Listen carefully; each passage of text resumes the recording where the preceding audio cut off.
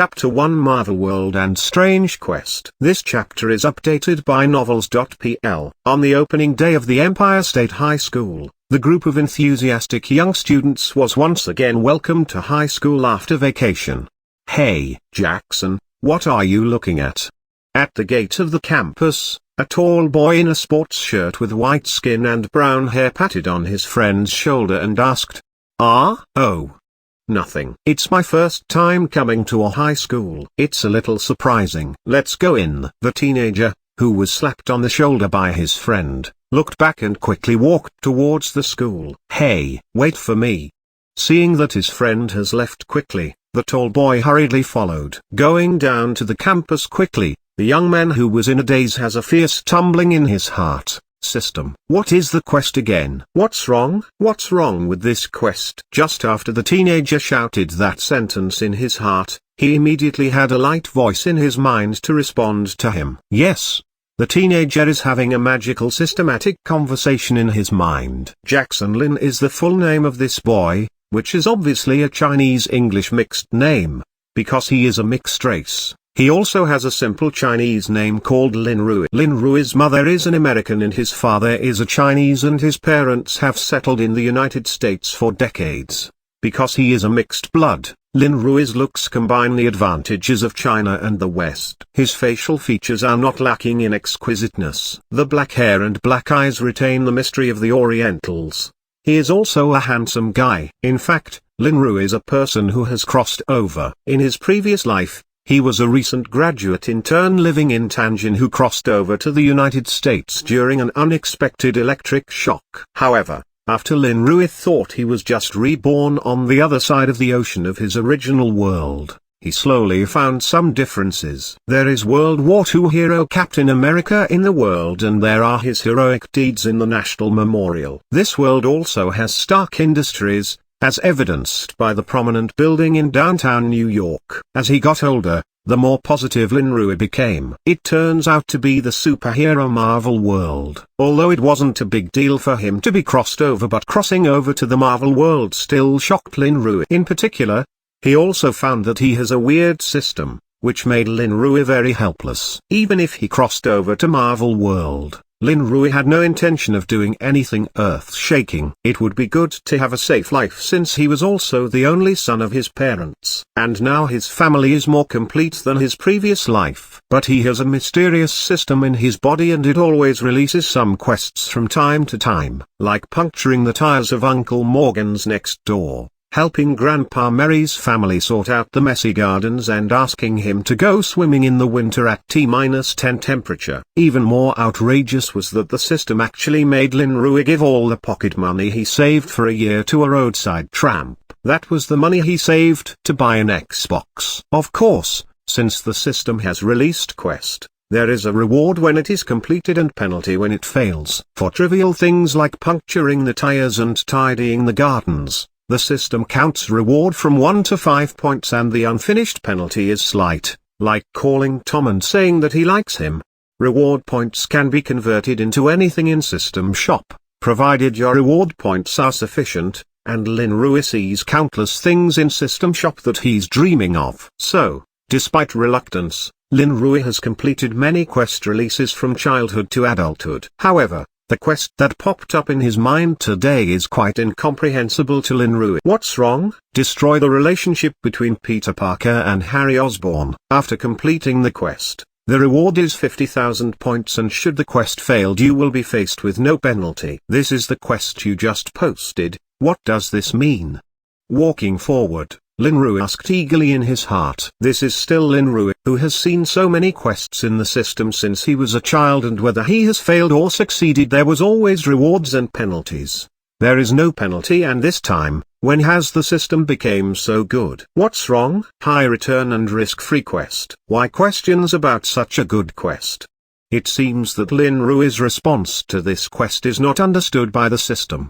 That's right. But why do I feel that there is something wrong with this? And the difference between this quest and the ones you released before is a little too big. I know Peter Parker will be Spider-Man in the future. Harry Osborn will become Green Goblin in the future without any accident. It's not right for you to let me destroy their relationship. From childhood to adulthood, Lin Rui was trained by Quest, which had been released by the system for a long time. After a little thought, Lin Rui felt that the system seemed to have some purpose. So, you are not going to accept this quest?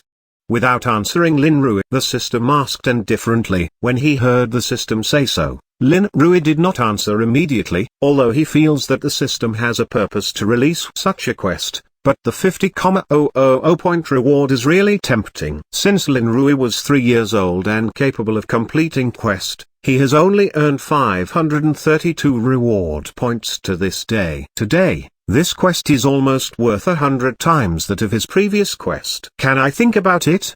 With respect to superheroes of Marvel World, Lin Rui really needs to be careful. And this time the quest is not simple and he does not know where to start to break the relationship between Peter Parker and Harry Osborn. Yes, are 5 seconds enough? 5. For hearing Lin Rui's request, the system generously agreed and then began to count down in his mind. 5 seconds of consideration? Lin Rui was a little relaxed when he heard the system give him time to think, but almost jumped up when he heard the last half sentence. 3.2. Ignoring Lin Rui's complaints, the system counted down without delay. 1. Okay, I accept. Just as the last word of the system was half spoken, Lin Rui screamed in his head. Finally, he could not give up the temptation of the 50,000 reward points. With those 50,000 points, he can exchange what he has always wanted in System Shop. Okay, Quest has been released. Remember, Quest time limit is half a year. You have to hurry up. After Lin Rui agreed, the system immediately answered, with a tone that seemed somewhat happy. There is time limit, half a year. It's a little too fast. Lin Rui frowned tightly when he heard that the quest only gave him half a year. Neither Peter Parker nor Harry Osborn knows him now. It's not easy to finish a quest that destroys their relationship in half a year. Well, don't complain now, and you'll be 16 in 2 days. I'll give you a surprise then. Without caring about Lin Rui's mood, the system went on. Oh, a birthday present. How many years have you given me a surprise birthday present? I just hope that this year's gift is something useful. Apparently shocked by what the system said, Lin Rui responded angrily. Rest assured, at 16 you will become an adult. I will prepare you a decent adult gift. The system tone seems to be serious. Come on, whatever you do, don't deceive me.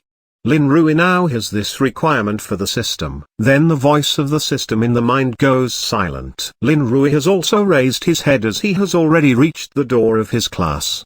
Jackson, why are you running so fast? After Lin Rui stopped, the tall boy who had been following him finally caught up. Oh, Tom. Sorry, I forgot about you. After communicating with the system in my mind, Lin Rui really forgot his friend. It's okay. Is this our class? Looks like everyone's almost here. Huh? That's... Instead of blaming Lin Rui for forgetting him, Tom has begun to observe their class. However, when his eyes swept to the corner of the classroom, he suddenly exclaimed, "Well, what's wrong? Is the beauty?" Seeing the sudden exclamation of his friend, Lin Rui looked over curiously. In the bright classroom, young and beautiful girls who just entered high school all gathered in 2s and 3s to talk. However, 2 of these people additionally attracted the attention of other students in the class. It was 2 handsome boys, not a beauty. That is, Peter Parker and Harry Osborn. I didn't expect us to be in a class with them, Tom said in a faint voice, and only Lin Rui heard him. He doesn't know if the system can arrange these things or if it's such a coincidence, but Lin Rui won't get bogged down. Peter Parker is very smart, but he won't attract much attention. The class's attention is obviously due to Harry Osborn, the young master of Osborn Group. As a big company that is comparable to the Stark Group, Osborn's name is very big, so it is understandable that Harry Osborn is being watched like this. Don't be a fool, Tom. Find a place to sit first. Clapping Tom on the shoulder, Lin Rui has moved towards the window seat in the classroom. I'm just a little surprised.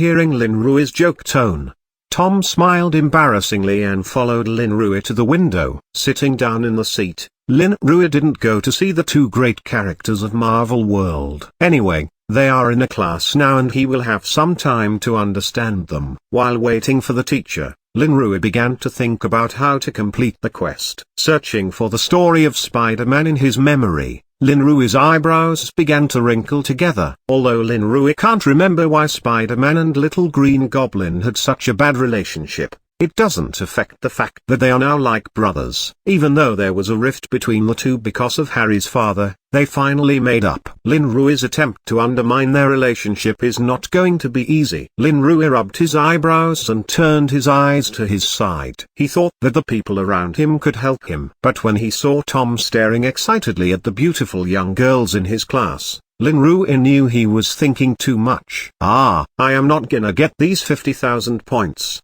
Chapter 2 The Plan. This chapter is updated by novels.pl. A few days passed in a flash. After the excitement of the first few days of school, now the students in the class know each other. Under Lin Rui's intentions, he has become familiar with Peter Parker and Harry Osborn. Of course, for the time being, he is just acquainted with them as classmates. Although as the only son of Osborn, Harry has his own pride and will not make new friends. But Peter was just a child of the average family, and he had no defense against the deliberate acquaintance of such a wise man as Lin Rui. So Harry slowly accepted the half-Asian clever fellow into his own circle with Peter. Hey, Jackson, what the hell is wrong with you? On his way to class, Tom finally asked. As a friend who grew up with Lin Rui, Tom always thought that he was Lin Rui's best friend. But these 2 days, Tom found that Lin Rui's behavior was a bit strange. He actually took the initiative to make friends with Osborn's son. With Lin Rui's secluded character from a young age,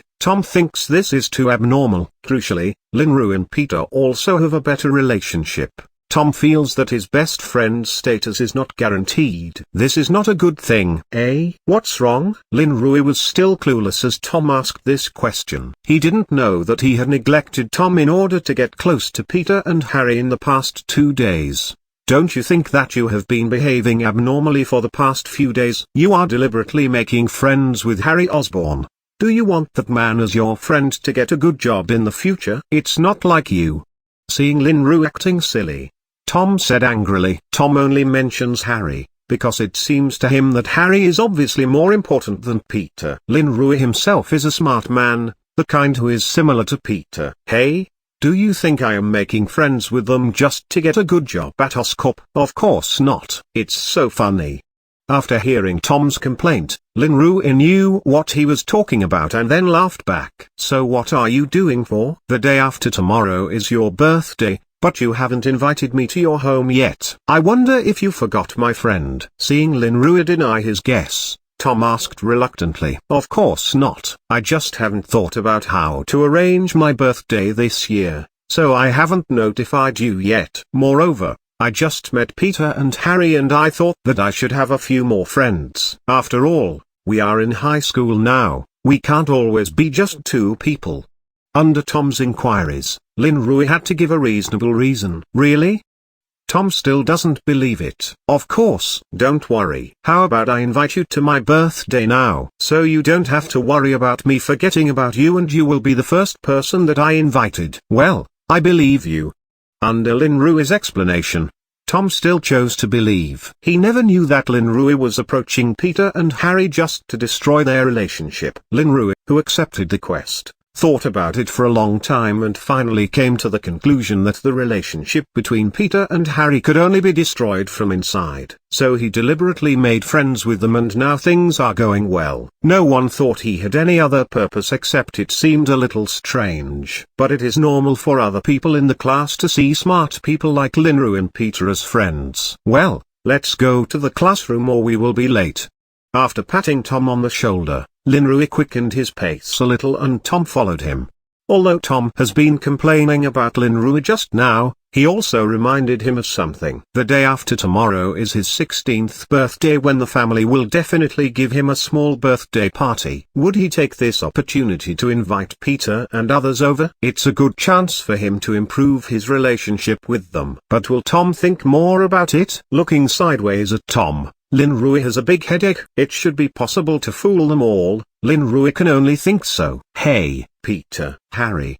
As soon as he entered the classroom, Linrui saw his two new friends and said hello with a smile. Tom, who followed Linrui, also raised his hand to indicate that since Linrui said that he would make more friends, Tom would no longer be excluded. In fact, after listening to Linrui's explanation, Tom was thinking that he would like to be friends with Osborne's son like Linrui. Of course, it is hard to say whether he can be accepted. Hey, Jackson, you were late today. Are you still not convincing that you lost to me last night?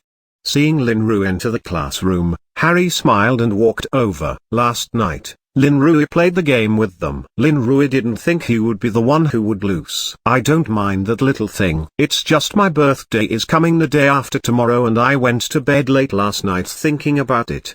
Just thinking about it in his head, Linrui decided to invite Peter and Harry to his birthday. What? The day after tomorrow is your birthday? Why don't you say it earlier? We don't have time to prepare gifts.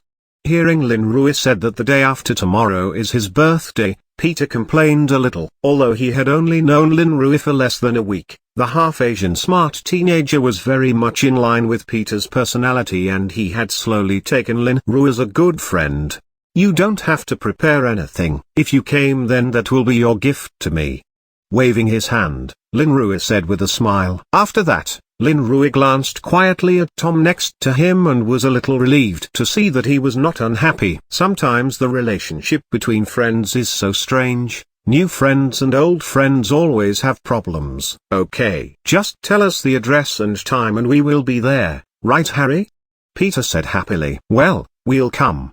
Harry next to Peter smiled and agreed. Before the class even began, Linrui has invited them to his birthday and they had agreed. It was a small step towards his goal. And when Linrui was turning over the textbook in front of him in boredom, the mysterious voice of the system came to his mind again. Well done. You know how to make a plan. Not at all, but the 50,000 reward points are so tempting. How can I not work hard to get them? Looking down at the textbook, Linrui is communicating with the system.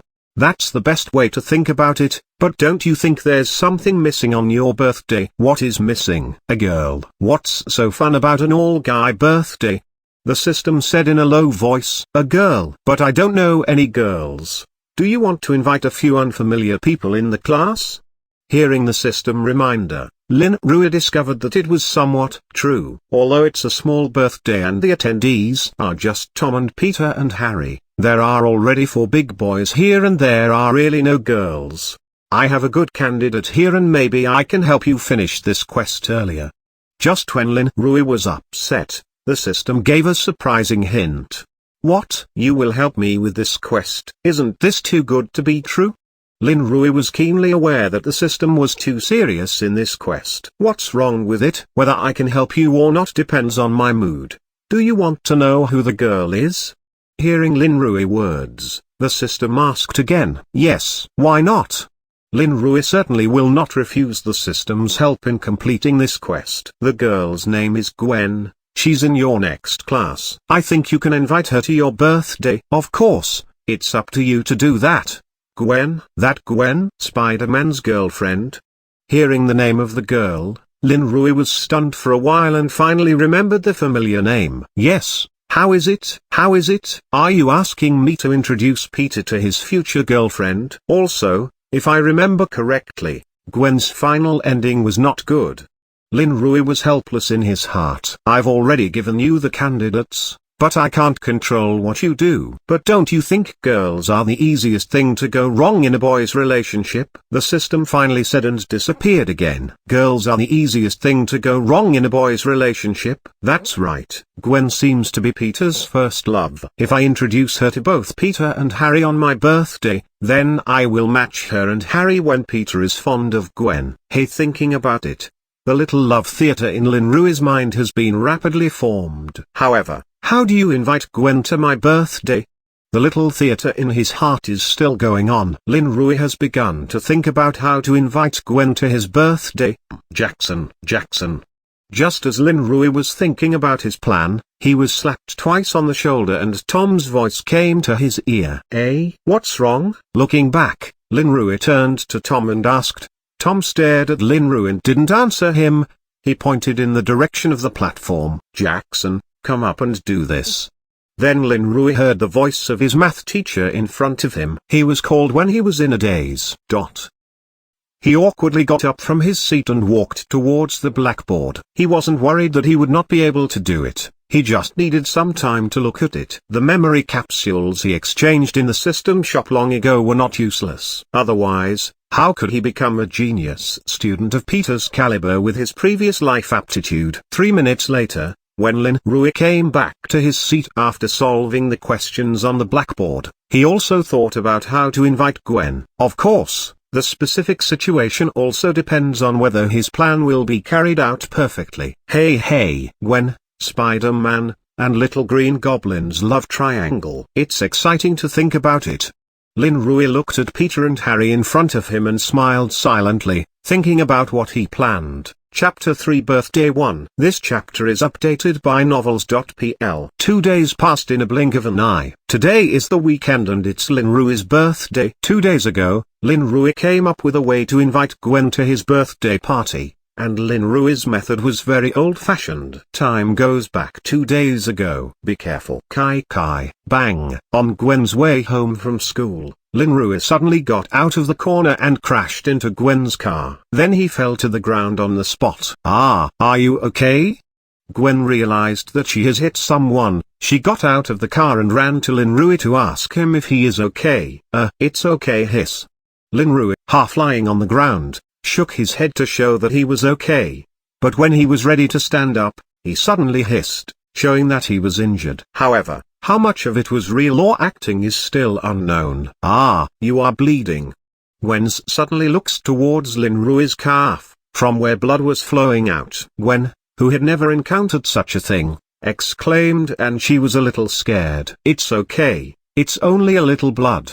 Standing up with Gwen's help, Lin Rui smiled and said, I am sorry, I hurt you. I'm Gwen from Empire State High School and I can reimburse you if you go to see your doctor for medical expenses. Seeing Lin Rui smiling at her, Gwen shyly introduced herself. Then we are classmates. Hello, my name is Jackson and I also go to Empire State High School. Nevertheless, the medical fee is not needed and it's only a minor injury. Seeing Gwen's expression, Lin Rui said indifferently, how can that? If you feel responsible, can you grant me a request? Things are going their own way, and Lin Rui timely throws out his purpose for this time. What request? Gwen asked curiously. The day after tomorrow is my 16th birthday, but I haven't invited a girl yet. I'm afraid my friends will laugh at me. You can. Lin Rui stopped here, knowing that Gwen must have understood what he meant. Do you want to invite me to your birthday party? Sure enough, Gwen went on after Lin Rui's words. Yes, is that all right? Lin Rui feels that he is using all of his previous and this life acting skills and he looks at Gwen expectantly. Well, I'll go, but you have to tell me the time and place first. Stared at by Lin Rui's deep eyes, Gwen finally agreed. Okay. This is my number, I'll get in touch with you soon. He handed Gwen a small note with a phone number and Lin Rui slid and limped away. Looking at the back of Lin Rui's departure, Gwen holding the note in his hand was a little distracted. The development of this situation is a bit strange. He didn't suddenly rush out and get hurt by me just to invite me to his birthday party, did he? Gwen has already guessed Lin Rui's purpose with a little thought and she didn't know what it will be like for Lin Rui to know that his hard acting had been seen through. But what if it is? Dad is always in charge of me. To attend my classmate's birthday party is the first step for me to escape from Dad's control. Besides, this handsome boy with black eyes and black hair is not bad either. Gwen smiled and whispered as she looked at the phone numbers on the paper. Then Gwen got back in her car and went back home. Not knowing that his poor acting skills had already been seen through, Lin Rui was waiting for the guests at his door. Lin Rui's mother Mary works for a company in Queens, New York, while his father Lin Hai inherits his ancestral career, a relatively large Chinese restaurant. The restaurant is also located in Queens, so Lin Rui's home is naturally located in Queens. It was just 5 o'clock, half an hour before Lin Rui's appointment with his friends, but he looked at the door in a hurry. Today's birthday is not just a celebration of Lin Rui's 16th birthday, but an important part of his plan. It's important for him to break into Peter and Harry's circle, and Gwen is a very important part of that. Hey, Jackson. Just as Lin Rui was wandering around the door, Tom turned directly from his yard and held a wrapped gift box in his hand. Happy birthday. Tom handed the gift box in his hand and shouted his best wishes. Behind Tom's back, his parents were also coming this way, but they were on the road in front of the yard. Thank you, Tom. Lin Rui sincerely thanked Tom for his gift. He did ignore Tom because of the quest these days. Fortunately, Tom didn't care much, and Lin Rui didn't want his good friend, who had been with him since childhood, to be dissatisfied with him. Jackson, congratulations on your 16th birthday. Behind Tom, his parents also smiled and wished Lin Rui. Thank you, Uncle Smith, Aunt Lucy. Welcome to my birthday party. A few steps from the door, Lin Rui warmly welcomed Tom's parents. As a child, Tom's parents took good care of him. He also completed a lot of small quests at Tom, including quest to smashed Uncle Smith's tires. Well, we are going in. I heard that you still have a few classmates coming today. You are having fun. We adults will talk among ourselves. Tom's father smiled and said before entering the house. Hey, Jackson, which girl did you invite? Why don't I know that you have met new girls in school? You said that she is not in our class. Who is it? So mysterious. After the Smiths entered the house, Tom came up to Lin Rui and asked in a curious manner, "What's the rush? You can see it later anyway. Also, let me remind you, don't hit on her." Lin Rui, who knows Tom's habits, warned him in advance that Gwen is not likely to look at this dumb big fellow. "I know, I won't touch the girl that you like." Tom thought that the mysterious girl was someone that Lin Rui liked, so he quickly agreed. "Actually, forget it, you know it soon anyway." Seeing Tom guessing wrong, Lin Rui originally intended to explain, but thinking about it he hesitated as to not let Tom pulled in his plans.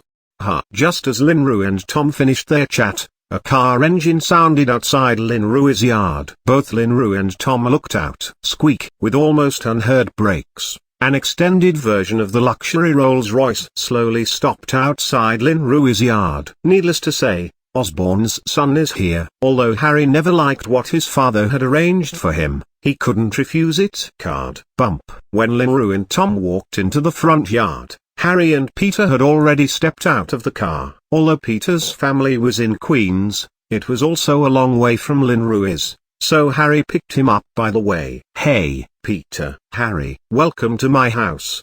As he walked out, Lin Rui welcomed them with open hands. "Jackson, happy birthday." "Happy birthday."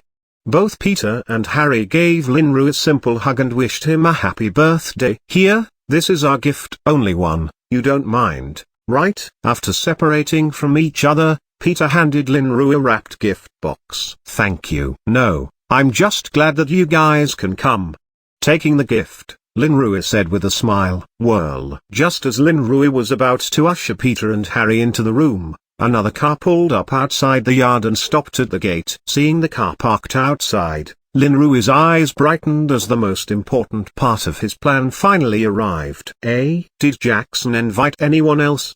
Peter asked curiously when he saw Lin Rui passing by and approaching the car at the gate. "How many people did he invite?" And looking at Lin Rui's actions, it seems that the person who came here is more important than them. Hey, you'll know in a minute." Seeing Peter and Harry looking at him, Tom said mysteriously, "It's so mysterious." Lin Rui walked to the car with a smile on his face. Just as he was ready to help Gwen out of the door like a gentleman, The door of the car suddenly opened, and then the figure that came out of the door stopped in front of Lin Rui. Lin Rui suddenly stopped because it was an uncle in police uniform.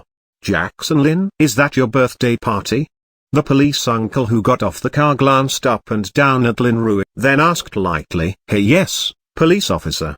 Lin Rui was shocked seeing a police officer and he responded a little late. At this time, Lin Rui remembered that Gwen had a daughter-controlling father who is a police captain and his daughter is coming to attend her classmate's birthday. Of course, he would send Gwen over and come with her to see which stinky boy dared to ask his daughter out. Just when the atmosphere outside was getting awkward, the back door of the car opened and this time Gwen in a light blue dress came out. She walked directly to Lin Rui, just in front of her father. "Dad, say it's just for me.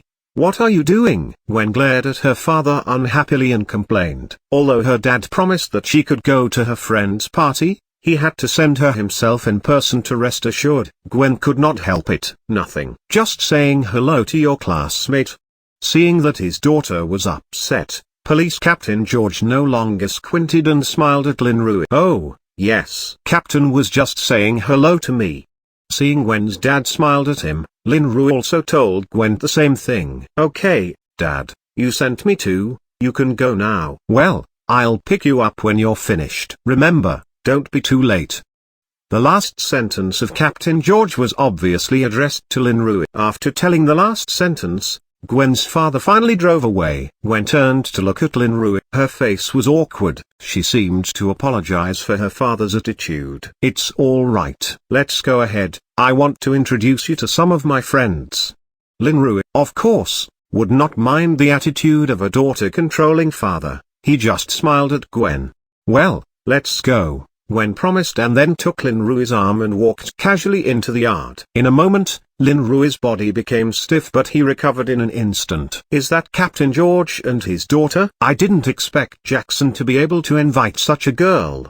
Harry, standing in the yard, said with amazement when he saw the two coming towards them. Osborne is one of the world's top company, so he knew about Captain George of the New York Police Department. "Ah, what are you talking about?"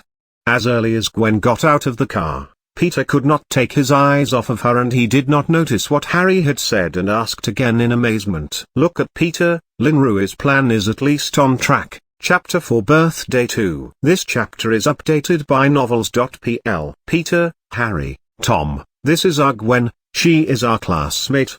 Grasping Gwen's hand in a serious way, Lin Rui introduced her to three boys waiting in the yard. "Hello, Gwen. I'm Peter Parker. Nice to meet you." The first person to greet her was Peter, apparently touched by Gwen's beauty. Looking at Peter's facial expressions and movements, Lin Rui's face remained unchanged, but his heart was already quietly happy. It seems that Gwen, who was supposed to be Peter's first love, really attracted him a lot. Nevertheless, his plan can be better implemented in this way. At this point, Lin Rui unconsciously took a look in Harry's direction. But Harry was not as excited as Peter. "Hello, Gwen Stacy. It's nice to meet you, Peter." Gwen graciously extended her hand and shook it with Peter, introducing herself politely. "Harry Osborne." When Peter somewhat excitedly retrieved his hand, Harry around him also made a brief introduction to himself. "Nice to meet you." As the daughter of a New York police captain, Gwen knows Harry as she smiled and shook hands with him. "Hey, I am Jackson's best buddy, my name is Tom Smith."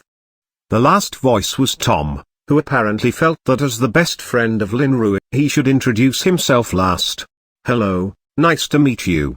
So far, Gwen was known by all the students present. "Well, everyone is here, the party should start, let's go in." The protagonists of the scene that Lin Rui imagined are all here and it is time to play. Lin Rui is still a little excited to think about it. The 50,000 point reward plan will start tonight. An hour later, the adults who came to celebrate Lin Rui's birthday left one by one, leaving more space for the young people who are celebrating. "We'll be back later, but don't be too crazy." Standing in the doorway, Lin Rui's beautiful mother embraced her grown-up and handsome son while she reminded him with a smile. "I know, Mom. With an embarrassed face, he sent her mother out and watched them leave before returning to the house again. The adults have left and the plan has officially begun.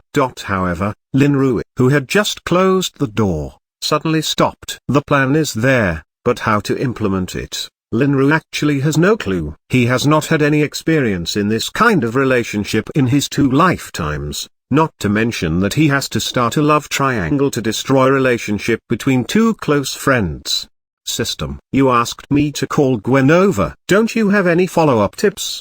Lin Rui, who was in a hurry, shouted the system in his heart. He seemed to forget that this was not the system's plan but his. I just said that women are one of the most vulnerable cracks in boys' relationships. It is your own plan. Now that the plan has started without any details, do you want to blame me?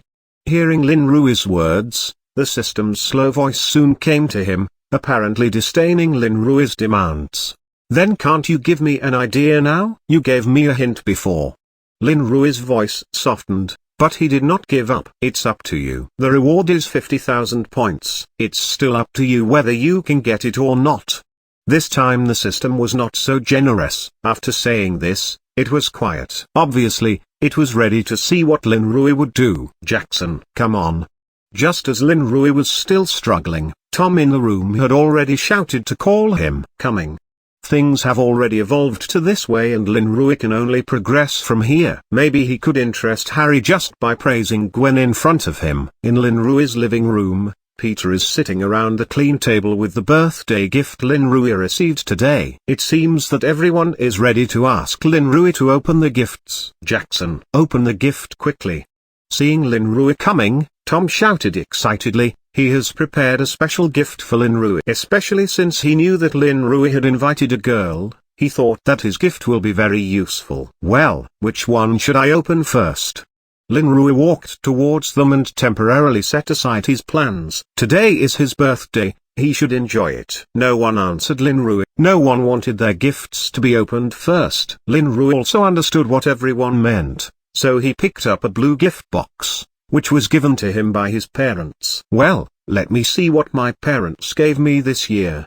As Lin Rui said with some anticipation, everyone surrounded him. The beautiful wrapping paper was torn apart in Lin Rui's hands a few times and soon revealed what was inside. It's a square box. It should be an electronic product. When the box came out, Lin Rui's eyes lit up and Tom beside him shouted, Sonimdwanabd, Jackson. Uncle Jack still knows what you like. Seeing the Sony headphones, Tom patted Lin Rui on the shoulder and said with a smile. Lin Rui was very touched when he held the earphone that he had loved. Although for a relatively wealthy family like Lin Rui, the value of such a headset is not high, at least compared to parents who gave their children a car as a gift. But Lin Rui knows that if he asks for a car, his parents may give it as well. In fact, his crossing over to the Marvel world makes Lin Rui feel the luckiest. He has a near-perfect family, which is much better than the broken family of his last life. Moved by it, Lin Rui took it out and tried the cool earphone. Cool. Peter looked at Lin Rui playing with the dark headphones and said with some envy, with his family's financial situation, it was impossible for them to buy him such headphones. Well, let's see our gift. Harry smiled at Lin Rui and pulled Peter. They also gave a nice gift and guaranteed that Lin Rui would like it. Yes, look at our gifts. I am sure that you will like it. Peter, who was reminded by Harry, also shouted with a smile, not knowing what they had given him. Well, let me see. It's this. Putting down the headphones, Lin Rui picked up a large gift in a colorful package from the gift box in front of him. This colorful gift box is quite large and heavy. Lin Rui don't know what is inside, but looking at Peter and Harry's expression, it should be a good gift. Oh, tilde. Pulling the box apart, Lin Rui saw the corner of the gift, which seemed to be C. With a sudden acceleration of movement, Lin Rui removed all the wrapping paper in a few strokes and finally, the gift wrapped in it was displayed in front of everyone. Aha! What about it? Do you like it? It was a gift Harry and I had been thinking about for a long time before choosing. Of course, Harry spent most of the money on the gift. After Lin Rui opened the gift, Peter asked excitedly, we haven't known each other for a long time and we don't know what you like. Thinking about our combined hobbies, I selected this. Not as excited as Peter, Harry explained with a smile. Thank you. I like it very much.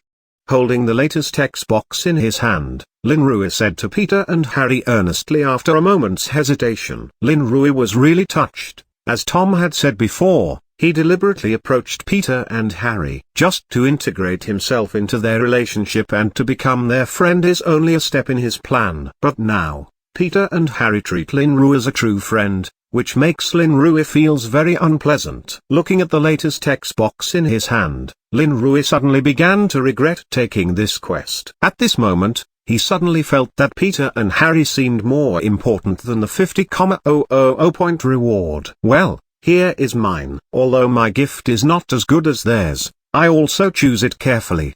Seeing Lin Rui holding the Xbox in his arms, somewhat stunned, Gwen timely said, "Don't worry, I will love it." Hearing Gwen's words, Lin Rui returned from his inner world and responded with a quick laugh. Then he picked up the gift box Gwen had brought. Lin Rui was much gentler with the gift given by a girl and there was no strong tearing of the box. And Gwen's gift is also relatively small and he has roughly guessed what it is from the shape. Sure enough, when Lin Rui opened the package, he had a dark red-skinned book in his hand. Lin Rui has not heard of this book, but it should be a book about spiritual enlightenment. Thank you, Gwen, I love it. Although he doesn't know what it means to give such a book, Lin Rui is very happy and he thanked her. Well, I'm glad you like it, too. So far, it seems that only Tom's gift has not been removed from the table. But just as Lin Rui reached for Tom's gift box, another hand grabbed it faster than he did. Hey, Jackson, can you open my gift later?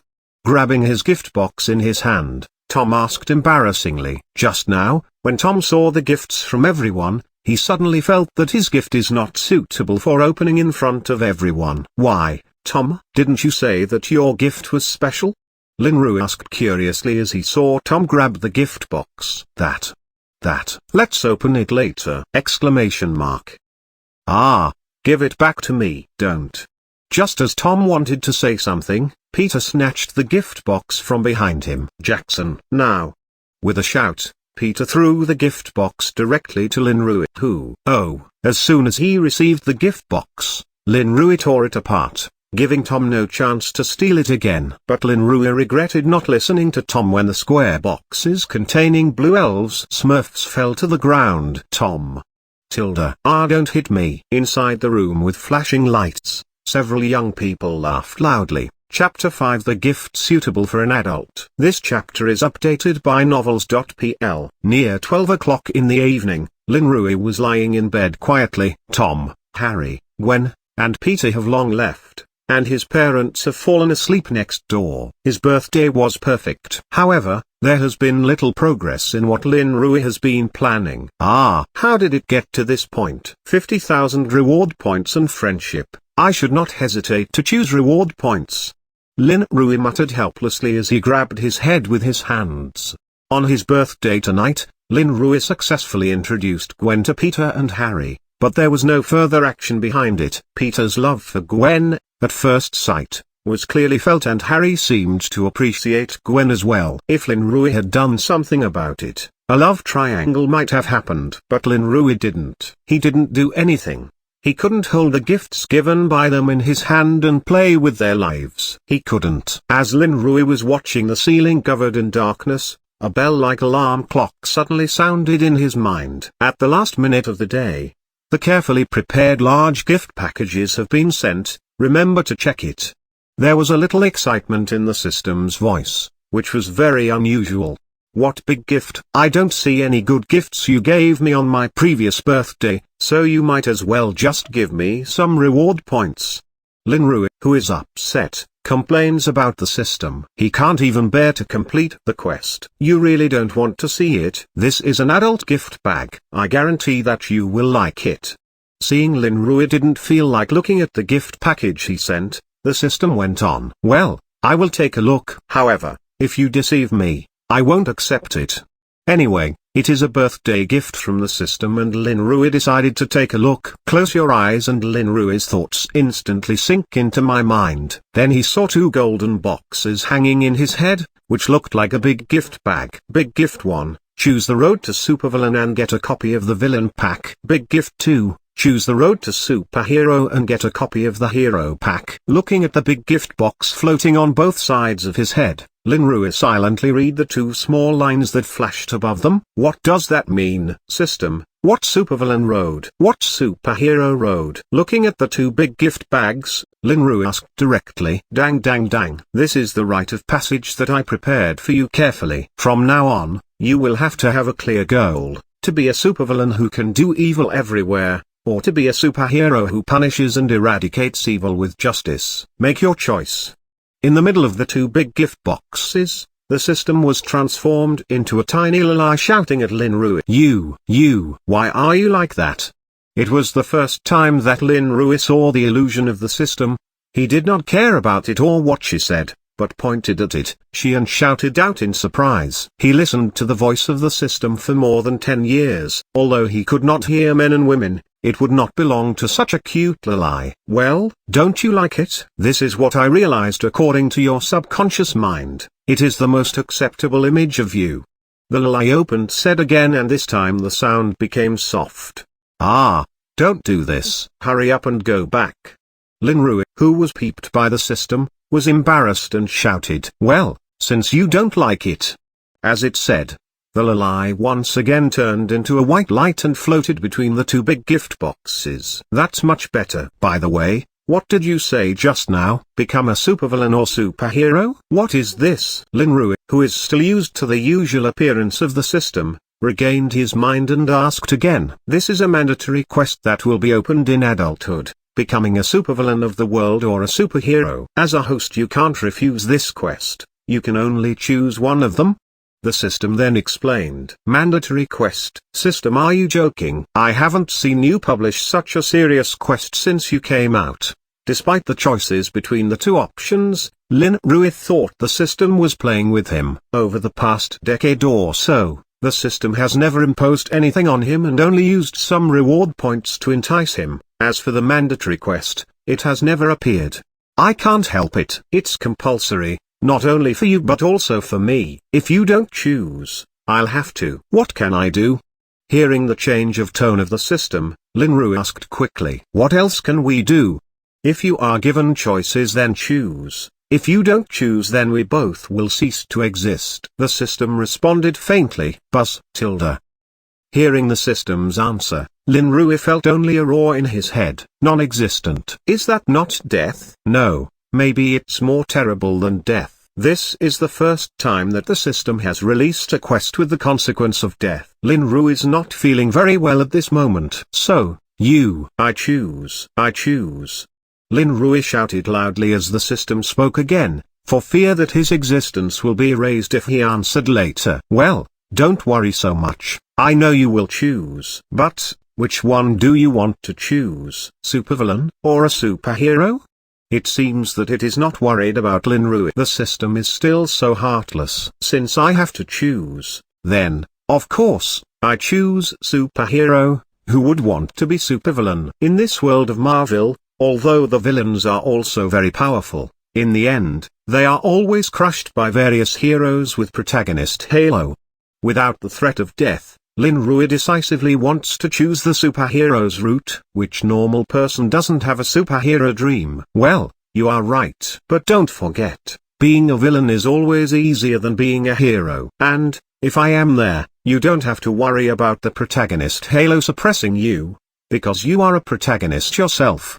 Seeing Linrui want to choose the superhero route, the system said some words. Is that right? Is there a final victory for the villains in this world? Linrui believes in the system, but he still feels that villains will lose in the end. It's still up to you personally. I'll just give you some necessary help. But let me remind you that a supervillain can grow much faster than superhero because the villains have no qualms. But a superhero will grow slowly because of the requirement of his own criteria and many means that will not be used. Speaking of this, the tone of the system seems to be getting more and more serious and Linrui don't know what the reason is. Well, hearing the introduction of the system, Linrui's idea was somewhat shaken. The villain supervillain, recalling the superhero movies that he had seen in his previous life, The protagonists in them seemed to be always weak then villains. If he can punch Iron Man, step on Hulk and slap the God of Thunder, how cool it would be. Thinking about it, Linru even unconsciously laughed out. How is it?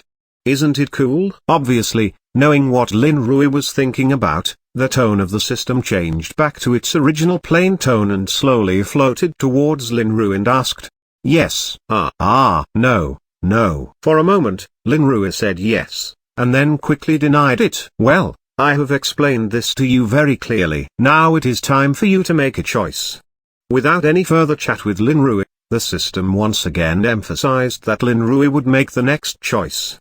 Oh, if this is the case, then I will choose. Looking back and forth over the two big gift boxes in front of him, Linru muttered hesitantly, I choose. Superhero. Finally, Linru still wants to be a superhero, not supervillain. Even with the quest of breaking the relationship between Peter and Harry, he didn't have the heart to do it. Linru didn't think he had the potential to become supervillain. Although the system is very good, he still wants to be a good person. He is not made to be a villain. The host has chosen the path of superhero, so I wish you can grow into a great superhero. Below is your hero pack. After Linru called out his choice, the system's voice suddenly became high and it burst into fireworks in his mind. The two bags in front of Linru. After he made the choice, the package that represented supervillain slowly disappeared. Linru wanted to see what was there. Following the system's instructions, Linru went to the front of the superhero package and then reached out to the bag! Tilde. A sharp white light shot out from the gift bag. The half-tall gift bag opened in an instant and a bright light filled Linru's entire mind. Whirl. The white light faded and Linru also saw the two items that floated out of the package. It was two books. Intermediate Fighting Technique, Beginner Insight Technique. Seeing the dark gold characters on the two books, Linru shouted excitedly. Intermediate Fighting Technique is an upgraded version of Beginner Fighting Technique. Previously, Linru bought Beginner Fighting Technique at 50 points in the system shop in order to have some self-protection ability in Marvel World. The Intermediate Fighting Technique in this package really made him very happy. After all, this cost 150 reward points in the system shop. Another is the Beginner Insight Technique. Linru also knows that it is a technique that can improve his perception. Although it is only beginners, it is also needed by Linru. It is also worth 100 points in the system shop. System, you're really generous this time. You gave me two things that are worth 205 RP. After collecting the two books, Linru asked the system excitedly, because you already have the mainline quest. Become a superhero, you won't forget it so soon, will you?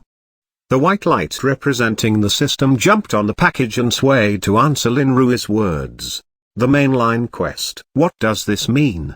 Linru, who was excited about receiving good things, suddenly had a bad premonition and asked carefully, haha. Superhero mainline quest has been launched. The turbulent New York street needs a guardian. The first step of superhero, fight the criminal gangs in the streets and become a little famous vigilante. Quest completion degree 0-100. Now the newcomer to the superhero road quest, defeat 5 street villains in one night. To become a superhero, take the street. This fucking mainline quest. Chapter 6 Preparing for Quest. This chapter is updated by novels.pl. After a short weekend, Linru dragged his tired body and Tom to the school. Tom has asked him a dozen times along the way, why does he look so tired? And Linru always fools around with no sleep excuse. He can't say that he is practicing Intermediate Fighting Technique and Beginner Insight Technique overnight.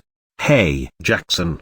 Just as he arrived at the school gate, he saw Peter standing in front of them, and next to him is a girl that everyone is already familiar with, Gwen Stacy. It seems that Peter and Gwen are still going to come together, but I don't know if the story will develop according to my memory. Maybe I can change the outcome of Gwen. Looking at the handsome couple in front, Linru thought in silence. Hi. How do you get together? Depressed by his thoughts, Linru and Tom went towards them with a greeting. Well, I happened to meet Gwen on the way and we came together, Peter said shyly, glancing at Gwen beside him. Before he became Spider-Man, Peter was just a bookworm with good grades. He was a bit talkative, But he had no experience with girls. "Jackson, why do you look so tired?" Gwen, standing next to Peter, saw that Lin Rui's face was not right and asked curiously, "That I was so excited these 2 nights, I didn't sleep well." Lin Rui replied awkwardly, "Oh, yes. Come on, let's go to the classroom together." Avoiding Gwen's inquiring eyes, Lin Rui took Tom and headed for the classroom. "Then I'm going too." Later, Peter and Gwen replied and followed them. Soon, a quiet day of school classes ended and Lin Rui almost slept in his classroom. It would have been a bit embarrassing if he hadn't known all the knowledge in class beforehand. "Peter, Harry, I have to go home first, I have something to do." Just after class, Peter and Harry hadn't even packed their things yet and Lin Rui had already rushed out of the classroom with his bag and his words slowly drifted from outside. "What the hell?" Peter and Harry looked at each other and finally turned towards Tom with an inquiring look. Tom, who was being stared at by Peter and Harry, could only helplessly spread his hand and said, "I don't know, but he said that he didn't get any rest last weekend." Since they had entered high school, Tom has felt that he can't understand Jackson's behavior anymore. While the 3 were discussing what had happened to Lin Rui, he was already speeding on his bicycle. "System, can't we postpone this quest for a few days? I had only practiced the intermediate fighting technique for 1 day. I won't be able to finish this new quest by tonight. Don't you think it's too much?" As he pedals his bicycle, Lin Rui bargains with the system in his mind. "It's not that difficult. You only have to defeat 5 villains, I believe that you can do very well." In Lin Rui's mind, the lazy voice of the system spoke. "Only 5? It's easy to talk about it. I don't know if I can defeat 5 villains now. Even if I can defeat them, it's hard to say that I can meet 5 in 1 night." Listening to the system's indifferent tone, Lin Rui complained, "Rest assured, you have nothing to worry about even if you have never done this kind of things before. You've been to Brooklyn 5th Avenue many times over the years to earn reward point. There are also a lot of little gangsters that you have defeated. What are you worrying about now?" The system suddenly dismantled Lin Rui's intention to drag the time. "You tempted me with reward points before I went there. There were 20 to 30 reward points to straighten a bully, so I had to fight even if I was beaten or injured. Besides, you didn't give me any time limit for those quests. I went when I was ready. But now you want me to defeat 5 villains in 1 night, which is not just a little hard. Are you planning to see me killed tonight?" Lin Rui was not angry when his request was turned down by the system. He wanted to persuade the system to let go with reason and emotion. "The previous quests were randomly given to you depending upon my mood. But this time quest is the mainline quest for your superhero road. In fact, it is not from me and thus I can't control anything in this quest." The system said faintly, "Forget it. I'd better hurry home and make some preparations so as to not get killed tonight." Knowing that he can't get what he wanted, Lin Rui has to prepare as much as possible. 10 minutes later, Lin Rui rushed into his yard with his bicycle. The bicycle has not stopped yet and Lin Rui has disappeared at the gate. Today is a working day, so Lin Rui's parents are at their jobs. This is perfect as it gave him some time to do something that he doesn't want them to know. The bag was thrown toward the floor of his room and Lin Rui then threw himself into his bed. He's not going to rest. He's going to go into the system shop and have a good look at what he needs. Although he only has more than 500 reward points, he does not need much powerful equipment to deal with ordinary villains. "System, what do you recommend? You know that I only have some reward points and there are so many things in your shop that I don't know what will be useful and what should I pick." Since the mainline quest, the system can't help him, so the system should be able to at least help him with this. "Well, tell me what you want and I will help you select the most suitable item for you." This time the system didn't decline him and readily agreed to help him. "Well, in this case, I need a hero suit that can hide my identity. It must be good looking." Lin Rui made his first request. When it comes to a superhero, the first thing people might think of is not how powerful they are, but their signature special hero costumes, such as the guy who likes to wear his underwear outside of his pants. Of course, Lin Rui is no exception. Since he has chosen the superhero road, A unique and beautiful hero suit is essential. Humming. Brush. Just after Lin Rui suggested that he needed a hero suit, the complicated system shop in his mind began to change in an instant. All commercialized dots disappeared and then the dots gathered again, displaying 5 special suits of different shapes. Here are 5 growth hero suits I picked out according to your preferences. Which one do you like?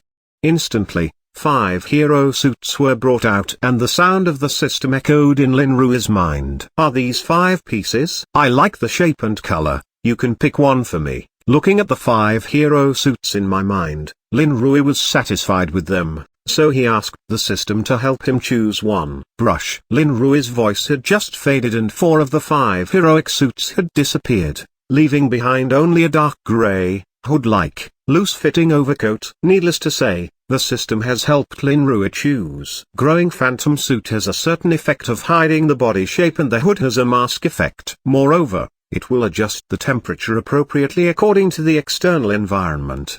Since the system has picked a suit, Lin Rui directly look at the specific effect of this hero suit. Well, this looks very good. Hidden, it will hide my identity and it can adjust the temperature. I like it very much. System, how many reward points does this suit require?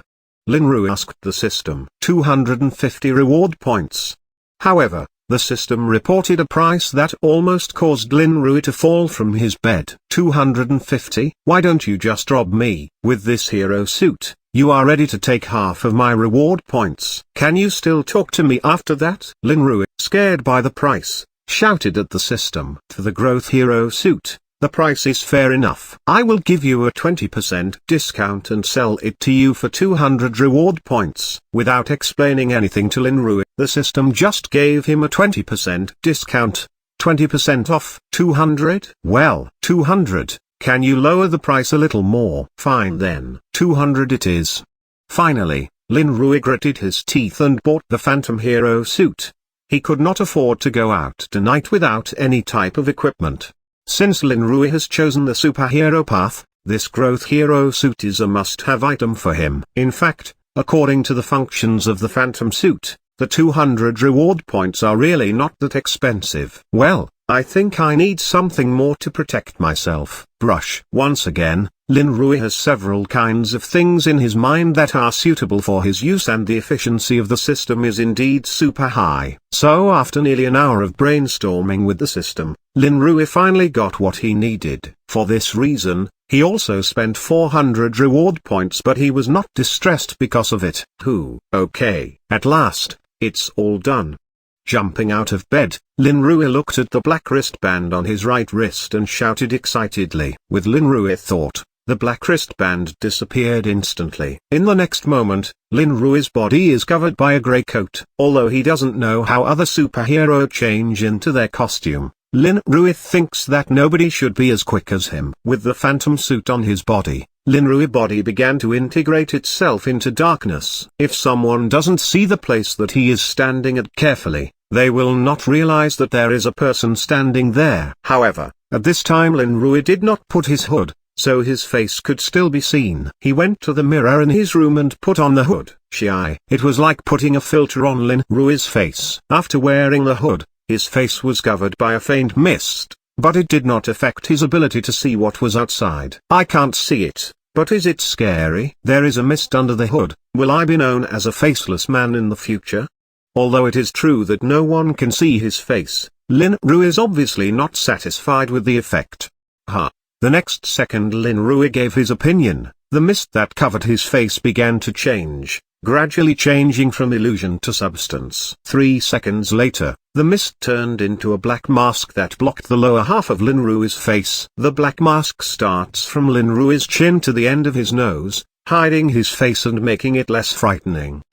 That's very good. It seems that the functions of this suit are still very powerful. I can hardly feel the mask on my face, Lin Rui said satisfactorily. Solving the problem of the mask, Lin Rui began to check the other equipment he had bought. Jackson, are you in your room? While Lin Rui was checking the equipment, his mother's voice suddenly came from downstairs. It seemed that Lin Rui's mother had come back from work. Yes, I am coming down. Phantom Suit was taken back in a hurry and Lin Rui promised in a loud voice. Then, Lin Rui, who had tidied up his room, went downstairs. He would like to say something to his parents. He has to go out tonight. Of course, he is not going to say anything about it. Chapter 7, A Call for Help. This chapter is updated by novels.pl. Mom, Dad, I am going out. At the door of Lin Rui's house, Lin Ruiz pushed his bicycle and shouted inside. Be careful, Jackson. It doesn't matter if you come back later. The previous sentence was said by Lin Rui's mother and the latter sentence was said by his father. If Lin Rui could see the expressions of his parents in the room at this time, he would tell them, "You're wrong. I'm not going on a date." Okay. Lin Rui rode his bicycle and went out. He is going to finish the first mainline quest of the superhero route tonight, defeating 5 street villains. Riding away from the streets of the neighborhood where his house is located, Lin Rui slowly rode into a small park on the side of the road. Locking his bicycle behind a car, Lin Rui then left on foot. Where he going require him to go without a bicycle. In order to complete the quest which requires him to defeat 5 villains in one night, Lin Rui can only choose to go to Brooklyn, which has the highest crime rate in New York. In order to complete quest, I have to pay for my own items. System, can't this be reimbursed? Lin Rui, who was walking towards the nearest subway station, asked the system in his mind. This is all you have to pay to complete a mainline quest and you are asking for reimbursement? The system responded with contempt. I'm just kidding. If you reimburse me, I'll take a taxi and go there. That will be much faster. Knowing that he was being too fussy, Lin Rui responded with some embarrassment and then stopped talking. Brush, brush, brush. Sitting in the subway, Lin Rui was nervous and a little excited. It's not the first time he's ever done a quest like this. Previously, the system has released some similar quests. But today is obviously different. This is his first step to becoming a superhero. Out of the subway and onto the outskirts of Brooklyn, Lin Rui walked down a street alone and now he's starting to work hard to become a vigilante. In a tense spirit, Lin Rui readily starts the wristband, puts on Phantom Suit and turns into Superman. Wrong. Become a chivalrous vigilante. DADA. On the empty road, the monotonous and rhythmic footsteps show its owner's impatience and helplessness. Lin Rui, who had been wandering in the open street for almost an hour, was surprised that he had not met a villain. Not even an ordinary bully. His mood has gradually calmed down from the excitement of the beginning to the agitation of the present. He urgently needs a goal to vent his depression. Bang, bang.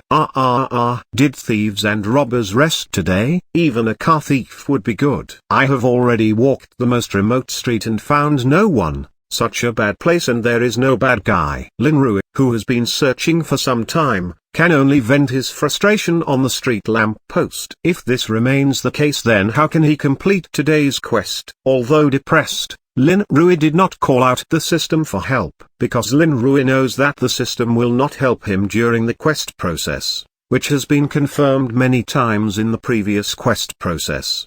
Bang! He kicked another lamppost on the street and felt his right foot go numb. Trembling and retracting his right foot, Lin Rui is ready to move on and now he can only look for villains depending on his luck. At this moment, Lin Rui heard some movement from a corner of the street. A woman's cry.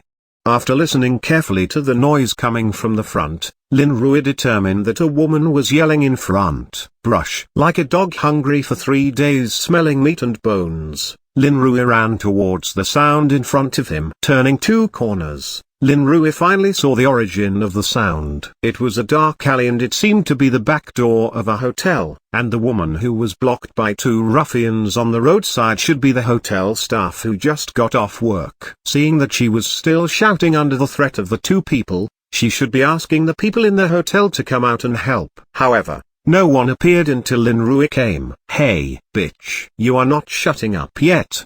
Just as Lin Rui arrived at this entrance, the situation seemed to be getting urgent. One of the 2 ruffians who blocked the woman seemed impatient with the woman's cry for help, and the spring knife in his hand approached the victim's face a little more. Give me the bag, or don't blame me for filling your smooth face with scars. Don't hurt me. She hoped that someone would hear her cry for help and come save her, but now in this situation, She has no choice. The woman had to beg for mercy in horror and handed out the bag, although it contained most of the salary she had just received today. Crack. One grabbed the bag in his hand, and the knife-wielding long-haired ruffian slapped the woman's face and knocked her down. Hey, let's go. Having quickly scanned the contents of the bag, the knife-wielding ruffian stood up and shouted to his partner behind him. Then they were ready to leave the scene quickly. I think you should return the bag to the lady. And just as the two men turned around, a somewhat suppressed voice came to their ears. Who? The sudden sound shocked the two ruffians, but they responded in an instant. As a civilian area with chaotic public order, it is still possible to provide them with such mental qualities. DADA. It turned out to be a clown who is hiding his face. Go and run to your parents, kid. Do you want to become a dead hero to save beauty? Yes. And add a hat to the windbreaker. What a creative wardrobe. With the sound of footsteps, Lin Rui's figure appeared in front of the two men. When they saw Lin Rui's appearance, they made a mockery of him, apparently not taking Lin Rui seriously. I said, you should return the bag to the lady. Lin Rui's eyes, which were blocked by the hood, gradually became sharp and he repeated his words in a low tone. Although Lin Rui is not a person who likes to be a hero to save the beauty, Lin Rui will do it even as an ordinary person for those who rob women and beat them. And now with Quest, Lin Rui doesn't have to suppress his anger. It seems that you really want to get into trouble. Then let's see if you have the courage. Seeing Lin Rui not only did not run but continued to approach them, the man holding the bag shouted wickedly. Brush. The next moment, he had thrown the bag to his companion, took out the spring knife that had just been put away and rushed directly towards Lin Rui. Since Lin Rui wants to become a hero, he doesn't mind letting him shed some blood and have a long memory of this encounter. Looking at the rushing man, Lin Rui can see that he is a veteran of the street fighting for a long time, with his right hand on the spring knife slashing towards the waist and the left hand is lifted across the chest to prepare for possible resistance. He rushed towards Lin Rui very quickly, and if Lin Rui was an average person, he would have been stabbed. However, although Lin Rui has only 2 days to practice the intermediate fighting techniques, his original beginner fighting technique is already very skilled and it is very simple to deal with these two. Lin Rui raised his right hand at a much faster reaction rate than the average person and straightened out the arm that had been pushed to his chest. His left hand flashed like lightning at the same time and he grabbed the man's wrist on the way to the place where the man's right hand spring knife stabbed him. With a little effort, the man's right-hand wrist was almost broken and he could no longer hold on to the knife and it fell to the ground. The right hand was scraped and the ruffian uttered a scream, but more aggressively, he shook his left fist at Lin Rui's head. That was the real street gangster. Seeing that the ruffian was wounded and attacking him with his other hand, Lin Rui snorted and blocked the punch with his right hand. Then his left hand loosened and he punched the man in the chest in an instant. Puff. With a muffled sound, the man's pained cry was interrupted by the punch and his body involuntarily retreated. Lin Rui did not intend to let him go like this. His right hand, which had blocked the man's fist, grabbed the man by the arm and pulled him back. Bang! It was a louder sound than before. It was Lin Rui who kicked the ruffian on his stomach and the ruffian flew out directly. Instead of continuing to pursue, Lin Rui, who had punched and kicked the ruffian, retreated a little bit at his feet. In the next second that Lin Rui just returned to his original position, a figure ran past him and there was a cold light hidden under the dim light. It was the companion of the ruffian who just got trashed. Jason, are you okay? A sneak attack pushed Lin Rui back and the fellow shouted back with an ugly face. But there were only 2 unconscious grunts in response to him, and the guy named Jason was obviously knocked unconscious by Lin Rui. Damn it. Without the response he wanted. His partner's face was even uglier and the sharp knife in his hand did not bring him much confidence. And just when his companion was in a complex and tense mood, a dark shadow in front of him had rushed over quickly. Lin Rui would not play with him slowly. Bang, bang. Quicker than before he defeated the second man, Lin Rui successfully solved the robbery in the lane in less than 2 minutes. Madam, this is your bag. Picking up the bag that was still on the side of the street, Lin Rui went to the corner and handed the woman her bag. Yes, thank you, thank you.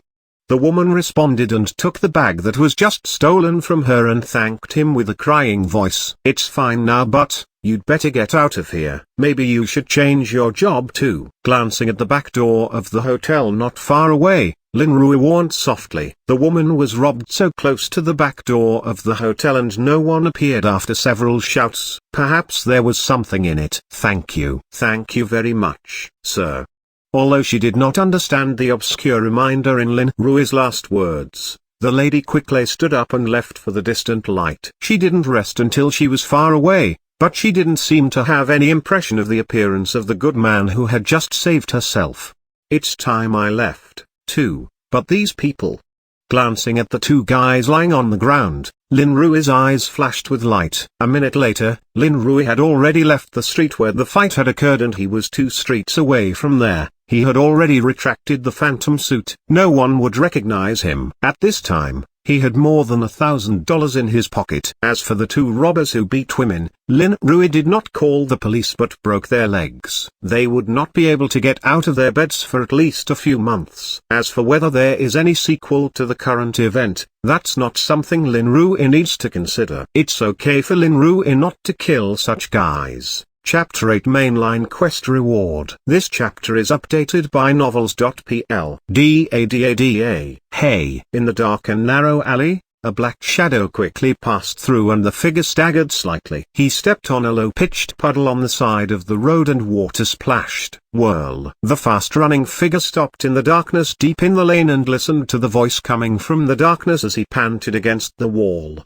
System, give it to me. Lin Rui, who was leaning against the wall and gasping, slowly slipped down and shouted at the system loudly in his mind. What? Oh, congratulations to the host for completing this quest. You are closer to becoming a vigilante. The system finally responded to Lin Rui's call. And, in its words, it seems that Lin Rui has finished the quest tonight. Don't tell me that there is no reward. Do you know that I almost died just now? If I am just going to die for nothing, then let these quests go to hell. Recalling the thrilling scene just now, Lin Rui is still worried. If it wasn't for a magic item that he had previously exchanged in the system shop to protect him, he wouldn't be able to sit here and talk to the system. Aren't you okay now? And you finished the quest. Congratulations. The system ignores Lin Rui's anger and whispered, yeah, I have taken 2 punches. I was shot by a man. The magic protective charms worth 100 reward points are consumed for the most part, and all that just to complete this damn mainline quest. Lin Rui feels uncomfortable and he replied with a flat voice. Lin Rui feel that he has taken the wrong path. Maybe the supervillain path is really better. That's the same thing that can't be done. I can't remind you when you finish the mainline quest. That's the rule. And you were beaten because you were careless. You had believed that you had defeated everyone, then suddenly one of them pointed a gun at you which almost scared you to the point of death. The system continues to talk indifferently about Lin Rui's contempt. Alright. Well, I finished today's quest. Give me the quest reward. Instead of continuing to fight with the system, Lin Rui is now concerned about whether it was worthwhile to almost kill himself in such a way. Okay. If you rush, I'll send you the reward. See Lin Rui's request. The system is finally more serious! Then a flash of light flashed through Lin Rui's mind and a familiar sound of reward was heard in his mind. At the same time, 2 items with different lights appeared in Lin Rui's mind. At this time, however, he did not notice the 2 items that suddenly appeared, because he was shocked by the number of reward points he got. 1,000 points? 1,000 points? Really 1,000 points? Lin Rui couldn't believe it when he watched his reward point change from 100 to 1,100 in an instant. Lin Rui didn't know how many quests he had completed in the system before. The total amount of reward points, which he has been working hard for more than 10 years, wouldn't equal to the points he has earned tonight. Although tonight's quest was indeed the most dangerous one to date, Lin Rui also feels that this time quest's reward is too much and it seems that the system has suddenly become generous. In fact, Lin Rui didn't know that this time the quest reward was the reward of the novice quest in the mainline quest, and the system has no influence over it. Quests like those previously completed by Lin Rui were released by the system itself, and reward was given by the system itself. Who knows how much the system deducted from them? There are 2 more items. Looking back at the instantaneous growth of reward points, Lin Rui found the 2 items floating in his mind. A copy of the low-level Elven Holy Spring Water effect. It can treat common internal and external injuries and eliminate the negative effect of low level. The number of uses: 1. A copy of low-level cultivation technique Soaring Dragon Art effect. After training, it can improve your body's potential, enhance your physical and strength limits, and get the magical inner chi of the East. Looking at the 2 items, Lin Rui read out the small words on the item silently. Then he was stunned again. Lin Rui knows that although the Elven Holy Spring Water is only the lowest level treatment spring instead of the advanced one that can save lives, this has already been priced at 200 reward points in the system shop. The Soaring Dragon Art. Lin Rui didn't know what the cultivation technique was, but he also found it in the system shop instantly, and it was also worth 200 reward points. This time quest reward is so rich. There are 2 items besides 1000 reward points. System, are you okay? Lin Rui asked the system. Of course, after putting those 2 items away. Yes, this is all of your quest's reward. Why? Do you feel that it was worthwhile to take those risks now? The system certainly wouldn't admit that he had deliberately jammed Lin Rui's reward before, and asked calmly. Comparing with your previous reward, this time it was certainly worth it. Lin Rui answered truthfully. System. Did this kid discover the truth? However, I am still not used to it. Giving me so many reward at once. Will the next quest be more dangerous? Just when the system thought Lin Rui had discovered something, his next words dispelled the system's concerns.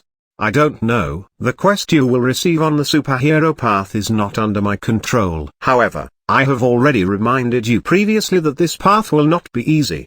The system still seems to have some regrets because Lin Rui chose to become a superhero. Well, it's no use worrying now. Let's think about how to explain it when I get home. It's 11 o'clock now and there are 2 punch marks on my face. The phantom suit on his body quickly dissipated, revealing Lin Rui's face with 2 punch marks, and he muttered helplessly. I think you'll find a good reason to come home so late, such as having a good chat with a girl and so on. As for your injuries, didn't you just got spring water? If you use that, you'll soon recover and be much healthier than before. Hearing Lin Rui's words, the system put forward its own suggestions faintly. In its view, these are small things. Talking to a girl till now, that will raise even more questions. Also, I was punched. Although a shot was shot in the chest, it was blocked by a shield charm, which was not a major obstacle. It's too wasteful to just use the 200 reward points Holy Springs, and it's obviously a single-use item. I want to save it for the next critical moment. Negating the systematic suggestion, Lin Rui slowly stood up against the wall. It's up to you. Anyway, this kind of thing should happen frequently in the future. You'd better find a better reason. The system finally reminds him that this will be normal in the future, and judging from tonight it is true. What should I tell my parents? Lin Rui, who stood up from the ground, was distressed to think about it, and then walked out quickly. Da. On the dark street, a slightly skinny man slowly headed for the main road. Now he needed to take a taxi home. The next morning, while Lin Rui was still sleeping in bed, his parents had found out how late he had come back last night. Bang bang bang. Jackson, are you awake? Lin Rui's parents discussed, and his mother came up to prepare for a light talk with him about coming back so late last night. Wait. Lin Rui, who was awakened by the knock at the door, was confused and then woke up and responded quickly. He didn't want his mother to come in and see the wound on his face, so he had to hide it. Lin Rui's mother, who heard her son's voice, didn't knock on the door again and waited quietly outside and gave her son full privacy. Mom, you can come in. After a rustle, Lin Rui's voice came from the room. Jackson, you were late last night. Well, what's wrong with you? Mary, who pushed the door in, was about to ask Lin Rui about his late return last night, but when she saw what Lin Rui looked like, she turned her head. At this time, Lin Rui wore a plush cap over his head, covering the upper half of his face, and a mask under it, leaving just one pair of eyes outside. Whoa, cough. It's all right, just a little cold. Lin Rui coughed twice and came back with a low voice. Oh, have you caught a cold? Is it serious? Hearing her son's words, Mary hurried up and wanted to see it, forgetting for a moment what she was going to ask when she came in. Mom, it's not serious. It's all right. I just wear a mask because I'm worried about infection. With a wave, Lin Rui answered nervously, by the way, I'm going to be late for class, so I'll go down first. Without giving his mom more opportunities to talk, Lin Rui has rushed downstairs. 10 minutes later, Lin Rui was fully armed on his bicycle, and beside him is Tom. Lin Rui's mother specifically called Tom to accompany him to school. Mom, I am going to school. Wearing a mask, Lin Rui waved to her worried mother standing at the door, then cycled out of the yard, followed by Tom. Hey, Jackson, what's wrong with you? Yesterday you were a bit weird. Today you are even weirder. I don't believe that you have caught a cold. On the way to school, Tom approached Lin Rui and asked in a low voice, Oh, actually, I was injured, look. Knowing that he couldn't hide from Tom, Lin Rui unveiled the mask for Tom to see the injury on his face. What happened? Who beat you? I heard you came home late last night. Tom was surprised to see the two obvious fist marks on Lin Rui's face. That's right. Don't talk to my mother about it. Don't worry, from childhood to adulthood. Which time did I expose your secret? Oh, as expected of my best friend. But did you win? Lin Rui. Of course I won. That's good. Chapter 9, Giving Up and Self-Improvement. This chapter is updated by novels.pl. Hey, Jackson. What's wrong with you? When Lin Rui and Tom arrived at school, Peter found something wrong with him and asked curiously, nothing. Lin Rui sat down in his seat and took off his mask. There was no need to hide it too much when he came to school. Are you going to be a vigilante at night? Being beaten like this? When he saw the black bruises on Lin Rui's face, Peter immediately became interested. Yeah, I am a good student at school during the day and I become a street hero at night. Lin Rui replied earnestly to Peter's words. I don't know if you're going to be a hero in the evening, but you're not really a good student in the daytime. Have you forgotten that you almost slept through the whole day yesterday? Behind Peter, Harry asked with a laugh. That's because I was tired. Lin Rui explained helplessly. God knows what he said is true. Well, our vigilante, don't fall asleep in class today. Yesterday, Mr. Simon was very upset with you. Harry gave a kind reminder. Yes, I know. After a brief chat, everyone sat in the classroom and waited for the class to start, while Tom sat next to Lin Rui as before. Today, Tom seems to have some things on his mind and he was a little absent-minded during the class. Lin Rui, who is physically and observationally superior, apparently found Tom's little gesture. After a few minutes, he finally couldn't help it. He wrote a note and handed it to Tom. Are you all right? Tom was surprised to receive the note at first, but then he wrote it quickly. After that, Tom handed it to Lin Rui while the teacher was not paying attention. After you ran back from school yesterday, Gwen came over. I think Peter and Harry are interested in her. After seeing what Tom had written, Lin Rui raised his eyebrows, but he was not surprised. In his memory, both Peter and Harry seem to like Gwen. But I can't get involved in the situation now. It's their business. Shaking his head, Lin Rui thought in silence.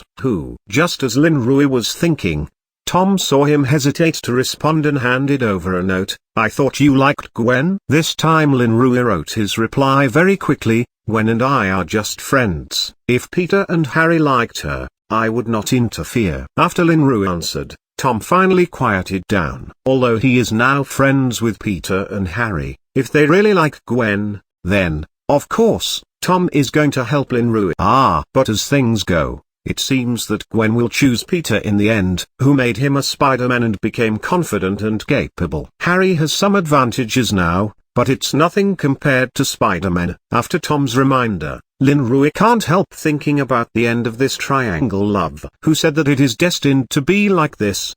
Just as Lin Rui felt a little sorry for Harry, the sound of the system appeared without warning. Will this change? Don't say you're going to give me any weird quest, like what's ruining Peter's relationship with Gwen. Lin Rui asked angrily at the sound of the system. There's no need. You've accepted a quest, haven't you?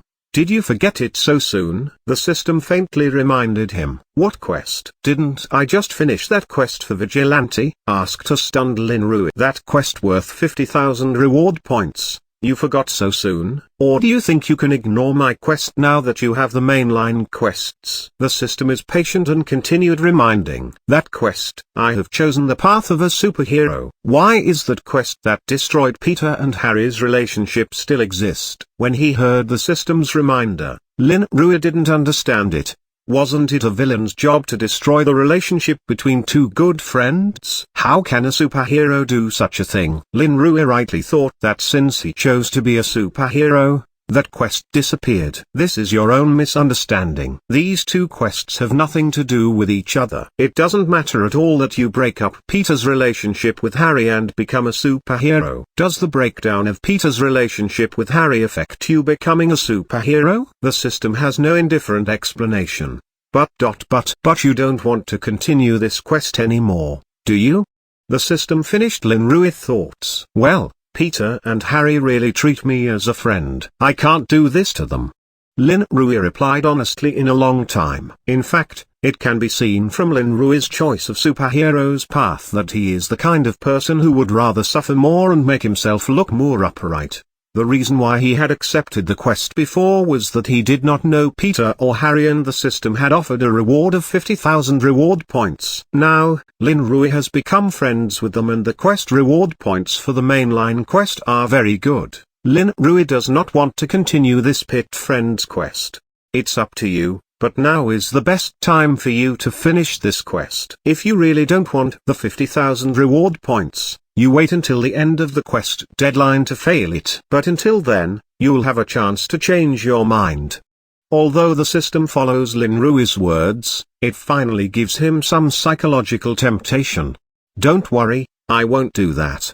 So far, Lin Rui has completely abandoned the 50,000 point reward quest. Nevertheless, he can be more comfortable with Peter and Harry as friends, accepting their care without any guilt. A stable day passed quickly. Lin Rui, who didn't have quest, was finally able to relax and Tom didn't even ask Lin Rui about the weird 2 days. System, I have so many reward points now, should I buy something? Lying in bed, Lin Rui looked at the system shop over and over again and asked, it's not up to me, these rewards are your own. And, didn't you already wanted something since you were a child? Otherwise, you wouldn't have saved your reward points for so many years and only spent 200 reward points to exchange a Freya's Guardian charm for your parents, and you yourself only spent 50 reward points to learn beginner fighting techniques. He had watching Lin Rui browse for an hour in the system shop before reminding him, hey, that's because of the little rewards that were given before. Now that I'm a little wealthy, I think it's normal to think about it. By the way, do you think the thing I've been trying to change is good? Previous Lin Rui did save a lot, but that's not because the system gave too few reward points. You mean the Undying Titan blood that you wanted? The system apparently knows what Lin Rui is talking about and he asked calmly. Yes, Undying Titan's blood. This is Marvel World, and if I exchange the blood of Undying Titan from the Greek mythology, then I should become an immortal. Lin Rui asked with a little excitement. In Marvel World, where superheroes and supervillains are everywhere, Lin Rui feels that it is possible to be totally safe only by having an immortal body. You're right, Titan in Marvel World is really different from the Titan blood you want to exchange. But that doesn't mean you're really safe with Titan's blood. The world is much more dangerous than you think, and it's not that easy to be a real Undying Titan. Hearing Lin Rui's analysis, the system replied, What do you mean? Hearing the words of the system, Lin Rui seemed to have missed something. Because your current level is relatively low, I can't tell you too much. I can only tell you that the idea of what you call the Marvel system is not correct. Also, if you want to become a real undying Titan, then you have to pay a sky-high price. Titan's powerful blood will make you unable to die, but it will also completely change your body. So, when you really don't die, you won't be a human anymore. The system, in a rare moment, explained so much. It seems that Lin Rui's choice is very bad. The Marvel system is misunderstood. Are there any other beings in this world? What's more, after becoming Titan I will not remain a human. I have to live on Earth. Hearing the system's explanation, Lin Rui was overwhelmed in an instant. He would have liked to step-by-step exchange the complete undying Titan blood, but now there is no idea at all. Nevertheless, Undying Titan was not the only strong bloodline he had ever seen. Although there are many other lineages that do not change your human identity, I don't think they are very suitable for you. And once the blood is chosen, it is difficult to change. If you encounter an enemy who restrains you in the future, it will be more embarrassing. The system replied faintly. Then what do you think is the best for me? This is the Marvel world, where the rich depend on technology and the poor on variation. Although I am not a poor person, I am not rich enough to rely on high technology to improve my strength. In addition to choosing these powerful bloodlines, what other ways to strengthen me? Lin Rui was troubled to hear the system deny his bloodline path. As he said just now, Marvel world is a world where the rich depend on technology and the poor depend on variation. Peter Parker, a poor boy, if he had not been bitten by a spider by a lucky mutation, where would Spider-Man have the greater power and responsibility behind him? Harry Osborn, the son of Osborn biotechnology, has nothing to do with Little Green Goblin, except for the financial resources and technology behind his family. The two good friends around Lin Rui perfectly illustrate his understanding of the existence of a superhero in the world, which is also a basic trend. Yes, you are not super rich. Choosing super blood is really a fast and powerful choice for you. But with me, you really don't have to choose the path of variation. You don't always start from yourself. Don't you see your own changes in these 2 days? Without denying Lin Rui's words, the system just reminded him. Change? Of course. I am stronger. Intermediate fighting technique has become more and more skilled. Soaring dragon art is also introduced. I am at least 3 or 4 times stronger than before. Listening to the system, Lin Rui responded seriously. Oh. You mean? Don't use blood to strengthen, don't mutate, but choose to strengthen fighting and advanced cultivation techniques to strengthen me? After answering the system, Lin Rui himself reacted.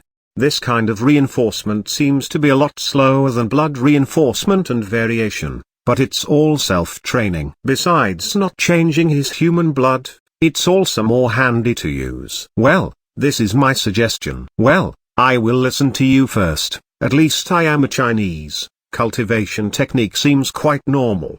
Finally, Lin Rui accepted the system's recommendations. Chapter 10, Changing the Goal. This chapter is updated by novels.pl. It was another happy weekend and Lin Rui, who was already familiar with Peter and Harry, invited them again to his home. However, this time they just played a simple game to enhance their relationship. Toot toot, bang. Ah, I finally won. The game controller was thrown toward the ground and Lin Rui jumped up with excitement. This was his first time defeating Peter in the game. And Peter, who was sitting next to Lin Rui, put down the gamepad. He didn't let Lin Rui win intentionally, and Lin Rui's win was indeed a technical improvement. What's so exciting about winning a single game after playing for so many times? Just when Lin Rui was happy, the voice of the system that had no emotion echoed in his mind. System, can you not bother me when I am happy with my friends? Lin Rui sits down slowly, complaining in his mind about the system. In the past 2 weeks, the system has not released quest to him and Lin Rui had a normal student life, which was rare in the past. Nothing, just want to remind you that your mainline quest completion rate is too low. Until today, you have only completed 10/100ths. This is very slow for your superhero growth path. It can be said to be very slow. The system reminds Lin Rui that he is not a simple senior high school student, but a person who wants to become a superhero. Of course I know this, but this is not what I want to do quickly. It's very troublesome to find all kinds of excuses to go out at night, and I don't necessarily meet the bad guys. It's already very good to finish 10% in 2 weeks. Lin Rui reluctantly responded. His strength is enough to deal with street gangsters, but he just doesn't want them to hit him back, which is somewhat impossible. I can't persuade you, but I need to remind you, although there is no time limit for the mainline quest, the slower you complete it, the worse it will be for you. Also, if your goal is to fight street gangsters one by one, then I have to say that you are narrow-minded. It seems that due to some rules, the system can only implicitly prompt Lin Rui. You have to understand the content of quest clearly, to fight the criminal gangs in the streets and lanes, to become a famous vigilante. The system reminded in a way that hinted that there is something to notice here.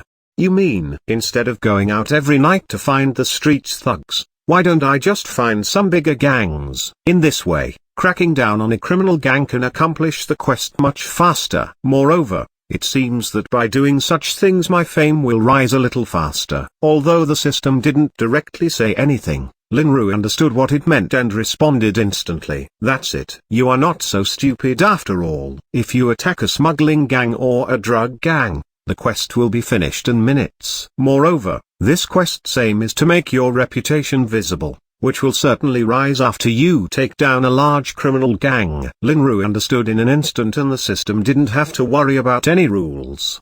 That's right, but I don't think that I have enough strength to fight a few dozen criminal gang members, even if I had trained in the intermediate fighting technique and soaring dragon art. Although the system proposal is good, Lin Rui understands his strength. His strength is more than enough to deal with a couple of street gangsters, but if he had to fight a big gang, then his strength is not enough. Are you sure that these criminal gang members will fight you as a team? You just need to figure a way by which you can beat them. You mean, it seems that you understand. I have to plan well before taking any actions. While he was thinking of several scenarios in his mind, his gaming actions slowed down unconsciously. Da, bang, ha. It seems that you still can't beat me, Jackson. Just as Lin Rui was talking to the system in his mind, Peter beat him in the game again. I have to keep practicing. Lin Rui, who had something on his mind, gave a perfunctory answer, but Peter, who had just won the game, did not hear it.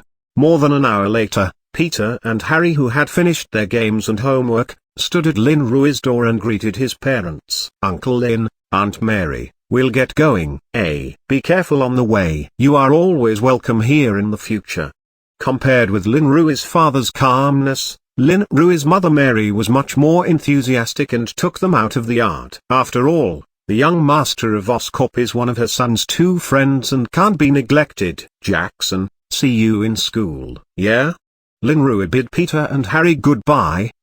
After seeing off Peter and Harry, Lin Rui turned and rushed into the house, going to his room upstairs. Bang! Then the sound of his bedroom door closing was heard. It seemed that he had something urgent to do. Lin Rui's parents were speechless as they watched their son's furious movements. But they did not ask him what he was doing, because they believed that Lin Rui would not do anything bad. If they knew about his nightly activities and his future plan, then they would not be able to remain this calm. Lin Rui, who had just locked the door, sat directly in front of the computer. With the system reminder, he suddenly seemed to know how to finish the mainline quest earlier. The trouble is finding those big criminal gangs, but now he could choose and plan before he took any action. Kakaka. He quickly typed a few words into the computer's search engine. Lin Rui is now looking for the information he needs. Aha, I found it. I just don't know how much of this online news is right, but they can't be wrong if they are super bad guys. Seeing the results of his search, Lin Rui's eyes lit up and he muttered to himself.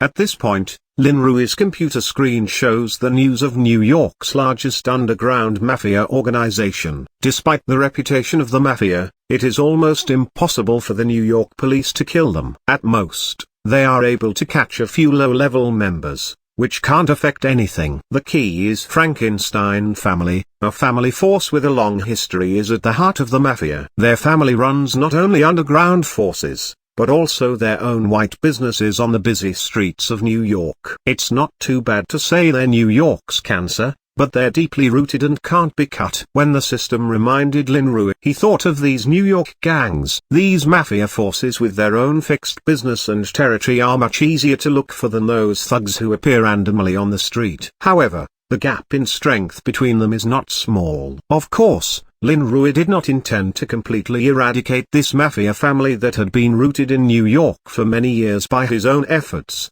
nor did he have that strength to do so. He just wanted to get them into trouble and finish his mainline quest. Anyway, he is not a real police officer, and it is not possible for him to eradicate an entire mafia family with his current strength. Okay, it's settled. I will target the Frankenstein family.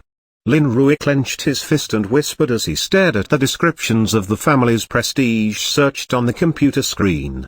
DADA, Kakaka. Then Linrui tapped on the keyboard again. He needed more information about the family. Now that he wanted to make some trouble for them, he needs to understand them first. Midnight soon arrived, and Linrui's parents had fallen asleep. Linrui's bedroom was dark and there was no movement, but the moonlit window was slowly opened from inside. Then, a dark shadow that could not be seen jumped out of the window and landed safely in the yard. Having mastered the intermediate fighting skills and soaring dragon art, he is physically superior to the average person and has no problem jumping from a second-floor window. Looking up at the moon tonight, Linrui quickly left his yard and disappeared into the night. Running through the night for more than 40 minutes, Linrui finally arrived at Frankenstein family, the nearest site to his family, in an unused area of Queens. If it hadn't been for Linrui's progress in the training of soaring dragon art this week, he would not have been as relaxed as he is now in running so fast for such a long time. Observing the surrounding environment, Linrui climbed lightly onto the roof of a low house and hid himself through phantom suit. Nearby are the living areas of low-rise houses like this. Obviously, the occupancy rate is not high. Many tramps and people who have nowhere to go will choose to spend a quiet night here. Of course, it is also a natural place for underground criminal activities. Linrui came here tonight to try his luck. There were reports of drug dealings and 2 shootings in the neighborhood. Linrui feels that it is possible to deal with the general drug dealers with his current strength. Even if he was on the opposite end of a gun, he can simply use a shield. After a little rest on the roof, Linrui found no suspicious people nearby, so he began to go deep into the neighborhood, jumping from roof to roof. If he doesn't see someone tonight, Linrui has to go back, but he has a feeling that tonight he will gain a huge harvest. Just after Linrui ran 2 streets on the roof of the building, there was a sudden movement in front of him, as if someone was talking. Linrui, who heard the sound, slowed down and stooped slowly in the direction of the sound. Bang, bang. Linrui hadn't even looked out from the top of the building when he heard 2 voices closing the door. It seems that there are people in front of him. A few seconds later, Linrui identified his quest goal for today, the following group of guys who seem to be on the drug dealers. Chapter 11 Trouble. This chapter is updated by novels.pl. In front of the roof of the building that Linrui is standing is a crossroads. Because there are few people living in this block, the street lights are broken. So, besides the bright lights from the headlights of the 2 cars, there is only the cold moonlight from the sky. Hey, man, hurry up. These are good goods. If it hadn't been for our long-standing friendship, I would not have offered you such a small price! Can't you trust us? Just as Linrui lay on the roof and slowly moved forward, 2 groups of people below had begun trading. Both sides of the transaction have left one person sitting in the car. There were 2 people from each side who got off and traded. One was carrying a box and the other was guarding the person carrying it. Although the 2 parties were familiar with each other, they couldn't relax as this was a dangerous business. Look, they are the advanced goods I talked about. The supplier was a tall black man with a suitcase. He held the small suitcase flat in his hand and waited for the other party to inspect it. Although Linrui is a little far away and can't hear what's going on, he can see what they're going to do next from their movements. If he wants to start, It will be at the time when both sides check and confirm the goods. But there were at least 6 guys on the scene. Moreover, depending on their subconscious movements, there is a high probability that they have guns hidden in their waists. Lin Ru is not sure how strong their combat effectiveness and responsiveness are, but the defense of his own shield is limited. No problem. After careful inspection, the buyer nodded and then nodded to his companion who was carrying his suitcase beside him. No more hesitation. Seeing that the deal between the two sides below was almost completed, Lin Ru instantly made up his mind. A week of intensification. He believes that he can cope with the current situation. The next moment, Lin Ru was about to rush out from the shadow of the roof. However, just as Lin Ru had already rushed out of most of his body, he suddenly seemed to be pulled back by a rope. Of course, there is no rope to pull Lin Ru. Just as he rushed out, he heard other noises, which came half a street away. It seems that some cars are rushing this way quickly. That's why Lin Ru stopped. The first 6 gun-armed gangs were already very difficult to deal with. If there were another group, Lin Ru would withdraw decisively. Bang! Boom! A few seconds after Lin Ru retracted again, an undisguised roar of the car engine finally came. So blatantly, Lin Ru is more certain that the car coming behind is not accidental, but related to the two sides that are trading below. With Phantom Suit in mind, Lin Ru, who was hiding on the roof, shrank back again. He wasn't worried about being discovered. However, after Lin Ru retreated, he did not see that when the roar of the car engine behind him reached the front intersection, the atmosphere of both sides of the transaction below suddenly became tense, apparently without knowing which side of the force was suddenly coming. Puff, brush. Hearing the sound coming from a distance, the buyer's face changed instantly. What the hell is that? After yelling, his right hand pulled the suitcase back quickly and locked it, while his left hand went towards his waist. Hey, men, I don't know what this is, but we will cancel this deal first. The tall black man explained quickly and then nervously pulled his hand around his waist and pulled back. Whoever came is obviously not a person from either side of the deal, so the chances of them being the police is not small, so it's better to get out of here. After watching each other actions, both sides retreated in the direction of their cars. It's the guys of Jeston Gang. Just when the two sides were halfway off, a guy on the lookout had rushed to the intersection and shouted, "It's Jeston Gang, let's go." Retreat. After hearing which side of the power came, the two sides who had been cautiously guarding against each other suddenly ignored each other, shouting and rushing towards the back of the car, as if they had a flood of beasts coming after them. Lin Ru, who was hiding on the roof of the building, heard the commotion and his eyes shrank when he heard the 3 words Jeston clearly. He seemed to have made a mistake. Lin Ru also did a lot of homework for tonight's action. Frankenstein family controls a lot of territories and this Queen's Block is just one of them. And it's not a very important area. And the one responsible for this area is a big gang called Justin, a mafia gang controlled by Frankenstein family. Originally, Lin Ru thought that the people doing the drug transaction in front of him was the Jeston Gang faction. He didn't expect them to be an unknown party doing deals in someone else's territory. The development of this situation was very unexpected. He is eager to ask the system for advice now, but he knows that the system will not provide any suggestions in the middle of a quest. It is up to him. Bang! Not to mention the small tangles in the heart of Lin Ru at the top of the building, the two sides of the transaction have already rushed into the car. Only a sudden roar of engines was heard and the two cars had rushed quickly out of the intersection. They chose 2 different directions just around Lin Ru, apparently to avoid Jeston Gang coming from behind Lin Ru. Bang! However, the taillights of the 2 sets of cars had not disappeared at the intersection when 5 different cars had rushed in at high speed from the street behind the house where Lin Ru was hiding. Without a break, like a well-trained team, the 5 cars quickly split into 2 teams and chased the 2 cars from left and right. This is Jeston Gang's territory. How can it be used as a trading ground for these small gangs? Maybe they just want to borrow Jeston Gang's name to do these things, which Jeston Gang can't tolerate. Looks like it's going to be a good show. Should I get involved? Looking at the car whistling past below, Lin Ru's eyes showed some excitement. Without thinking for too long, Lin Rui, whose heart had been kindled with excitement, put his hands on the eaves of the roof and turned over and landed on the ground the next second. Then, hidden in the moonlight, Lin Rui chased after the cars in the left direction like a ghost. There are only 3 cars in this direction. Now that he had decided to step in, he would obviously choose the less difficult option.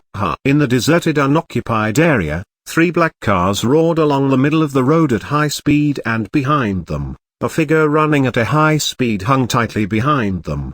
Bang, bang bang, squeak. A succession of gunshots rang out in the dark, followed by a rush of brakes. From Lin Rui's position, he can tell that Jest and gang in front of him finally fired and hit the car of the fleeing unknown gang, otherwise they would not brake suddenly on the spacious street.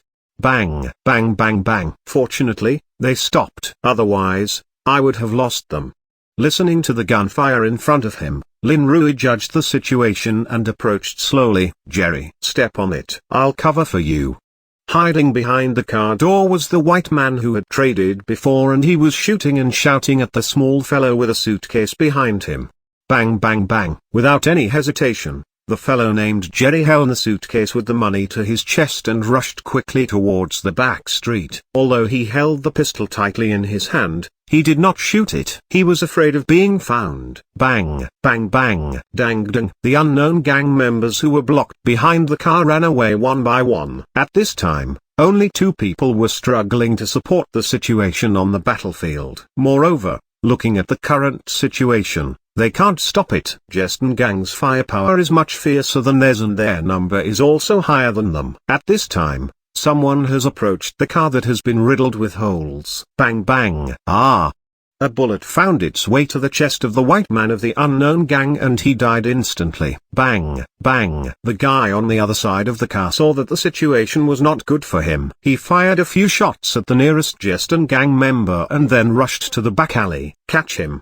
Jest and gang members had killed one person, and they quickly chased after the other one after checking the car, and the figure that has been hanging behind them had disappeared long before Jerry slipped away. Whirl. After a long run in the empty lane and listening to the gunfire fading behind him, Jerry knew that his accomplices were probably dead. He stopped to breathe a little and was ready to run again. At least he should be able to run away. However, just as Jerry had just turned to the side of the alley, a slight noise came from above his head. Without thinking about it, Jerry lifted the pistol directly and pulled the trigger in the next second. However, his reaction was too slow. As he raised his hand, a figure had already fallen in front of him, and then the shadow's hand waved toward his right hand holding a pistol. Bang! With a scream, Jerry's right hand holding the pistol has become irregularly twisted. Apparently, it was hit by something hard, and the pistol fell weakly toward the ground as there was no time for it to work. Puff! Jerry's scream stopped before it lasted a second, because the shadow that interrupted his right hand waved again, this time hitting him directly on the head. Although Jerry had tried hard to block it with his handbag, he was obviously not fast enough to stop it. Plop! Jerry fainted and fell towards the ground. At this time, the figure that he had not seen clearly appeared in the moonlight. It was Lin Rui holding an alloy baseball bat. 1. Looking at the rising completion of the mainline quest in his mind, Lin Rui whispered a sentence and disappeared again. Of course, the pistol on the ground and the handbag full of dollars disappeared at the same time. Chapter 12 Trouble Part 2. This chapter is updated by novels.pl. Bang, bang bang. In the darkness, a light flashed from time to time, accompanied by sporadic gunfire. There were 5 Jest and gang members running into the alley, each with a pistol. The person who escaped into the alley could only run like hell, shooting so fast as the chasing man in the back approached. But after a few shots, he had no bullets left. If he could not run away, he would really die here. Just as the escaped man rested on the wall for a little while, there was a sudden cry behind him. Apparently, he was found. Bang! Then a bullet came flying his way and he was hit in the calf before he could escape. With a muffled hum, the man did not turn around and dragged his injured body into the street next to him. Nevertheless, he knew that he could only delay his death for a few more seconds at most, and that the guys chasing him would soon catch up. Puff! Be careful. However, just as the man dragged his injured leg against the wall and struggled to move, The Jeston gang members who were supposed to come after him did not appear. Instead, there were several screams, which means that something has happened to them. Hearing the noise behind him, the man's heart moved slightly as he did not know what had happened. But he didn't look back, and once again he picked up his strength and fled quickly. The reason why the Jeston gang members didn't catch up was that they were attacked. Just when they found out that the man who was running and shooting at them, several black cylinders dropped on their heads. Then came the hot-eyed smoke from the pavement. What fell from the top of the building and on their heads was several tear gas bombs. Needless to say, this is Lin Rui's masterpiece. Anyway, it's all about fighting criminals. Lin Rui won't let Jeston gang go. Moreover, Lin Rui's original goal was them. In addition, he also needs the front guy to attract some more people's attention and not die so early. Lin Rui, who had been secretly following them, waited until the 5 men were separated and decisively bought several tear gas bombs from System Shop. In reality, the price offered by System Shop is very low, and Lin Rui only had to pay 3 reward points for a single bomb. After throwing the tear gas bomb, Lin Rui jumped down from the roof directly. Phantom Suit's mask automatically filtered the pungent smog. The practice of soaring dragon art also made him see clearly in the smoke. The next thing is relatively simple. They would not dare to casually shoot when the enemy is invisible. Lin Rui knocked them out one by one with an alloy baseball bat and soon defeated 2 people. Cough, cough, damn. Who is it? Cough. A guy who was far away from the smoke bomb, quickly retreated outside, squinting his irritated eyes and shouting angrily, "Who?" "Of course I am here to take the trash out." The smoke stirred in front of the man and Lin Rui rushed out, answering that man's question with his baseball bat. Bang, bang, bang. However, just as Lin Rui waved the baseball bat towards the man who couldn't open his eyes suddenly raised his hand and instantly fired 3 shots in the direction of Lin Rui. The bullet ejected from the muzzle carried the threat of death and directly hit the figure in front of the man. It turned out that he had been waiting for this moment, and if it hadn't been for Lin Rui to rush out in front of him, he would not have been able to do it. Ha! Take out the trash? Exclamation mark. Let's turn you into a dead man. Hearing the sound of the bullet hitting the object, the man who had been leaning against the wall finally got out of the shadow and looked forward fiercely. However, he did not notice that the sound of the bullet hit was a little different. And when he looked ahead, there was nothing in front of him. Where did you go? With blood-red eyes spurred by the smoke bombs, the man quickly shook his gun with his hand. Brush. Are you looking for me? Whirl. Bang. Just as the man was nervously searching around, a faint voice came from behind him. Then, before he turned around, a bat had hit him on the head. This time, Lin Rui almost used his full power. Just by the sound of broken bones, the men's living status is unclear. Looking at the bloody and comatose enemy on the ground, Lin Rui felt a little uncomfortable. But he didn't feel guilty. Lin Rui was not a Virgin Mary, not to mention that he was completing a quest. Those guys who were wounded or killed by him were not good guys. Every single one of them has taken several lives. I can't be too careless. It seems I need to take some practical training in the future. Lin Rui muttered helplessly as the last exchange with the man has become somewhat dangerous. After Lin Rui defeated the man, the smoke in front had gradually dispersed, revealing the 2 Jeston gang guys lying on the ground. Lin Rui simply swept his eyes and headed for the direction in which the former gunman fled. He had to fight for a little more tonight. Whirl. Lin Rui, dressed in phantom suit, is like a civet cat in the dark, tracking its prey quickly and quietly, approaching slowly, and then killing. Following the movement of the gunman from all over the alley, Lin Rui identified the remaining 2 members of the Jeston gang was chasing the injured gunman, and they were already catching up with him. This time, Lin Rui didn't plan to use the smoke bomb. Although it was cheap, it still cost some points. Lin Rui has learned through his actions that his own strength is enough to completely crush any ordinary person. So, holding the alloy baseball bat in hand, Lin Rui directly jumped from the roof of the building. While jumping down, Lin Rui has thrown out his baseball bat, aiming at one of the men below. Whirl. Ha! Without the slightest preparation, the man in front of him was struck on the back of his head by a baseball bat falling from the sky and fell dizzily on the spot. And his partner behind him suddenly responded quickly to the accident, turned around and looked up at the same time. but he did not shoot and instead took out a short knife nearly 20 centimeters long. It seems that he understands that the hasty shooting rate is extremely low and that it is better to use a knife to deal with the coming opponents.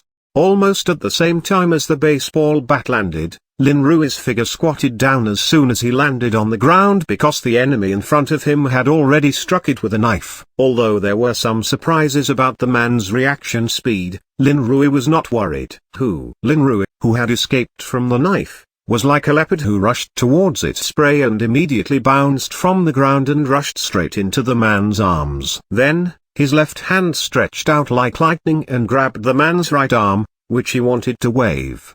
His right hand had already punched him in the chest. With such a quick close-up fight, the man had no time to shoot. Puff. Ahoo.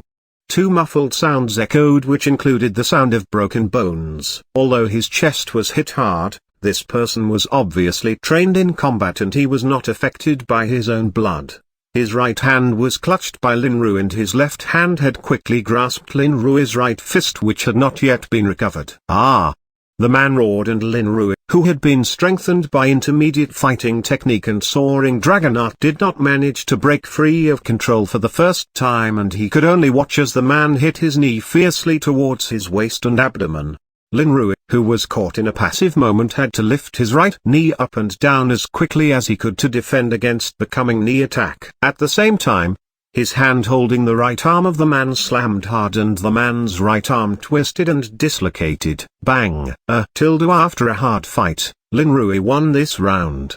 The man snorted and let go of Lin Rui's right fist and retreated. Want to go now? It's a little late. Seeing the man pulling back and pulling out his pistol, Lin Rui rushed towards him. Whirl! Bang! A heavy elbow struck at the man's temple and then a figure fell flat on the ground in the darkness without uttering a scream. Bang bang! Lin Rui, who defeated another thug, disappeared in a trance and avoided several rounds of bullets from the side. The man who had been knocked unconscious by a baseball bat woke up. Fortunately, Lin Rui was mindful of his surroundings and was able to avoid the bullets.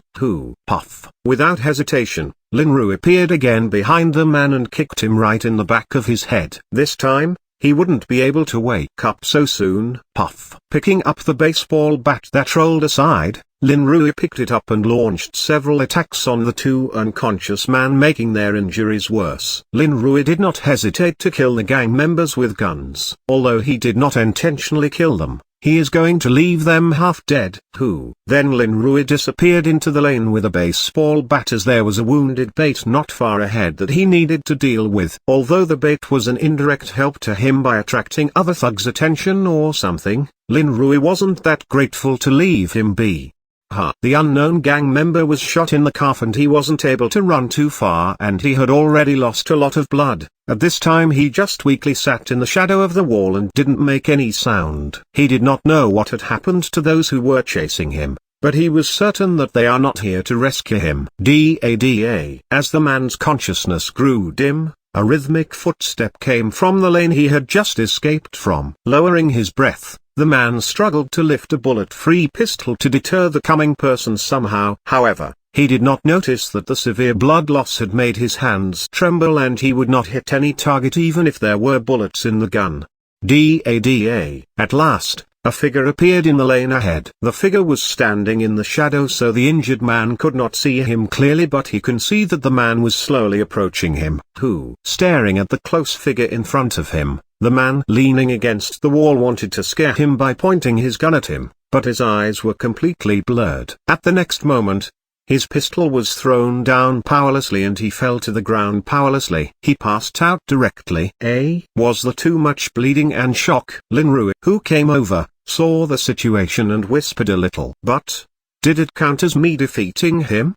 Lin Rui looked toward his quest completion rate and sure enough, it did not grow. I should have come early. Lin Rui couldn't help but lament in pity. So far, Lin Rui has defeated 6 gangsters in this dark lane and the completion of the mainline quest has increased a little. While Lin Rui was standing there taking a little rest, there was a sound of footsteps in the street beside him. In the darkness, Lin Rui disappeared again. Chapter 13 Fans. This chapter is updated by novels.pl. It was almost 3 o'clock in the morning when Lin Rui climbed up the window of his bedroom again. Lin Rui, who took Phantom Suit in bed, was very tired, but at the same time, he was very excited. Lin Rui did not expect such a great harvest from the temporary action tonight. Looking at the mainline quest in his mind, which has reached 25/100ths completion, Lin Rui feels that a few more repetitions of tonight's actions will complete the quest. Of course, he happens to meet the Jeston gang and picked them up one by one, otherwise Lin Rui would not have such a big harvest. System, if this quest is finished, what will you reward me? Lin Rui, who lay awake for a while in bed, asked in his mind that tonight's action was over and that the system could come out and chat with him. I don't know. It's not up to me. As before, the system does not seem to have any control over Lin Rui's mainline quest. It was just a proxy for issuing quest and reward. Oh, but I don't think it will be bad. After all, the initial reward was quite good, and I think this quest to become a vigilante will give me some good things as a reward. When the system couldn't answer him, Lin Rui answered himself. Well, yes. The system responded faintly. Sensing that the tone of the system seemed to be somewhat wrong, Lin Rui looked back from his fantasy and said, "Hey, are you okay? There seems to be something wrong with you since I turned down your quest. You aren't angry with me, are you?" No. The tone of the system has not changed at all, but Lin Rui can feel the change as the tone of the system has become a little more indifferent. Or, you are planning to give me some quest. The same kind of little quest as before. Don't you like tossing me around the most? Although he doesn't know why the system has changed, Lin Rui decided to coax it first. For the system, Lin Rui loves and hates it, and Lin Rui has taken it as part of his body. You already have a mainline quest and I don't need to publish any more meaningless little quests. What's more, the reward points of those dozens of points don't matter much to you now. As for tossing you around, more than a decade has been enough. Without the release of the little quest as Lin Rui had hoped, the system really seemed to have decided not to toss Lin Rui anymore. Ah! You can't say that. Mosquito legs are made of meat, no matter how small they are. Besides, how bored my childhood would have been without your little quests. Seeing the system is getting more and more serious, Lin Rui is starting to get a little nervous. Oh, bored, but wasn't that the life you always wanted? The system seems to have heard a big joke as it replied with a light laugh. System, are you really okay? Lin Rui couldn't help but ask again. However, the system did not answer this time. In Lin Rui's mind, the bright white light that represents the system flashed for a few moments and disappeared deep in his mind. System, system. No matter how much Lin Rui shouted in his mind, the light no longer appeared. It seems that the system did not intend to talk to him anymore. Systems, what's wrong with you? Looking at the disappearance of the light, Lin Rui was puzzled. Then, thinking about the changes in the system, Lin Rui went to sleep slowly while practicing Soaring Dragon Art as usual. Because Lin Rui can practice cultivation technique in his sleep, which ensures that he has enough spirit during the day, which he could not do before. He only started doing that after the system suggests that Lin Rui take the road of cultivation technique to strengthen himself, which is very suitable for him. The next day, when Lin Rui came to school on his bicycle, he found that his classmates were talking about something in the group of 2s and 3s. Hey, Tom. What are you guys talking about? Sitting in his seat, Lin Rui pulled Tom, who was having a good chat with one of their classmates, and asked directly, Jackson, here you are. Tom, pulled over by Lin Rui, laughed and greeted him. Well, tell me what you guys were talking about. Lin Rui asked curiously.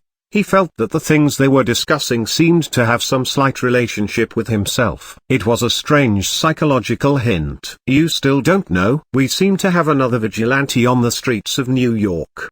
Surprised by Lin Rui's question, Tom answered earnestly, the new vigilante? It won't be.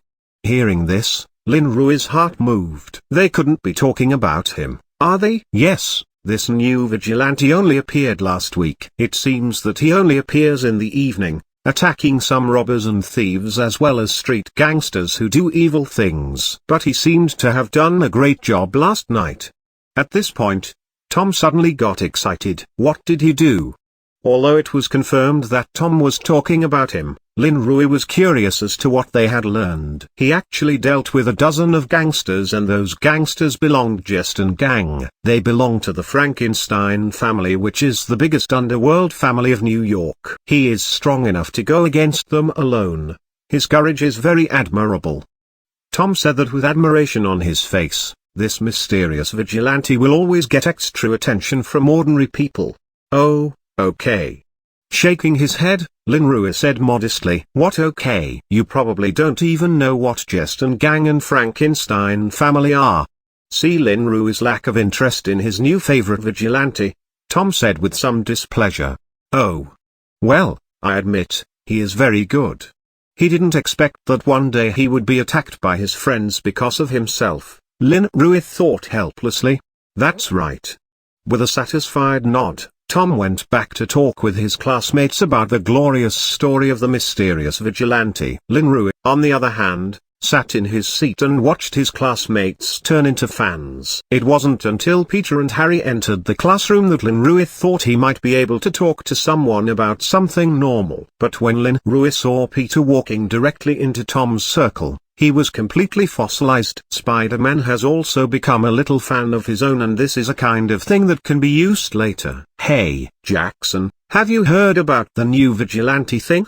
Peter went to Tom on their side, but Harry came to Lin Rui and asked him with a smile. "I don't know, but look at them." With a helpless smile, Lin Rui pointed to Tom and Peter. Vigilante always gets some attention, and this is someone who provoked the Frankenstein family. When it comes to the Underworld family, even young Master of Oscorp's Tone has to be cautious. Oh, maybe he is just not afraid of death. However, Jeston Gang was troubled by him. Will they publicize it? And how would they determine who beat up their members last night? How would they know who he is? Lin Rui talked to him more calmly. Lin Rui's original fame was not very big, and only some of the guys who have been saved or caught by him know that he exists. However, last night he had trouble with Jeston Gang, and the next morning he is known to all of his schoolmates, which was obviously abnormal. It is said that last night a tramp witnessed the entire battle. Someone was hiding in the dark wearing a black skin suit, making concealed and rapid movements and having a strong melee strength. These descriptions are easy to relate to the guy who appeared to attack the gangsters at night and can be determined by a little association. However, I believe that Jeston Gang themselves released this news. There are not a lot of shady people in that area, and I don't think anyone would dare to pay attention to a fierce gunfight. After answering Lin Rui's two questions, Harry's perspective is obviously different from those of Peter's fans. Hearing Harry's words, Lin Rui was thinking quickly. He can confirm that there were no tramps around when he fought last night, so the probability of Jeston Gang releasing the news is very high. Lin Rui didn't expect the news from the two drug gangs last night, but they didn't escape at all last night. Lin Rui didn't believe Jeston Gang would let them go. What's the point of doing that, apart from raising the reputation of this vigilante? Although Lin Rui thinks Harry's analysis is correct, he still can't figure out why Jeston Gang did it. I don't know. Maybe they just want to expose this guy who has the courage to trouble them? Who knows? Shaking his head, Harry obviously won't spend much time on this issue. A new vigilante, even if it had something to do with Frankenstein family, would not get Harry's attention too much. Is that right? It's possible, however, that a passively exposed vigilante will find it difficult to remain mysterious. Once the mystery is not maintained, the chances of being targeted are high. Although Harry just said it casually, Lin Rui thought the probability was high. I didn't expect you were so interested in vigilante. See Lin Rui carefully analyzing the matter, Harry said with a laugh. Ha, it's just a little interesting. With a wave of his hand, Lin Rui said he was not a fan. And when Lin Rui and Harry finished talking, the bell finally rang. The classmates who gathered together to talk about Lin Rui also returned to their seats. Lin Rui looked at Tom and Peter with excitement on their faces, but what was with the weird triumph in their hearts? Chapter 14 Achievement and Reputation. This chapter is updated by novels.pl. Congratulations to the host to achieve success. host's reputation and fame has become visible. It has been a week since you became a vigilante. You finally have some of your own fans and supporters. Please continue to work hard. The reward for this achievement, 200 reward points. Just as Lin Rui retracted his thoughts for class, his mind suddenly echoed with the flat voice of the system. System, you finally came out again. I thought you were ignoring me. If you don't care about me, then what are these reward points? Lin Rui shouted happily in his mind. Rest assured, even if I want to ignore you, this mainline quest still wants me to publish the result and rewards. Finally, the system did not leave as it did last night and responding faintly. Hey, I won't ask you what happened, but don't ignore me anymore. But what about this achievement? Visible fame. Feeling that the mood of the system is still low, Lin Rui asked cautiously. Just what it says. Because of your actions against Jest and Gang last night, many people now know about your deeds. The first step to becoming a superhero is to be famous, and you only did it in a week. It's already fast for a vigilante to become famous this fast. The system's voice is as flat as ever, but Lin Rui seemed to feel a slight relief in its tone. What about this reward? Lin Rui looked at his own 200 reward points and couldn't help but feel happy. If Jest and Gang deliberately wants to make him famous, then Lin Rui really wants to thank them. With Phantom Suit, Lin Rui doesn't have to worry about being recognized, but the reward points he earned are real. It's the mainline quest. It will give you some kind of reward if you achieve something ahead of time in the process of completing the quest, like becoming a little famous vigilante before the designated time. The system explains calmly. In fact, these facts should have been known by Lin Rui, but the mainline quest did not prompt the explanation and the system did not say anything. Is that so? What kind of achievements are there in this mainline quest? How can I achieve these achievements? Since he is being rewarded with reward points and he can also earn more, Lin Rui will certainly not let them go. The key point is that a single achievement gave him many reward points, so it's no wonder that Lin Rui will want to earn more of them through these achievements. I don't know what the specific achievements are, but if you go to destroy Jest and Gang now, I think there should be an achievement in there. The white light representing the system flashed and then replied faintly. As for whether it is true or not, no one knows. Anyway, Lin Rui can't judge whether the system is telling the truth or not. Oh, Jest and Gang? Lin Rui's mouth was slightly raised at its corners when he heard the system's advice. He will not do this kind of suicidal actions. He will not get himself killed to achieve some milestone. Or you can choose to defeat Jest and Gang's boss directly, which is a lot less difficult. Of course, it needs to be done after you finish your mainline quest and use the reward points gained from it to upgrade yourself. The system also gave an alternative by which Lin Rui can achieve success. After all, it's very difficult for Lin Rui to achieve these achievements, but when he finishes the mainline quest, he will surely gain a lot of reward points in time. Then it will be easier to accomplish these things and there will be less dangerous situations for him. Defeating the boss of Jest and Gang. It sounds a lot simpler, but I don't even know who the boss is. And, to become the boss of such a gang he must be very strong. Lin Rui said seriously. It's you who want to achieve some extra rewards. I've given you my advice. It's up to you to choose. Listening to Lin Rui's concerns, the system replied in an indifferent voice. Forget it. I will not risk my life for these achievements. Maybe I will complete some achievements by luck like today. Since there is nothing on the system that can be easily accomplished, Lin Rui no longer thought of it. Systems, where do you think I should go to look for trouble tonight? Last night that area he has gone to was far away from the Jest and Gang hideout and it was also far away from his home. When the question of achievement came to an end, Lin Rui discussed with the system about the completion of the mainline quest. Now that Frankenstein family and Jest and Gang have been targeted, Lin Rui will not trouble himself by searching for street gangsters. Of course, he will defeat them if he finds them to complete his mainline quest, but he will not deliberately look for them. With Lin Rui's current strength, those bastards are nothing to him. Since you have chosen Jest and Gang as your goal, then you don't have to go out and find trouble every night. They don't have activities every day. Hearing Lin Rui, the system calmly suggested, yes, even if it is a large gang, It will not have criminal activities every night. Lin Rui thought a little embarrassed when he heard the system. So I'm going to fight the street gangsters? When will the quest be completed in this way? Lin Rui, who wants to finish the quest earlier, is somewhat helpless. New York's streets are filled with others than just thugs and gangsters. There are a lot of guys hiding in the dark. Listening to Lin Rui's complaint, the system hints faintly. You mean, which guys? After thinking about it for a long time, Lin Rui didn't think of what the system prompted. So he asked, System, nothing. You should pay more attention to Justin Gang's information. You'll finish this quest anyway. The system has a limited say, and since Lin Rui doesn't understand it, it can't. What's more, those things are still dangerous for Lin Rui now. It's better not to touch them for a while. Well, it seems that the luck of the gangsters in Queens have run out. The discussion with the system ended and Lin Rui returned his attention to the classroom.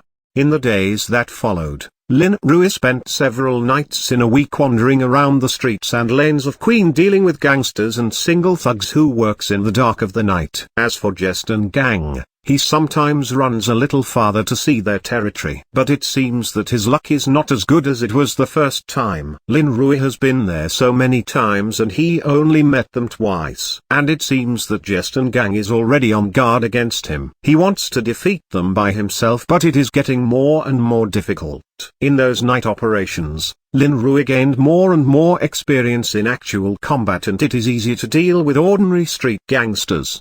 He can almost knock them out before they could respond to his presence. And in his mind the mainline quest completion rate is also rising rapidly. It seems that it will not take long to complete. Another weekend, Lin Rui decided to visit Justin Gang's site again tonight. His quest completion has reached 84/100ths. If he's lucky tonight, Lin Rui may be able to complete the mainline quest. He returned early and locked the door of his room and waited until his parents were asleep. Lin Rui lightly walked out of the window and silently fell to the ground. In the next moment he rushed out of the yard. He has to hurry up. New York's subway runs 24 hours, but it's too late and the interval time is too long. He doesn't want to miss the subway. An hour later, Lin Rui, who had successfully caught up with the night shift subway train, had left Queens and came to the bustling Manhattan district of New York. It is also home to the Frankenstein family, and the chances of encountering Justin Gang are relatively large. Lin Rui's luck has worked and he found something as he searches through the dark streets of Manhattan's outskirts. In some desolate, deserted areas, a few cars are parked outside a remote factory building. Several guys with weapons were standing outside the factory building on guard. At first glance, they were not doing anything good. Hey, are those Russians? Lin Rui, who was watching the situation from afar, muttered to himself. Lin Rui, who is hiding in the dark, can see that some of the guys standing outside the factory are obviously Russians. But Justin Gang seems to have nothing to do with the Russian gang. Was he wrong again? Lin Rui thought in silence. But it doesn't matter. Anyway, as long as he can finish his quest, everyone is the same. Lin Rui, who decided to take the shot, slowly approached the front of the building. There were many guys and they have some heavy weapons. Lin Rui needs to be careful this time. What's the matter? As Lin Rui slowly approached the factory building, his heart suddenly shook. He had studied the beginner insight technique. He just seemed to have made some discoveries. It seemed that someone was watching him, but Lin Rui stopped and looked around and found no one. Was it an illusion? Lin Rui, who is confident in himself and his phantom suit, suppressed his feelings and slowly headed for his goal again. He already had 2 smoke bombs, an alloy baseball bat and a pistol he had captured before. Although Lin Rui has not practiced shooting, intermediate fighting techniques already includes the use of various weapons, so Lin Rui can use a gun without any problems.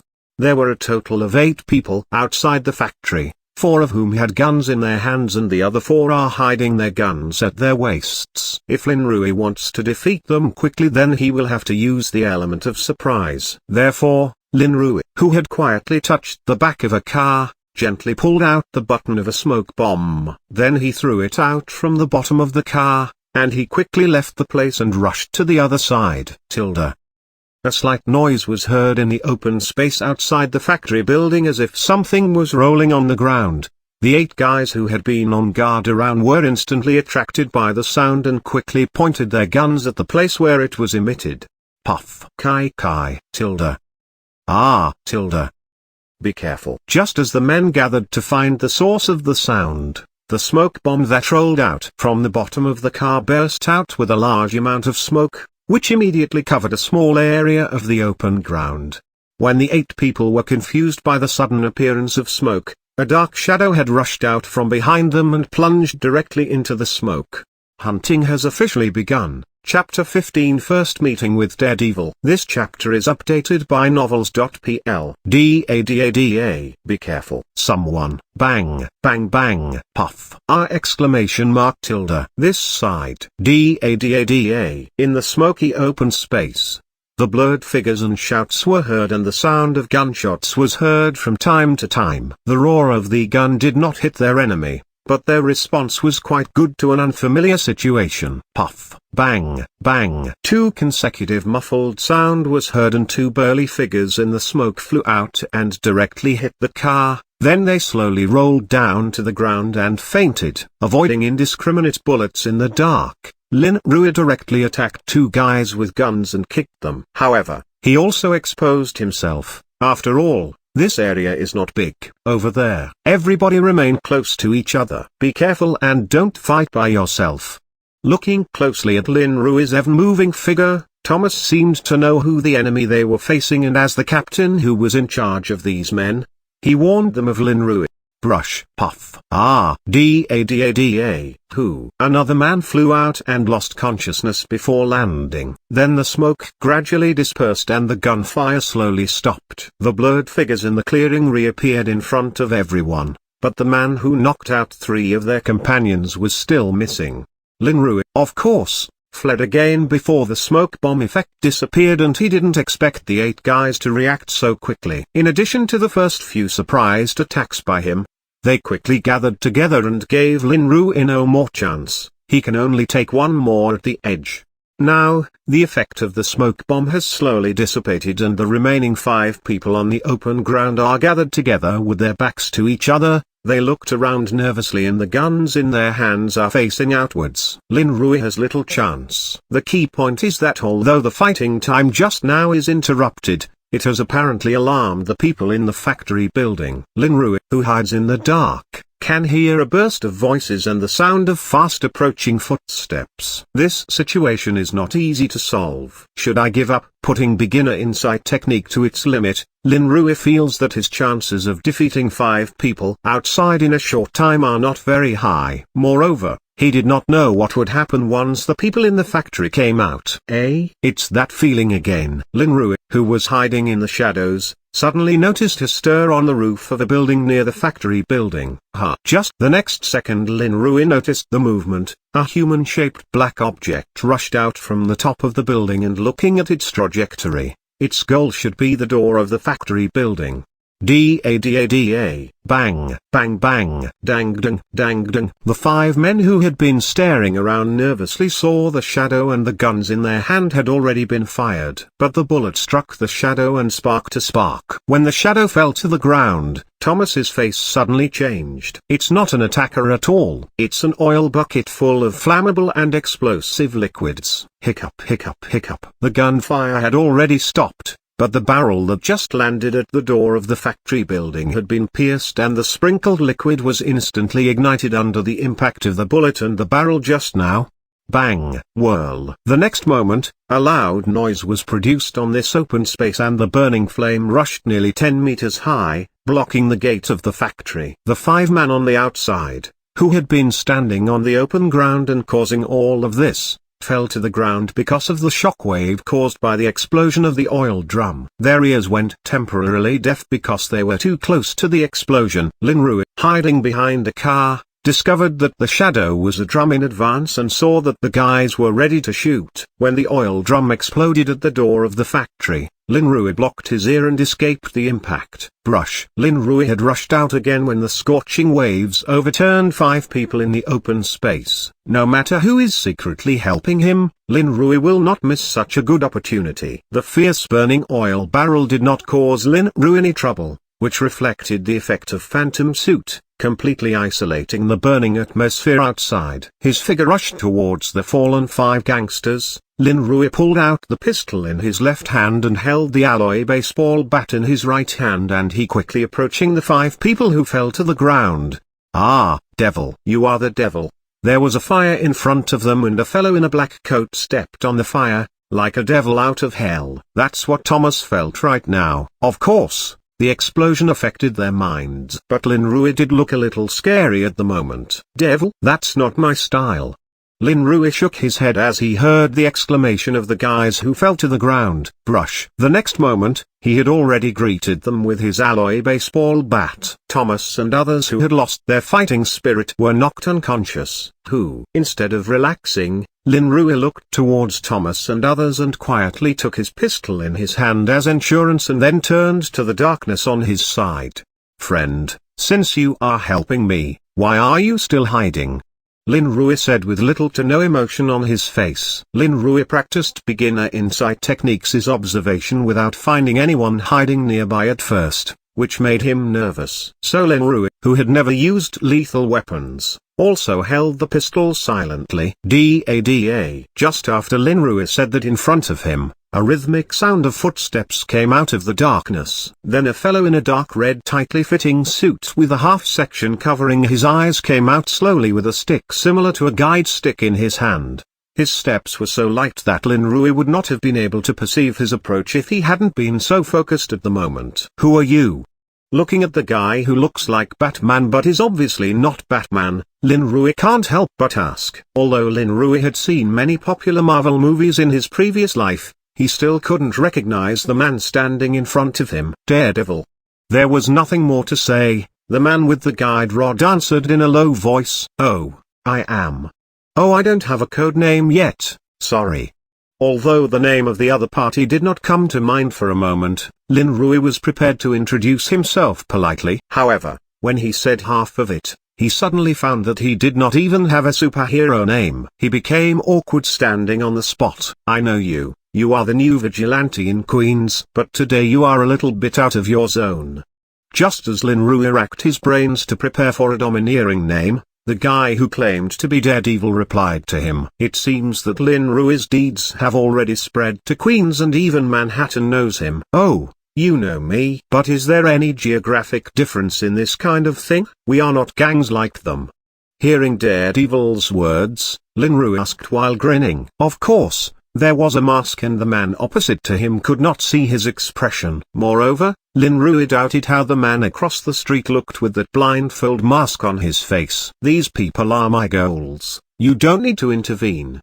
Daredevil seems to disagree with Lin Rui's words and faintly replied, "Boom, boom." And as Lin Rui and Daredevil talked outside, the fire behind them faded. From behind the burned and deformed iron door came a burst of bombardment. Apparently, the people inside were trying to rush out. "It seems that now is not a good time for us to chat. You sure you don't need me to intervene? I think there should be a lot of people inside." Glancing at the blocked door not far away, Lin Rui said to the man who didn't want to let him fight. Lin Rui's tone was extraordinarily plain, as if he would leave as soon as he spoke again. Daredevil said nothing more this time. He was just going to come over tonight to investigate. But now the situation has reached up to this point. If this guy from Queens really leaves, he can't really handle the people in it by himself. So he nodded slightly to Lin Rui, who had flashed towards the gate in the next moment. "Oh, ha." Lin Rui smirked and rushed over. Boom, bang. Just as Daredevil and Lin Rui rushed toward the gate, the deformed gate was finally blown away by violence from inside, and the burned, opaque oil drum blocked outside the iron gate was shot directly to one side. Exclamation mark. As soon as the gate was opened, several gun barrels were mounted in the gaps of the doorway and the gun barrels pointed directly at the open space outside. People inside probably know what's going on outside, so they don't rush out in the first place. However, although their movements are very fast, some people are faster than them. No, it's two people. Just at the moment when one of the men reached the door, a slender stick swept from the bottom up. With a click, The man flew back and crashed on the ground behind him. Who? Defeating the man, the figure behind the shadow has rushed into the factory like lightning, and several people stopped at the door have not yet recovered from the surprise attack, and when they did, a baseball bat was waving at them. Bang, bang, bang. Lin Rui's strength is higher than that of ordinary gang members. His alloy baseball bat hit one of the thugs, causing him to fly out, leaving a lot of space behind the door. Lin Rui, who followed Daredevil, was decisive and their cooperation was perfect. It seemed as if they have worked with each other many times, which may be the unique tacit understanding between vigilantes.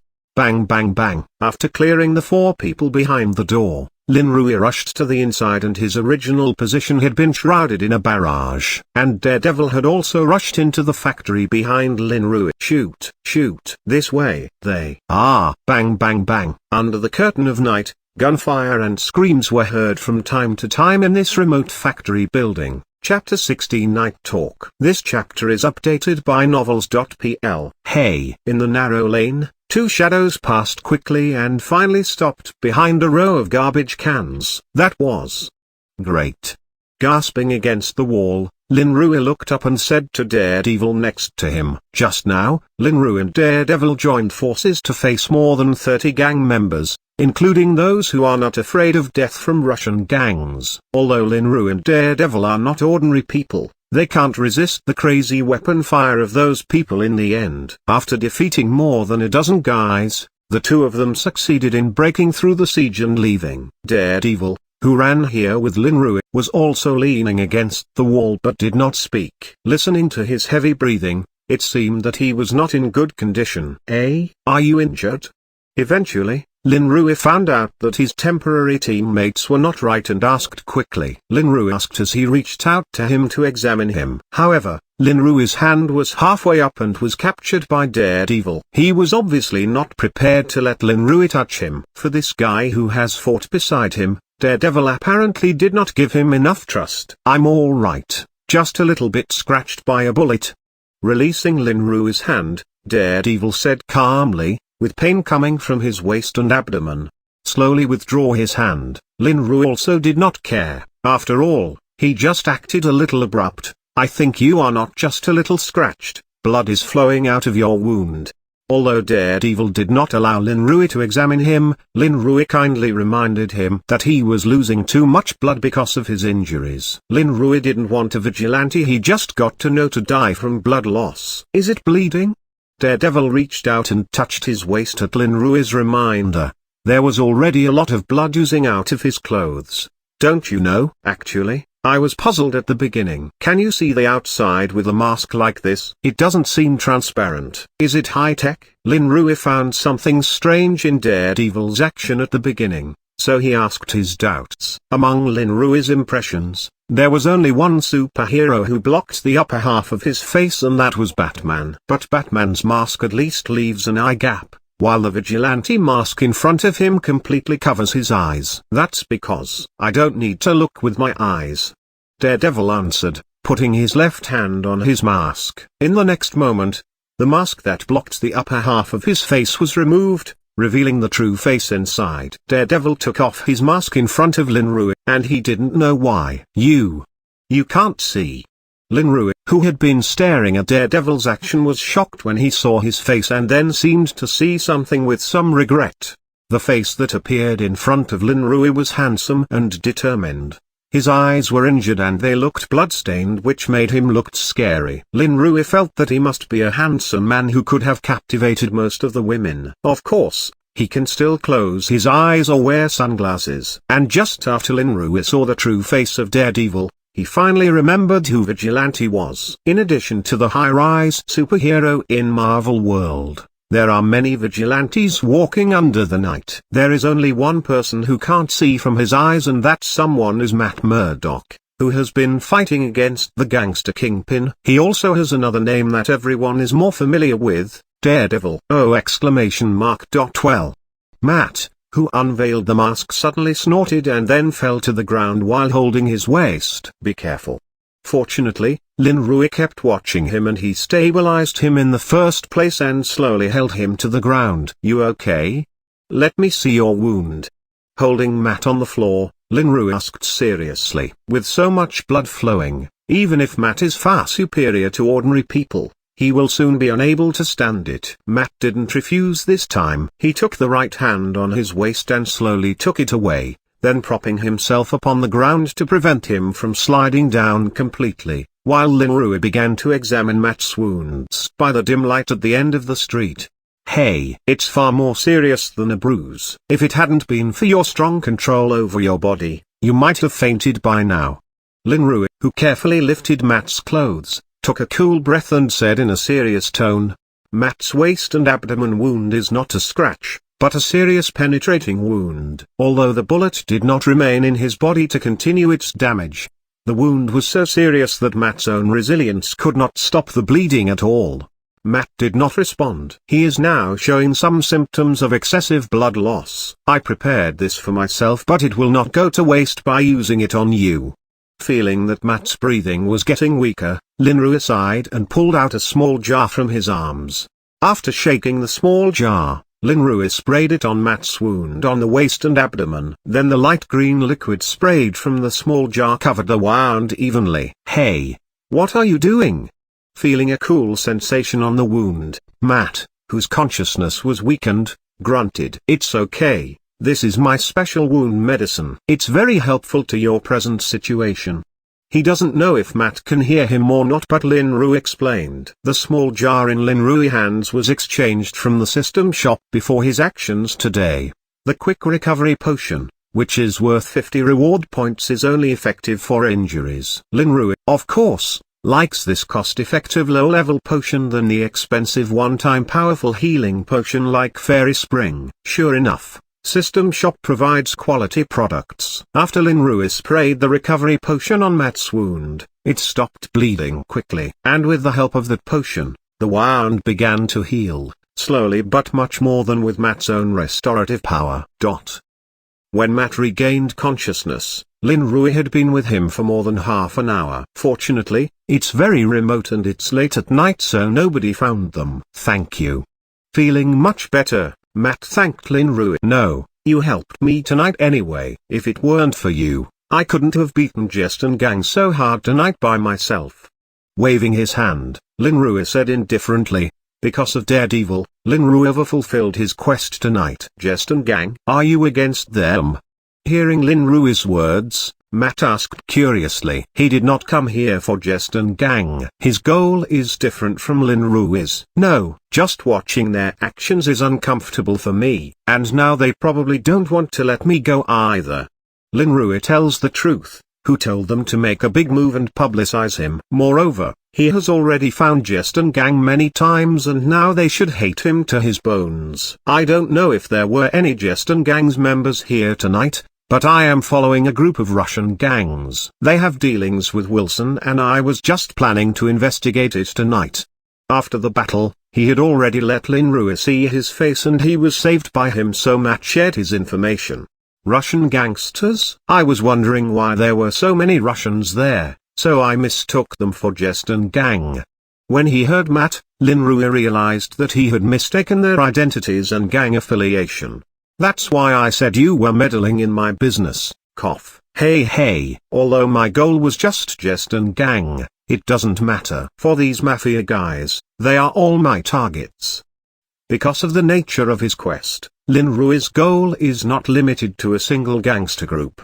I'm just reminding you that Wilson is not someone you can deal with. The trouble with Jest and gang has caught the attention of Frankenstein family. I don't think it's a good idea to provoke Wilson again. Matt kindly reminds the young man in front of him. Although Matt's eyes were damaged and he can't see, he had other special perception abilities that more sensitive and powerful. Judging from Linru's voice and his own perception, Linru is obviously a young man. Matt doesn't think he should get involved in the resentment between him and Wilson, although his strength is good. Wilson? Who the hell is that? Seeing Matt mentioning the name, Linru searched his memories. Suddenly, a name flashed in his mind. When he was a child, the memory capsule bought in the system shop played a role in order to achieve good results. The memory of his previous life was well preserved and he finally found the name in his memory. Isn't this the name of the biggest mafia boss in the United States? Kingpin? I thought I recognized that name. Daredevil always fought against Kingpin. If Frankenstein family is known as New York's largest and most powerful mafia family, then Kingpin's power is equal to a mafia kingdom. It extends all over the United States and even radiates to the whole world. He has his hands in every single illegal activity: human trafficking, human organ trafficking, drug production and trading, gun trading, and so on. When it comes to Marvel World's boss-level villains, Kingpin is certainly one. Although his power seems to be in the underworld and there seems to be no overlap with superheroes, the harm caused by him is not low. It's just that he's been hiding in the dark, so only vigilante like Daredevil will fight him. Moreover, although Kingpin seems to be just an ordinary person in Lin Rui's memory, his strength should not be underestimated. Daredevil is no match for his strength and perverted defense. Lin Rui doesn't know what capabilities Kingpin has in this Marvel world. Rest assured, I will pay attention to it. And I think you need help too. He quickly recalled all the information of Kingpin from his memories as he replied to Matt. He may not be able to deal with bosses like Kingpin now, but Lin Rui believes that as he grows up, he will definitely help Matt eradicate the cancer known as Kingpin. Matt didn't say anything when he heard Lin Rui. He really needed a helper. He has been hurt more than once in a solo fight that is secret enough. If the young man in front of him was not afraid of trouble, Matt would certainly be willing to have him as an ally. Oops. What's wrong? Just as Matt continued to rest in the same place, Lin Rui suddenly exclaimed and Matt asked quickly, "Well, it's okay. But it seems that I won't be getting home tonight." Lin Rui, who had neglected the time, found it was too late to catch the subway back to Queens. "I can drive you." Hearing Lin Rui, Matt suggested, although Matt can't see from his eyes. His sense of inductivity is stronger than before and driving on the road is perfectly fine. But he only drives when he changes to Daredevil in the night. After all, he still has his normal life during the day. It's not known what kind of monster he will be treated as if someone saw such a magical scene. Did you drive here? Well, can I drive it? Daredevil, Chapter 17, a grade training card. This chapter is updated by novels.pl. It was almost 3 a.m. when Lin Rui was parked in Matt's car on the roadside more than a street from his yard, and that's right, Matt satisfied Lin Rui's idea of driving. "I am here, thank you for bringing me back." Some reluctant hands were removed from the steering wheel and Lin Rui said to Matt, the co-pilot, "Matt, I didn't drive the car. Was it wrong to say that I gave you a ride? Here's my number. You can call me if you need any help in the future. Of course, if you're going to come to Manhattan to get Jest and gang into trouble, I can join you." Ignoring Lin Rui's little excitement about driving, Matt handed him a business card. "Well, good." Taking away the business card, Lin Rui earnestly promised, "Goodbye then."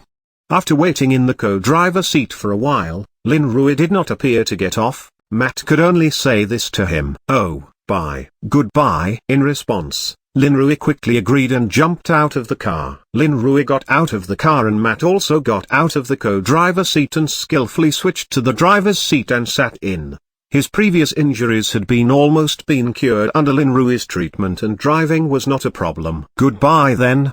Lin Rui stood by the roadside and waved to him. In the next second, Matt had already stepped on the accelerator and rushed into the night. Is this the so-called mind's eye? Looking at Matt's actions, which were no different from the actions of ordinary people, Lin Rui muttered to himself, "It's time to go home. The mainline quest has been completed. I don't know what reward is this time." When the taillight of Matt's car disappeared before Lin Rui's eyes, he turned and walked home. Returning to his bedroom with ease, Lin Rui quickly threw himself on the bed and the phantom suit on his body also retracted into his right-hand wristband. This evening's action has tired him a lot. It's not a joke to walk through rains of bullets and came out alive and without a scratch on his body. Subsequently, Lin Rui consciousness sank into his mind, where the number representing the completion of the mainline quest has become 100/100ths, showing that it has been completed. System, the mainline quest is finished. What reward is there this time? calling the system in his mind. Lin Ru is looking forward to his reward. Buzz. In the call of Lin Ru, the white light representing the system floated from the depths of his mind. Congratulations to the host for completing this main quest, fighting crime gangs in the streets and lanes and becoming a little famous vigilante. This quest reward has been issued. Please pay attention to checking. You have officially become a vigilante and have taken an important step on the way to become a superhero. I hope you can make further efforts in the future and become a world-renowned superhero as soon as possible. With the appearance of the system, the hollow voice announced the completion of Lin Rui's quest and the release of reward. Then a golden light flashed and Lin Rui saw the number in his mind representing his reward point soaring, which finally stopped at 6,120. Wow! 5,000 reward points. Seeing the glittering reward point, Lin Rui was somewhat frightened. Last time the newbie mainline quest gave him 1,000 reward points and Lin Rui had inexplicably completed an achievement by which he acquired 200 reward points. Lin Rui also spent some reward points in these days in his preparations. Before today's operation, Lin Rui had 1,120 reward points. Now it's 6,120. It's really 5,000 reward points. Just as Lin Rui was almost fainted by the 5,000 reward points, two more lights flashed into his mind. That's 2 items. The same thing appeared after the novice quest was completed. Lin Rui was delighted and quickly turned his attention to the new items. E-grade aerospace battleship part design blueprint. What is this?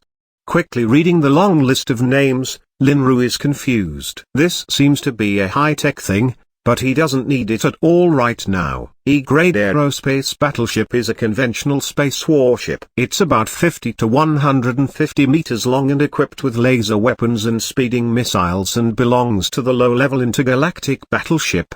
Just after Lin Rui questioned, the system gave him an explanation. Intergalactic battleship system, what use is it for me? And only a part of the design blueprint. Lin Rui was still confused when he heard the system explanation. The reward of the mainline quest comes according to its own rules. I don't know, but this thing is not completely useless to you. And, although only part of it is here right now, you can redeem the rest in the system shop and you can save a lot of reward points. Well, it's better than nothing. Next, let me take a look at this. Although he doesn't know what it does for him for the time being, Lin Rui doesn't ask any more questions. E-grade training card, I saw this in the system shop, it was worth a lot of reward points.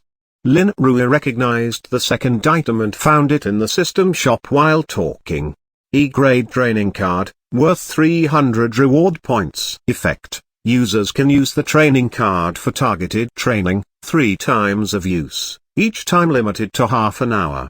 Lin Rui read the introduction in System Shop directly.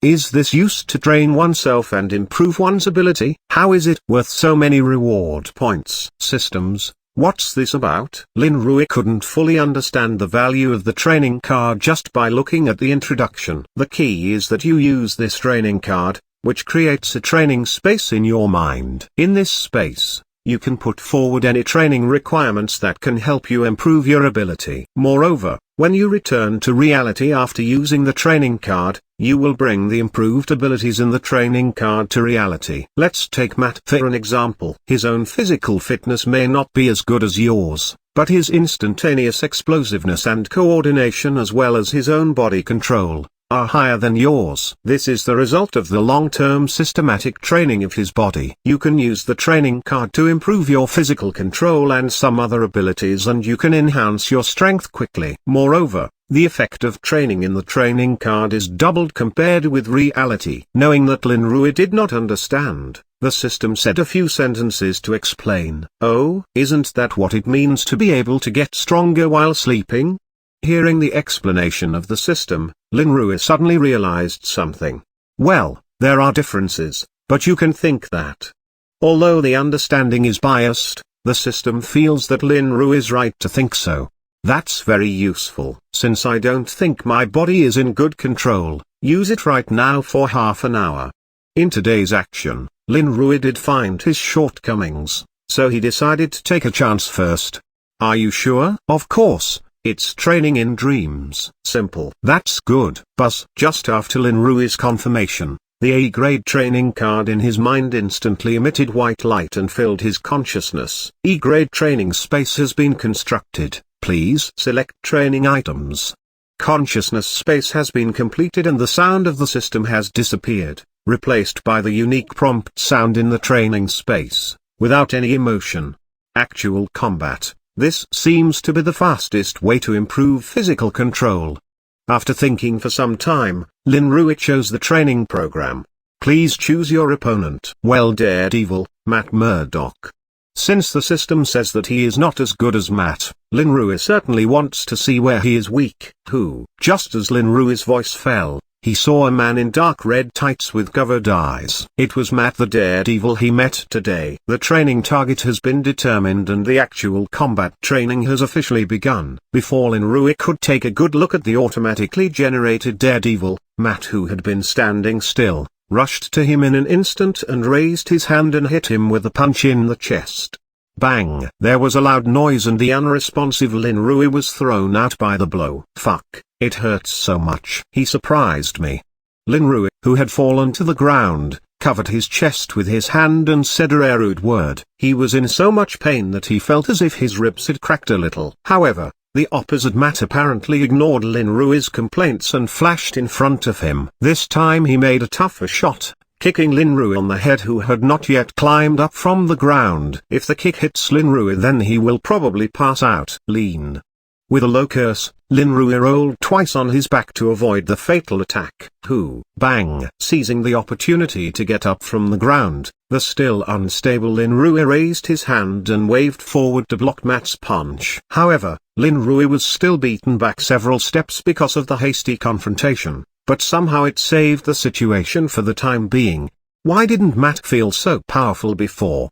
Just a few rounds, Lin Rui felt Daredevil's strength was not bad. The mat simulated in the training space put enough pressure on Lin Rui and made him take it seriously. In the next moment, Lin Rui and Matt, who faced each other, had already fought against each other for several rounds. It wasn't until Matt really fought that Lin Rui understood what the system said about body control. It's clear that both sides are shooting at the same speed, but Matt is always able to hit himself first. It's entirely because he's controlling his body so that his fist can hit the enemy faster. However, Lin Rui's physical strength in attacking Matt is always blocked by him quickly. Losing his eyesight gives Matt a keener sense. Lin Rui's direct attacks do not threaten him at all, so after more than a dozen rounds of hard fighting between Lin Rui and Matt, he finally fell down again with a heavy blow. In the actual training with Daredevil, he was defeated in less than 5 minutes. Who? Even after Lin Rui lost, Matt in front of him still came after him. Hey, I have lost.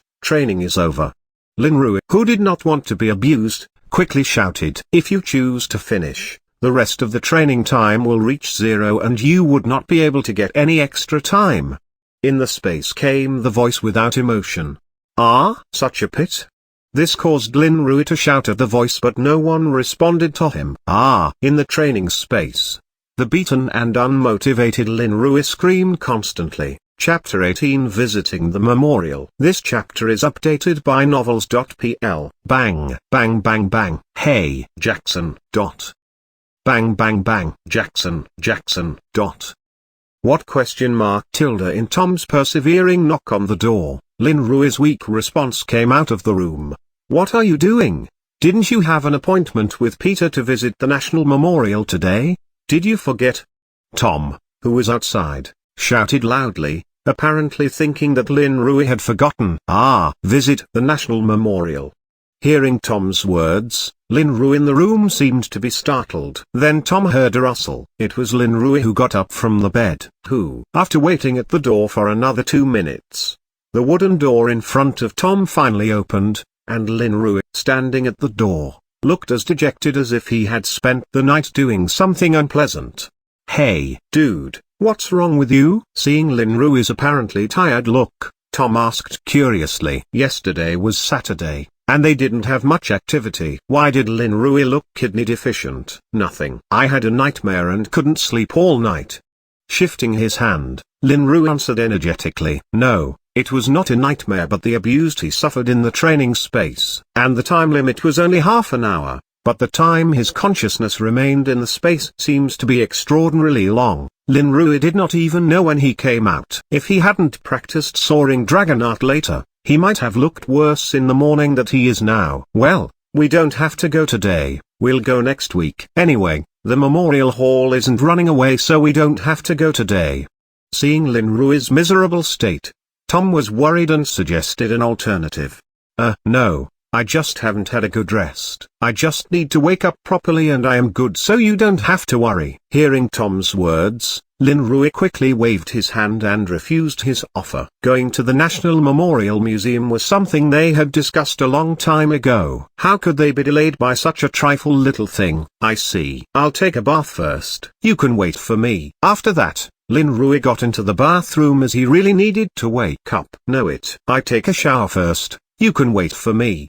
After finishing this sentence, Lin Rui got into the washroom, and he really needs to be well awake.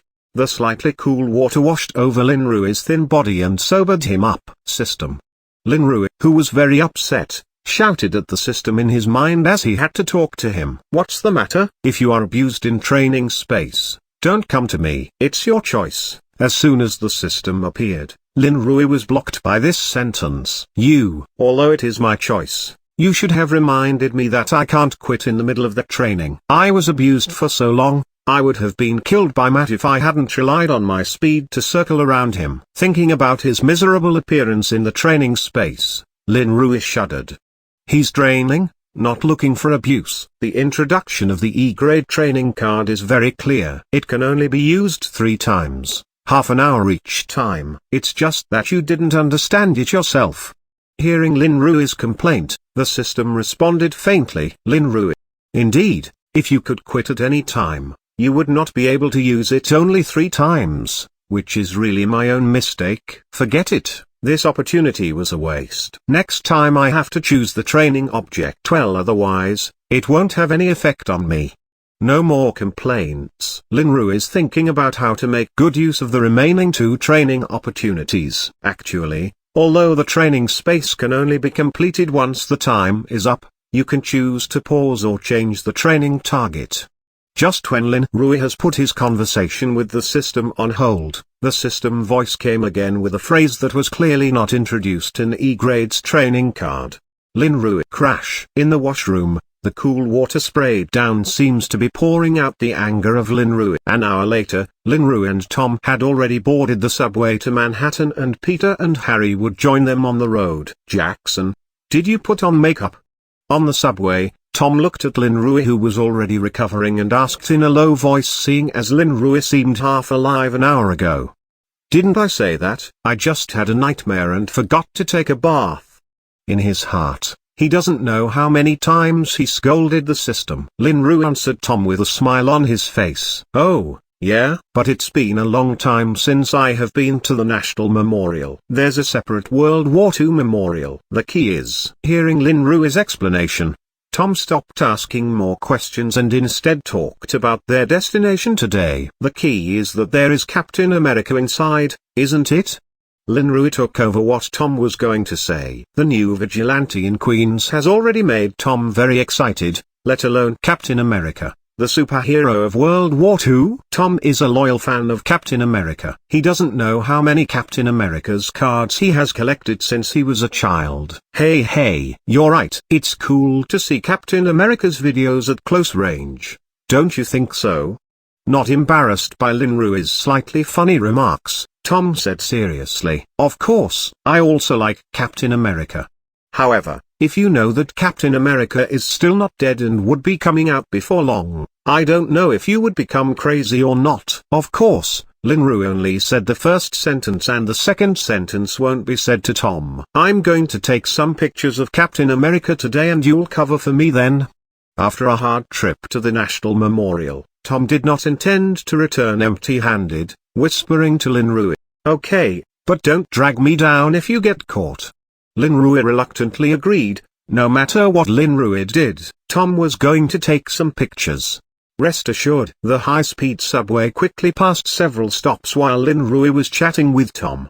The next stop was where they got off. Peter and Harry should be waiting for them outside. Whirl. Toot. Linru and Tom, who are at the door, have already rushed out in the next moment they opened. Although it is not a working day, there are still a lot of people on the subway. They don't want to be squeezed. Hey, Jackson. Tom. Just as Linru and Tom just rushed out of the subway, Peter's voice came from a distance and it seemed that they had been waiting outside for some time.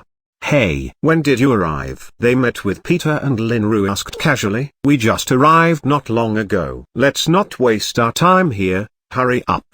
Seeing Linru and Peter talking about irrelevant things, Tom urged them from behind. Well, let's hurry up. Tom can't wait to see his idol. Laughing, Linru clapped Tom on the shoulder and said, I'm also a fan of Captain America. Tom, it seems that we still have the same hobbies. Hearing Linru's words, Peter happily turned towards Tom. Is that right? I just bought the latest edition cards of Captain America the other day. Tom was happy to talk to Peter when he saw that he had the same idol as himself. Ah, I'd like to buy one too, but it's too expensive. Peter said with some envy that his family conditions did not allow him to talk so much about his hobbies. Come to my house when we get back. I have many. I'll give you one then. Tom said generously. Thank you. Linru and Harry, who were standing at one side, looked helplessly at each other when they saw the two Captain American loyalists chatting, and finally shook their heads silently. Along the way, Tom and Peter had been talking about the heroic deeds of Captain America during World War II. They all walked to the door of the National Memorial Hall without stopping. Linru, standing beside them, had to interrupt them. Hey, Captain America's two little fans, we're here. Ah, we are here? I heard that Captain America's wartime clothes are in this collection. I don't know if it's true. At Linru's reminder, the two people who were talking energetically responded, but Tom's next sentence made Linru have a few black lines on his head. Why does Tom care about the clothes Captain Americans used to wear? Loyal fans are a terrible force. Linru couldn't help thinking of it. Let's go in. Today is the weekend. There should be a lot of people coming to the memorial. Harry reminded him in time as he was worried that Linru would not stand Tom. Let's go. Linru first walked inside the memorial and Tom was excited to follow. A few minutes later, while Linru and Harry were still wandering around the presidential exhibition area, Tom and Peter had already discussed going to the World War II exhibition area to see Captain America, but they had not left directly because of Linru and Harry. Ah, I can't stand these two fans. Let's go. We know all these histories anyway. Looking at Tom and Peter, Linru said helplessly to Harry beside him. Well, let's go. Harry certainly doesn't care. He has been to the National Memorial Hall before. This time he came to accompany a few friends. Ha ha. Let's go. Let's go. Captain America is waiting for us. Seeing Linru and Harry finally came over, Tom shouted excitedly. Of course, his move attracted a lot of attention around him. Hey hey, let's go. Knowing that he was too excited and disturb others, Tom lowered his voice and said again. Then, Linru and his team went to the World War II pavilion at the National Memorial. Linru is actually very curious about Captain America. The toys and handmade items on the market are not as real as the audio and video in the Memorial Hall. And during World War II, Captain America wasn't just a hero. Chapter 19 Captain America and Winter Soldier. This chapter is updated by novels.pl. Steve Rogers, also known as Captain America. He was a hero during World War II. He led his Howling Commandos team to attack the Nazi rear. He not only saved many Allied soldiers but also smashed the plans of the Nazis many times. In a raid, Rogers' team was badly hit. Although the mission was finally completed, Captain Steve's whereabouts remain unknown. On the other side of the World War II memorial, Rogers' team's sculpture was surrounded by a large crowd of people, all of whom seemed to be fans of Captain America. And in the front bleacher, the explanation of a memorial hall is also slowly introducing their past deeds. Of course, it's mainly about Captain America, Steve Rogers. Sorry. Please let us in. Excuse us. Just after the commentary on the stage introduced Captain America, Tom and Peter rushed into the crowd and towards the front. As for Linru and Harry, they're not going to participate in this fun anymore. They can be seen outside. Peter, Wait a little, then cover up for me. I'm going to take 2 pictures secretly. It was hard to squeeze in front of him and look at the handsome Captain America sculpture in front of him. Tom said to Peter secretly. By this time he had forgotten Linru and Peter was his confidant. Good. Give me a copy.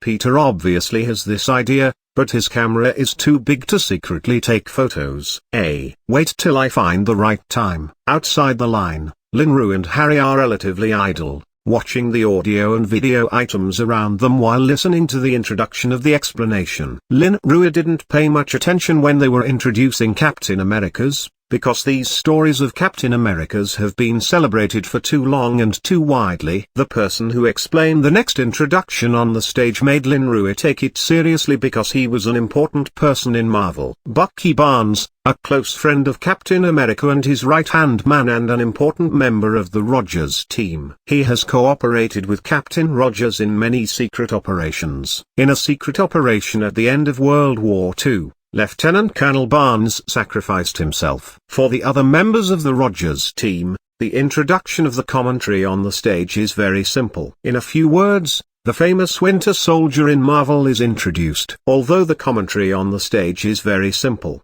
Linru knows that Lieutenant Colonel Barnes, who died a martyr, did not die at all, but was found and brainwashed by Hydra to become their most ruthless killer. Speaking of Marvel World, Linru only saw some movies in his last life. He still likes the role of the Winter Soldier in the movie. Although Bucky has done a lot of bad things during his brainwashing, it's good to be able to wash it white in the end. Moreover, for Bucky's sake, there was a huge fight between Captain America and Iron Man, which was also a trigger for the eventual civil war. If Linru wants to become a superhero, he feels it necessary to avoid the eventual civil war. The key is that video, The Secret of Iron Man's Parents' Death. Looking at the footage of the Rogers team during World War II on the front light screen, Linru had already thought of it very far. Even if the secret of Bucky's killing Tony's parents was revealed, the problems with Tony and Captain Rogers would still arise and Linru would have to find ways to minimize the losses. At least he has to prevent other superheroes from getting involved, which may eliminate the civil war. Oh, it seems Tom was caught taking pictures. Just as Linru was thinking about Captain America and Winter Soldier, Harry next to him suddenly pointed to the front and laughed. Really? Fortunately, Tom changed his shield to Peter. Looking forward to Harry's words, Linru did see Tom and Peter warned by the security guard in front of them. It seems that they were caught by a security camera. Shall we pretend not to know them? Seeing Tom and Peter's embarrassment in the crowd, Linru looked at Harry and asked, I think that's a good idea. But it seems that we don't have the chance. Harry responded sympathetically. But Tom and Peter over there had come straight to their side. Hey, Jackson, Harry, where do you want to go? When Linru and Harry took their first step toward the side, Peter had already called out their names.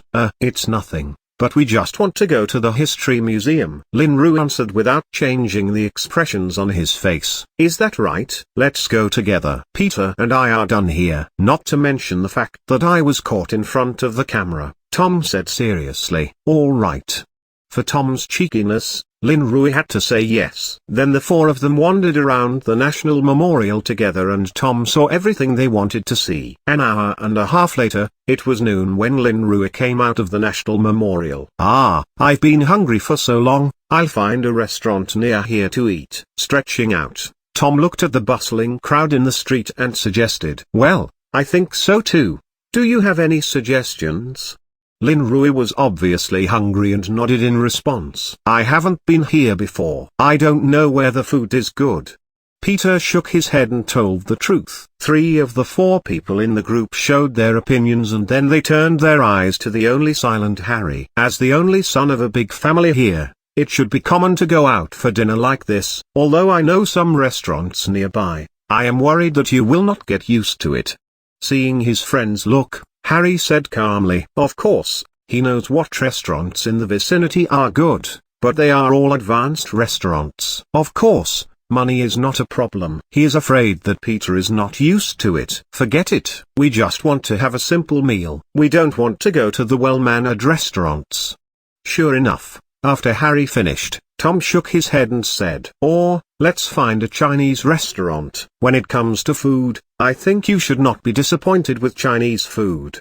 Lin Rui finally proposed. Although there are not many Chinese cuisines in New York, they can still find some delicious food. Well, that's good. I like Chinese food. Tom was the first to raise his hand and agree. He often went to Lin Rui's house for dinner. Me too. Peter followed and expressed his support. Well, although I rarely eat Chinese food, it sounds good. Harry obviously has no other opinions. Okay, then it's decided. Let's go eat Chinese food. Since everyone had no problem, Lin Rui waved his hand and left the National Memorial Hall with Peter and others. Since Chinese food is chosen, Lin Rui certainly has a way to take them directly to his restaurant. Although the main store is in Queens, there are branches in busy Manhattan. Speaking of it, Lin Rui is also the heir of a family business. Finally, Lin Rui brought them to the family Chinese restaurant run by his second uncle. Uncle, you don't have to stay with us here, there are so many things outside you have to pay attention to. Sitting in the antique box, Lin Rui smiled and said to a middle-aged uncle, "Nothing, you have brought your friends here for the first time, I certainly want to guarantee you the best service. What's more, there's still one of your friends." Lin Rui's second uncle said happily and finally gave Harry a sign of direction. Of course, the conversation between them is in Chinese, so Harry doesn't know what he's talking about. Lin Rui's second uncle is the head of this Manhattan's branch. He has also seen some New York prominent people, but it is the first time that those people have come to his restaurant, and he is the heir of Oscorp. Today, Lin Rui brought them to dinner. As the host, of course, he couldn't make his nephew lose face, so he greeted him personally in the box. "Second uncle, it's really okay, we just want to have a meal, you don't have to pay so much attention." Knowing what his uncle thought, Lin Rui smiled and persuaded. If Harry really cared about this, he would have just taken them to a more advanced restaurant. "Uncle, you don't have to be so polite. You should be busy something else to do, then you can do it." Looking at Lin Rui and his second uncle murmuring in Chinese for some time, Harry guessed something and then laughed and said, "Ha ha, that's good, that's good. Since your friends don't want to be disturbed by elders, then I'll go first, and rest assured, I'll give you the best dishes." It was Harry's words that were useful. Lin Rui's second uncle laughed and went out to help them shut the door of the box. The second uncle who has gone out is still trying not to call back his daughter who went out to play with his friends. This opportunity is rare. "Sorry, my uncle is too enthusiastic." After his uncle left, Lin Rui explained to Peter and others with a slight embarrassment, "It's okay, but this meal of yours must be good. Of course, I promise that your stomach will be full and you will not be willing to stop eating." "Ha ha, then we will wait." An hour later, when Peter and others lay flat on the table and did not want to move, they collectively chose to forget what they had said before. Lin Rui's family can open such a large Chinese restaurant in New York, and there are several branches. It's impossible without having good food. Looking at Peter, he knew that they found their food delicious. "Hey, Jackson, I think you'll be famous as a cook in the future." Peter was burping and trying to reach out and stuff a bun in his mouth. "Chef, I never thought about that." Although his family owned a large Chinese restaurant, Lin Rui did not have much thought about the family business. Moreover, he has a secret that nobody knows. He is destined to be a superhero. "Are you done? We can go out for a walk in the afternoon," Lin Rui suggested after seeing everyone had finished eating. "Okay, let me get up." "Me too." Probably only Harry was scrupulous about his identity and didn't eat too much. Peter and Tom really went for it. "Well, wait a minute." Finally, at Lin Rui's suggestion, Peter and Tom came to pack some of their favorite dishes when they left the restaurant, saying they wanted to take them home for their families to taste. It seems that they were all entranced by Chinese food. So when the four of them returned to the streets of Manhattan again, Peter and Tom had several more bags on their hands. Boom, boom. Just as Lin Rui and others were wandering around the streets, there was a violent engine roar from the front. Then, in an almost unresponsive moment, A cool orange sports car sped past them. "Who is that speed racing in such a busy area as Manhattan?" Tom was frightened and asked with a lingering palpitation. "I don't know." And just as the sports car disappeared from Lin Rui's sight, the sound of the system suddenly sounded in his mind. Chapter 20 Tony Stark. This chapter is updated by novels.pl. Mainline quest release. Get to know Tony Stark and get Iron Man's sincere friendship. Quest completion. 0-100. Quest reward depends on the completion time. To be a superhero, it's impossible to fight alone. You need strong companions and teammates. Getting Iron Man's friendship will be a key step on your way to becoming a superhero. Lin Rui. Since the system suddenly issued such a quest, then the one that had just passed by should be Tony, and only he would dare to drive like that in the bustling streets of Manhattan. System, are you sure this is not your own quest? Although the voice of the main quest was very empty, Lin Rui still couldn't help but ask. Although it is very similar to my style, this is really the mainline quest. This time, the system's lazy voice came out again, obviously not the same as the sound of the mainline quest just released. Are you sure? Getting Iron Man's sincere friendship. This quest looks like you've posted it. Lin Rui said unwillingly. But it's not true. I can't move my hands and feet metaphorically on the mainline quest. You should also find the two main quests you completed before, so this is a mainline quest. The system responded faintly. Well, I accept that this is the mainline quest. But how can I get Tony's friendship? In particular, I know that he is now a full-fledged playboy. Not only conceited but also romantic. Although he is really talented, but such a person is the most difficult to handle out of all of them. How can I get his friendship? I am an ordinary high school student. Since it was determined that it was the mainline quest, Lin Rui had to find a way to complete it. Since you know what kind of person Tony is, give him what he likes. You're a smart man and I think you should know what to do. Also, I need to remind you that Tony is a good food eater. To Lin Rui's question, the system simply prompted him a few words. What does he like? Food? Do I really have to learn how to cook? It's too late now, I have no interest in it. Hearing the system, Lin Rui thought about his options. Think for yourself, that's all I can say. I hope you can finish this mainline quest as soon as possible. After the last sentence, the voice of the system slowly disappeared. Jackson, isn't that frightening? Maybe it's because that sports car was going so fast. Although Lin Rui was lost in his thoughts for a while, his silence was discovered by Tom, who thought he was frightened by the sports car that had just rushed past. Crack. Oh, I'm all right. By the time Tom's hand touched his shoulder, Lin Rui's consciousness had returned to reality from his mind. Seeing the worried faces of his friends around him, he said quickly, "That's good. Just now, you've been looking at the direction in which the car left and I thought that something was wrong." Tom said with some concern, "Well, I am all right. But do you know who was in that car just now?" Without much confusion about himself, Lin Rui quickly turned his attention to the luxury sports car that had caught the eye of many people in the street. That should be Tony Stark. After Lin Rui asked, Harry on the side answered the question. The genius of Stark Industries and the most famous playboy of New York, that Tony Stark. When he heard Harry's words, Tom exclaimed, apparently familiar with the name. If my hunch is correct, then it should be him. There's an award ceremony at the Manhattan Museum of Science and Technology today and the main guest was Tony Stark. I think he just won the prize and left. It's really his style. Seeing Peter and Tom looking at himself, Harry explained a little. I knew we should have gone there, maybe we could have seen some celebrity at close range. Tom said with some regret. If Captain America's is his fantasy hero, then Tony is the one he wants to be in reality. Harry, are you familiar with Tony Stark? Lin Rui suddenly asked Harry just as Tom and Peter were shocked by the identity of the person in the sports car.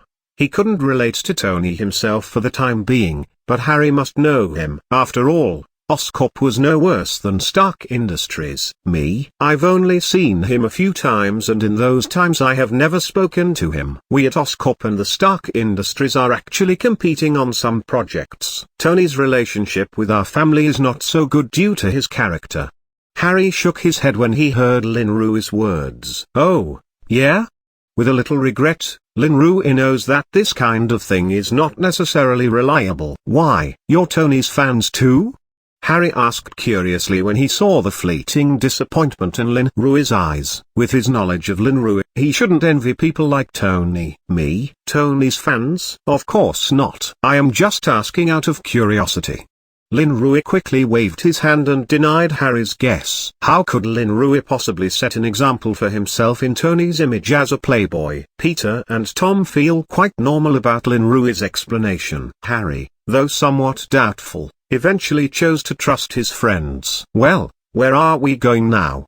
The episode passed quickly, Lin Rui asked, glancing at recovered quiet avenue in front of him. Over there. This way. That's the way. By the time Lin Rui and Tom got home in the afternoon, it was almost 5 o'clock. 4 boys had spent most of the time in the street shopping something or just taking in the sights. Who are so tired. It seems that shopping is always an exhausting activity no matter how good you are physically.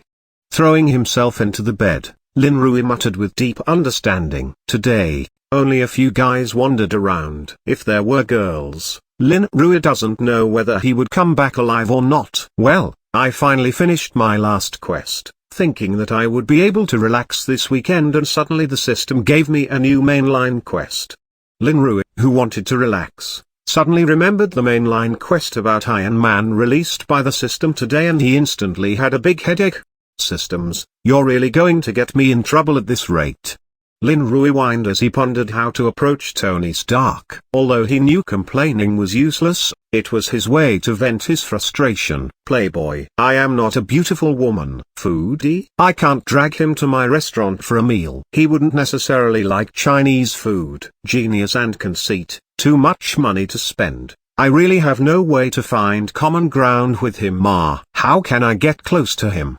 For a moment, Lin Rui turned on the TV without thinking of any plan. First, he turned his attention to it. Maybe he could think of some way later. Tony Stark, as the biggest winner of the awards ceremony, won the highest award for scientific and technological contribution in the city's Manhattan Science and Technology Museum this morning. However, to Lin Rui's surprise, the news about Tony is also on TV. It won't let him relax for a single moment. This is really, maybe I can do that?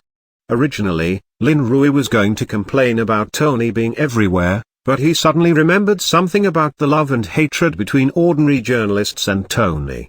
New York's most famous playboy and the most prestigious genius and Stark Industries' biggest shareholder, Tony Stark is even more popular than some Hollywood stars. Such a person should be chased by reporters every day. If I pretend to be an intern reporter who interviewed Tony, it should be easy to get close to Tony. And the reporter or the paparazzi is the fastest intelligence industry in the world. Maybe it can help me. When he saw the news about Tony Stark, Lin Rui's eyes gradually lit up and an idea slowly matured in his mind. It's decided. I will pretend to be an internship reporter and then create a chance to meet with Tony, then slowly deepen the contact. Lin Rui, who has a plan in mind, is excited. This is the best way he could think of to approach Tony Stark. In fact, this method of Lin Rui is also useful for Tony, because although Tony is a celebrity and a playboy, he is not worried about his face being reported on the news. It seems that the more attention people pay to him, the more normal he feels. If it was some other stars, then it would not have been easy for Lin Rui to get close to them. But even though it's pretentious, it's also better to do something like this. I should find a part-time job in a newspaper. Now that the plan has been worked out, Lin Rui has to figure out how to make his identity more credible. Maybe that newspaper is a good choice. Some memories of Spider-Man flashed through his mind. Lin Rui quickly got out of bed and sat down in a chair. Kakaka. He quickly opened the computer and entered a few keywords and then click on the search option. Soon, the full screen information about the Daily Bugle is displayed in front of Lin Rui. Yes, it's the Daily Bugle, the small newspaper agency that Spider-Man took a part-time job in by taking photos of himself. It's up to you. The Daily Bugle. Lin Rui shouted excitedly after glancing at the online introduction of the Daily Bugle. Lin Rui, who has already found his goal, can finally take a break. Now he just needs to convince his parents to let him go out to work part-time in his spare time. He thinks this should not be a problem. He has gone out to do some community work from childhood to adulthood because of the system. This time the target is Tony Stark. Chapter 21 Hidden. This chapter is updated by novels.pl. Empire State High School, Lin Rui's class. They saw Captain America together, ate Chinese food together and went shopping together. Lin Rui and Peter had a closer relationship now. So when Lin Rui said he was going to work part-time in the Daily Bugle, Peter expressed concern and surprise. Jackson, are you short of money? We're only in the first year in high school now. Isn't it too early to go out to work part-time? Tom asked curiously as he approached Lin Rui. Although he knew that Lin Rui had been working in the community service center since childhood, going to the newspaper outside was the real job. It's nothing. I just had a sudden desire to do something by myself and save some money. I planned to go out for the summer vacation. Besides, I found it interesting to be a journalist. Lin Rui explained the reasons he had long thought about. Although Lin Rui is only a freshman in high school, there are many 16-year-old high school students working part-time jobs in the United States, but they don't have any formal jobs. And Lin Rui doesn't need to be a full-time employee of the Daily Bugle. He just needs a journalist's name. But why are you going to the Daily Bugle? Asked Peter. New York reporters are not so good, especially such tabloids reporters. Even if Lin Rui wants to work part-time, he should have better choices, such as in his family's Chinese restaurant. Yes, if you want to intern in advance, I can recommend you to my company for an internship. You are very smart. Harry also said, he really thought it was a good choice for Lin Rui to go to his company with his intelligence. Haha. I heard before that you had introduced Gwen to an internship, so I didn't want to join in on her fun. Besides, I think I would like to be a journalist. Lin Rui certainly knows that Oscorp is a good choice for an internship, but he's not doing this permanently. He just wants to approach Tony Stark to finish his quest. Well, now that you've made up your mind, we can only support you. Maybe you can become a famous New York journalist. When Lin Rui said, Tom had to show his support. Hey, that's not true. Lin Rui blinked and answered with a smile. If he would take some indecent photos of Tony, then he would have a very angry and very rich person after him. In this way, Lin Rui's part-time job in the Daily Bugle was all settled with his friends. As for Lin Rui's parents, they always supported their son. After Lin Rui and his friends had finished talking about it, Peter, who had returned to his seat, thought a lot. Jackson's family is already wealthy and he is still doing a part-time job. Do I really want to rely on Uncle Ben and Aunt May all the time? Peter could not help thinking so. Looking back at Lin Rui, who was listening to the teacher carefully, Peter felt that he also need to look for a part-time job. Because he liked photography, Peter had saved a lot of money for a long time to buy himself a camera, and it seemed good to take part-time photographs in newspapers. But Lin Rui has chosen a newspaper reporter, and Peter instinctively ruled that out. I just heard Jackson say that Gwen went to the Harry company for an internship. Maybe I can also do that? However, it seems that it will be troublesome for Harry. If I can't find a suitable part-time job in some time, then I will ask Harry and he wouldn't mind then. Simple-minded Peter didn't wonder why he didn't know Gwen had interned with Harry, and Lin Rui knew, and he just thought it will be good to work with Gwen. Maybe he can take this opportunity to deepen his relationship with Gwen. The thoughts in Peter's adolescent head flew in another direction in an instant. Lin Rui, sitting in his seat, seems to be listening carefully to the class. But in fact, he is completely immersed in his own world. He's thinking about how to become a part-time employee in the Daily Bugle, which may not be difficult, as long as he doesn't ask for too high salary. He believes that the stingy boss will be happy to accept it. As for how to approach a big man like Tony Stark as an intern journalist, he needs a good plan. System, do you have any good suggestions? He already has a general plan, and he needs some help in the details. I have to say that your plan looks perfect, At least as a journalist it's easier to get close to Tony Stark than as an ordinary person. But how can you interview Tony? Or would Tony be willing to be interviewed by you? This is not something you can accomplish with your camera behind you. How can you get Iron Man's friendship if you can't communicate? The system first affirmed Lin Rui's plan and then raised some questions. Tony is a guy who doesn't mind being loved by a spotlight. It shouldn't be difficult to interview him, should it? The premise to that is that the reporter who interviewed him is a beautiful woman. You think that a playboy like Tony Stark is willing to let an intern reporter who is a high school student interview him? Unless you are a beautiful woman, but Tony seems not interested in children. He prefers mature. One sentence in the system dispelled Lin Rui's optimism. If you say that, I can only take photos from far away, that's not enough. On hearing the system, Lin Rui said with some distress, "Yes, Miss Pepper." Tony Stark's personal assistant. Although Tony is a playboy, Miss Pepper is his true love, and he has always loved her in his heart. Maybe I can start from this. Suddenly there was a flash of inspiration in his mind. Lin Rui thought of the beautiful secretary beside Iron Man. Of course, Tony later made Pepper the CEO of Stark Industries because he was so lazy. Well, this is a solution. If you can make Miss Pepper feel good about you, then you have a great chance to interview Tony Stark. Seeing Lin Rui's excitement, the system responded faintly. Hey, maybe Miss Pepper likes a handsome young man like me. Lin Rui, who thinks he has found a breakthrough, said with a smile, "Maybe I have to do something by myself and meet Tony's true love once in a while." System.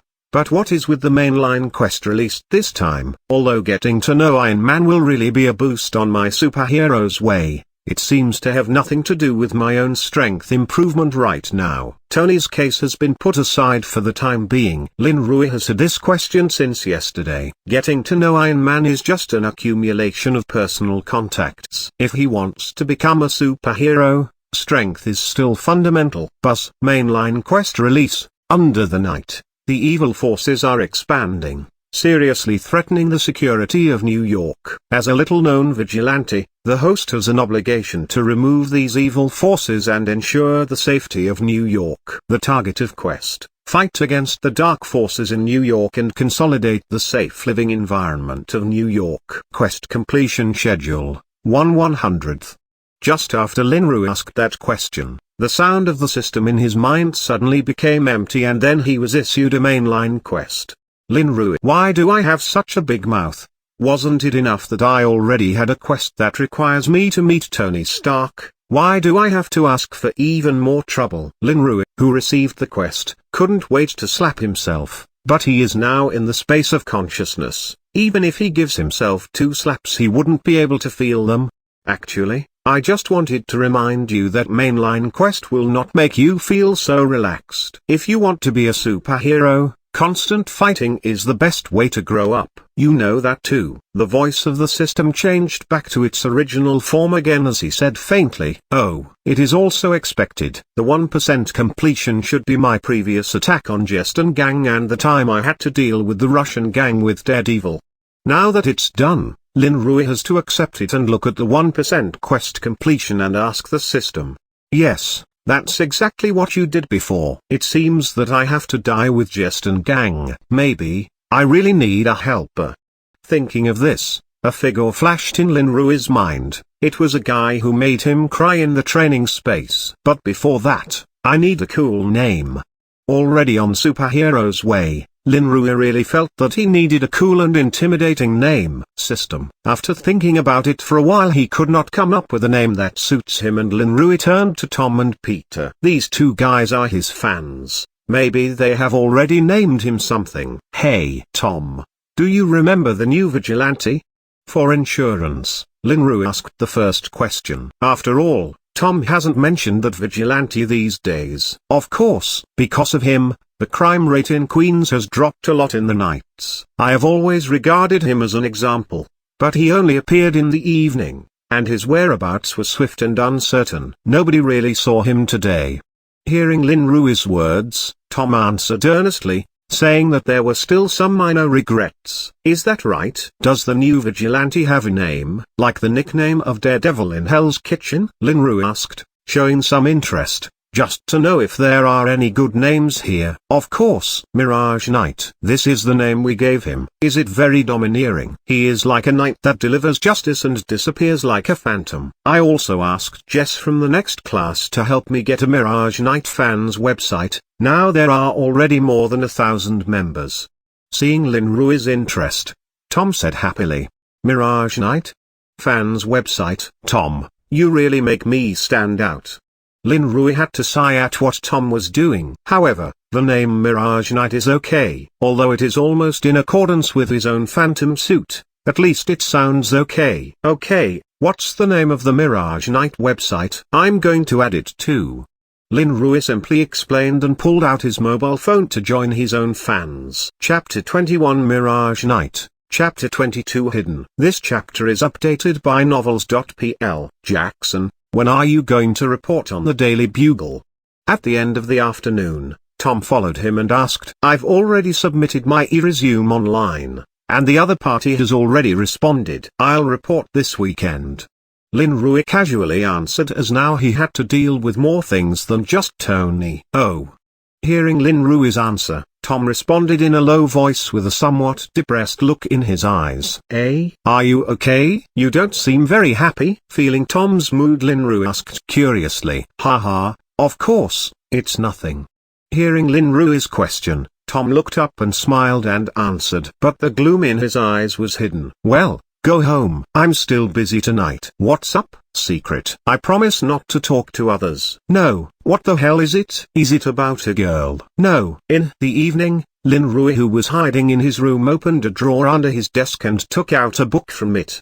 The thumb scratches across the side of the book and flips over quickly. The next moment it stops. A simple business card is clipped to the page where Lin Rui stops. On the white business card, the identity of the owner of the card is introduced in simple black letters: Matt Murdock, partner of Maggie Law Firm, 352 Hell Kitchen, 5th Avenue. Matt doesn't seem to mind exposing his real identity to Lin Rui. He seems to be as sure that Lin Rui won't say it. A simple introduction to a simple business card, like Matt, seems to be a simple person. But Lin Rui knows that Matt has been trying to train himself since he was a child, especially after the blindness of his eyes stimulated the potential of his body. At this time, Matt has almost exploited his body to its own limit and his force value is very high. Matt should be a good helper if we continue to deal with Jest and gang. I think he should be very willing to work with me to eradicate the underworld gangsters in New York. After all, these people are closely related to Kingpin. With Matt's business card in hand, Lin Rui muttered softly, okay, that's it. With the Daredevil in the Hell's Kitchen and the Mirage Knight against the enemy, my name will eventually resound throughout New York. Looking forward to his future, Lin Rui took out his mobile phone and began to dial the number on his business card. He wanted to send text messages, but it suddenly occurred to him that Matt could not see, so he had to call directly, hoping that the other party would remember his partner who had fought together. Hello, this is Matt Murdock. What can I do for you? After 2 beeps, the other end of the phone was connected, and a somewhat elegant male voice passed to Lin Rui's ear through his cell phone. In real life, Matt is a good lawyer who helps people fight lawsuits everywhere. There is always someone who usually calls him for help. Cough. That. I was the anonymous person who fought with you in Manhattan 2 days ago. However, I have my own name now. You can call me Mirage Knight. A nervous Lin Rui first mentioned what happened 2 days ago, then hurried out to tell his name. It's you? What happened? It's only been 2 days. Are you looking for the Jest and gang again?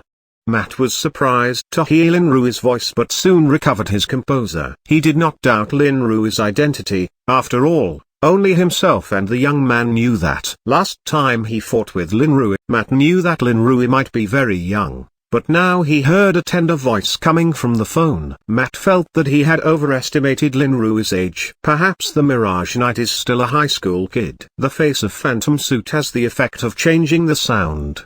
That's true. There is a saying that with great power comes great responsibility. Since I have this ability, I have to do more for this city. Lin Rui blushed and stole Spider-Man's life message from Spider-Man's uncle. With great power comes great responsibility. Haha. I didn't think that even when you are so young, You had already thought so much. So what do you want to do now? Do we directly rush to Jeston Gang's site and wreak havoc? Lin Rui's words were repeated, and Matt's mouth on the other end of the phone was slightly tilted, apparently bluffed. It's not as exaggerated as you said, but it's almost the same. Find the trading points for Jeston Gang's underground activities and strike them one by one. However, I don't have any reliable sources. It would be too tiring to try my luck in the remote street factories every night. So, for his target ally, Lin Rui chose to be honest. So you're calling me to form a team, not only to have more hands but also to get some information.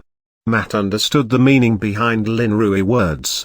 Well, that's right. I think you and Wilson Fisk have been fighting for so long that you should have your own channels to collect information. Lin Rui honestly admitted his intention. I do know most of New York's trading places and some hiding places, but many of them are not something we can break through. However, if we work together, it should be enough to cause them a lot of trouble. Matt gave Lin Rui a positive answer. Blindness took Matt's light away, but it gives him tremendous sensitivity. Every night, as long as he listens wholeheartedly, he can sense the crime happening outside, which is why he is blind but knows his surroundings better than ordinary people.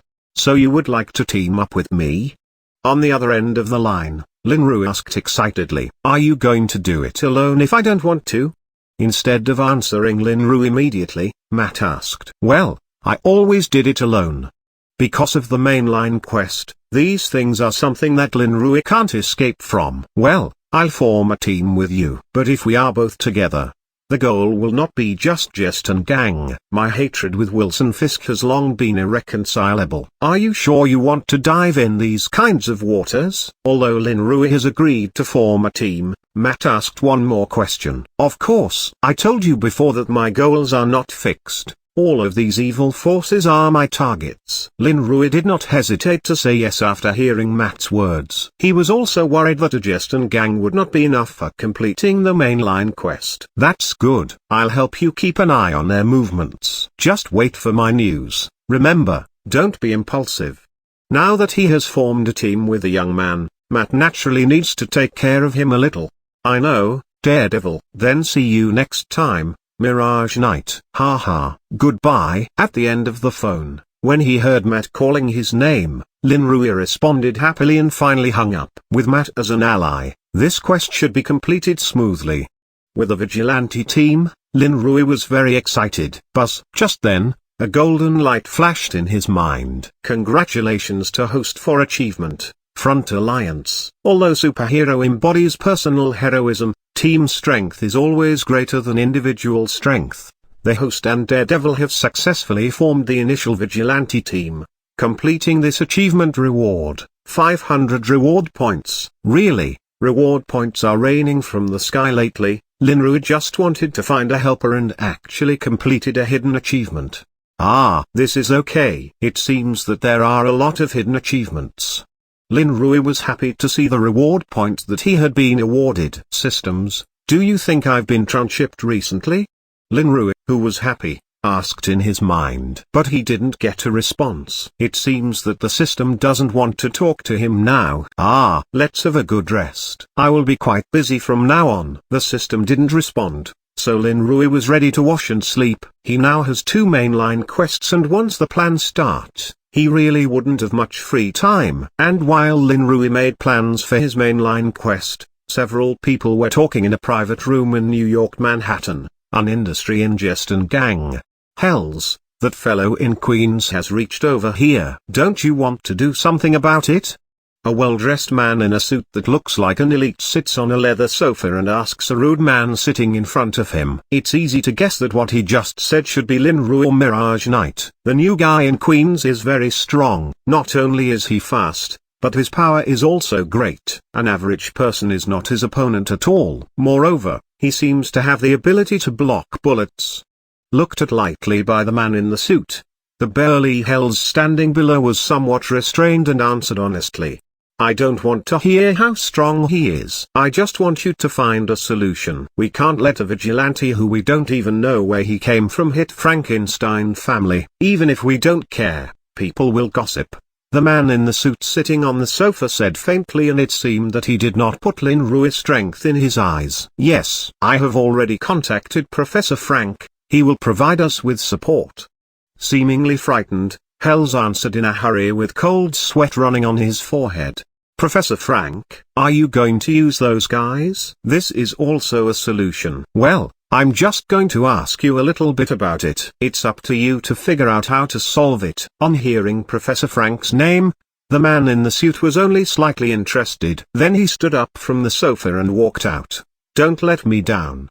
When he came to the door, the man in a suit slowed down and said a little, certainly not, Master Ross. Chapter 22 Forming a Team. Chapter 23 Matters Missing. This chapter is updated by novels.pl. Since the alliance with Daredevil that night, Lin Rui has been waiting for his news. But he did not receive any reply until Friday. In spite of his anxiety, Lin Rui did not call again to inquire. He believed Daredevil would arrange things according to him. Hey, Jackson, do you have any plans for this weekend? At the end of the week, Tom asked Lin Rui as he walked on the way out of school. Well, I am going to the Daily Bugle this weekend, you know.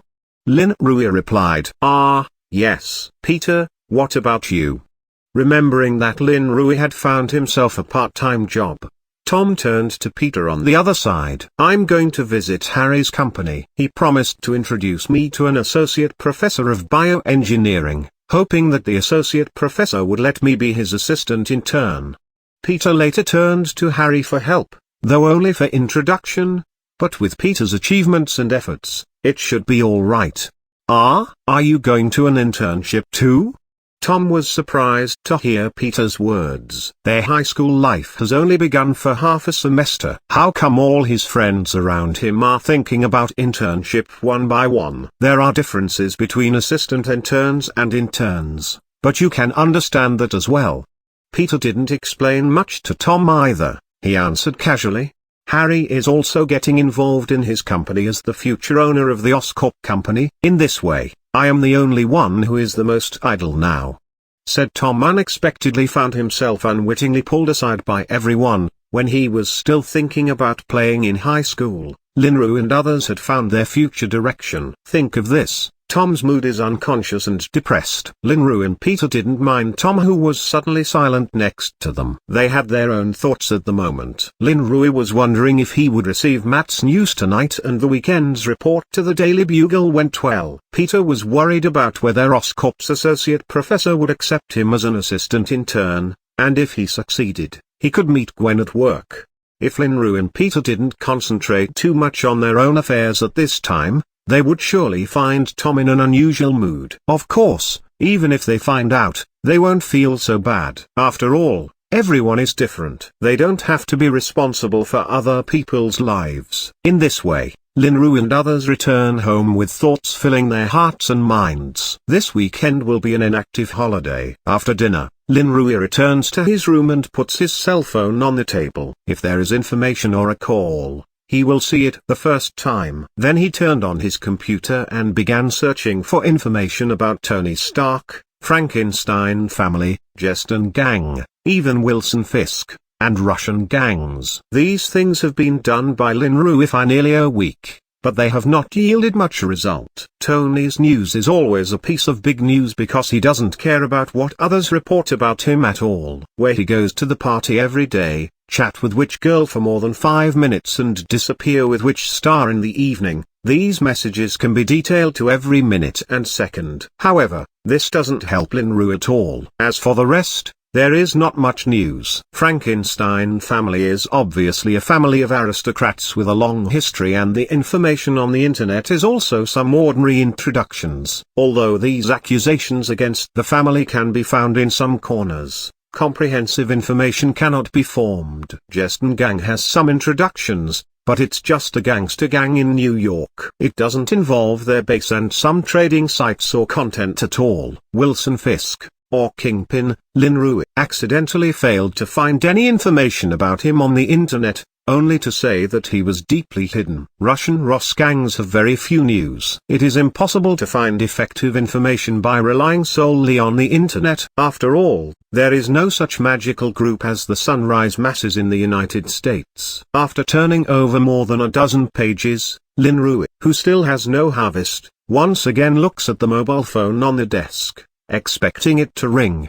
Buzz buzz. It seems that Lin Rui's strong expectation has worked. The mobile phone on the desk suddenly starts to vibrate. A phone call is coming. Lin Rui has quickly got his cell phone in his hand. He didn't even glance at the caller's display. Lin Rui had pressed the button to connect in the next second. "Hey, Matt, you finally called me." As soon as the call connected, Lin Rui could not wait to say, he's been waiting for almost a week. If there was no news tonight, he was going to Manhattan to find Matt. Hello, I am not Matt. However, after a slight silence on the other end of the phone, there came a strange female voice. Wait. Who are you? Lin Rui, who was sure he had heard it correctly, was stunned. He looked down the phone number quickly. It wasn't Matt's, so he asked in surprise. My name is Claire, a friend of Matt's. I also know Matt's other identity. I need your help. When Lin Rui was confused, the woman on the other end of the phone quickly introduced herself and showed that she needed help. You know Matt's identity? What happened? Claire. Lin Rui suddenly got nervous when he heard the woman on the phone. A person who knows Matt's other identity. A person who comes across something to help him or her. Needless to say, Matt is in some dangerous situation. It's Matt. I haven't heard from him for 2 days. There was nobody in the basement, and there was no place where he often went to heal his wounds. I was worried about what had happened to him. Matt gave me this number the other day, saying that if anything happened to him, I could call for help. Sure enough, Claire on the other end of the phone spoke quickly about what happened to her. Matt's missing? Is it because of the Jeston gang? Did he get caught gathering data? Hearing Claire's words, Lin Rui frowned tightly and thought that this was the most likely scenario. Can you help me? I don't know who else to call. Claire on the other end of the phone asked anxiously when Lin Rui was a little silent. As one of the few people who know Matt's other identity, Claire is worried about Matt. Don't worry, I'll help you. I'll find Matt. No matter what happens to him, I'll bring him back. All you have to do now is calm down, search carefully for the clues before Matt disappears, and let me know immediately what you find. Feeling Claire's worry, Lin Rui quickly agreed. Whether Matt had an accident for his own reasons or not, Lin Rui would not let it go. They are now allies. Thank you. Pay attention to your safety. I don't want you to be missing as well. You too. After hanging up, Lin Rui was quick to think. Matt disappeared for 2 days, the day after he investigated Jeston gang. If he had been caught at that time, the situation would have been very bad now, provided that he had not been killed directly. But Lin Rui certainly thought Matt would not die so simply. He was vigilante of Marvel World, and the protagonist halo would envelop him. But Lin Rui doesn't know for sure, because Daredevil's protagonist aura may not be as powerful as it is now. After all, according to the original script, Daredevil would not provoke Jeston gang. Systems, do you have any special props that can help me find certain people? With a little thought in mind, Lin Rui turned to the system for help. Brush. As soon as Lin Rui's voice fell, a green light came out of the system shop in his mind. Then the voice of the system came out. Allied arms, bronze arms endowed with mysterious magic, have magical powers. Value 100 reward point. Are you sure about the exchange? Who? The next moment, the green light dissipated, revealing a palm-sized metal item inside. It was a rectangular, compact arm guard with a point radian. It was a bit like props in the war scenes of the Middle Ages in Europe and the United States. Sure. Lin Rui bought the armband before it was clear about its effect. He's not very rich now, but he won't be stingy at 100 reward points. Brush. The next moment, the allied arm that existed in his mind was turned into a dot of fluorescence and dissipated. In reality, the fluorescence converges on his right arm, slowly forming a small arm guard. How do I use this system? Looking at the automatic arm guard equipped on his body, Lin Rui then asked the system. The ally's guard arm is a magic item, It can help you find the allies in a special way. You just need to let it know that Matt is your ally. It will show the position of Matt at this time. The system knows that Linru is very anxious now and quickly explains the use of the arm guard. How can I let it know that I am allied with Matt? Simple, you can stick the business card that Matt gave you before. Just an item belonging to the ally can bind the identity. Very simple. The system then reminded. Good. Hearing the system, Linru quickly found Matt's business card. Fortunately, he didn't throw it away. Otherwise, it would be impossible now.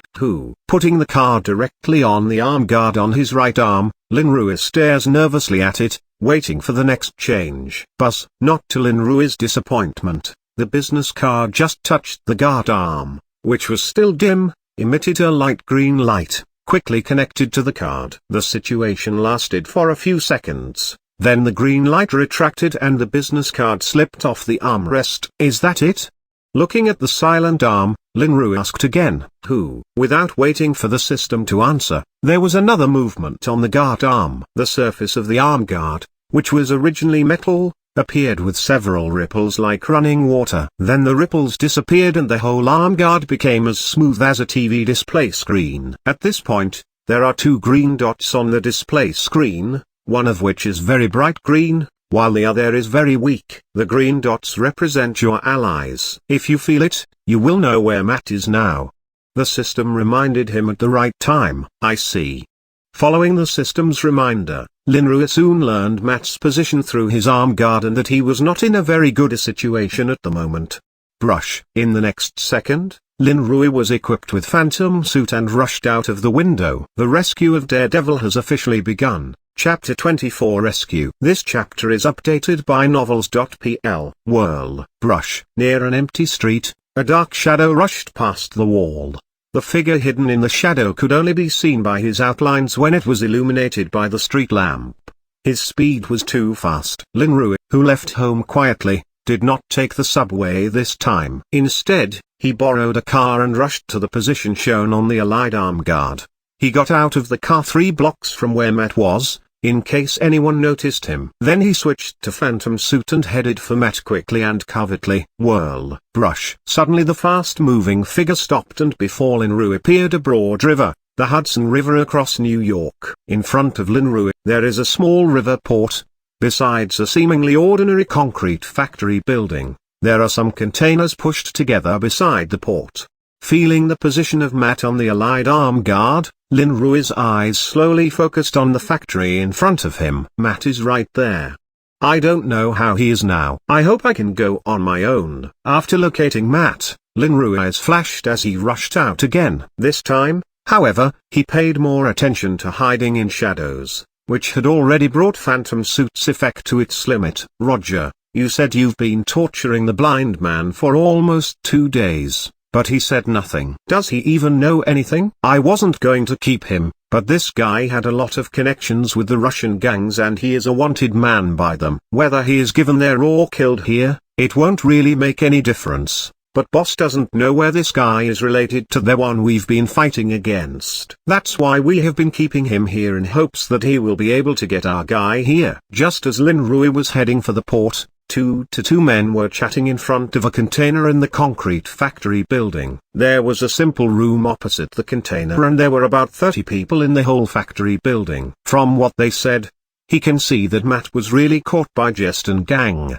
but he doesn't know how they caught Matt with their strength. But it's been 2 days. Will that guy come? Maybe he didn't even know that the blind man was caught by us, or that he didn't dare to come over, or maybe he couldn't find it here. The man who asked the question raised his doubts again.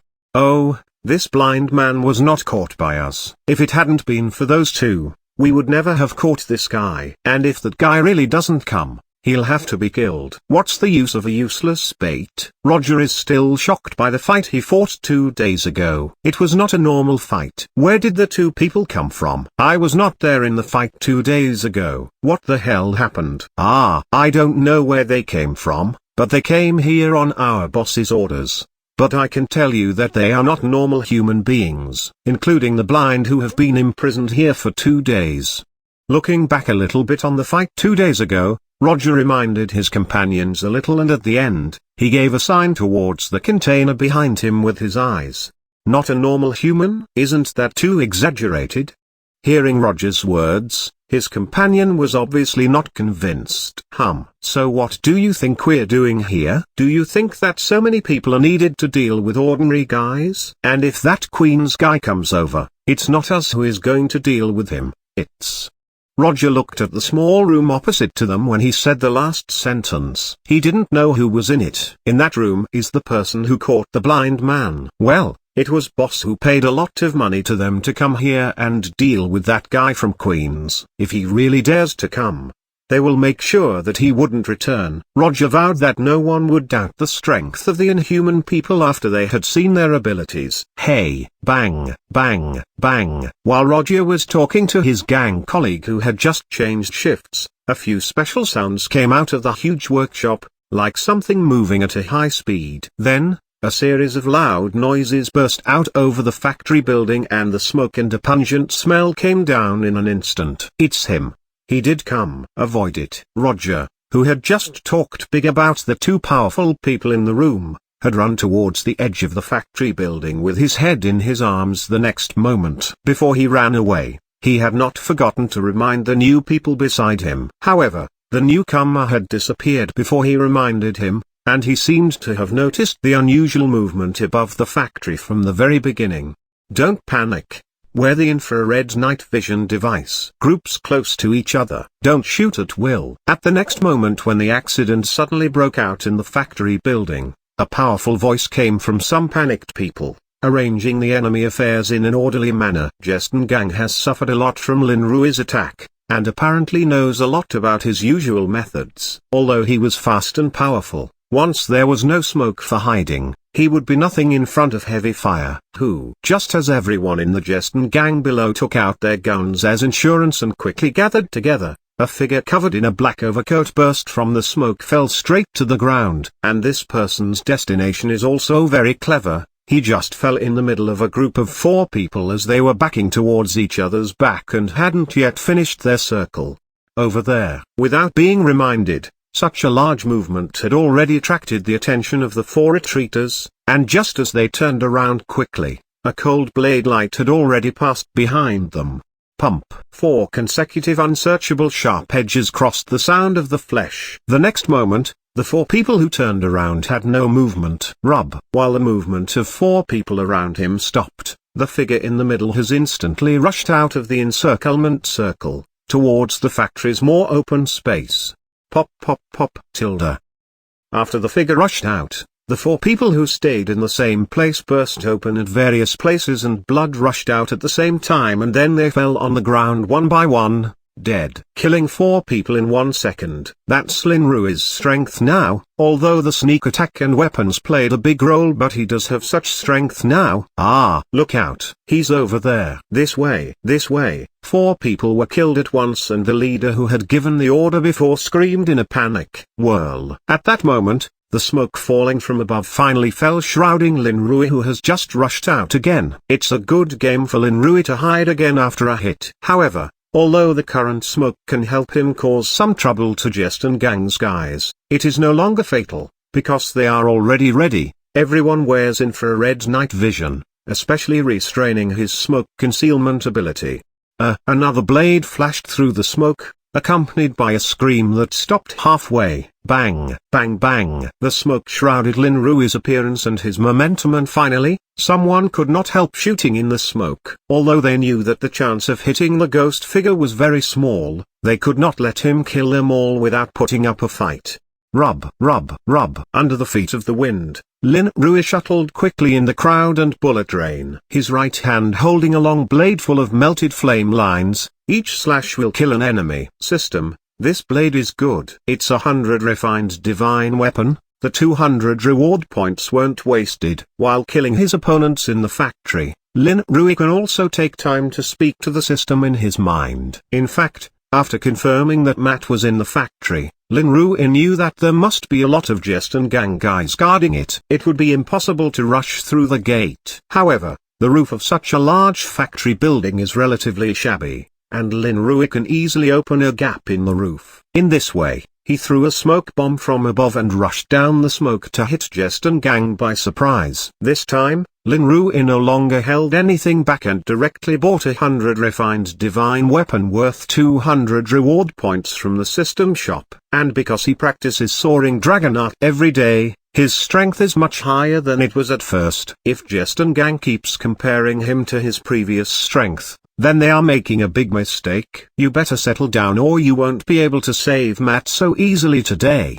Hearing Lin Rui's words, the system reminds him faintly, "Is that right? Then I'll show you." It's clear that Jeston Gangs are not his opponents, Lin Rui said. Puff. With a sense of responsibility to rescue Matt and a willingness to win the system, Lin Rui is more sharp and quick. Jeston Gang's guard in the factory has fallen nearly half, but so far Lin Rui's sight has not been touched. Although they did see Lin Rui with night vision, they didn't shoot him so quickly. They can only watch as Lin Rui shuttle in the crowd and kill their teammate one after another. What's the difficulty? It's easy for me to save Matt. I'm afraid the system doesn't know how good I am now. Although the effect of the smoke bomb is almost over, Lin Rui's opponents are almost all defeated.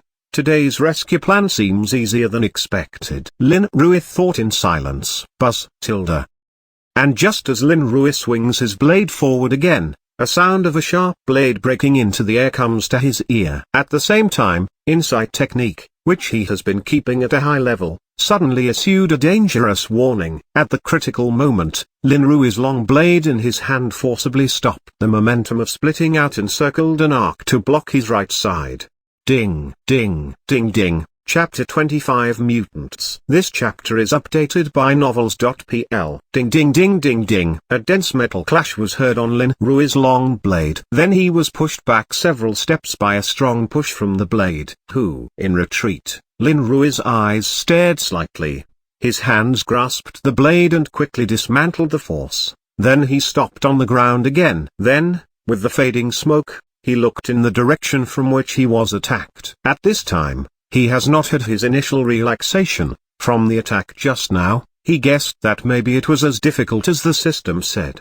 Whirl. The smoke that had shrouded the entire factory building had finally dissipated. For the first time, Lin Rui showed up in front of everyone in Jeston Gang, wearing a mask, of course. At this time, more than a dozen Jeston Gang members fell to the ground in the huge factory building. The blood almost covered the ground, so Lin Rui was the real killer this time. Over there. As soon as Lin Rui appeared in front of everyone, he was surrounded the next moment. However, Jeston Gang members did not shoot this time. Everyone around Lin Rui was at least 3 meters away and the guns in their hands were shaking unconsciously. The dozen or so companions lying on the ground fully showed how powerful the man was in front of them, and they heard that bullets were ineffective against him. Jeston Gang's members are just supporting actors today. They don't want to taste the power of the long blade in Lin Rui's hands. At the same time, he did not put a dozen people around himself in his eyes. Lin Rui repositioned his blade and stood in one direction. In that direction, 2 guys, one tall and one short, who are obviously different from Jeston Gang, look at Lin Rui expressionlessly. Is he a ninja? Was it the Hand or some other organization that hired him? When Lin Rui was surrounded, Stain, who was hiding behind the Jeston Gang members, looked at Lin Rui's dress and muttered to himself. No wonder he regards Lin Rui as a ninja, covered in black clothes, because dark gray looks almost black in the light, plus the mask that blocks most of his face. The main thing is the long blade in Lin Rui's hand. It's true that the blade used by ninja is somewhat similar. Moreover, he attacked in smoke and he goes around in the shadows with great speed, which is just some of the characteristics of a ninja. But why did he came to them for trouble? Not to mention he is a vigilante. Stain shook his head again, feeling that his guess was somewhat unreliable. Next, he was not bothered and focused on the development of the situation in the arena. There, Lin Rui seems to have been confronted by the 2 ruthless people their boss invited. DADA. On the court, the 2 expressionless guys who had stood outside the encirclement circle had crossed the crowd to Lin Rui and finally stopped 2 meters before him. And as they approached, Lin Rui kept staring at them. because he felt a greater threat from them than a dozen powerful guns pointed at him. What's the origin of these two guys? What was it that attacked me just now? Was it a hidden weapon? Hidden under the mask, Lin Rui was already guessing the origin of the two people opposite to him. He was also curious about the weapons that had just attacked him. They were obviously weapons like darts, but Lin Rui couldn't be distracted to look for them now. You are the target we came over for this time? When Lin Rui looked at the two men in front of him, the strong bear-like guy in front of him asked in a muffled voice, "Target? Are you really targeting me?" Although the bear man just said such a simple sentence, Lin Rui has roughly guessed what it is. Lin Rui himself had been on a collision course with Jest and gang. It was normal for them to find someone to deal with him, but Matt just happened to run into them first. But it's also for his own reasons that Matt was captured, or Matt wouldn't provoke the Jest and gang. "Did you catch my friend?" Lin Rui, who had probably figured out what it was, looked coldly and asked the two people in front of him, "You mean the blind man? His strength is really good, but that's it. Now he lies half dead in that container. If you have the ability, you can rescue him." Hearing Lin Rui's cold words, the short man showed a sickening smile and pointed to the container behind him. "If that's what you want." Bang! No more nonsense. He had to make sure that Matt was alright. They have also seen Matt's true face, so he needs to kill them all to protect him. He will kill them both no matter what their origin is. As soon as Lin Rui's voice fell, his figure turned into a blurred shadow as he rushed towards the two men in front of him. His blade glowed from his internal powers as he used it. Roar!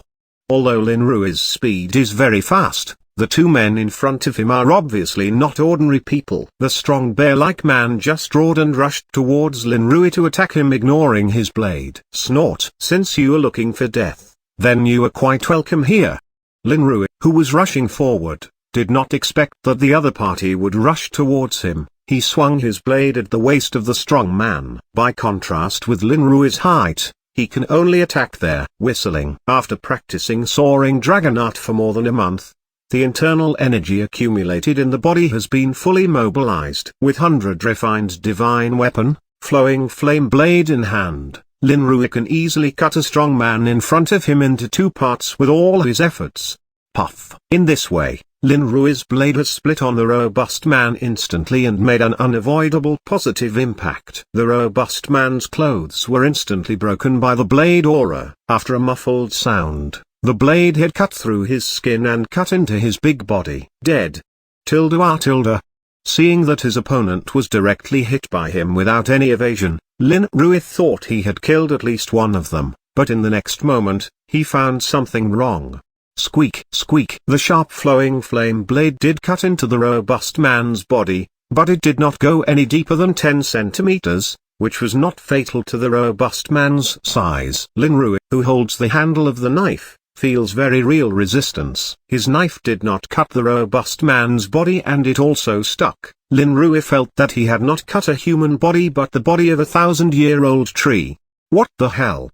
No blood was seen from the wound cut by Lin Rui, who couldn't help but stare at it. The strong man who was stuck by Lin Rui's weapon didn't bleed, but he was obviously injured. He slammed his hands towards Lin Rui's head. With his physique, if it connects, Lin Rui will have to use a protective symbol to keep himself alive. Whirl. At this critical moment, Lin Rui can no longer think about what's going on. A surge of strength poured all over the stuck blade in front of him. Buzz.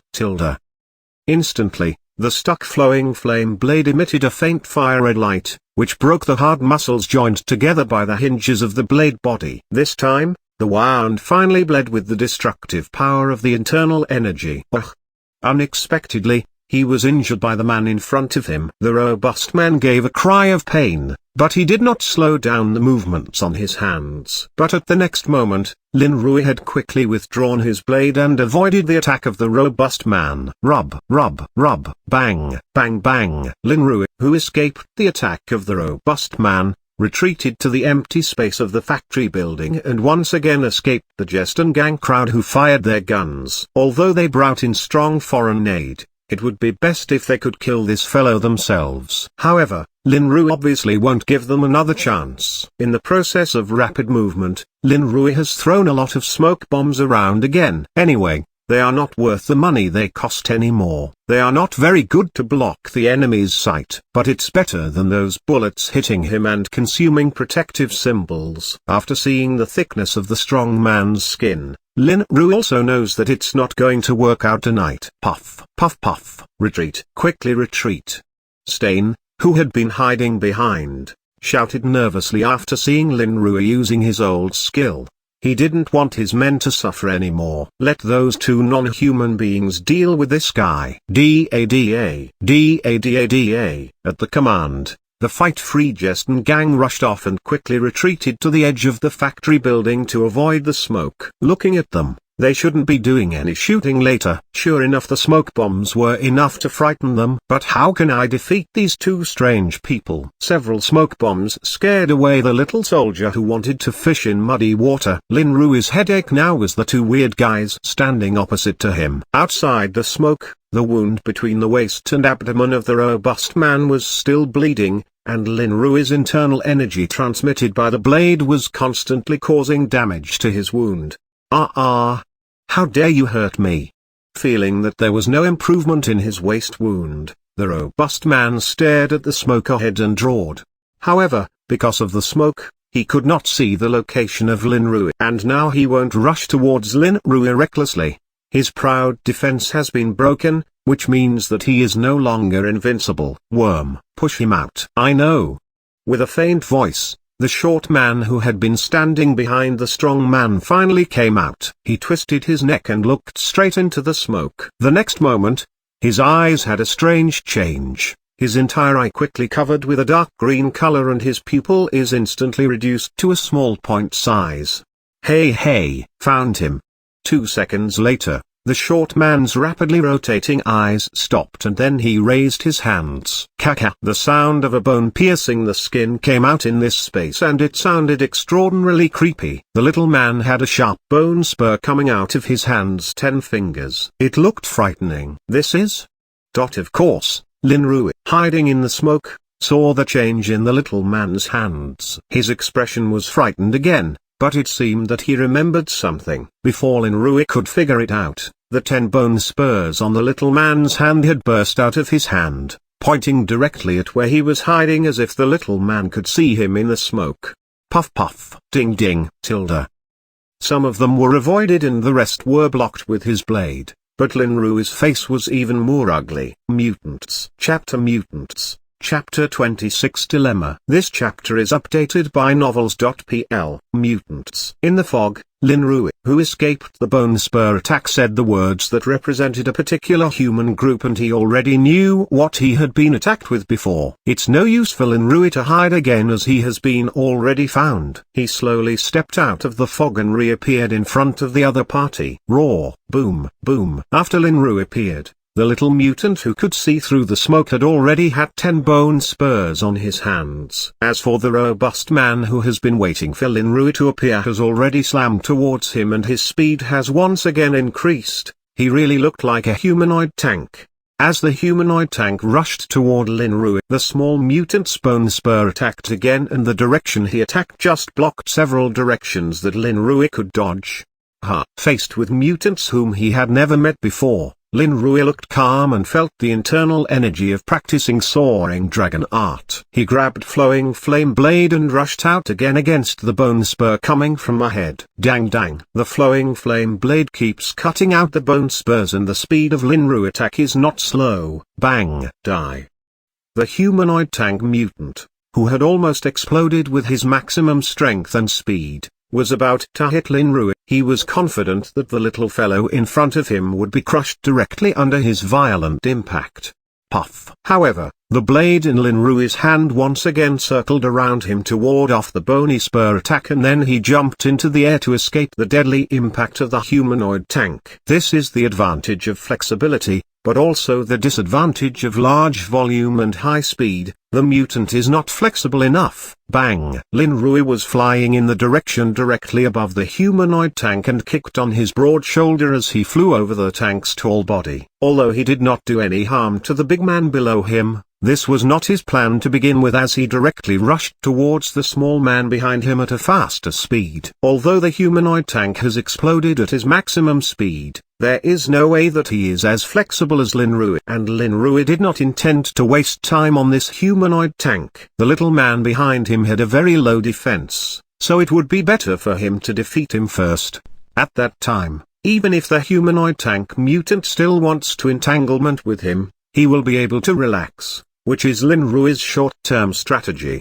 The humanoid tank stepped out of several holes on the ground and stopped quickly, but it was too late for him to come back and rescue the man named Worm. However, Lin Rui did not see the expression of the tank behind him. Although he tried hard to return, there was not a worried expression on his face. Dang dang. Lin Rui, who rushed forward rapidly from midair, once again wielded his blade to block the bone spurs coming from ahead, which, although powerful, were still within the reach of Lin Rui. Lin Rui, who had flown up to Worm, switched his blade in an instant and used his internal energy to wrap a special fire-red light round the blade that had previously broken through the tank's defense. In order to be safe, Lin Rui directly exerted all his efforts. Since the other party was a mutant that he did not know, there was no need to hold back at all. Whirl. Kai Kai. The shadows of the blade moved with a gust of air, and even the surrounding air was scorched and hiccuped. Faced with Lin Rui's blade, which was enough to cut the humanoid tank, Worm's eyes turned quickly again, and the green light emitted by his eyes were even eerier.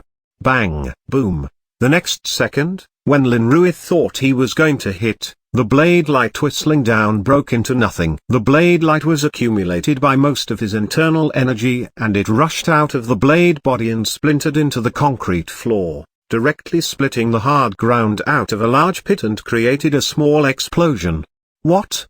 His own full attack was actually avoided. Lin Rui was a little stunned, even if he calmed down now. However, just at the moment when he was slightly stunned, a shadow had already rushed to him and an attack followed. Puff puff. A series of consecutive assassination attacks broke out in Lin Rui's body. He doesn't know when, but Worm's bone spur pierced Lin Rui's body and every part of his body turned into a weapon. Oh, Lin Rui couldn't help but scream at the close-range attack. In the next moment, he quickly lifted the long blade toward the top of his head just in time to block Worm's next attack.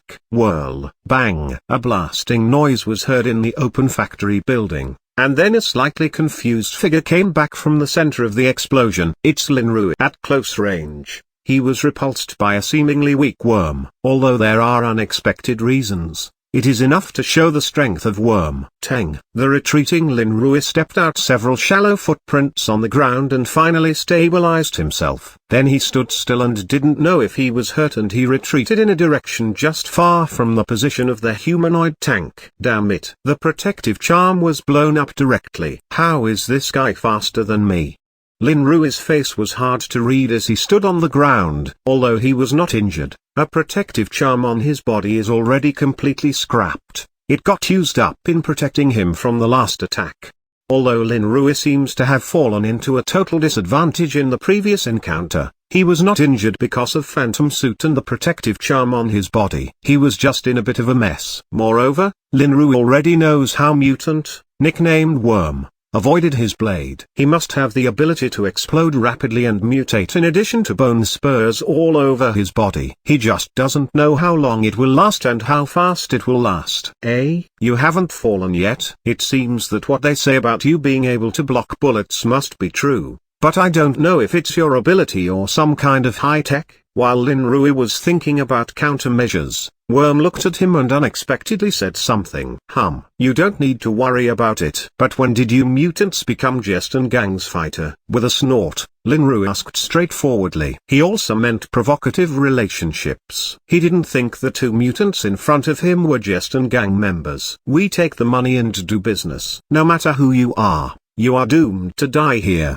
There are no other thoughts in Worm's head because of Lin Rui's words, and he faintly responded. It depends on whether you have the ability. It's no use talking about it. To save Matt, he has to defeat these two no matter the cost. In the next moment, Lin Rui has disappeared with his blade in his hand again. This time, he has no intention of playing tricks anymore. He rushes straight towards Worm in front of him. Since you want to die so quickly, then I will fulfill your wishes. Worm was irritated by Lin Rui's words and he also disappeared from his original space as he rushed towards Lin Rui. Bang, bang bang, Worm and Lin Rui fought against each other again just before the humanoid tank was ready to move in the rear. The sharp bone spurs and the light of the blade that Lin Rui waved shot out in the central air. These two fast guys were wrestling with each other and the humanoid tanks, relying on his defense and strength, could not get in for a while. Pump. Using his flexibility, Worm avoided Lin Rui's blade and stabbed Lin Rui several times at the key points, but was still blocked by Lin Rui's newly converted protective charm. However, if this goes on, Lin Rui's reward points will be used to exchange protective charms. Although his current reward point can be converted into a number of protective charms, it is impossible for him to keep the charms in place when he is uncertain about the limits of the worm mutation system. Is there no way to restrain such a situation? The long blade in his hand has been used for defense, and Lin Rui shouted in his mind. That depends on whether you want it or not. Lin Rui's voice just fell and the calm voice of the system came out. Now that it's all here, why wouldn't I want it? There's no time, hurry up and tell me. Since you are not as fast as him, you can only. At the urging of Lin Rui, the system gives its own suggestions. Good, that's it. Please change it for me. Communication in the mind only took a single moment and Lin Rui has decided. Puff. In reality, Lin Rui once again failed to block Worm's assault and his second protective charm was broken. This time, he did not exchange new charm from the system shop. Get lost. At the moment the protective charm was broken, Lin Rui circled flowing flame blade around his circumference and pushed Worm out. Well? Worm, who was pushed back by Lin Rui, did not attack again but looked doubtful. On the last hit, he seemed to feel that the strange defense that had been blocking his attack had disappeared. Hoo-hoo. Lin Rui dragged the flowing flame blade in half-kneeling position on the ground and gasping for breath. Is this it? If that layer of defense disappears, you're really going to die here. Watching Lin Rui's state carefully, Worm made a comment. Boom, boom. At this moment, the humanoid tank that had been watching the battle not far away finally found the opportunity to stride toward the semi-kneeling Lin Rui.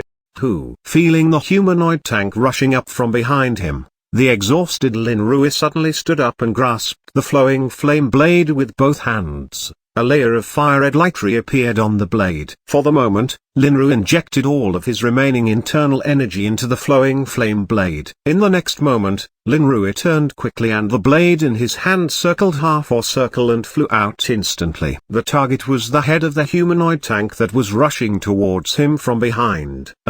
You, Tilda. The huge humanoid tank could not avoid the coming blade at all. He could only see the fire red light in front of him pierced his forehead in an instant. A sudden slowdown of the body in full forward motion followed by a pause. The humanoid tank weakly raised his hand and pulled them on his head twice, trying to pull out the blade that had been inserted into his head. Whirl, boom. The huge body swayed twice and finally fell down. At this point, the two mutants hired by the Jeston gang to deal with Lin Rui. He had defeated one of them. Chapter 27 Broken and Injured. This chapter is updated by novels.pl. Lin Rui, who suddenly stood up and threw the flowing flame blade out, did not look at the results but quickly turned back to face the front. But he was obviously late. Titter. The sound of a sharp blade piercing the skin and the muscles came from Lin Rui. Worm's right hand has pierced Lin Rui's stomach. Needless to say, the bone spur must have penetrated Lin Rui's body. Worm, who had been watching Lin Rui's condition, gave up Lin Rui's fight against the humanoid tank and rushed back as soon as he turned around and threw the blade. Ha! Lin Rui, who was attacked by Worm, muttered. It was the first time he had been so badly injured. Die. Worm's right hand is in Lin Rui's abdomen. Worm controls the bone spur of his right hand and sprays it out, directly piercing a big hole in Lin Rui's abdomen. However, at that moment, the already reacting Lin Rui grabbed Worm's arm with a cold and cruel look under the mask. No, it's you who is going to die. With a low cry, Lin Rui grabbed Worm's right hand. Kaka. With a snap, Worm's right arm was broken by Linrui. Although there was little internal energy left in his body, Linrui's strength was higher than that of Worm, who, after breaking Worm's arm and preventing him from shooting bones deep into his body, Linrui slapped him on the chest. Ah, ah! Worm screamed as his right arm was broken and bone spurs had begun to appear all over his body. Go to hell! Instead of letting Worm do it again, Linrui loosened his arm and put his foot in his chest. Worm, who was just about to burst out with numerous bone spurs, was kicked by Linrui, and Linrui also stepped back quickly. I am going to kill you. Worm was enraged as his right arm was broken and his chest was kicked. He shot more than a dozen bone spurs in midair. Blast. However, the retreating Linrui said in a cold and low voice, "Bip." What? Worm, who had just landed on the ground, suddenly heard a strange noise coming from his chest. He looked down and saw something on his chest. He didn't know when, but a metal disc the size of a beer bottle cap was added on his chest. At that time, it was shining red. No! Bang! Boom! In the next moment, Worm, who had already figured out what the thing on his chest was, shouted. At the same time, a violent explosion occurred in his chest. His figure was directly covered by the fire of the explosion and some broken limbs could be seen flying out. Who is the dead one now? Linrui, who avoided the aftermath of the explosion, muttered and then rushed quickly to the position where the humanoid tank fell behind him. On the way to the humanoid tank's fallen position, Linrui waved and threw a few smoke bombs around him. Although he defeated the two mutants, there are still a lot of heavily armed Jeston gang members in this factory. Now he no more energy to deal with them. Bang bang bang. Linrui's figure was again shrouded in smoke and disappeared from the shocked eyes of Jeston gang not far away. What shall we do, Stain? Watching the black man defeat the mutants, Jeston gang members, who were far away from him, asked Stain in horror. What to do? Shoot, shoot. Stain, who was also frightened by Linrui's strength, roared, if they do not stop Linrui now, they would be killed one by one if they did not fight back. Bang bang bang. Da-da-da-da. Da-da-da-da. Stain shouted and fired, and every member of the Jeston gang around him shot in the smoke. Instantly, countless bullets were fired into the smoke ahead, almost dispersing the diffuse smoke. Da-da-da-da. Despite the frightened movements of Jeston gang members around him, Linrui in the smoke has taken his own flowing flame blade and has come to the front of the container that held Matt. Without any hesitation, Linrui swung up and hit the container with his blade.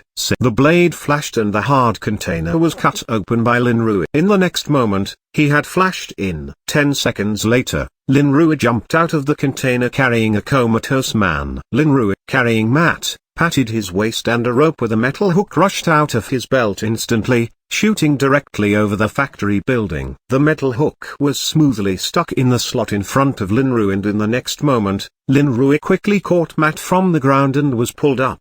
Up, quickly. Shoot, shoot. Bang, bang bang bang. Da-da-da-da. Da-da-da-da. Exposed to Jeston gang's vision, Linrui and Matt instantly attracted countless bullets. Faced with the brainless shooting below, Linrui took 2 protective charms directly on himself and Matt, enough to persist until they left. Puff, puff puff. The bullets hit Linrui and Matt, shaking their fast-rising bodies, but they couldn't really hurt them. As he rose to the top of the building, Linrui suddenly shook his hand and threw out several small metal balls, some of which hit the ground and some of them flew to the walls around him. After this last step, Linrui and Matt finally landed on the roof of the factory building. Without any hesitation, Linrui carried Matt and left farther away. Da-da-da-da. Da-da-da-da. Linrui and Matt's figure have disappeared from the top of the building, but the Jeston gang members below are still unconsciously shooting at them, as if they were going to shoot the roof down. There was no shadow of the man in black, and Stain suddenly had a bad feeling in his heart. During the chaotic shooting just now, he seemed to see the fellow throwing something outside. He thought it was the same smoke bomb as before, but no smoke exploded. Not good. Run. Looking at the little things that had flown down from above, Stain finally saw the metal balls that had landed everywhere in the factory building. He remembered the sudden explosion of mutant just now. Stain turned pale in an instant and then rushed towards the exit. He did not forget to warn others. However, he apparently discovered it too late. Before he had rushed out 2 steps, there was a violent explosion all around the factory. Boom, boom, boom, kakaka. The power of the explosion spread out in the sealed factory. The ground exploded and the walls cracked. The location chosen by Linrui just blew up the main structure of the factory building, and in a shake, the whole factory began to collapse. Bang, boom. Ah, save me. No. Ah, tilde. In less than a minute, the 500 square meter factory collapsed in loud noise and all of Jeston Gang's members were buried underneath. Pew! The power of this miniature bomb is really strong. It is no wonder that each of them cost 50 reward points. Linrui, who had already carried Matt to hide 100 meters away, witnessed his masterpiece and muttered to himself, "Ugh, it hurts." It was only when he finally decided that everything is resolved that Linrui tried to relax. But he couldn't help crying out because of the severe pain that came from him. In the battle just now, the system's advice to Linrui was to leave the enemy deep. Let Worm attack with his deliberate flaws. When he thought he could kill him with one stroke, Linrui instantly retaliated. Although he finally succeeded in killing Worm, the bone spurs that have pierced into his body remained in his body, causing him constant harm. Tilde endured the pain. Linrui closed his eyes and reached towards the wound, and then there was a more miserable cry in the night. Patter, patter. With Linrui pulling out the bone spurs from his body, the blood that has been blocked in the wound is running out. He quickly pulled out a special treatment spray that was exchanged from the system shop and sprayed it on the wound. Silk coolness came from Linrui's stomach and blood from the wound slowly stopped gushing out. After stopping the bleeding, Linrui managed to treat his wound simply. This time it was really dangerous. Lying on the side of the road, Linrui sighed and muttered. In this operation, Linrui consumed 4 protective charms. That's 400 reward points. And then there were the many bombs that Linrui converted, 7 of which were already 350 reward points. As for the smoke bombs thrown out without any consideration in battle, and the final automatic suspension rope also cost a lot of reward points. With Linrui's flowing flame blade and allied arm guards, the cost of reward points has already exceeded 1,000 points. To save Matt, Linrui bled heavily this time. Glancing at Matt, who was still in a coma, Linrui did not feel much pain. Linrui thinks it's worth spending more than 1,000 reward points to save his allies. After dealing with himself, Linrui also gave Matt a simple physical examination. He found that Matt had many wounds all over his body, though not fatal. But shocking enough, it seemed that Matt had a very bad time these 2 days. Puff. Spraying some special treatment spray on Matt, Linrui didn't plan to rest here again. There was such a big explosion at the front of the dock, which would surely attract the police. He would take Matt and leave as soon as possible. Simply clearing up the bloodstains on the ground and the bones, Linrui took out his cell phone and dialed a number. "I am Mirage Knight. Matt is here with me, but he is injured. Where are you now?" "Okay, I'll be right there." Linrui hung up after speaking some simple words on the phone. Then Linrui pulled out the suspension rope that was fixed at his waist and wrapped it around Matt several times, which would make them both more comfortable when he left behind. In the next moment, Linrui once again carried Matt in the darkness and soon disappeared into the darkness. Shortly after Linrui left, harsh sirens and fire trucks came from the pier. New York police dispatched more than a dozen police cars, and firefighters and ambulances rushed in after they found the wharf exploded. However, Linrui felt that their arrival did not help much. Under such an explosion, the Jeston gang members inside would not survive. Chapter 28 Poison. This chapter is updated by novels.pl. New York has a well-known urban dark area, Hell's Kitchen in Manhattan, and it is here that Matt lives. Because of historical reasons, most of the poor people live here, and gangs of all sizes are also active here. The crime rate is very high in this area. Despite the expansion of Manhattan's business center in recent years, Hell's Kitchen has been flooded with business leaders and the price of barren land is soaring. But this is not good news for local residents. many of whom have to sell their houses at a lower price and move away from the place where they have lived for most of their lives because of the coercion and lure of real estate development companies. One of the reasons why Matt and Kingpin have not dealt with each other is the forcible demolition of Kingpin's forces. Matt, who is a lawyer during the day, provides free legal advice and help to many poor people in Hell Kitchen, most of which are about the cases of forced demolition and purchase of land and property. Those big business crocodiles just give them some money to get rid of the poor. But for those who were born and bred here, this is their root and not a place to be abandoned. The same is true for Matt, who grew up here, so he will try his best to help them, although he will encounter a series of obstacles. Matt has not always worked alone. As a lawyer, he had his good friend, Foggy Nelson, as a partner. At night, as Daredevil, Claire, a kind nurse, had been quietly supporting him. Now he has Lin Rui, a powerful ally, even though he was badly hurt this time by helping Lin Rui inquire about the Jeston gang. Matt has always lived in a large basement because of his special identity and blindness. In this way, he can practice with ease and he can calmly sense what is happening outside. Now, in that basement, a beautiful woman is walking around the hall, pinching her cell phone and worrying about it. Bang! Just when the beautiful woman didn't know how many circles she had circled around the sofa, a noise came from the front basement door. Who is it? Claire suddenly picked up a long stick placed next to the sofa and asked nervously, "Whirl." "Dada, it's me, Mirage Knight." With a heavy footstep, Lin Rui's voice came from the door. After calling Claire for the address, he finally returned Matt back. "Who?" "Ah, Matt." Seeing Lin Rui come in with a comatose Matt on his back, Claire throws the stick out of her hand and rushes up. "How is he?"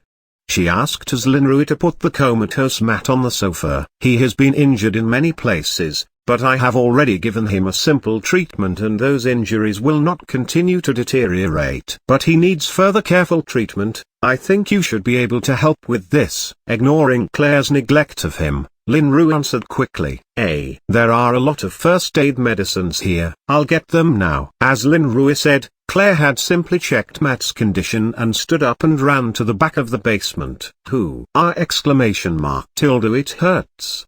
After Claire went to take the first aid item, Lin Rui slowly made it down to the sofa and couldn't help but scream. On the road, carrying Matt on his back took a lot of effort. He had exhausted his internal energy in the fight at the dock, and his abdomen was punctured by the last blow of Worm. In fact, he was seriously injured. Low-level treatment spray can only stop bleeding and promote body recovery, but the wound recovery is not ideal because of his intense movements. It was just a matter of importance. He couldn't delay with Matt. "Who?" Opening the phantom suit, Lin Rui looks at his abdomen which was still bleeding and it seems that the wound has not healed well. What's more, there's a little black substance in the blood that's oozing out now. Lin Rui didn't notice the color change of his blood. His face covered by a mask was pale, which was not a normal phenomenon.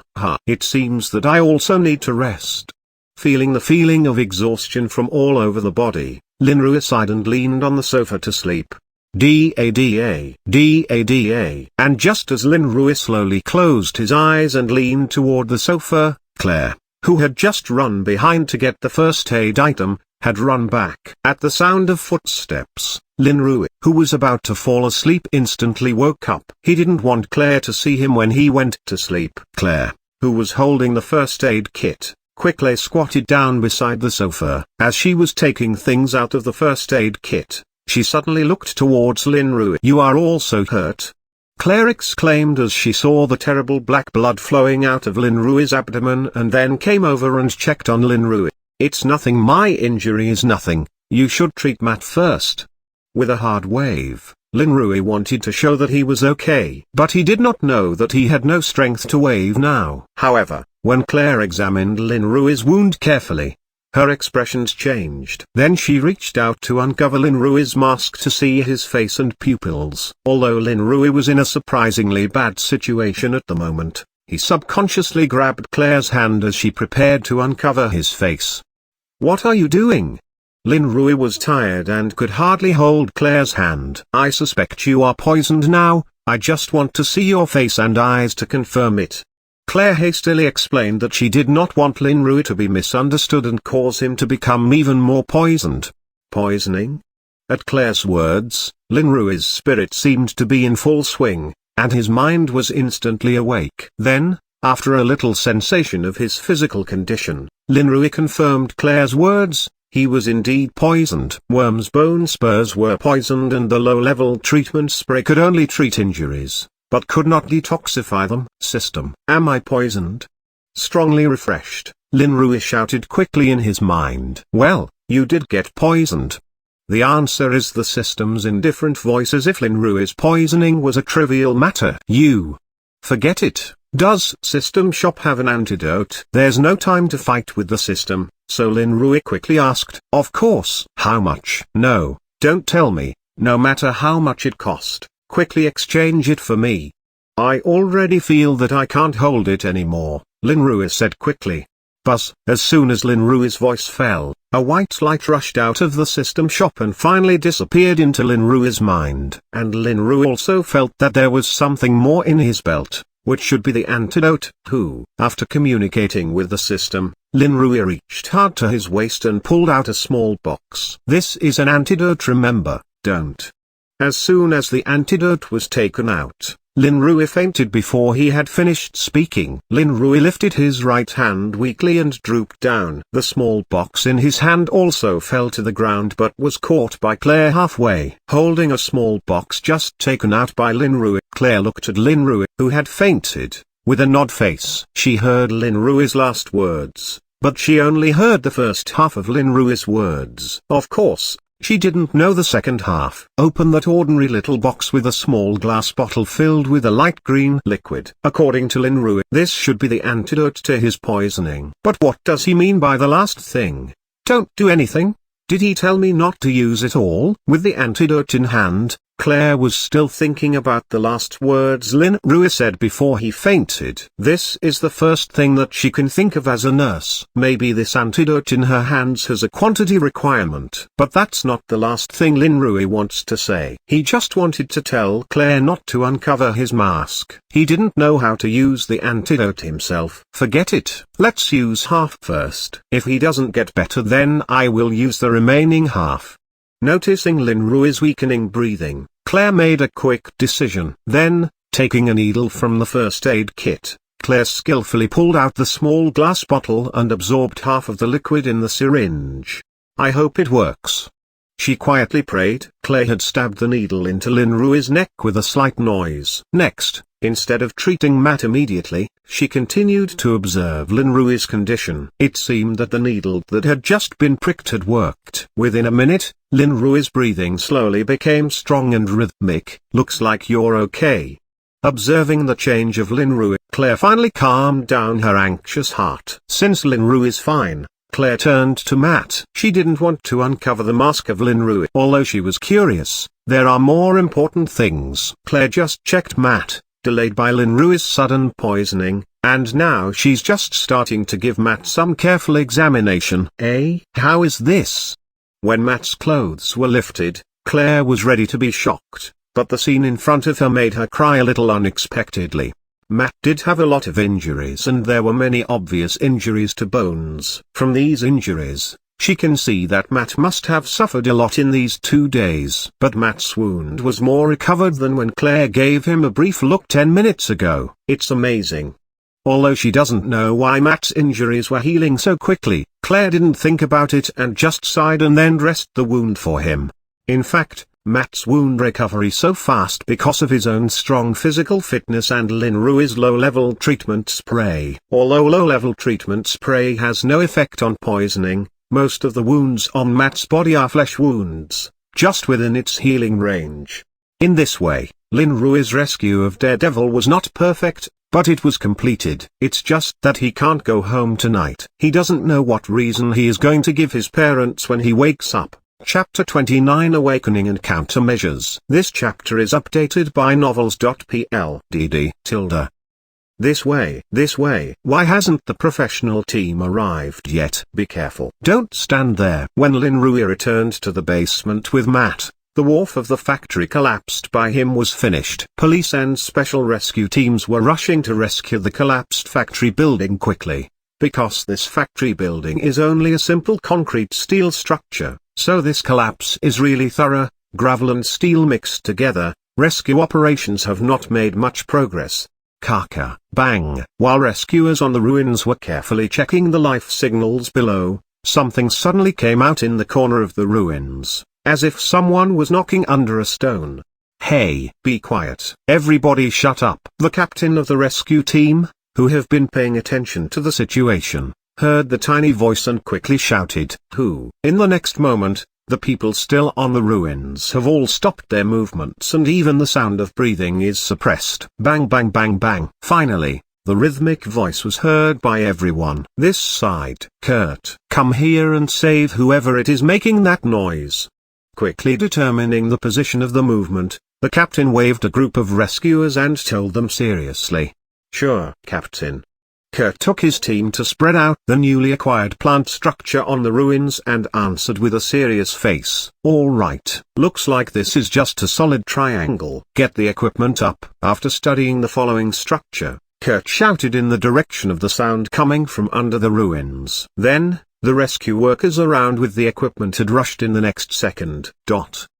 The rope is going down. Be careful. Slow down, be careful. Up, come up. Finally, after more than an hour of careful excavation, the rescue team finally caught the survivor below slowly with a rope. Hey, lucky guy. Are you okay? Looking at the guy covered in dust, the rescue captain asked with a smile. I'm fine. However, I need to see Detective Danny right away. The rescued man did not feel very happy but suddenly began to say such a sentence. The lucky guy who wasn't crushed in the explosion turned out to be the newcomer to the Jeston gang who had been asking questions outside the mat container, but it's just a fake identity. He has another hidden identity. The lucky guy's real name is Steve Wolf. He is an undercover cop sent to Jeston gang and he has been collecting evidence on Jeston gang's unlawful crime.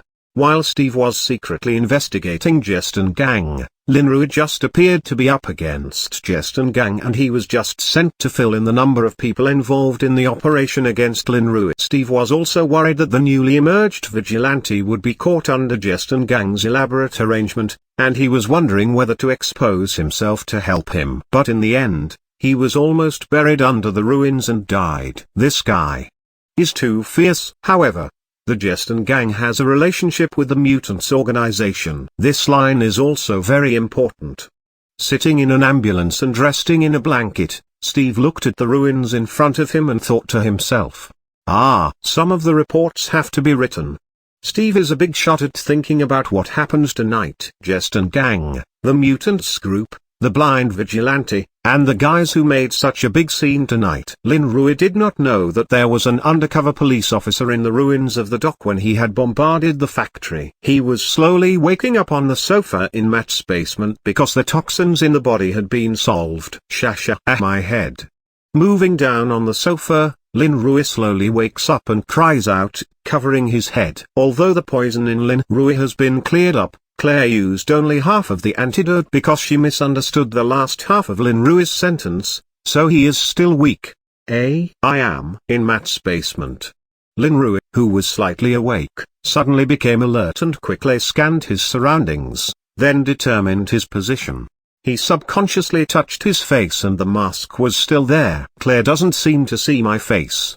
Linrui is a little more relaxed. At this point, opposite Linrui, Matt was lying there as still as he was when he was rescued last night. But looking at the wounds that have been treated and the normal pace of recovery, it should not be a big obstacle. Claire fell asleep beside Matt, and it seemed that she was tired last night. System. Linrui, who has recovered his energy, remembers what happened before and yells at the system loudly in his mind. What? The sound of the system is still so lazy. What? Why didn't you tell me when I was poisoned last night? If it wasn't for Claire, would I be poisoned directly? Remembering last night, Linrui is very angry. First, I have no obligation to tell you these kinds of things. Second, even if you didn't take the antidote, you wouldn't die. Your physical fitness is enough to withstand this low toxin and you would have only taken a few days to recover. The system indifferent answered. Lin Rui, you are ruthless, huh? Just as Lin Rui was yelling at the system, Matt on the opposite sofa had some movements and he seemed to wake up. Lin Rui quickly turned his eyes to Matt. Cough cough. A cough signals Matt's formal awakening, but it also awakened Claire, who was sleeping beside him. Matt, you woke up. Claire looked up quickly and shouted in surprise. Well, how did I get back? Matt, who had just woken up, had apparently not sensed Lin Rui, who was opposite him, and asked hoarsely. Yes, cough. Of course, I saved you. Just as Claire was ready to answer, Lin Rui could not help but be ignored and began to speak for himself. Ah, you woke up too. Claire turned quickly when she heard a voice coming from behind. Well, if you weren't just focusing on Matt, I think you'd have seen me long ago. Lin Rui also joked lightly, apparently to see what Claire meant to Matt. This Mirage Knight, you saved me? Just when Claire was embarrassed, Matt finally sensed the presence of Lin Rui and asked again. Who else? You were captured for helping me to inquire about the information of Jest and Gang. I certainly have the responsibility to save you back. Lin Rui said seriously. Matt, I called Mirage Knight 2 days after you disappeared. I was worried about you. Claire said at the side. If I knew that there were mutants with the Jest and Gang, I wouldn't let you call Mirage Knight when I was in trouble. When he heard Claire, Matt said seriously. In fact, with the strength of Matt, without the 2 mutants, Jest and Gang can't take him completely. What? Don't believe in my strength? Lin Rui asked, a bit uncomfortable when he heard Matt's words. I believe in your strength, but they were obviously prepared for you. I was worried that you will have an accident. I was captured alone. If you fall into it, it would have been bad. Matt looked in the direction of Lin Rui and explained earnestly that when he was tortured by Jest and Gang, he always hoped that Lin Rui would not come to rescue him. But you are still beyond my imagination. Didn't you meet those 2 mutants? Finally, Matt asked curiously. In his estimation of Lin Rui's strength, he would not be the rivals of the 2 mutants. I did. It was very hard for me to save you, for which I paid a high price. Lin Rui answered with a serious face and opened his clothes to look at the wound on his stomach, but the healing was almost done. Thank you. Since Lin Rui said so, Matt did not ask for details anymore, thanking him sincerely. No, I said it at the beginning, it was my responsibility. He waved his hand and said indifferently, it's good to save people back, and those reward points that are spent will always be earned back. Right. Although you were caught by Jest and Gang this time, did you know anything before? Although it seems inappropriate to ask this now, Lin Rui doesn't think Matt will mind it. Well, I met those 2 mutants on the next day, and before that, I had some information, including some recent transactions by Jest and Gang and the hiding places of some important people. Sure enough, Matt did find out something useful.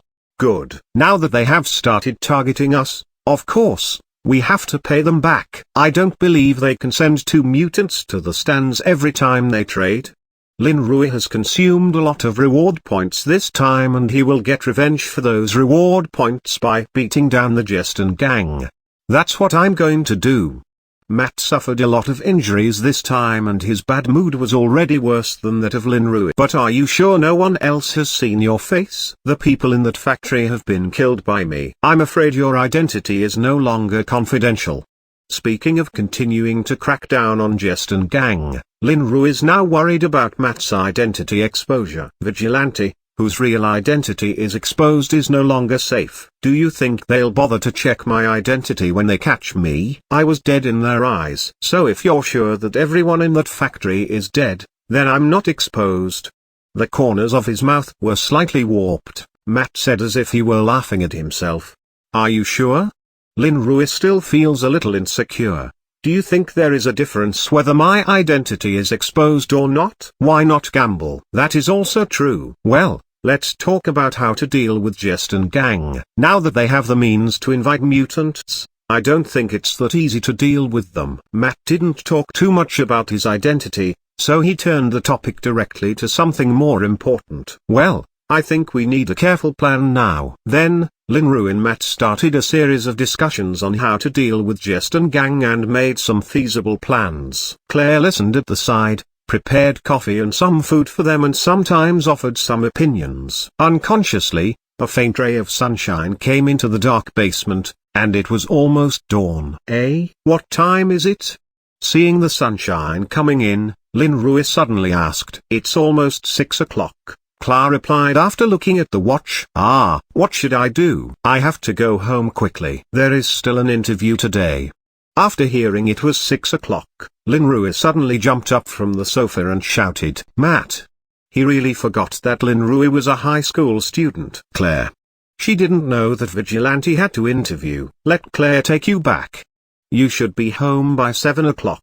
That's all I can do. Hurry up, hurry up. In this way, a few minutes later, Lin Rui was in Claire's car and headed quickly towards Queens. Chapter 30 Interview and Obadiah. This chapter is updated by novels.pl.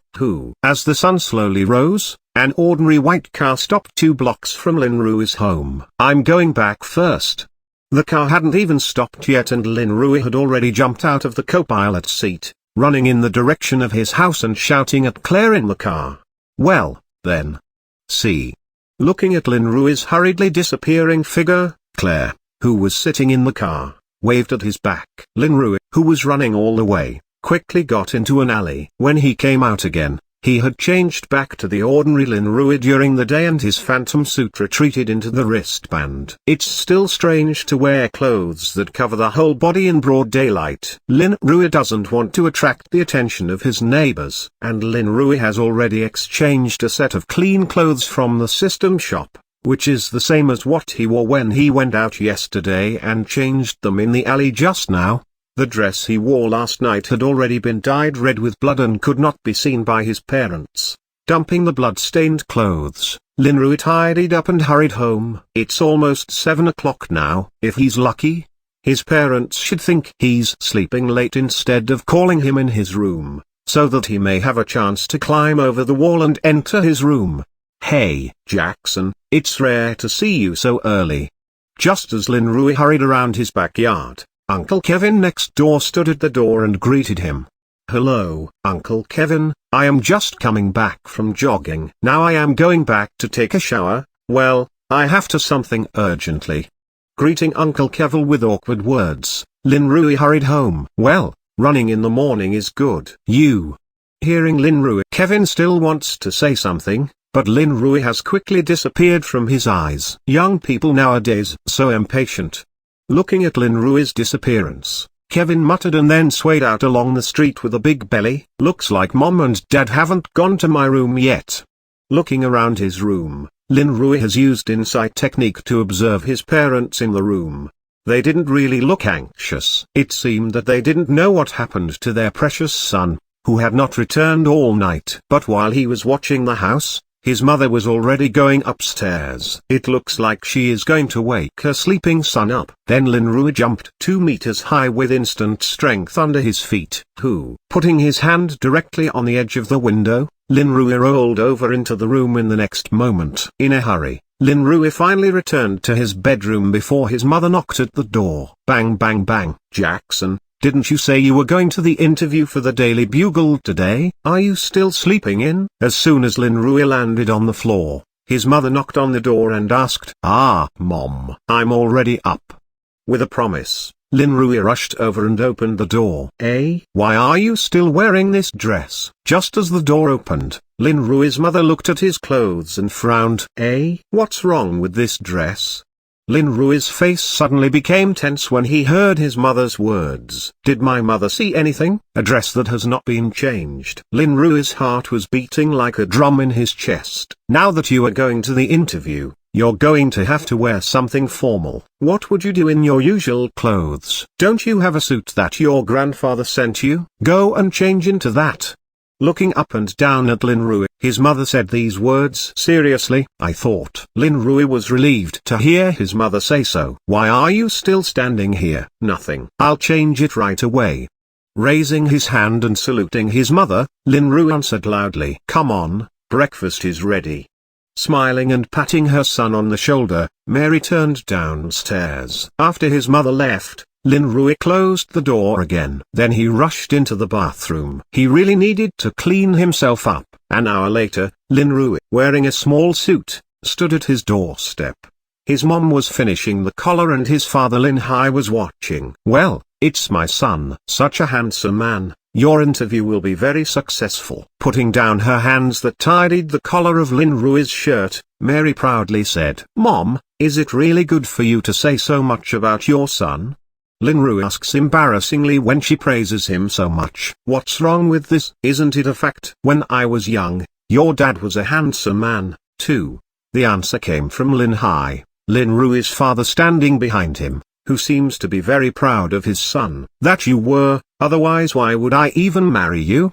Hearing Lin Hai's words, Mary smiled back and said to Lin Rui's father, "Ah, my eyes. It's going blind."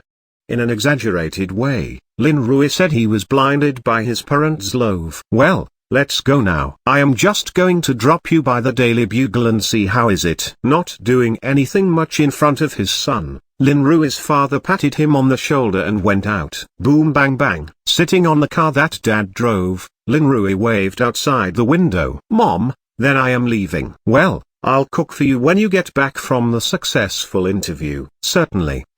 More than 20 minutes later, Lin Rui's father stopped downstairs with him in the Daily Bugle. "That's it. It looks okay. It's not very far from home. It's about 4 or 5 stops by subway." Observing the surroundings of the Daily Bugle, Lin Rui's father gave his comments.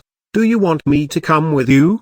Glancing at his handsome son, Lin Rui's father suddenly asked. After all, this is Lin Rui's first time to find a formal internship, and he worries that he will be nervous. "No, Dad, I can manage it. Moreover, I have already passed the online interview. Today is just to officially reporting." Laughing and refusing his dad's offer, Lin Rui was really not nervous at all. "Well, when you're done, go straight home and I'll go to work first." Since his son was confident, he would not insist on it anymore. He finally told Lin Rui to loosen his seatbelt. With a promise, Lin Rui got out of the car. "Dad, goodbye." He waved at his dad from the side of the road and strode toward the Daily Bugle. 10 minutes later, Lin Rui was chatting with the Maz, who was the editor in his office. "Are you sure that's all you need is a week's salary?" Maz, the editor of the Daily Bugle, once again asked the seemingly immature young man in front of him, who still thought his offer was too low. "Well, I originally planned to train myself, so this much salary is enough."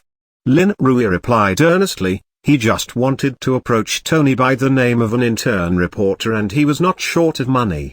"Then sign the contract and you'll be part of our Daily Bugle." Since the other party has asked, Maz certainly would not give him a raise himself. "Thank you very much. I will certainly work hard to get satisfying photos and news." At last, it was settled, and Lin Rui thanked him happily. "That's it. You go outside and find Haley. She'll help you with some formalities. If you hurry up, you can go out with your camera to find materials today." Seeing Lin Rui's excitement, Maz waved his hand and said, "He seems to be just a newcomer who doesn't understand the news industry." Maz thought silently. "All right."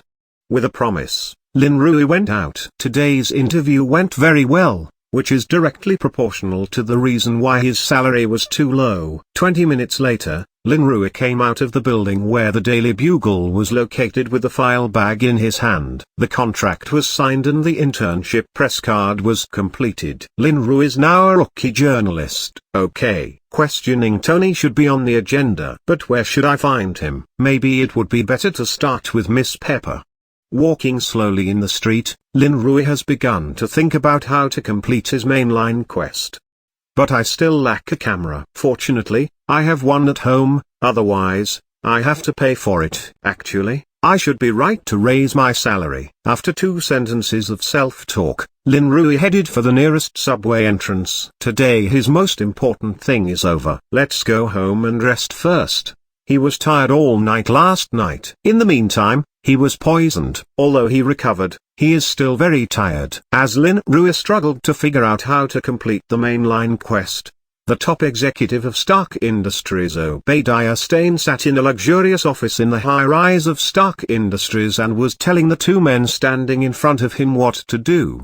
In the near future, The military will invite Tony to experiment with the latest missile weapons in the Middle East battlefield, and then my people there will do something about it. But before that, I want to cause Tony some trouble in the company." Sitting on an expensive leather sofa, Obadiah Stane said lightly. "What do you mean?"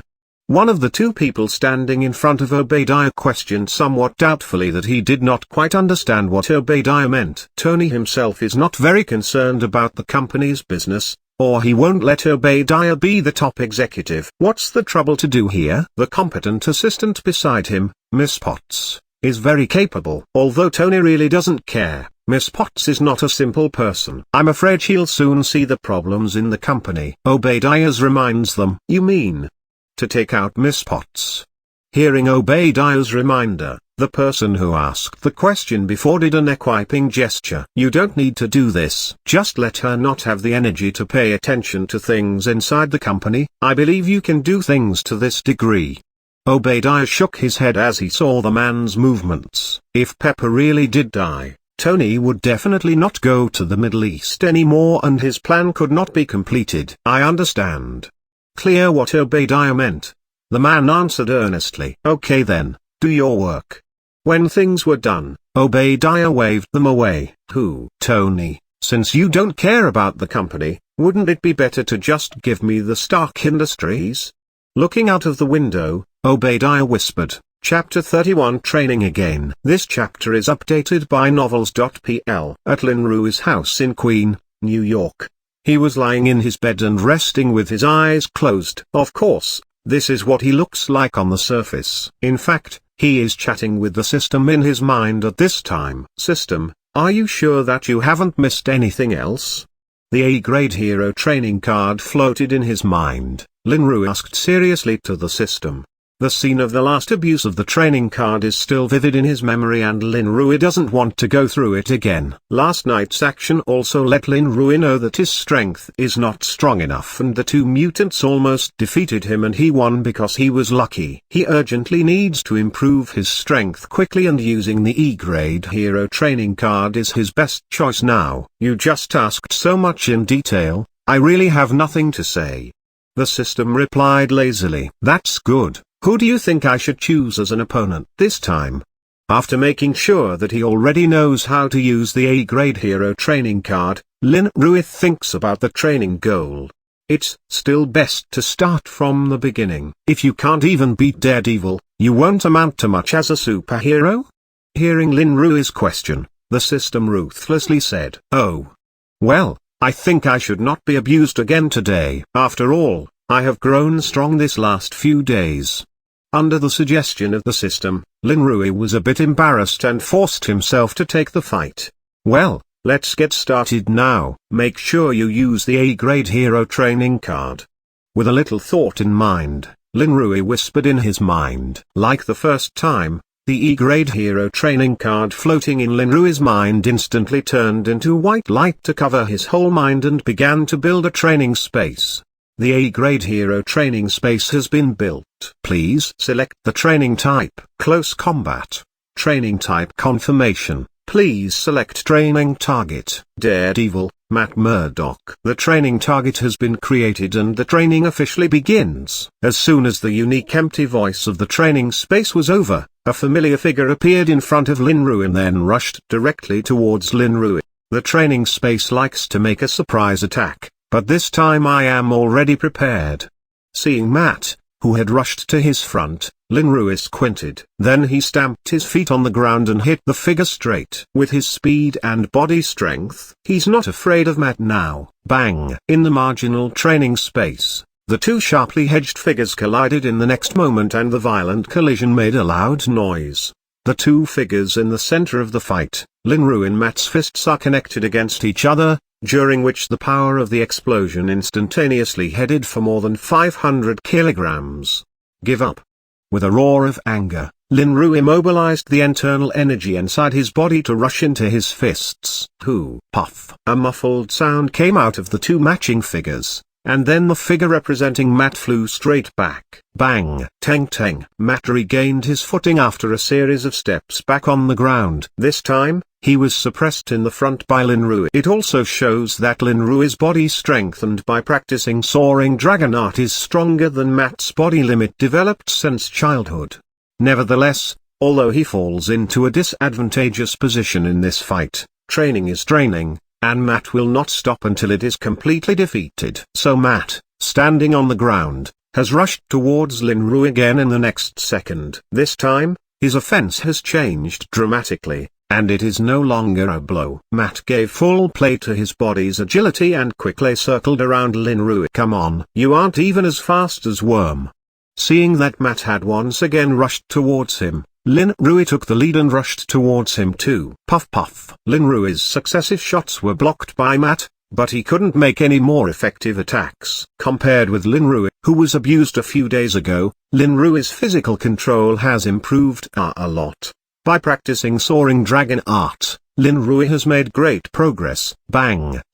Avoiding Lin Rui's foot as he swept across his chest, Matt instantly put his left hand on Lin Rui's ankle and with a great effort made Lin Rui's body unstable. Then Matt quickly pressed himself against his calf and approached Lin Rui with a punch towards his heart. Bang! Lin Rui leans forward. It seemed like he is receiving a fist to his face. However, just before the fist hit Lin Rui, his body magically sided away most of the fist, just letting it slip past his shoulder. Whirl. In the next moment, Lin Rui's left hand has seized Matt's right fist, which he just slipped past. At the next moment, Lin Rui took off with his left foot and made a quick half-turn in midair with Matt's grasp of his right foot. Bang! A fragile crack of bone followed by a more muffled thud, and in the next moment, Matt and Lin Rui separated again. However, this time Matt did not stand on the ground as calmly as before. Instead, he knelt more awkwardly, and his drooping right arm was apparently broken. This time, Lin Rui finally defeated Matt in a close-up match, a vigilante famous for his powerful body control. Opposite to Matt, Lin Rui, who had just landed, was breathless as it was obviously not easy for him to do that. It seems that I can defeat Matt now. Glancing at Matt, who slowly rose from the ground opposite, Lin Rui muttered, "Let's end this." Daredevil. Although Matt in the training space won't stop as long as he doesn't completely mutilate or kill, it's clear that he's not much more challenging to Lin Rui at this time. Bang bang bang. 10 seconds later, the shadow disappeared and Lin Rui was left alone in the training space again. Training target lost its mobility. This training is over. After Matt's figure dissipated, the empty system sound reappeared. Aha! Lin Rui was delighted to have successfully completed a training session. Remaining time, 23 minutes. Do you want to continue training? Just when Lin Rui was feeling proud, the voice in the space sounded again. It took me less than 7 minutes to defeat Matt. That's terrific. Hearing the reminder of the training space, Lin Rui had to praise himself again because there seemed to be no system here. The remaining time of this E-grade hero training card, 23 minutes. Do you want to continue training? Just as Lin Rui was intoxicated with himself, the training space reminded him again. Of course. Go on. Lin Rui, who didn't want to waste such precious training time, shouted after he responded after completely understanding that there were still 23 minutes left for him to do a lot of things. Please choose the type of training. Close combat. Please choose training target. Mutant, humanoid tank. Mutant, worm.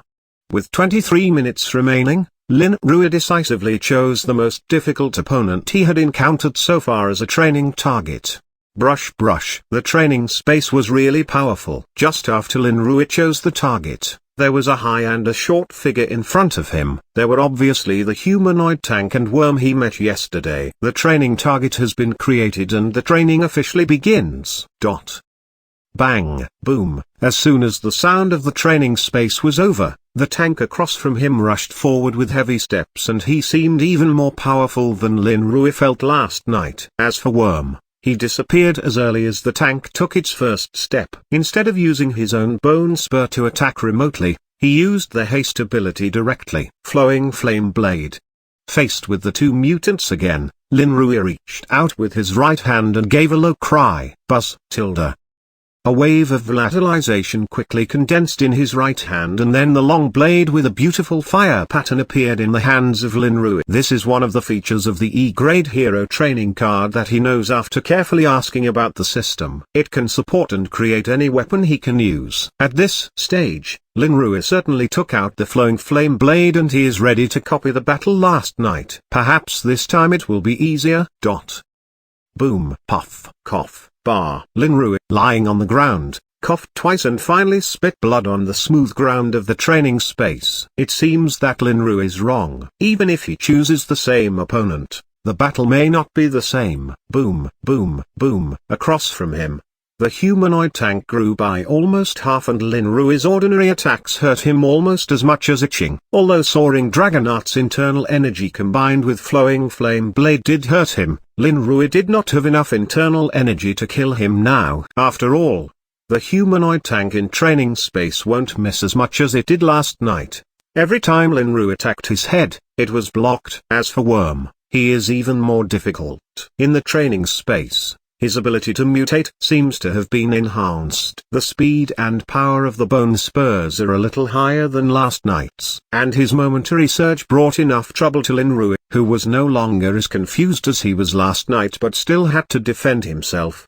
Damn it. Why are they strengthened in the training space? Lin Rui, who had spit out the blood, stood up quickly and moved quickly. Lin Rui, of course, does not know that in the training space, the training goal will be the best state of the target and there will be no human error. Of course, this time the targets are stronger than the normal. Several more bone spurs were coming from another direction. Lin Rui was once again stunned. He was almost powerless to wield flowing flame blade to defend himself. The black shadow flashed and Lin Rui quickly slashed his blade and Worm's sneak attack failed again. However, Lin Rui's head has been covered with a large shadow and the two fists of the humanoid tank, which are really as big as sandbags, have been coming towards Lin Rui's head. Trunning paused. Lin Rui shouted out these words when he was in a situation that he couldn't resolve. Brush. In an instant, the humanoid tank had fallen to a halt with his fist, and Worm, who was waiting for his chance, was fixed as if it had been pressed the pause button. This is one of the benefits of learning about the training space. Lin Rui can choose to suspend training at any time so that he can avoid being hurt or killed. It seems that I still have a lot of trouble dealing with these two mutants at the same time now. Sitting on the ground, Lin Rui gasped and commented. This training time has ended and the training space is about to disappear. When Lin Rui paused to rest, the empty voice of the training space reappeared, announcing the end of the training. 1 versus 2, Lin Rui has been fighting for more than 20 minutes unconsciously. The next second, Lin Rui, sitting on the ground, disappeared in white light. Chapter 32 Formal Internship. This chapter is updated by novels.pl. Hey, this is not where you should be, kid. Outside the New York-Lisbon hotel, a journalist said to the young man next to him in a rather bad tone, "But I don't think so." The young man did not hesitate to retort, and in doing so the sign hanging in front of his chest was shown. "Oh, intern reporter, the Daily Bugle. If you want to take some photos of Tony Stark to get the money, you've got the wrong place. He's not going to attend this boring meeting today." Glancing at the younger man who had taken his place, the reporter reminded him with a chuckle. How could Tony come here with his lazy personality? Staying here will gain this young man nothing. I'm not here to shoot Tony. My goal is just Miss Pepper. Without answering the words of his predecessor, Lin Rui thought quietly in his heart, holding his camera steadily. New York-Lisbon Hotel. As a standard 6-star hotel, many business negotiations or meetings will be held here. Today, there is an important meeting of Stark Industries at the Lisbon Hotel. It's not a secret on the internet, so Lin Rui came early and squatted down, looking for every possible opportunity to approach Miss Pepper, Tony Stark's close secretary. Who, raising his hand and looking at the phantom wristband camouflage watch.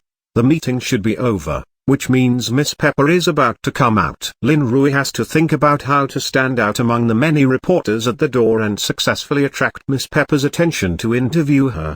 They are out. They have come out. That is Mr. Willis, the vice president of the Vice Group. There is also Mr. Wright, the CEO of Kiryu Corporation. Oh, That's Mr. Ryan, Oscorp's major shareholder. He's next to Harry Osborn. It seems that Osborn's son is really starting to move slowly into the upper echelons of the company. Quick, take a few more pictures. There are many topics on it. The Stark Industries representative is out. Miss Pepper and Mr. Ayres. When the door of the Lisbon hotel was just opened, dozens of journalists blocked the door in an attempt to get photographs that would satisfy their editor-in-chief. Lynn Ruick, who had been preparing for it, was stunned because he saw a very familiar figure, Harry Osborn. Although he may only be a bystander today, he also represented Oscorp at the just concluded meeting. At the next moment, the stunned Lynn Ruick has rushed out, with strong physical qualities to the front. Anyway, Harry already knows what happened to him as an intern journalist. It would be no surprise if he saw him. Maybe he would help him. Hello, Mr. Ryan. Today's participants are all co-members of various corporate groups. Why did you bring Harry Osborn,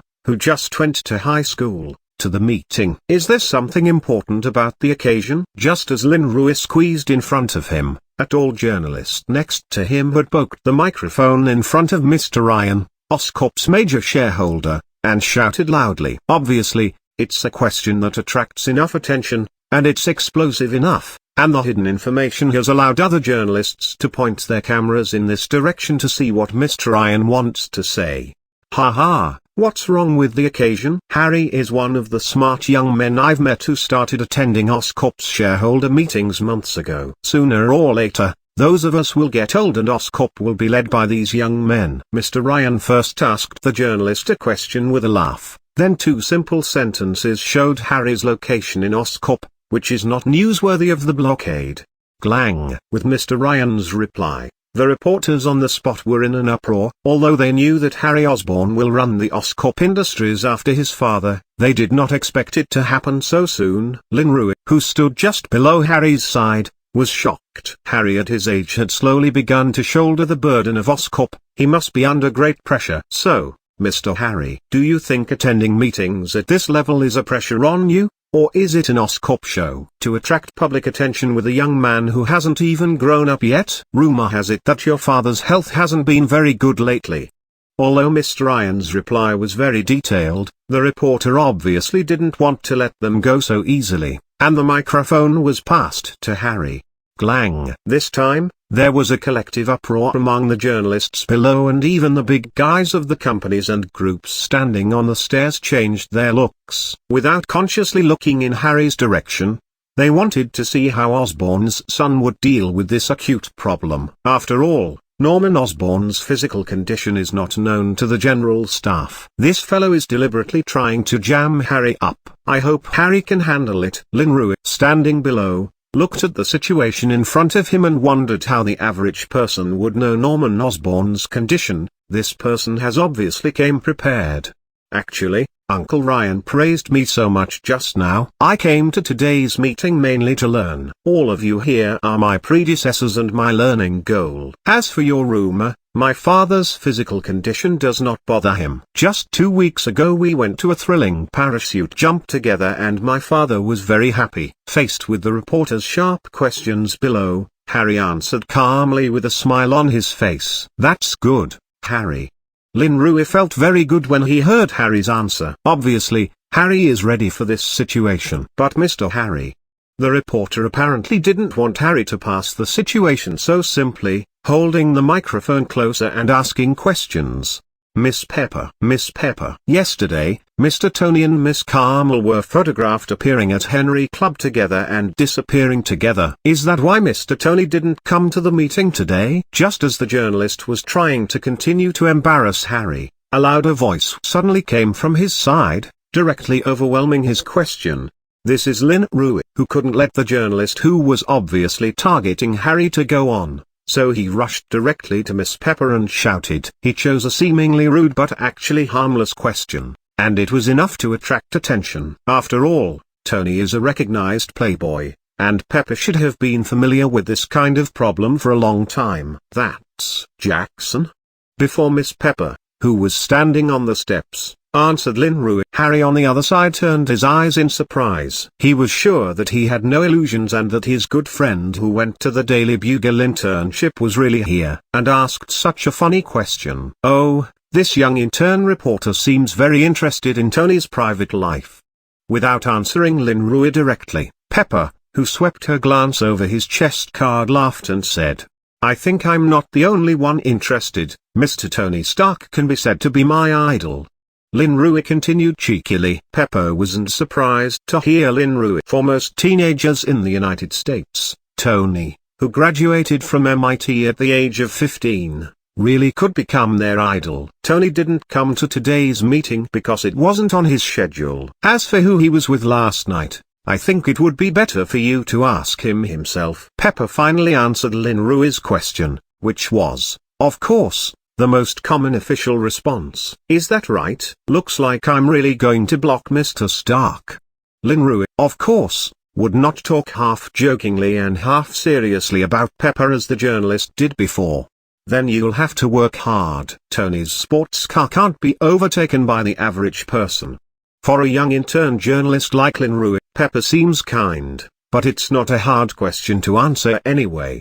Who? Glang. At the end of Lynn Rui and Miss Pepper's question and answer, there was a burst of laughter around him, apparently all very familiar with Mr. Tony Stark's usual style. And in the laughter of the people around him, Lynn Rui laughed back, and his goal had been achieved. At least he made an impression on Miss Pepper, and he will be closer to her later. Next, the reporters around took photos and asked questions one by one, but there were no sharp questions from the former reporter. There are many things about Tony Stark, but they also focus on his latest research trends. The same news is not their focus. Lynn Rui, who retreated to the back, was also taking serious pictures, but his thoughts were deep in his mind. System, someone was watching me in the dark just now. Can you find out where they are? Lynn Rui, who has fully mastered the beginner insight technique, has been interviewing Miss Pepper and found someone staring at them in the dark, but he was unable to find it at the time. But when his interview ended,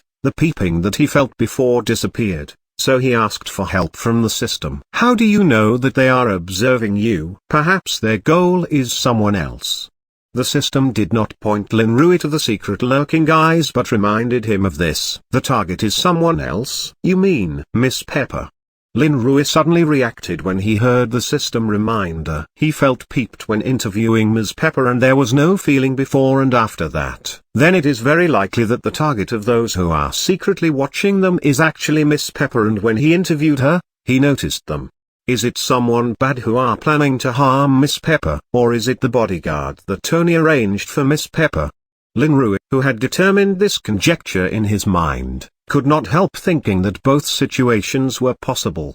It's up to you to judge that yourself. That's all I can remind you of, the system said faintly, and then went silent. Whirl. And just as Lynn Rui chatted with the system in his mind, the interview was over and the big guys of the major groups got on their cars and left the Lisbon hotel, and Miss Pepper was among them. Forget it. Let's assume the worst case. Watching Miss Pepper's car slowly pull out of the hotel door, Lynn Rui muttered and ran after her. Chapter 33: The Race of New York City. This chapter is updated by novels.pl. The crowd gathered at Lisbon Hotel gradually dispersed, and as the influential figures left, the journalists who had been there for several hours also slowly left. David, didn't you find Jackson? Sitting in the extended luxury Rolls-Royce, Harry asked his bodyguard David, who had just opened the door. This person is usually responsible for picking up and transporting Harry to school and traveling, and he also knows about his friends. Harry obviously let him go to find Lynn Rui. Master Harry, I can't find Mr. Jackson. He should have left. David, who got into the car, answered truthfully. Then let's go. I will look for Jackson tomorrow. Since he didn't find him, Harry didn't push any longer. Yes. On the broad street, a luxury car carrying Miss Pepper passed steadily, with two cars carrying Stark Industries personnels and bodyguards. Tony has also done enough to protect his close secretary. Whirl. Behind the three cars, a figure ran wildly across the street, separated by almost a street. It's Lynn Rui, who left the hotel to follow them. If it's not the bustling streets in the center of New York, he wouldn't be able to catch up to the car. But even so, he has been thrown out of a street distance.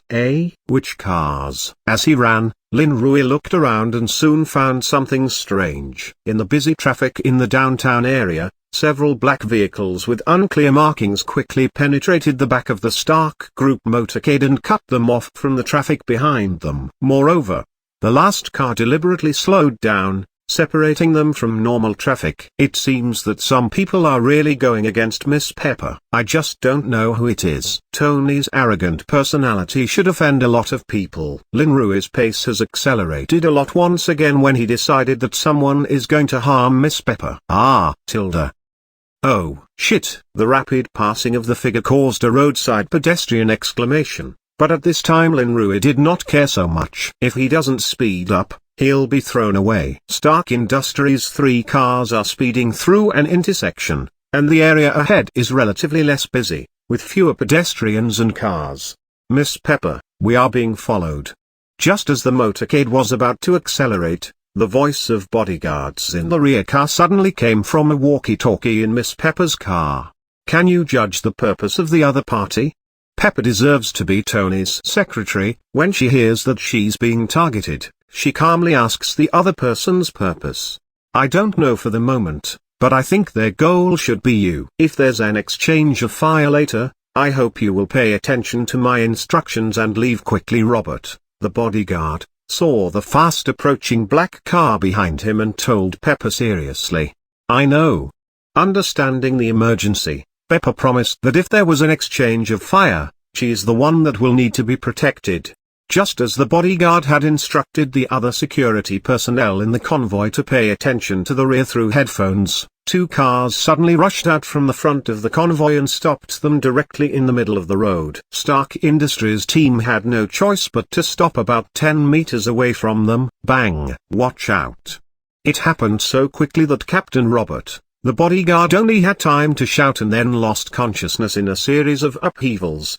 Boom! Bang bang! The car at the end of the Stark Industries convoy was hit in the air by a violent explosion and then rolled down to the side of the road. Look at the burning flames and the degree of fragmentation in the car. The people inside should be dead. Puff! Boom! Just after the car in the back of was blown up, the car that was driving in front of it also suffered the same fate and flew out in a sudden explosion. Now, in the middle of the road, there is only the luxury car carrying Miss Pepper remained. The front was blocked by 2 cars and there were also 3 unknown vehicles at the end. Unless the car can fly, it will not really escape. Miss Pepper, I'll rush straight to them, find a chance to throw them away, and then you get out of the car and leave in a hurry. In such a dilemma, the driver of Miss Pepper stared at the front, then said in a low voice, "Be careful."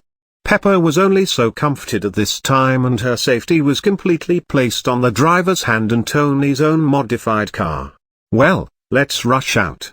The silver car, originally parked in the middle of the road, rushed out instantly after the driver stepped on the accelerator. The speed has accelerated to 100 kilometers in a few seconds, which is no less than the world's top sports car. Bang bang bang. Like a silver lightning bolt, the specially modified car fiercely crashed into the black car in front of it and then sped away in the distance. Da. Bang bang bang. After the silver car rushed past, dense bullets caught up and sparked innumerable sparks on the body of the car. If Tony's specially modified car can't even do basic bulletproof, then Tony is not necessarily a genius. Damn it. Chase me. Watching the car flee away without fear of bullets, Reese, sitting in the back of the black car, slammed down the seat and shouted fiercely. Boom. Then, 5 motors roared, chasing the silver car ahead and leaving in an instant. Although Tony has modified Pepper's car, it has only increased defensively and not necessarily in terms of speed. After all, Pepper is not Tony. She doesn't need a fast car. 10 seconds later, a figure fell on the edge of the battlefield. It was Lin Rui who had been following. Because of the battle over Lin Rui, who had been chasing them all the time, finally approached them. However, he was a little late, and Miss Pepper and the attackers had left his sight again. This is troublesome. Watching the people around him pulling out their mobile phones to call for help or take pictures, Lin Rui's eyebrows wrinkled tightly and he could not catch up with them. Hey, dude, did you see that? Just behind me, There was a fierce gunfight. See? The car is still exploding. Just as Lin Rui frowned and tried to find a way out, he was surrounded by an apparently wealthy second-generation man who was holding up his mobile phone to broadcast live with excitement. His sports car was parked next to him, and the door was still open. It should have just been stopped by the explosion in front of it. Without any hesitation, Lin Rui got into the sports car. In the next second, the door was closed and the cool sports car engines roared out. I'll tell you, I've just been here. Less than 30 meters from the gun battle position. What do you say? My car was driven away? What car? Let me talk about gun battles again. Huh? Car. My car. Hey. The second generation of wealthy man, who was still broadcasting live, saw that the audience on the screen of their mobile phones were swiftly brushing various comments, and some of them looked back at them incomprehensibly and then exclaimed. However, Lin Rui is clearly not going to drive back. Boom, boom, boom. It has to be said that this second generation man's car is still very good. Apart from its cool appearance, the engine of the car has obviously undergone some modifications. Lin Rui, who drives this car for the first time, feels like he is about to fly. Fortunately, even though Lin Rui didn't get his driver's license, he has been driving cars for a long time, otherwise, he really couldn't control the sports car. Boom. A little familiar with the car's performance, Lin Rui stepped on the throttle and rushed out. On the broad street, a silver car seems to be speeding by without brakes. There are not many cars on the road and the pedestrians on the roadside are also watching. However, even more surprising to them were the 5 black cars without signs and license plate chasing the silver car at a high speed. It's possible for a car to speed up in the city. After all, people like Tony are still there, but it's unusual for 6 cars to speed together, and obviously, the car behind is chasing the car in front. But just when everyone thought it was over, there was another roar of engines coming from behind the road. Then, a more dazzling orange sports car whipped past. What's going on today? Mass racing in New York. 7 cars rushed past in succession, and pedestrians on the roadside were dazed. Didn't they all cross over the Formula racing track without paying attention? Boom. Miss Pepper, they are going to catch up. There is a sharp turn in front. I will slow down when I get there. You will jump out of the car and leave quickly at the opportunity. From the rear view mirror, the driver saw those people getting closer and closer and said quickly, "What about you? Don't worry, this car has been modified by Mr. Tony. The general weapon can't break its outer shell. The key is that you can't be caught by them. Don't worry about me." Good. Knowing that the situation was urgent, Pepper did not pretend and nodded and agreed. Head. The police are coming. Just as the driver in front nervously arranged Pepper's next escape plan, a man in the car behind him shouted at the bald-head man with a telephone. It's time for the police to respond slowly to such a big event in New York City. Don't let them run away, use rockets. Although he was about to catch up, the police had already arrived and Reese could not wait. Yes. With a promise, the man said something on the walkie-talkie. Not good. The driver, who had been paying attention to the cars behind them, saw the rockets on the back of the car at a glance. After the exclamation, he almost broke the throttle as he slammed it to the car floor. Boom. Again, the speed of the silver car soared, and it finally reached the corner before the rear rocket was launched. Squeak. Pressing the clutch and tapping the brakes and shifting the gears instantly, the driver set a movement. The silver car directly came to a big drift and turned into another road. Get out of the car now. The driver urged Miss Pepper to get out of the car as soon as he had just turned around. Without hesitation, Miss Pepper, who had already taken off her high heels, suddenly jumped out of the car and rushed to the side of the alley.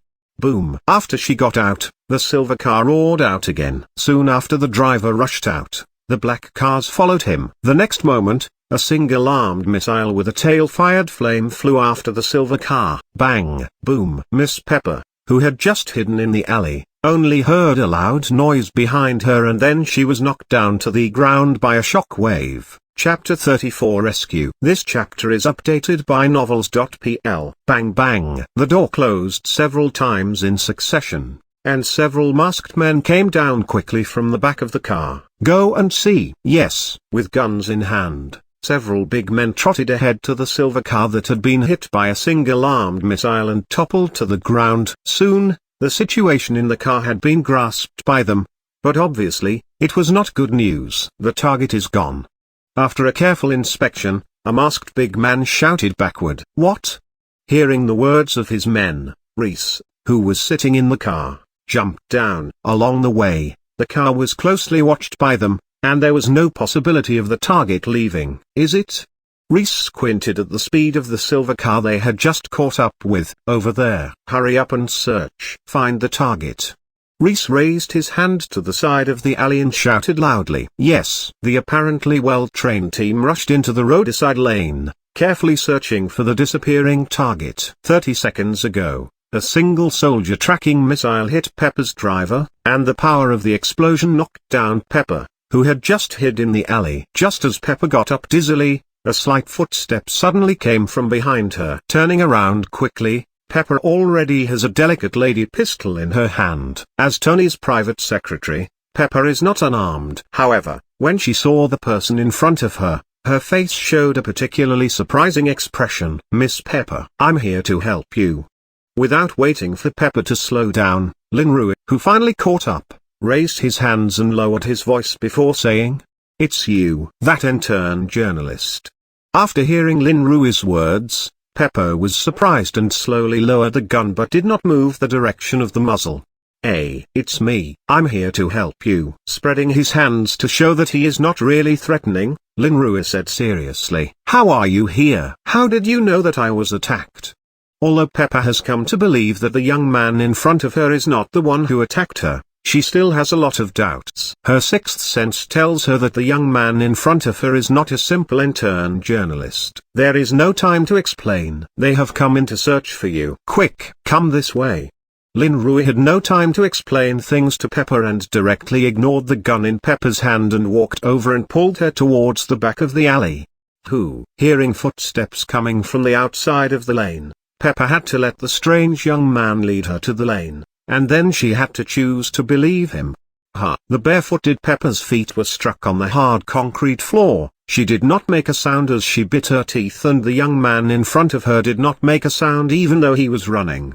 Being pulled by Lin Rui, they ran through several alleys and finally stopped after turning a corner. In front of them was a dead end. But one of the previous intersections is 2 blocks away from here, and they will probably not encounter someone who catches up when they look back. What are we going to do now? Leaning against the wall for a little rest, Pepper asked, staring at the young man who said he would help her. In such a situation, she felt that he is the only one who will be able to help her. I'll go out and lead them away. Miss Pepper, take the opportunity to run back and run to the other side from the turnout we turned in before. Once I leave, they'll come to you. Don't worry, I'll be fine. Lin Rui didn't realize that the direction he chose would be a dead end, so he had to go out and defeat those annoying followers. Are you sure? Pepper looked at Lin Rui and asked, somewhat unexpectedly. Pepper could not understand why he was willing to save her with his own life. He just an intern journalist she never knew. Just think of me as one of Mr. Tony's fans. Lin Rui smiled at Pepper and rushed out. Watching Lin Rui disappear in the back of the lane, Pepper feels strange. Is he really Tony's fanatics? Dada. Here. Bang bang bang. Shortly after Lin Rui rushed out, Pepper, hiding in the dead alley, heard several exclamations from outside. Apparently, Lin Rui was found. Hearing the gunfire that followed, Pepper was still unconsciously worried about the young man. The pistol, which had been collected, was taken out again and raised nervously towards the entrance of the alley. Bang. Dada. Be careful. He is not. Dada. There were a constant outcry and gunfire, and it seemed that there was a fierce exchange of fire. The waiting Pepper began to wonder if the police had arrived, or was it the young man alone who had blocked the murderous attackers. Finally, the battle outside seemed to be moving away from Pepper's alley and in the opposite direction. Pepper settled down and grabbed the pistol and slowly moved to the entrance of the alley. There was no one outside, but there were a lot of empty shells scattered on the ground. It seems that there was a fierce gunfight here. Without hesitation, Pepper padded off the dead end and ran to the position he had said before. If it was the young man who led the attackers away, Then, of course, she could not fail his good intentions. Bang bang bang. You are. Be careful. Da. Puff. As Pepper fled, there were still some gunshots and screams in the direction behind her, and she didn't know what was going on there. But Pepper wouldn't really care about that now. Quickly running to the previous fork road, Pepper chooses another direction and gets into it, expecting that it's not a dead end. Puff. Just as Pepper was running along the lane for nearly a minute, there was a soft noise from the roof next to her and something seemed to fall on it. Then, a figure fell from the sky, just beside Pepper, and it was Lin Rui, who had just defeated the pursuers. Hey, are you alright?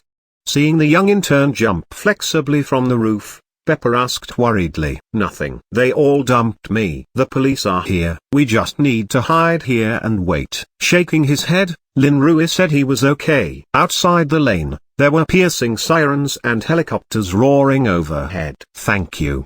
Pepper was relieved to hear the voice of the police outside and the shadow of the explosion-proof helicopter overhead. Haha. You are welcome. I admire Mr. Tony Stark very much. I would appreciate it if you would introduce me to Mr. Tony.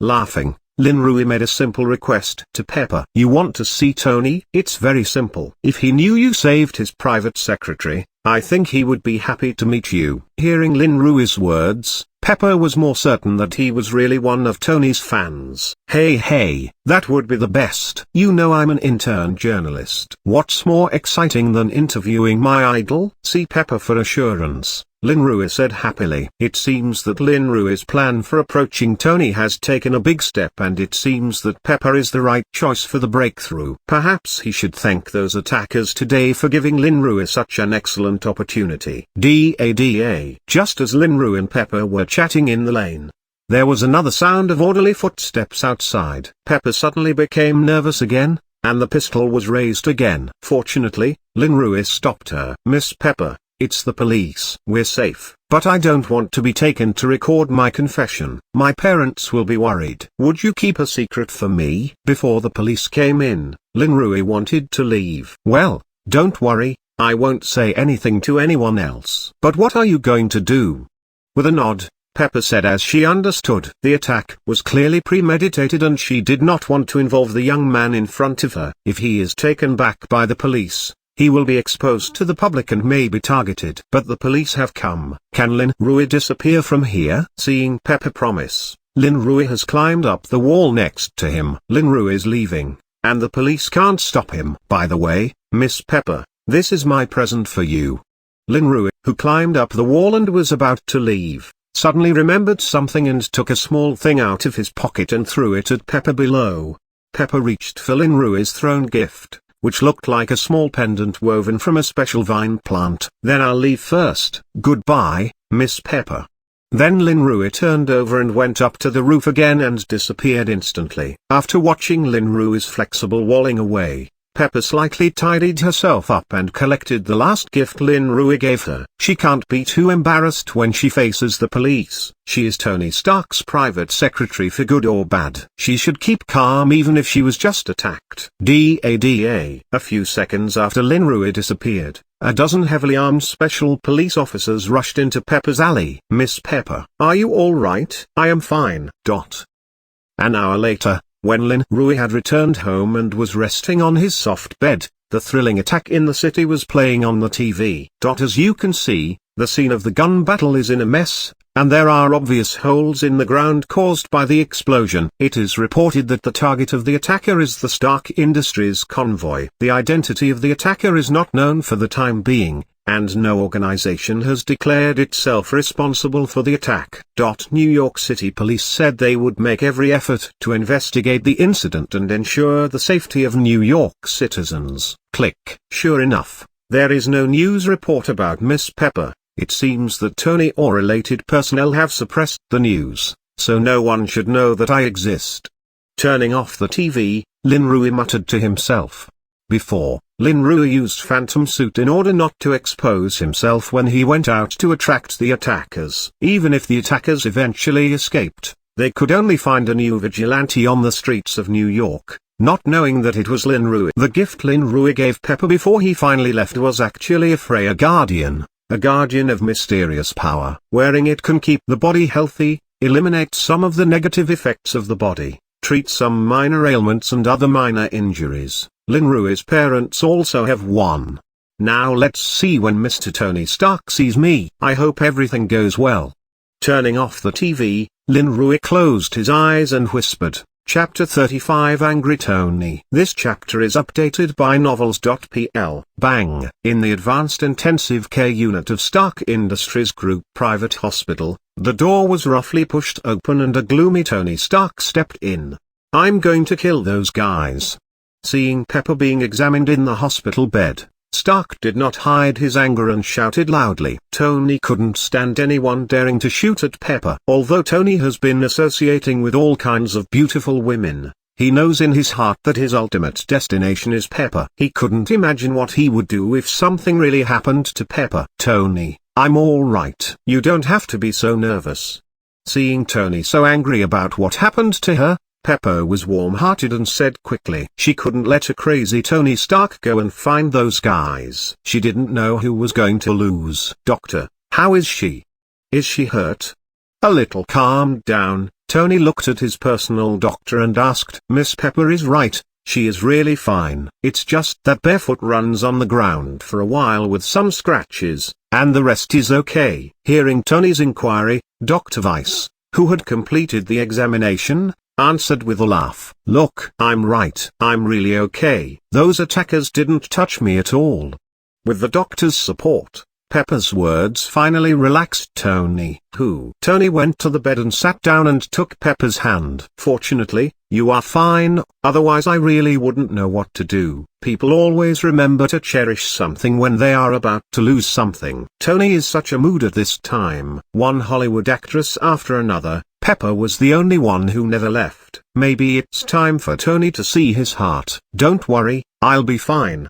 For the first time, when Tony showed such sincere feelings towards her, Pepper's wall that she had been building around her heart slowly cracked. By the way, I have something to tell you. Dr. Weiss had left the room with only Pepper and Tony when Tony sat by the bed and Pepper remembered the simple request of the young intern journalist who had saved himself. Jarvis, take over all the electronic systems in this room.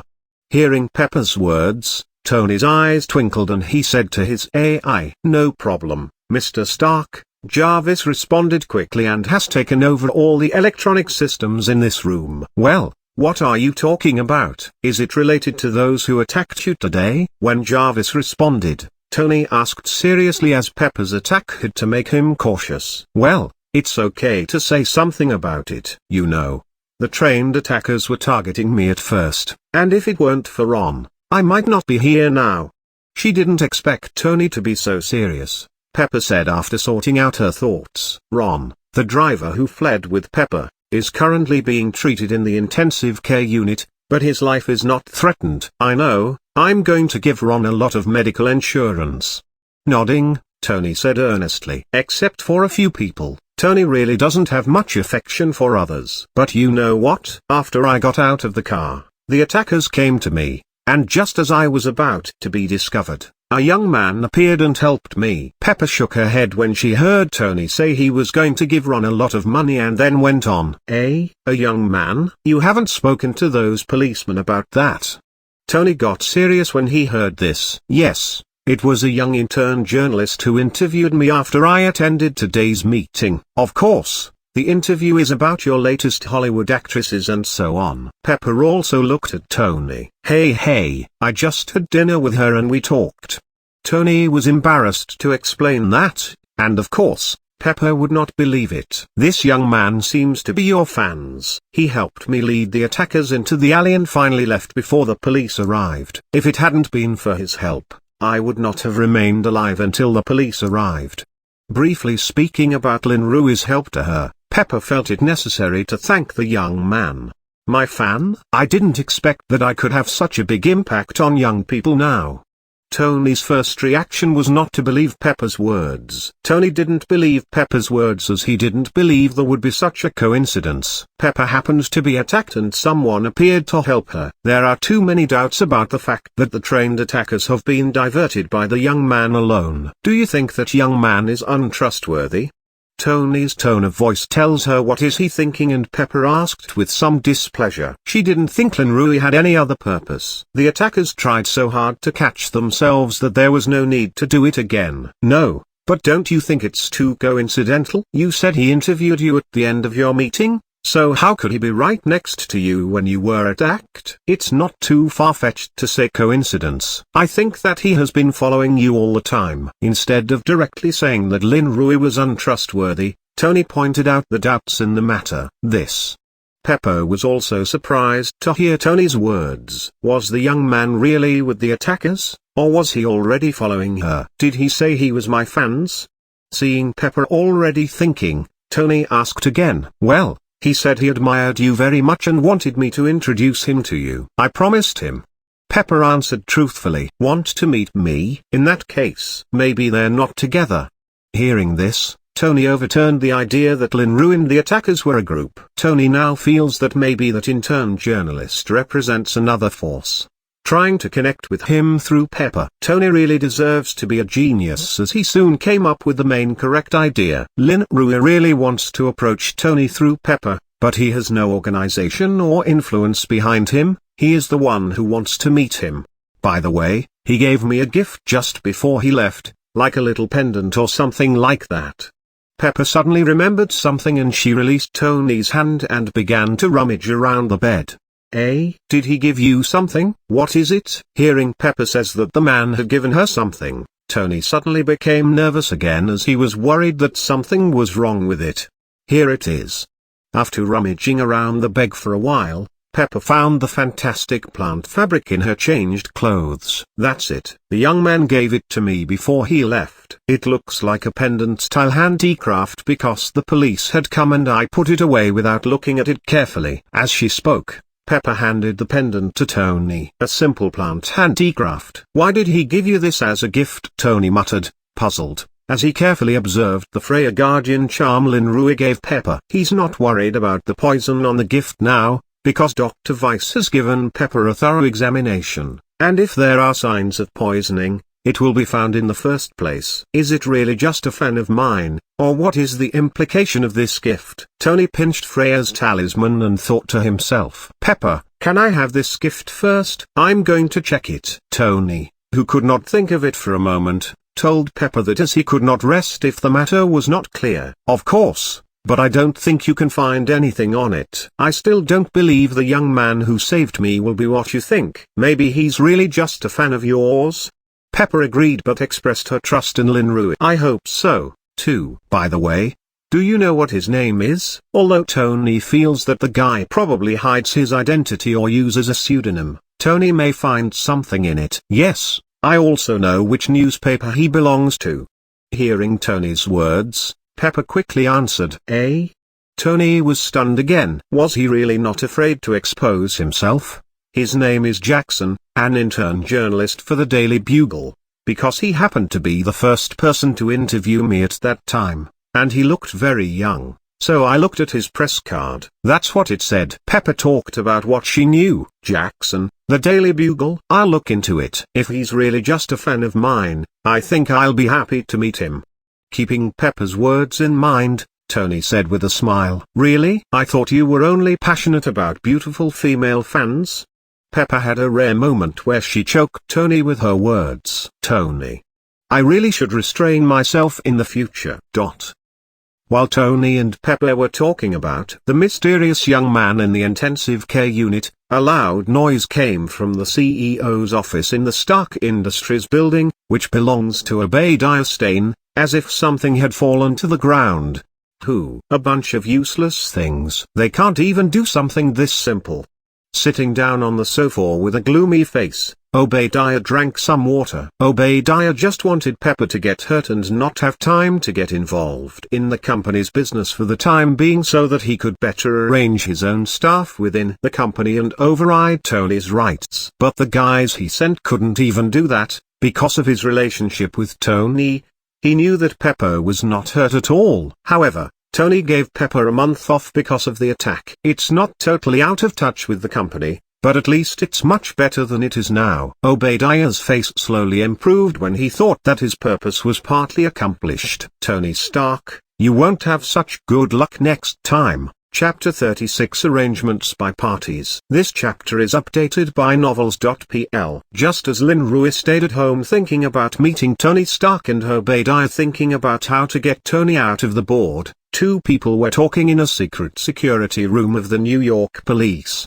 Captain Denny, these are all the information I've collected during my undercover period. I've sorted out the contents of those two vigilantes and they really seem to have a good relationship. Sitting in a simple chair in a safe house, Steve, who survived the harbor explosion a few days ago, put the information he had collected on the table and said to a tall middle-aged man with a mustache in front of him, "Well, you did a good job, Steve. I've been secretly investigating the vigilante you've seen, and although there's no photograph, according to your description, I found him." Putting his hand on the precious information, Captain Denny, who is in charge of Steve's undercover operation, gives him a message. Although it is more important to bring about the complete collapse of mafia gangs like Jeston Gang than to find Vigilante's real identity, it is clear that Captain Denny will not give up. So, according to Steve, Captain Denny quickly identified the blind vigilante, an ordinary lawyer working in the Hell Kitchen in Manhattan. "Who is it?"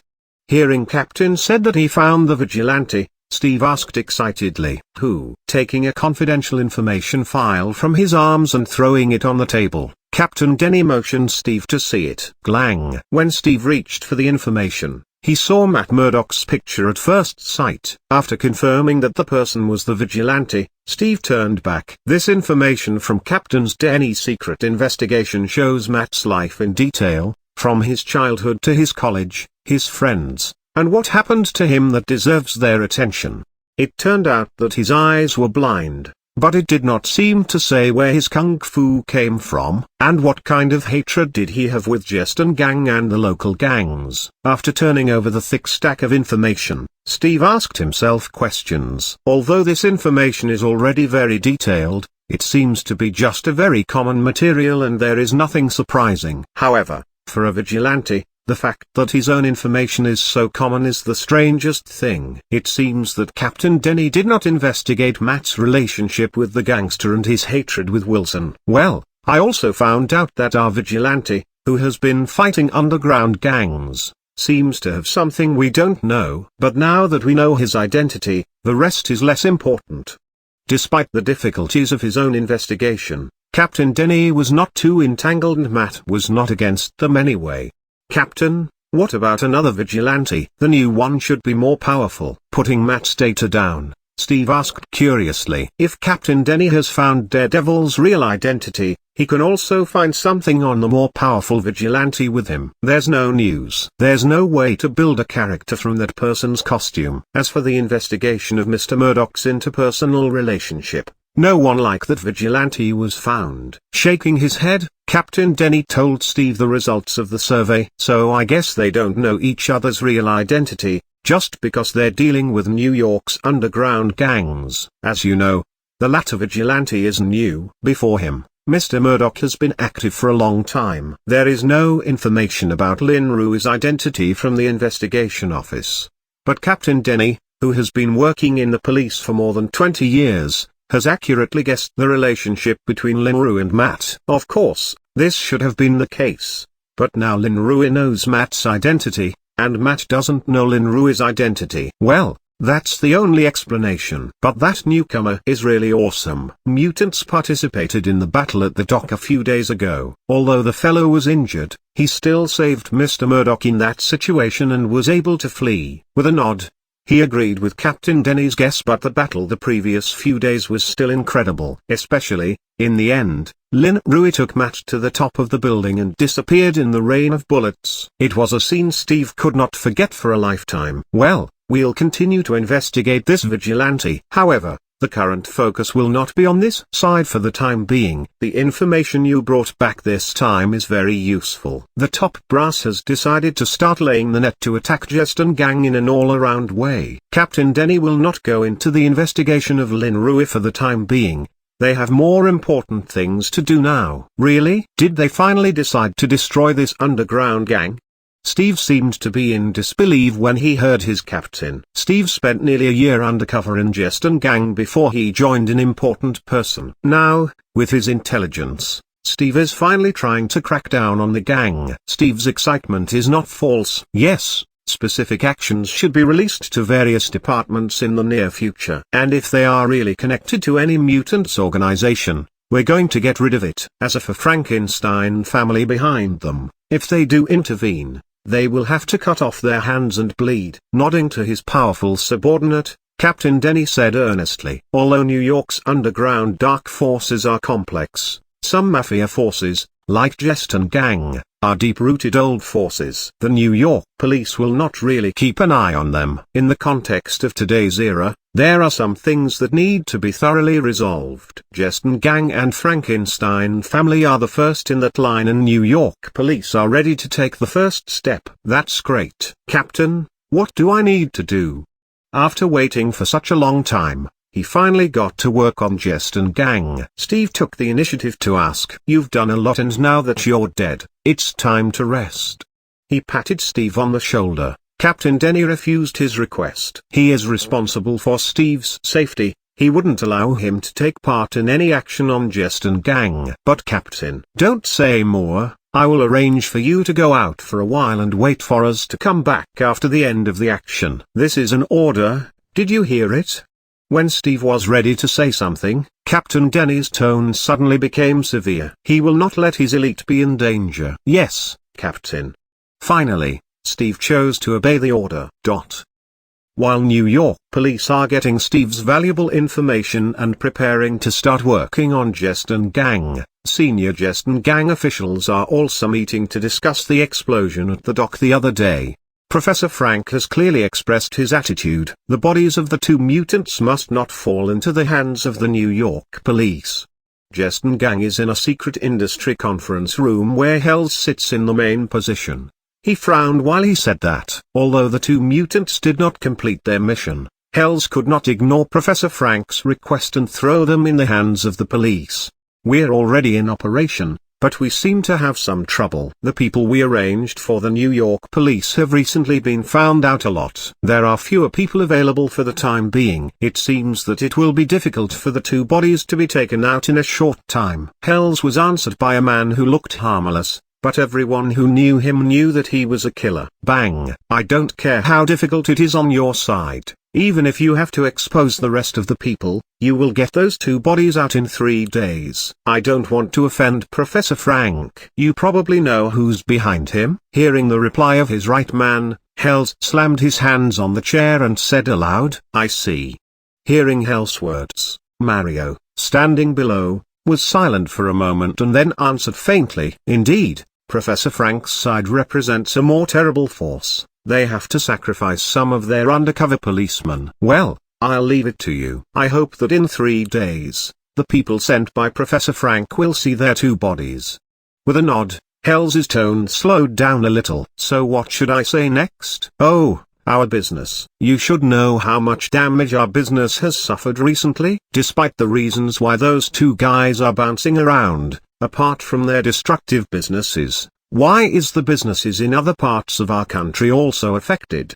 Hells, who just calmed down, couldn't hold back his temper and began to growl. It seems that since the guy wearing a black coat with a hood appeared, Jeston Gang seemed to have been in bad luck. This. Hearing Hell's words, everyone below looked away and did not know what to say. Indeed, Jeston Gang's industry is enormous and its territory is very large. Even if Linru and Matt go out every night to make trouble, they will not be taken into account everywhere. Recently, however, Jeston Gang's black business has gone downhill, with problems at all levels. It seems to be the New York police. They have suddenly become more active in our actions. Many of the secret business ended prematurely because of their aides. While the crowd was silent, Omar, the intelligence officer, came forward to answer the question. "So, do you mean we can't do it now under the attack of New York police and those two guys?" Hearing Omar's answer, Hells asked coldly, "For the time being, The best way is to divert all the obvious businesses underground. Some businesses that require a lot of hands are dispersed so that the New York police can't easily track them down. As for those two guys, let's hide for the time being. For now, Omar can only make such an arrangement. Well, just do it. I'll go and ask Master Ross how the situation will develop. With a wave, Hells concluded the unpleasant meeting with one final sentence. From that day on, the New York police and Jeston gang both started some undercover operations. But Lin Rui would not know that there were important reasons for their actions. Chapter 37 Hidden. This chapter is updated by novels.pl. DADADA. Bang. This way. Ah, be careful. Bang bang bang. Tilde. In the shadow of New York, at a factory at the junction of Queens and Manhattan, several series of shots were fired, including some exclamations and screams. These shots and screams ended before they lasted too long. No one knows what was going on inside. Soon after the silence of the voice in the factory, two dark shadows flashed through the gate and rushed into the continuous dark night. At an offset intersection far from the factory building, two figures appeared under the dim street lights, one after the other. Two people in special clothes. If anyone else who knows them is here at this time, they will be surprised to see Mirage Knight. Daredevil. That's right, the two people who appear here are Lin Rui and Matt. They have just joined forces to solve a drug-making problem in Jeston gang, a total of more than 30 people. This is the second time this week that Lin Rui and Matt have joined forces. The last time against a criminal gang under Kingpin in the Hell Kitchen. Matt, I defeated 10 more guys tonight than you did. Walking back into the darkness of the street from the street lamp, Lin Rui said to Matt with ease. In terms of strength, Lin Rui was now completely above Matt. Well, your growth has really surprised me. Is the internal energy really that amazing? Matt didn't care when he heard Lin Rui's words and just asked a question. Anyway, it's more amazing than what you're practicing now. Lin Rui answered with a smile. Lin Rui has completely learned the soaring dragon art and developed it to its full potential, and the internal energy in the body has stopped growing. Lin Rui feels it's time for him to change to a more advanced cultivation technique. Maybe he can teach Matt soaring dragon art. With his talent, it shouldn't be a problem to practice soaring dragon art. I don't know who your master is, but I think that he must be a very powerful person. During the time with Lin Rui, Matt watched the growth of Lin Rui's strength day by day and expressed his heartfelt feelings. Hey, that's a secret. Lin Rui will not say that he has no master but a more powerful system. Right. Matt, I have been thinking about a problem lately. Suddenly remembered something, Lin Rui slowed down and said to Matt. What's the problem? Hearing Lin Rui's step slowed down, Matt slowed down and asked Lin Rui, should we have a fixed base of operations or something like that? Every time we come out of our homes and find a place to assemble and then move together, it's always troublesome. What's more, we are dealing with more and more enemies, and we need a place to prepare our own equipment. Every vigilante should have its own secret base and arsenal, and we are missing a place like this right now. Stopping at the roadside, Lin Rui said seriously. What Lin Rui said just now has been on his mind for some time. Since he and Matt formed an alliance, their enemies have completely escalated to large criminal gangs like Jeston Gang and Frankenstein Family. Unlike previous attacks on gangsters on the streets, Lin Rui and Matt need to prepare intelligence and equipment in advance every time they deal with these criminal gangs. And these things obviously can't be done at home, so Lin Rui was thinking about building his own secret base outside. Oh, I always forget that you are still young and you must still live with your parents at home. Hearing Lin Rui's words, Matt patted his head and said embarrassingly, Lin Rui's strength always makes Matt ignore the fact that this powerful ally is only a high school student, so he never thought about it. After all, Matt can do a lot of things in his basement. Yeah, I want to move out at least until I have a stable job. Lin Rui was a little embarrassed. Vigilante, who lives with his parents and goes home every night, has its limitations. You're right, we really need a secret base, a place to prepare our own equipment and make some secret plans. Without too much age entanglement, Matt quickly agreed to Lin Rui's proposal. Well, Then do you have any suitable places to recommend? I don't know much about the underground situation in New York. Hearing Matt agreeing, Lin Rui went on to ask, I know a few places. They are very secretive and have a lot of space. If you sort them out, they should be our secret base. Matt is not afraid to walk as Daredevil in New York at night, and there are several places that come to his mind. Haha, take me to see it now. We can fix the secret base earlier and we can arrange it earlier. Hearing Matt's words, Lin Rui said excitedly, well, the nearest place should be here. One place I stumbled upon when I was injured before I came home. It was an abandoned iron factory. With a sigh of relief, Matt felt a little and accelerated in one direction. An hour later, on a dilapidated road near the river, Matt's car stopped quietly by the side of the road, but no one was in it. Under the roadbed about 100 meters away from the bank, the weeds are everywhere and it is a place where no one has passed for many years. At this time, Lin Rui's exciting voice suddenly came out of the weed. Here it is. The most perfect secret base.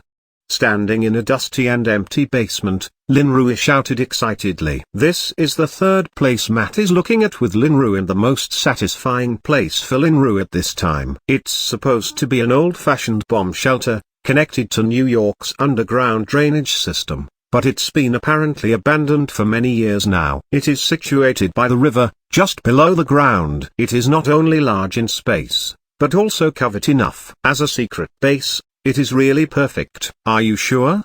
Standing next to Lin Rui, Matt asked again. It's decided. Here it is. I don't think the place behind is any better than here, is it? Looking around the underground space again, Lin Rui said earnestly. Yes, the rest of the place is really not as good as here.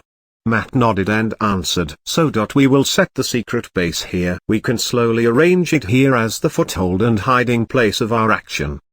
The more satisfied Lin Rui looked, the more he was thinking about turning it into an all-around base. You decide, but it's too late today. Aren't you going to school tomorrow? Knowing that Lin Rui was in high spirits at the moment, Matt had to remind him. You're right. Let's make an appointment next time. I'll bring some of my own things. I think this will be a very important place for us in the future. After glancing at the time, Lin Rui exclaimed, and then went out with Matt. Well, I believe too. The next day, Empire State High School. Hey, Jackson, you look happy. Did anything good happen to you? In the class, Peter looked at Lin Rui, who had been smiling, and asked, Oh, you can say that. Didn't you read the news the other day? I'm supposed to be on TV. Smiling at Peter, Lin Rui said proudly, You are in the limelight now. As an intern journalist, you interviewed Tony Stark's personal secretary. I didn't know where your luck came from. Looking at Lin Rui's complacent look, Peter spoke with envy. Hey, it's really my luck. Lin Rui responded with a smile. He can't say he meant it. At this moment, a person came in from the door and went straight to Lin Rui and Peter. It was Harry. Harry, who hadn't been seen by anyone for a few days. He finally appeared at school again. Hey, Harry, why haven't you coming to school recently? Peter asked curiously as he saw Harry coming. He recently started interning behind the biology professor at Oscorp, and he usually studies at school and didn't really have a lot of free time, so he hasn't met Harry for some days now. As for Lin Rui, his situation is similar. He has been busy completing the Mainline quest recently. Hey, Harry, you are here. Lin Rui also greets Harry. He probably knows what Harry has been doing lately. It should be Oscorp's business. Looking at Harry's face, his move into the shareholder group should not be so smooth. Hey, there was something I had to do in the company, so I was a little busy. Although Harry has been under great pressure because of the company's affairs, he will not share these things with his friends and burden them too. This is not something they should worry about. Well, now you're slowly starting to take over the company's business. You really will be busy for some time. Peter was not pleased to say that, as he could not imagine how dangerous the fighting within such a large company was when he was so simple-minded about those affairs. If you need any help, you can talk to us. We may not be able to help you, but we'll be there for you, and that's always better than being alone. Lin Rui spoke on the sidelines and said that if he could help, he would help. I know, and thank you for helping me out at the Lisbon hotel the other day. smiling gratefully at Lin Rui. Harry mentioned Lin Rui's interruption of the journalist who asked personal and aggressive questions to Harry the other day. Later, I sent someone to find you, but you were gone. Oh, that day. That reporter was obviously targeting you. I wanted to help seeing that. I can't let my friend fall to that guy's questions. Afterward, I went home so you. Lin Rui said with a smile. Ah, hey, what are you talking about? Hearing Lin Rui and Harry talk about something, Peter asked curiously. Oh, it's nothing. In this way, Lin Rui and three people chatted and waited for class time. They did not find that Tom, who would normally come to talk with them, was now in another circle. If not for all three of them having their own business, they would have noticed that. Chapter 37 Secret Base. Chapter 38 Hidden. This chapter is updated by novels.pl. Ring tilde. At 3 o'clock in the afternoon. The bells sounded on school closing time and Lin Rui packed up his bags and prepared to go home. They made an appointment to go to Harry's house together tomorrow, which is a party as they haven't been together for so many days. And Lin Rui finally found out the difference between Tom, so he came to Tom after school. Hey, man. Did you meet a girl recently? You are not talking with us. Are you trying to hide her? Lin Rui put his hands on Tom's shoulders and asked with a smile. But to Lin Rui's surprise, Tom suddenly shrugged and shook his hand off his shoulder. It's all right. I just made some new friends. Really? It's good to make new friends, but you won't forget your old friend, will you? Lin Rui awkwardly put his hand down and continued. Hearing Lin Rui's words, Tom suddenly stopped, and Lin Rui beside him stopped, looking curiously at Tom. However, he found that Tom was staring at him. No, I won't forget that you are my best friend. Just as Lin Rui was getting worried, Tom finally answered his question. Ha ha, I knew it. Come on, let's go home together. Ha ha, Lin Rui once again put his arm around Tom's shoulder and laughed. This time, Tom didn't shake his shoulders anymore. But when Lin Rui and Tom came to the school gate, Tom stopped again. Following Tom's eyes, Lin Rui saw several tall boys standing outside the school gate. They looked like they were the school basketball team. I made an appointment to play with them today, so I can't go home right now. Looking at Lin Rui, Tom said lightly, well, go ahead, I'll go home first.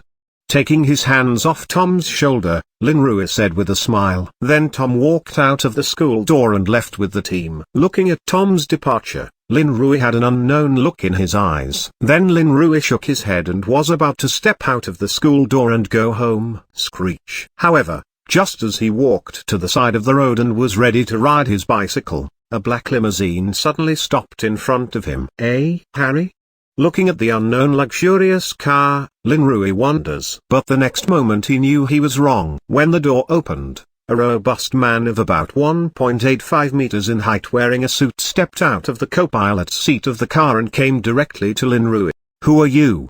He wondered why he was blocked here, Lin Rui asked, looking up at the man in front of them. Although he was smaller in size than his opponent, Lin Rui was not afraid at all. He didn't know how many methods he had already thought of to get rid of him. Mr. Jackson Lin.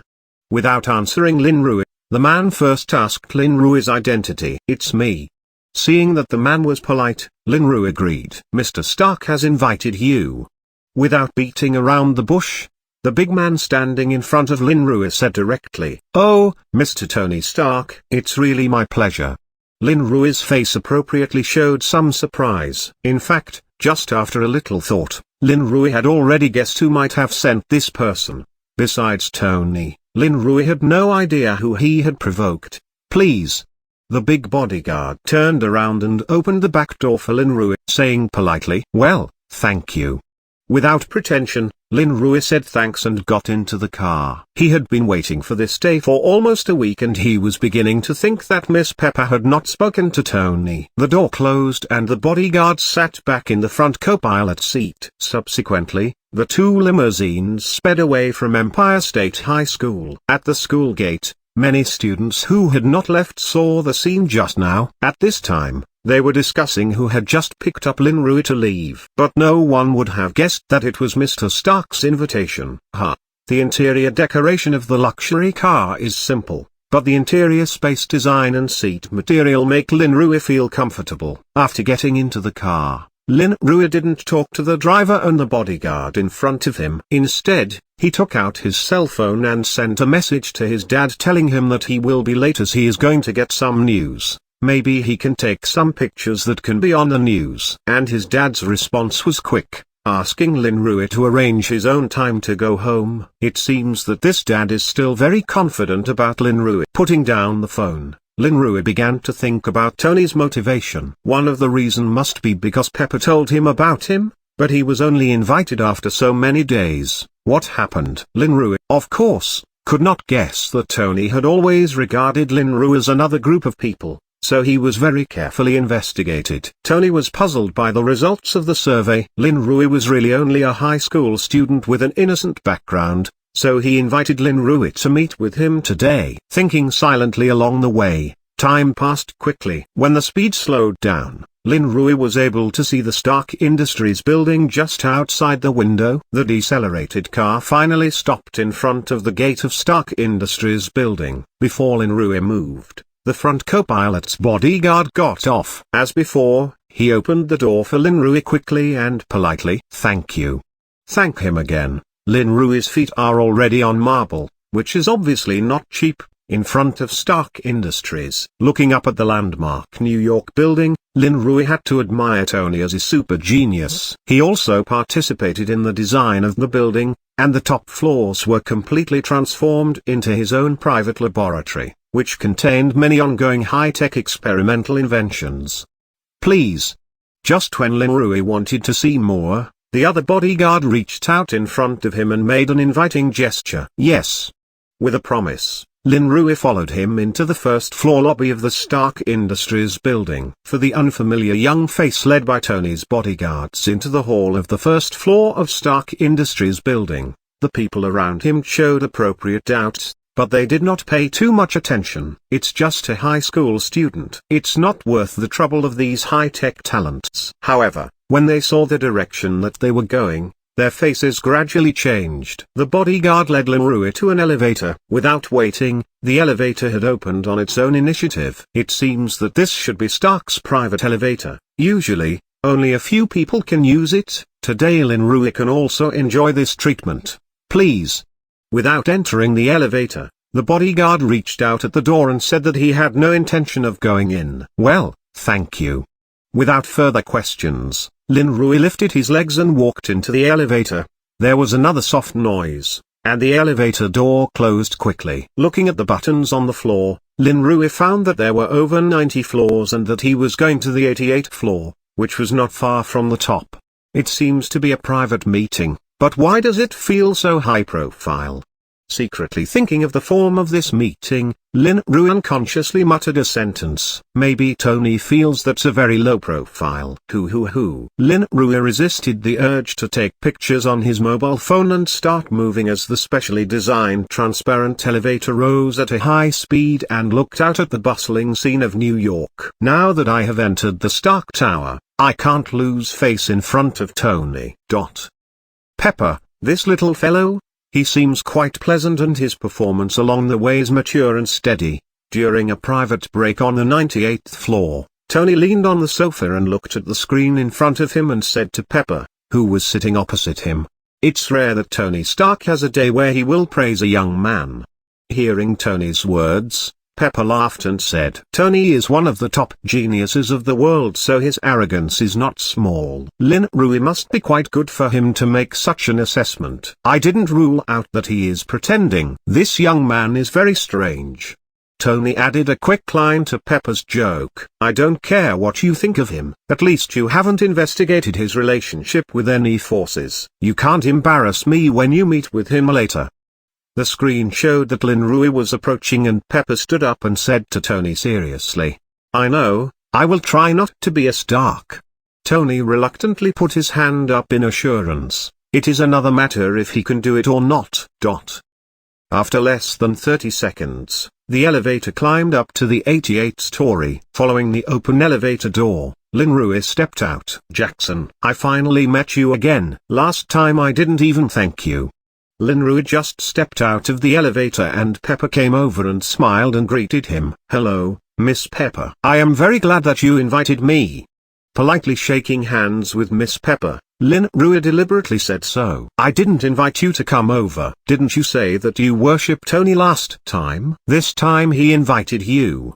Hearing Lin Rui's words, Pepper stood back a little, revealing Tony sitting behind her. After Pepper let go, Lin Rui finally saw Tony sitting on the back sofa, although he had seen him as early as he was out of the elevator. However, Tony apparently had no intention of standing up and saying hello to him. "Ah, Mr. Tony Stark. Nice to meet you. I am Jackson Lin. You have always been my idol." Since Tony didn't take the initiative, Lin Rui had to say hello to herself. Anyway, he already said before that he was Tony's fans, which is normal. Walking quickly to the sofa, Lin Rui reached out to Tony with his right hand, like a little fan asking for a handshake. Tony, however, has no movement. He is a cleanliness addict and generally does not touch other people casually. Tony. Just as Lin Rui was a little embarrassed, Pepper shouted, "I know. Hello, I am Tony Stark." After being stared at by Pepper, Tony reached out reluctantly and gave Lin Rui a simple shake. "Well, Mr. Jackson, let's have a good chat next."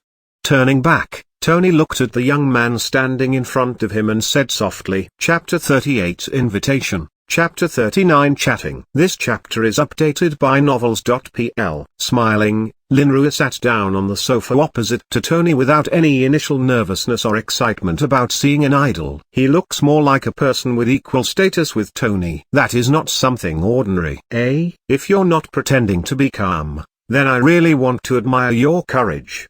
Tony had a strange feeling when he saw Lin Rui's expression and attitude change. Pepper, who wanted to start a conversation to light up the atmosphere, also discovered the change in Lin Rui. She wanted to say something but finally sat silently beside Tony without saying anything. "It's really my honor to be admired by Mr. Stark, but I'm just pushing on now. It's really a surprise for me to see such a person as Mr. Stark. After all, you are a genius of this age." Following Tony's words, Lin Rui answered humbly, "It's not good to pretend to be a fan if he wants to achieve his goals." "So, Mr. Jackson, what is your purpose? Or what is the purpose of the power behind you?" Hearing Lin Rui's calm tone, Tony suddenly opened his mouth and asked these two questions. He still thinks that Lin Rui is a big chess player. After all, ordinary high school students will not be as calm as Lin Rui given the current situation. What purpose? What is the power behind me? Did Mr. Stark, after investigating me for so many days, still think that there is some invisible power behind me? At Tony's words, Lin Rui's face turned strange as he asked back. He just did not show the surprise and excitement one shows after seeing an influential figure. How did he arrive at the conclusion that someone is behind me? "You know I'm investigating you?" Seeing Lin Rui's mistaken look at me, Tony's face is a bit shaky. He really did not find any influence behind Lin Rui. What he asked just now is just cheating on Lin Rui. "Miss Pepper promised to introduce me to you, but she didn't invite me here until today. During the week or so, I think you should have done something. But, since you haven't investigated anything, why do you think that I have some sort of hidden power behind me now?" Lin Rui answered calmly. In dealing with Tony's personality, adhering to him will only make him look down upon him. Only by putting both sides in an equal position can Lin Rui get a chance to really approach him and gradually become friends with him. "Because you are too calm and you lied to Pepper. You said that I am your idol, but you are not excited and happy as a fan. Although your performance is good, but this acting is too young and immature for me who is used to Hollywood-level performances." Tony's eyes flashed as he said that, and this is the reason why he once again judged that Lin Rui's identity is not simple. Well, I did lie. "Sorry, Miss Pepper, I'm not Mr. Stark's fans, but my friend is. I can guarantee that."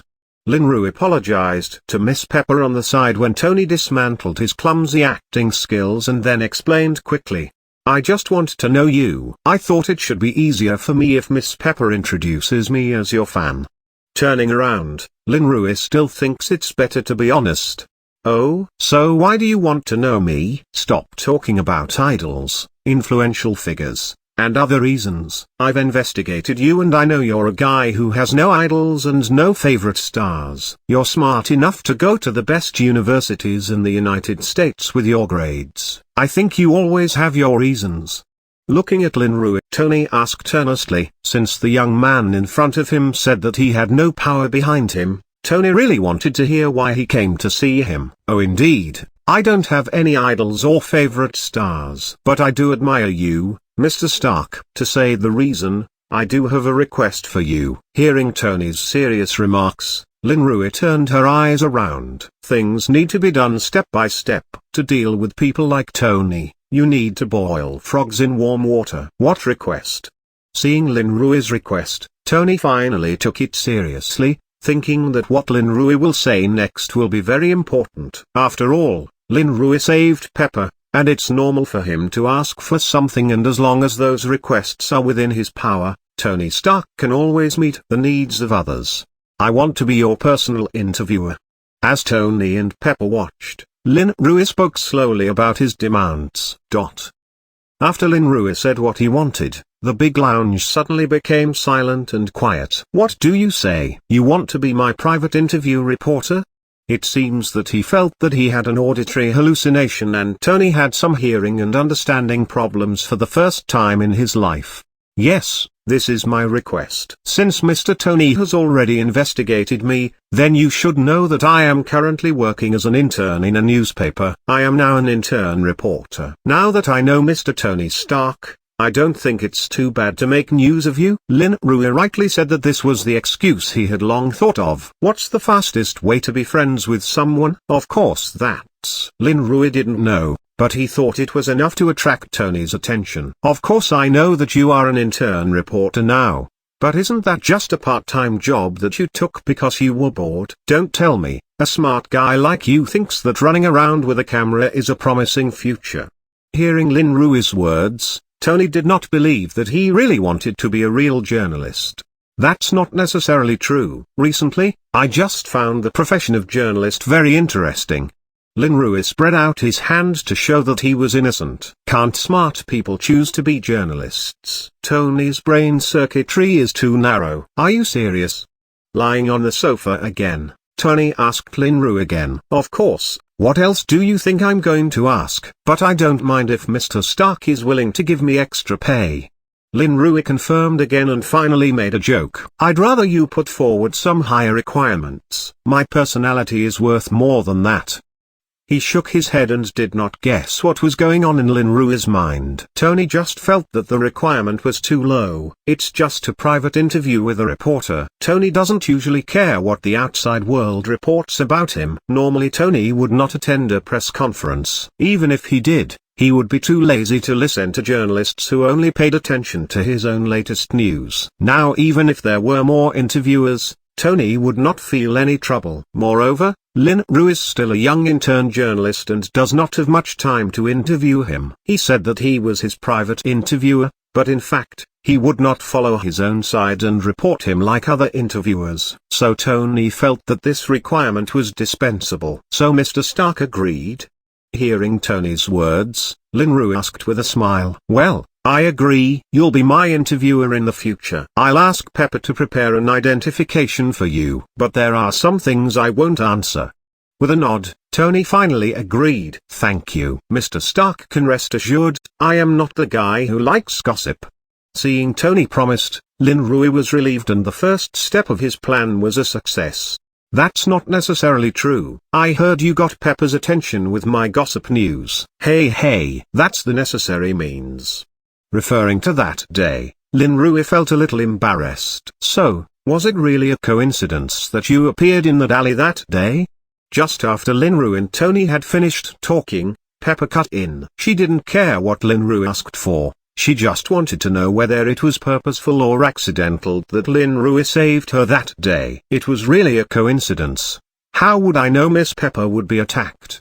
Looking at Pepper, Lin Rui responded seriously. It's not a lie. Lin Rui didn't know Pepper was attacked. He just noticed that someone was following Pepper. Really? Pepper, our Jackson kid won't lie. Right, Jackson? This time, Tony helped Lin Rui get away. and he didn't know if he really believed Lin Rui's words. Of course. Lin Rui quickly nodded. Well, let's talk about some things else. Let's talk about some of the things that are easy. For example, Jackson, what is your future goal? Standing up from the couch, Tony walked toward the lounge and asked Lin Rui. Well, I'm still young and I haven't thought about it yet, but I think my future career will be great. Lin Rui also stood up politely and answered after Tony.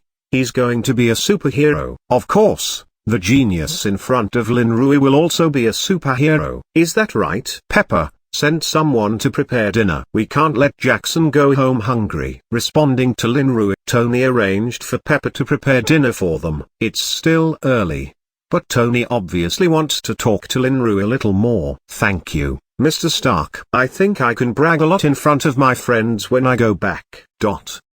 So Tony kept talking to Lin Rui until dinner. Pepper also listened quietly to them chatting, bringing them a cup of coffee or green tea from time to time, because Lin Rui did not like coffee. As the evening wore on, Lin Rui had already eaten the biggest meal in his life under Tony's hospitality. For a private dinner with Tony Stark in the Stark Tower, Lin Rui wondered how many people could get this treatment. Well, Mr. Stark, Miss Pepper, I'll go home first. Thank you again for dinner.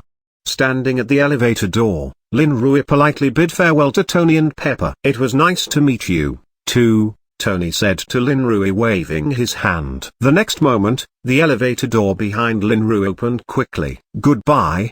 Finally, with a greeting, Lin Rui turned and stepped into the elevator. When Lin Rui disappeared in front of Tony and Pepper, the smile on Tony's face disappeared instantly. Jarvis, is the analysis coming out? Tony yelled as he walked back. Sir, Mr. Jackson, Lin said 352 words when he came in. By systematic judgment, 350 of them are true. Except for the fact that you are his idol, Mr. Jackson did not lie about anything else, sir. After Tony shouted, the voice of Jarvis answered him quickly. Obviously, this was Tony's intention in keeping Lin Rui for so long. He has been asking Jarvis to test Lin Rui's heart rate and other physiological data to determine whether Lin Rui is lying or not. But now, according to the results of Jarvis, Lin Rui is telling the truth. However, the results based on heartbeat and physiological data are totally inappropriate for Lin Rui, who has practiced internal power. Really? Did I really think too much about it? Hearing the results of Jarvis' analysis, Tony's original idea began to waver. Tony, sometimes it's good to trust others a little more. I think this young man is very good. Pepper whispered. Well, in that case, he's really a great young man. Without finding anything wrong with Lin Rui, Tony had to admit Pepper was right. Tony shook his head as he glanced over the vine-knitted handicraft Lin Rui gave him before he finally left the table. Maybe I shouldn't be so suspicious of others anymore. Chapter 40 Upgrading Exercises. This chapter is updated by novels.pl. The quest completion rate is 2/100ths. Today I had a good chat with Tony. How can this be done? Lin Rui, who was sent home by Tony, lay in bed and looked at the mainline quest about Tony in his mind, muttering to himself. It seemed that he was very unhappy with the progress. I've already finished 15% of the main quest against New York's underground dark forces. It seems Tony is really a tough nut to crack down on. It's clear that Tony has been suspicious of him, but Lin Rui just thinks that the hearts and minds of people are the most difficult to understand. Forget it. Tony has promised me to be his private interviewer anyway. There will be many opportunities to get close to him in the future. Sooner or later, this quest will be completed by me. Lin Rui was quietly angry with himself. Tony's business was put aside for a while. Lin Rui sat in bed and silently practiced the soaring dragon art. This cultivation technique was the reward he received after he completed his novice quest, which is now Lin Rui's main means of improving his strength. Half an hour later, Lin Rui, seemingly asleep, opened his eyes again. It seems that soaring dragon art has reached its limit in tapping my physical potential, and the amount of internal energy accumulated in my body has not increased for a long time. It's time to change to an advanced cultivation technique. Feeling again the limitations of soaring dragon art on his own strength at that time, Lin Rui muttered and drowned in his mind. System, you here? Instead of going to System Shop first, Lin Rui shouted in his empty mind. As usual, the system appeared in front of Lin Rui in an instant. Well, soaring dragon art can no longer enhance my strength. Do you have any better cultivation technique recommendations? It's better to practice another. Seeing the emergence of the system, Lin Rui erased his own problems. Of course, there are many cultivation techniques in System Shop, good and countless, and your requirements can be fully met. Hearing Lin Rui's words, the system responded at will. Then you recommend some. Otherwise, I don't know what suits me. Even if I know it, I still have to look for half a day. Lin Rui said with a smile. Well, these should all suit you better. With a promise, the system has already called several items from the System Shop. 3 items flew out of the System Shop in succession and slowly falls into Lin Rui's eyes with their own brilliant light. Dragon Form Method, Intermediate Cultivation Technique, worth 600 reward points. Main results, further tapping human potential, greatly enhancing physical fitness and upper limit of strength. Want to feel the pleasure of flying the enemy with a punch in the battle? Dragon Form Method is your best choice. Spirit Roaming Art, Intermediate Cultivation Technique, worth 800 reward points. Main effects, enhance the resilience of internal energy, strengthen the control of the body, enhance flexibility. In the multitude of flowers, the effect of Spirit Roaming Art is what the leaf does not touch. Are you yearning for it? Heaven's Origin Heart Law, first part of the Advanced Cultivation Technique, worth 1000 reward points. The main effect, all rivers run into the sea. Just these 4 words. These are 4 words that are translated as all rivers run into the sea. Are you good enough to practice it? The 3 cultivation techniques that were silently read out in the system were extremely introduced and Lin Rui's eyes grew bigger and bigger. Now the cultivation technique in the System Shop has its own sales pitch. Also, the first 2 intermediate cultivation techniques are all right. What does this last advanced cultivation technique mean? It only has 1 part and it's more expensive than the other 2. The most important thing is that its introduction is only 4 words. Well, after all, System Shop has fewer customers and it also has to do some self-promotion. The system said faintly. When he heard the system, Lin Rui's mouth twitched twice. So, what is the effect of this advanced cultivation technique? Well, the summary of System Shop is in place. I'll explain to you which of the 4 words all rivers runs into the sea you don't know. The system is also very sarcastic. Well, you can't explain it to me. Then you can say which one I should exchange directly. Is that all right? Instead of trying to figure out what those words meant, Lin Rui asked directly. He worries that once he asks, the system will laugh at him. That is, of course, the advanced cultivation technique is the best. Do you want to think about it? Although the system did not hallucinate the human form, Lin Rui felt that he had been attacked with white eyes. Then exchange the advanced technique for me. I am rich now anyway. The system said that the advanced technique is good and Lin Rui is no longer considering others. Are you sure you want to redeem the first part of the advanced cultivation technique Heaven's Origin Heart Law? Just after Lin Rui shouted the words, the unique mechanical sound in the System Shop appeared in his mind.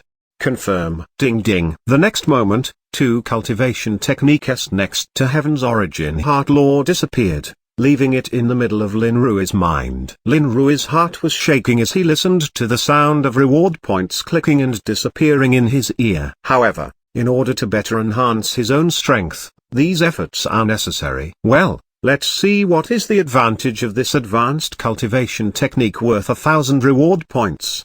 Depressed, Lin Rui reached out to Heaven's Origin Heart Law in front of him. Boom. The moment Lin Rui came into contact with Heaven's Origin Heart Law, his whole mind shook and his consciousness was sucked in by the Heaven's Origin Heart Law. Outside, Lin Rui, who was sitting in bed, fell back and fell asleep. When Lin Rui woke up again, it was daybreak and he slept soundly. Ah, so cool. Slowly opening his eyes, Lin Rui cried out in comfort. It's daybreak.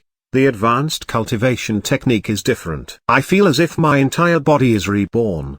Lin Rui squatting down from the bed and looked at the sun that had risen outside and sighed. Standing on the ground and looking at himself, Lin Rui could not see it, but he could feel that he was different. Maybe it's a change in temperament. Maybe he is a little taller. Lin Rui now feels more energetic. It's a change in appearance, but it's a bigger change in nature. Lin Rui now has twice as much internal energy in his body as he did last night. This was the result of single night practice. Although I don't know how the two intermediate cultivation techniques work, this advanced cultivation technique is really amazing. 1,000 reward points are worth it. Holding his fists, Lin Rui said to himself, feeling the strength of the body grow again. The next moment, Lin Rui has rushed into the bathroom. He upgraded the cultivation technique, made contact with Tony Stark and discussed with Matt about the location of the secret base. Lin Rui is completing the mainline quest step by step and is also slowly moving towards the path of a superhero. The Daily Bugle. In the office of Editor-in-Chief John Jameson is reading a newspaper that is the latest issue today. Then there was a knock at the door outside the office. "Come in." Glancing at the people outside, Mr. Jameson shouted quickly, "Boss, this is Jackson, the new intern journalist from our newspaper, who last took the opportunity to interview Miss Pepper, Mr. Stark's private secretary, in front of the Lisbon Hotel." Editor Maz, who had just opened the door, introduced the young man behind him to his immediate superior. "Hello, Mr. Editor-in-Chief. My name is Jackson. I'm a new intern journalist." Following Mara's, Lin Rui politely greeted the leader of the Daily Bugle in front of him. However, to Lin Rui's surprise, Mr. Jameson, who was standing behind the table, suddenly stepped out and came to Lin Rui in front of him in a few steps. Hello. We haven't seen such a potential, energetic, conscientious journalist in our newspaper for a long time." Jameson, who rushed to Lin Rui, took his hand and said earnestly, "Well, boss, I just did what I should have done." The editor-in-chief made him feel a little overwhelmed and Lin Rui said embarrassingly, "You're right to think so. Take the enthusiasm for the newspaper as something you should do, so that you can finish your work better." The editor-in-chief Jameson seems to be over-enthusiastic about Lin Rui, holding his hand all the time. At last, Lin Rui took a little effort to pull his hand out of the editor-in-chief's hand. "Oh, boss, what do you want with Jackson and me?" At this time, Maras, who was hanging by, finally interrupted and he could not understand the editor-in-chief's attitude. "Oh, nothing. I just wanted to see the best employees in our newspaper." By the way, how can Jackson still wear the label of the internship? A week's internship is enough for an excellent person like Jackson. He waved to Maz. Later, he saw the sign of the intern journalist hanging on Lin Rui's chest and was unhappy with Maz. Yes, I'll change Jackson's brand for a full-time employee as soon as I go out." Although he doesn't know what madness his boss is having, but Maz is certainly following him. "Well, okay. I have other people to see, you go out." Remember, Jackson's salary will be paid according to the regular staff. If one of his interview or photos is in the newspaper, then extra money. James seems to really just want to see Lin Rui and wave them out. At the end of the day, Lin Rui's treatment was improved and he didn't even know what the stingy editor was thinking. "All right." Maz promised in a doubtful manner and then went out with the same doubtful Lin Rui. "I didn't expect that Harry Osborn's good friend would come to my newspaper to work. This opportunity to build relationship cannot be missed."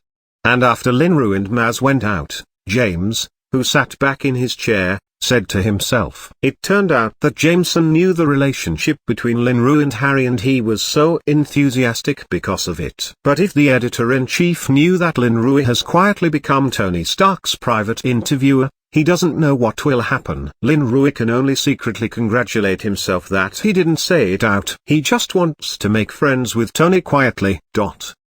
When Lin Rui came out of the Daily Bugle, he had upgraded from an intern reporter to an official reporter, although Lin Rui didn't care about the name. Today's appointment with Matt to set up our secret base, or go home first. Mindful of the evening, Lin Rui hurried to the nearest subway entrance. Chapter 41 Secret Base and Internal Energy Technique. This chapter is updated by novels.pl. At the door of the house, Lin Rui, who greeted his parents, went out again with his small backpack. Today, he and Matt will set up the secret base together. Honey, do you think that our son is in love? Looking at Lin Rui's fading away, Mary turned back to the husband who was washing the dishes.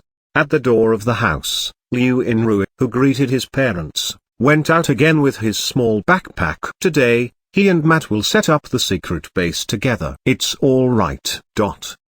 After several rounds of the subway, Lin Rui came out of the nearest subway entrance to the former secret base. Then, like most people, Lin Rui walked slowly towards the river. After walking so slowly for more than half an hour, after confirming that no one was around, Lin Rui's right wrist glowed. The next moment, he was covered by phantom suit. Lin Rui, who has changed his identity, burst out in an instant and disappeared on the remote bank of the river. Even if someone actually accidentally saw him, it would probably be regarded as a psychic event. Within a minute of disappearing from the riverbank, Lin Rui appeared at the entrance to the secret base a kilometer away. Looking at the weeds that had been slightly cleared in front of him, Lin Rui knew Matt should have arrived.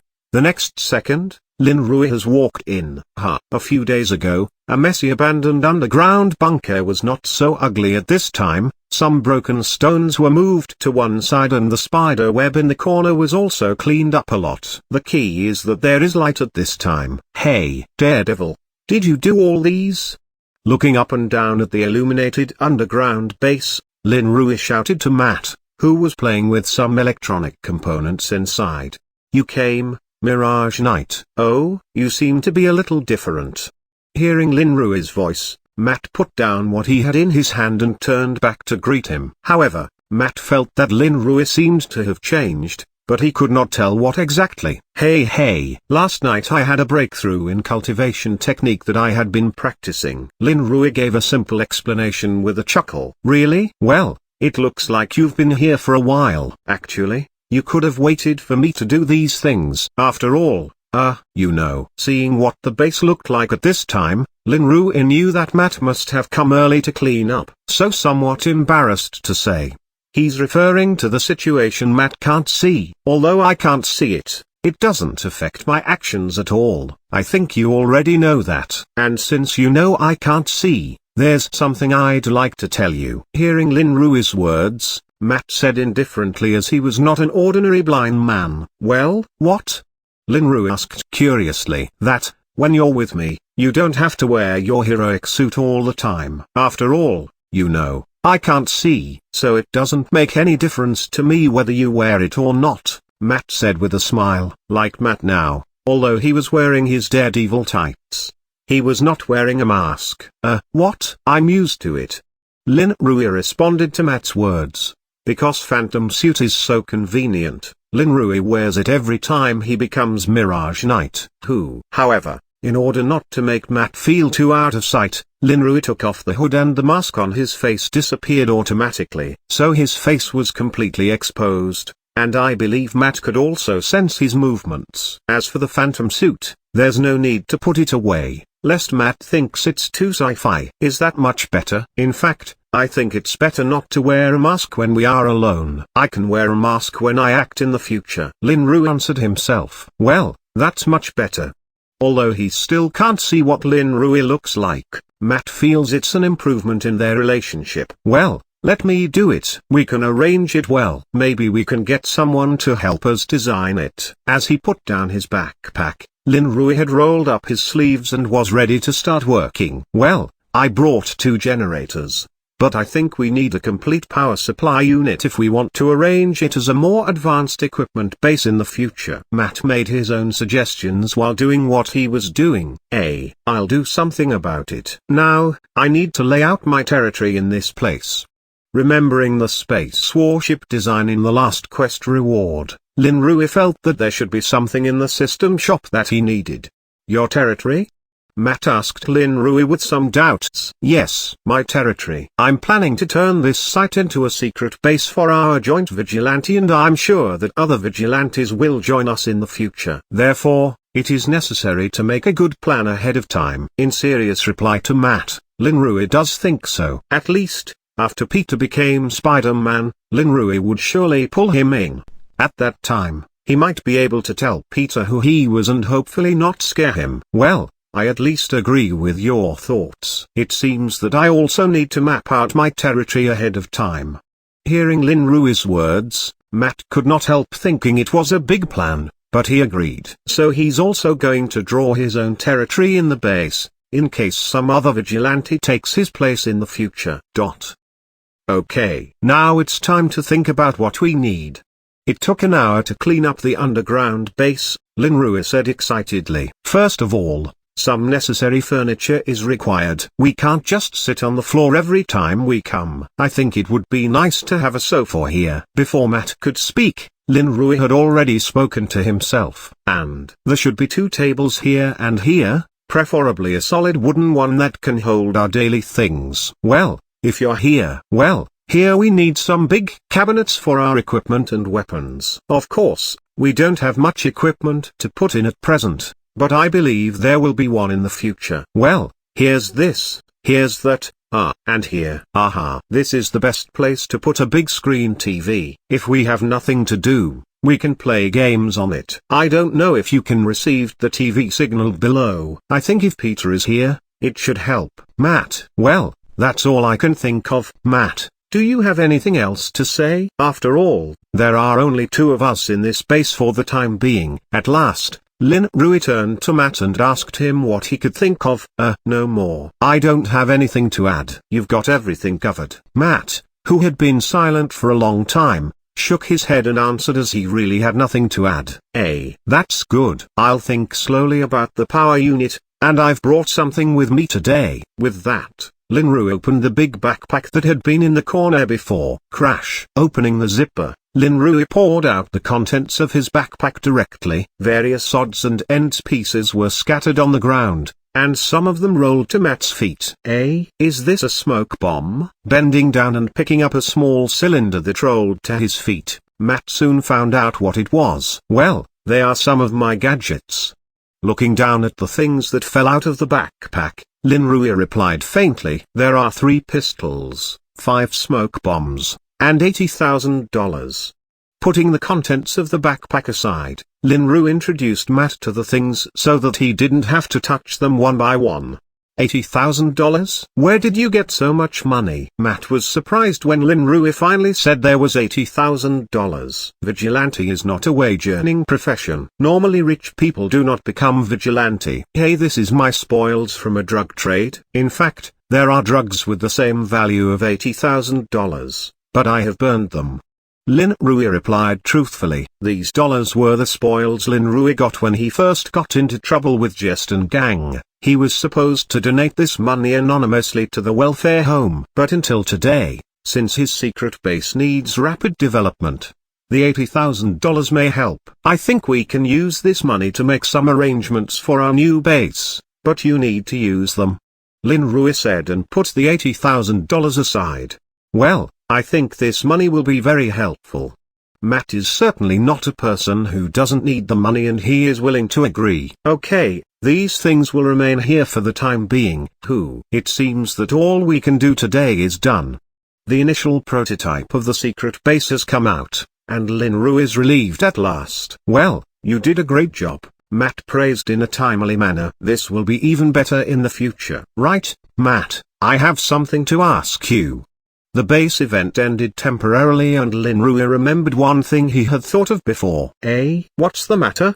Hearing Lin Rui's serious tone, Matt asked doubtfully, do you have any cultivation techniques? Is it similar to using special methods to enhance the potential and strength of the body? After thinking about it, Lin Rui asked the question. In Lin Rui's memory, Daredevil seems to have his own system of practice, and he doesn't know whether it is a cultivation technique or not. Do you mean internal strength? I do have a practice method, which was taught to me by my master.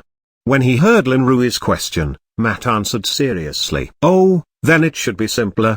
Hearing Matt's answer, Lin Rui felt that his approach should be possible. What is simpler? I have a cultivation technique that I practiced before. I think it should be a little better than what your teacher gave you. I think you can take it for reference. Instead of asking Matt to practice with the cultivation technique he gave him, Lin Rui just asked him to refer to it. Maybe it's not suitable for him. Do you have an internal energy practice method? Are you sure that you want to give it to me? Matt seemed surprised to hear Lin Rui. In his opinion, The mysterious cultivation technique that can help the human body break through the physical limitations should be kept secret. Well, you can practice this if you think it's right for you.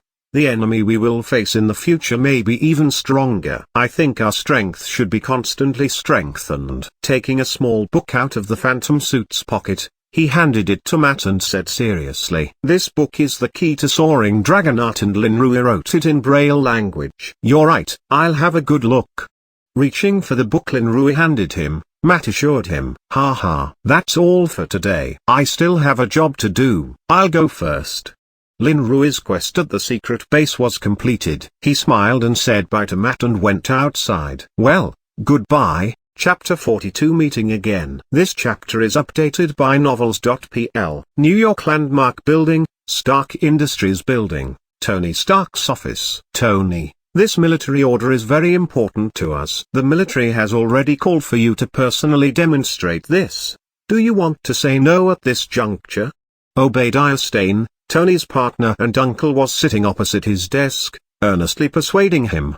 Because Pepper had an accident not long ago, Tony finally knew that he could not lose the beautiful woman who really knew how to love. So now he wants to put off the trip to the Middle East and stay with Pepper in New York. But Tony's trip to the Middle East is an important part of Obadiah's plan. He can't let this happen. So after knowing Tony's plan, he came to persuade him. "Obi, it's just a military arms purchase. If they need a man of weight, I think you are very good." The CEO of Stark Industries, that name should be enough. With a glass of red wine in his hand, Tony said indifferently, "But it's not a simple weapon purchase. They're going to buy our latest missile strike system. Moreover, my position is no higher than the name of Tony Stark. It's up to you to take this big military order." At Tony's words, Obadiah shook his head and said, "But Pepper." The attack on Ms. Pepper was really surprising, but the police are already investigating it with all their might. "And you've arranged for Miss Pepper to have the tightest security personnel. I believe her safety is guaranteed,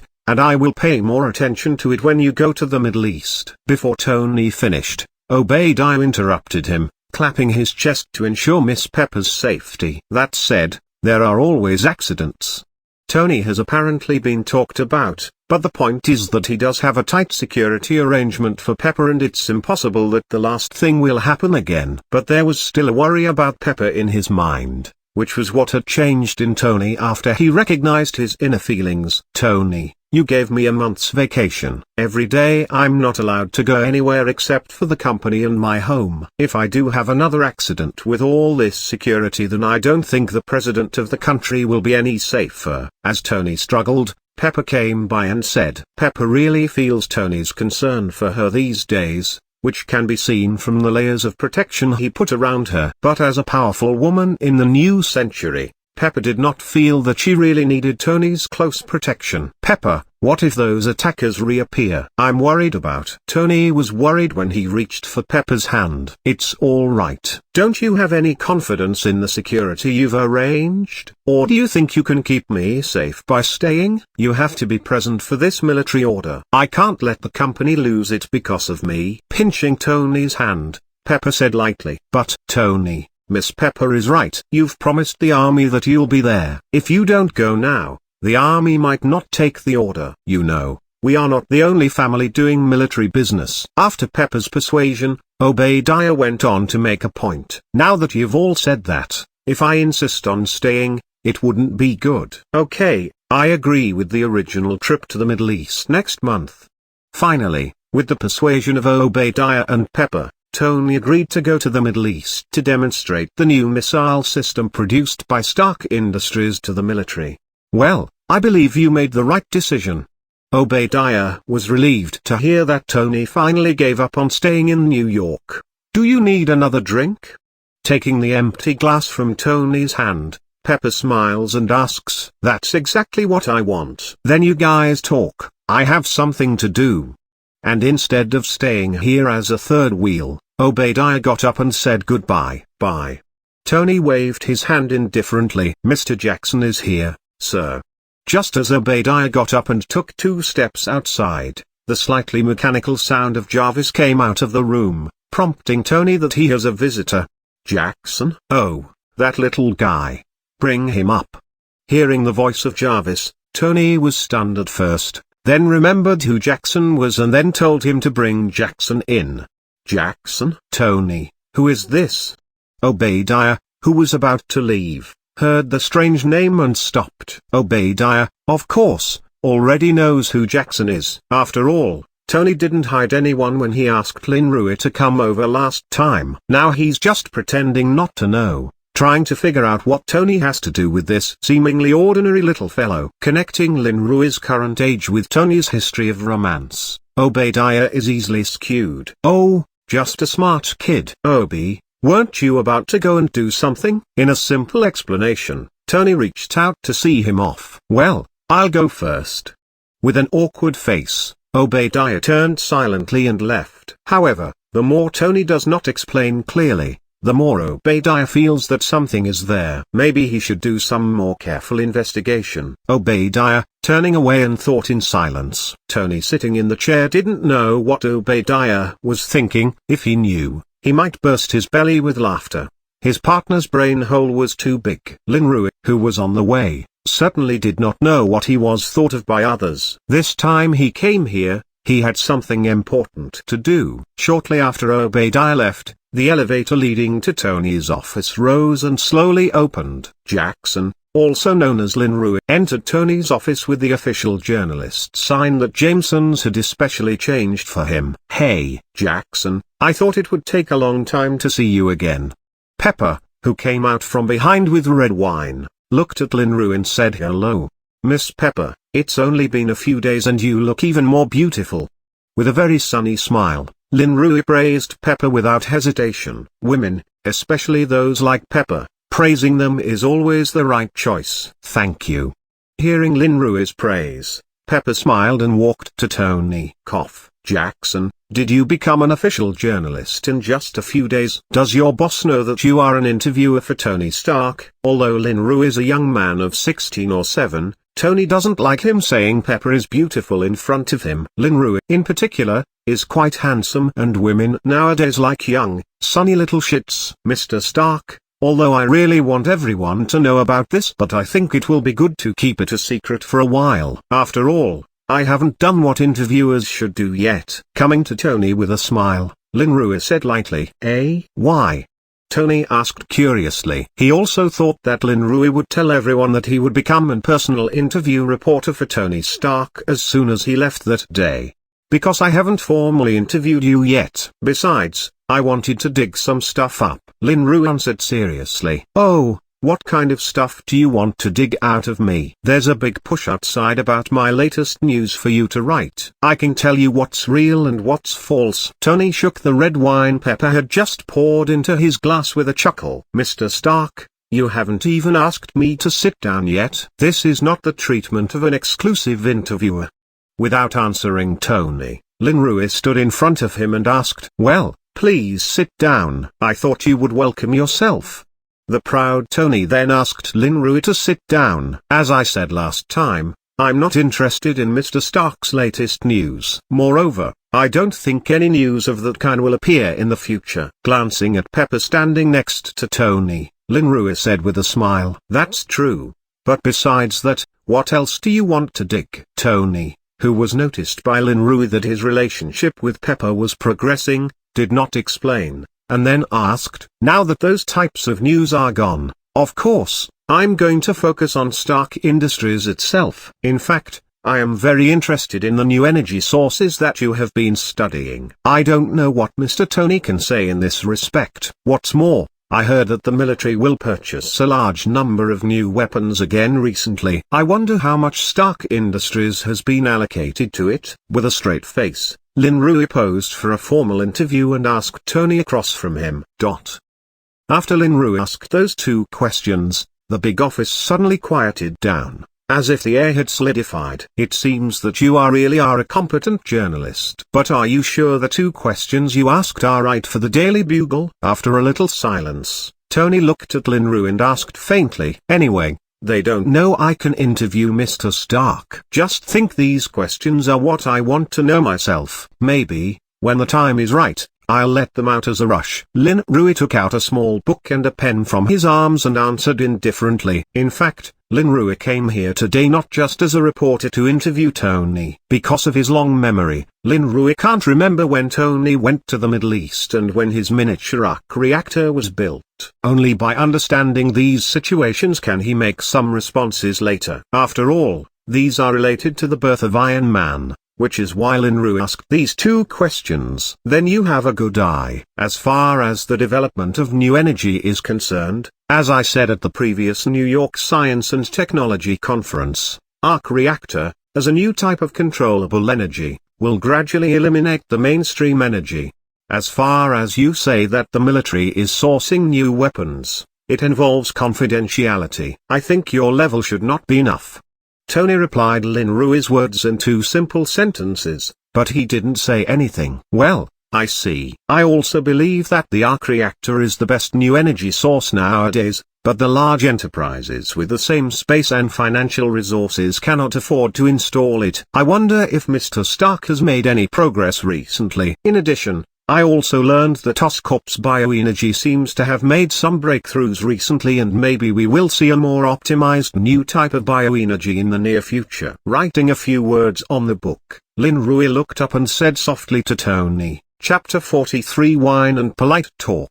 This chapter is updated by novels.pl. This was the second time the entire office was quiet after Lin Rui came in. Tony looked at the young man in front of him and blinked rapidly. He did not expect that this smart young man will be able to always bring some surprises to him. Jackson, you can really surprise me. Maybe you shouldn't be an ordinary journalist. I have the idea of you coming to work for Stark Industries. Slowly leaning on the chair, Tony looked across at Lin Rui and said slowly, the question Lin Rui just raised is indeed the two biggest drawbacks of arc reactor, and the cost is good to say that there are more wealthy people in the world than Lin Rui thought. The key is that the full arc reactor device is really too big and time-consuming to maintain. As a perfectionist, Tony is certainly reluctant to admit that his invention is so flawed. But he had to admit that Lin Rui was right, and that was Tony's distress. 30 years have passed since arc reactor was created, and Tony has almost abandoned some of its plans. Mr. Stark is overestimating me. I just said things from my point of view. And I think Mr. Stark must also be actively looking for ways to reduce the volume of arc reactor. The world's first computer was created in 1946 and it took decades to shrink its size. As the top genius of this century, Mr. Tony Stark, I think it shouldn't take so long if you really put your heart into it. Looking at Tony, Lin Rui kindled him a little. Although I don't know how Tony suddenly found a way to shrink the arc reactor in the original movie, Lin Rui thought that giving Tony an incentive in advance should make Tony find a way earlier. Decades. You really underestimate me. Tony certainly doesn't think it's going to take him decades to find a design that will shrink arc reactor. Then I'm looking forward to Mr. Stark's latest design, but I'll have the first news then. At that point, Lin Rui just wanted Tony to take this issue seriously earlier. Although he knew Tony would design a small arc reactor when he was kidnapped by terrorists, it would be better if the design was completed earlier. Well, I don't think you'll wait too long. With a promise, Tony felt that he needed to hurry up and not allow the young man in front of him to see him as a joke. Of course I believe Mr. Stark. Lin Rui responded with a smile. All right, Jackson. Even if you want to be a qualified journalist, it's still too serious for your age. Would you like a glass? Watching Tony and Jackson actually talk about arc reactor, Pepper shook the wine in his hand and asked Lin Rui. Although I haven't reached the legal drinking age yet, I think it's okay to drink something. And, there should be very few people who have the opportunity to drink the wine that Miss Pepper served. Smiling and nodding, Lin Rui would not really care about the legal age limit for drinking at the age of 21. His mental age was already over 21. Oh, do young people talk like you now? It was boasted by Lin Rui without leaving any traces. Pepper smiled and poured a little red wine for Lin Rui. There is only one point. She doesn't want this 16-year-old young man to get drunk in Tony's office. Thank you. Lifting his glass, Lin Rui greeted Tony slightly in front of him and drank it off. I don't know how to describe the taste, but I think I should say it's good now. Feeling the indescribable odor in his mouth, Linrua said with a slight frown. Ha ha. Pepper, it seems that our little boy is a good drinker. Pour him another drink, and I'll have a good drink with Jackson this time. Looking at Linrua's frown, Tony seems to have found something that can hit him. Smiling, he says to the nearby Pepper that he is not bullying others. Tony, that's not good. Jackson is still young. Do you really want him drunk? Pepper certainly won't listen to Tony like that. She just wanted Linrua to have a drink to ease the atmosphere. But as Pepper finished, Linrua, sitting opposite, had put the glass on the table again and pushed it forward a little, and the meaning of his gesture was clear. Ha ha, it seems that our Jackson wants to drink a few more glasses too. Pepper, what are you waiting for? The guest has pushed the glass over. Seeing Linrua push the glass over, Tony's eyes lit up and he said happily to Pepper, Jackson, are you sure? Without listening to Tony, Pepper asked Linrua again. That's all right, Miss Pepper. I can still drink this wine, as long as I don't let my parents know. Shaking his hands, Linrua said earnestly. Linrua also wants to have more drinks with Tony. It's better to get Tony drunk and talk a little bit more then. Another thing is that Linrua has not drunk wine for a long time. This time, he can get the best red wine. Although he doesn't know what it tastes like, he won't miss the chance. Then you have to pay attention to yourself. Don't get drunk. You can't talk to your parents then. Pepper finally gave another command, and then poured some wine into Linrua's glass. Ha ha. Come on, have a drink with our Jackson. Tony laughed and touched Linrua's glass with his glass. Tilda. With a soft click, Tony glanced at Linrua and drank his wine. Then, of course, the opposite Linrua finished his drink, showing a young man's character. Pepper, get us another bottle. It seems Jackson is very happy today. It seems that Linrua is a man who won't give in easily. Tony waved to Pepper. You. Oh, forget it, don't bother me if you're drunk. Pepper wanted to persuade two with more words, but at last, she thought it over and gave the two naive guys a drink. Come on, let's go back and drink. Holding a glass, Tony stood up behind his desk and said to Linrua, since they wanted to drink, of course, it's best to lean on a comfortable sofa. Linrua also stood up and followed Tony to the back lounge. With the internal energy in his body, Linrua was not afraid of being drunk. Jingle call.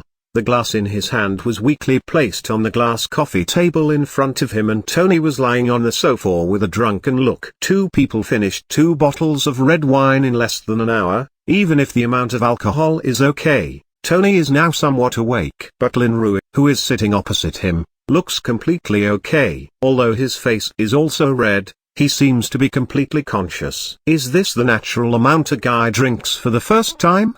Watching Linrua pick up his glass again, Tony on the sofa has some helpless thoughts. Tony never imagined that he would lose to a 16-year-old man in the fight. Pepper, who was sitting on the side, had already seen Tony getting drunk, but she didn't remind him since he deserves it. But Tony couldn't even outdrink a 16-year-old.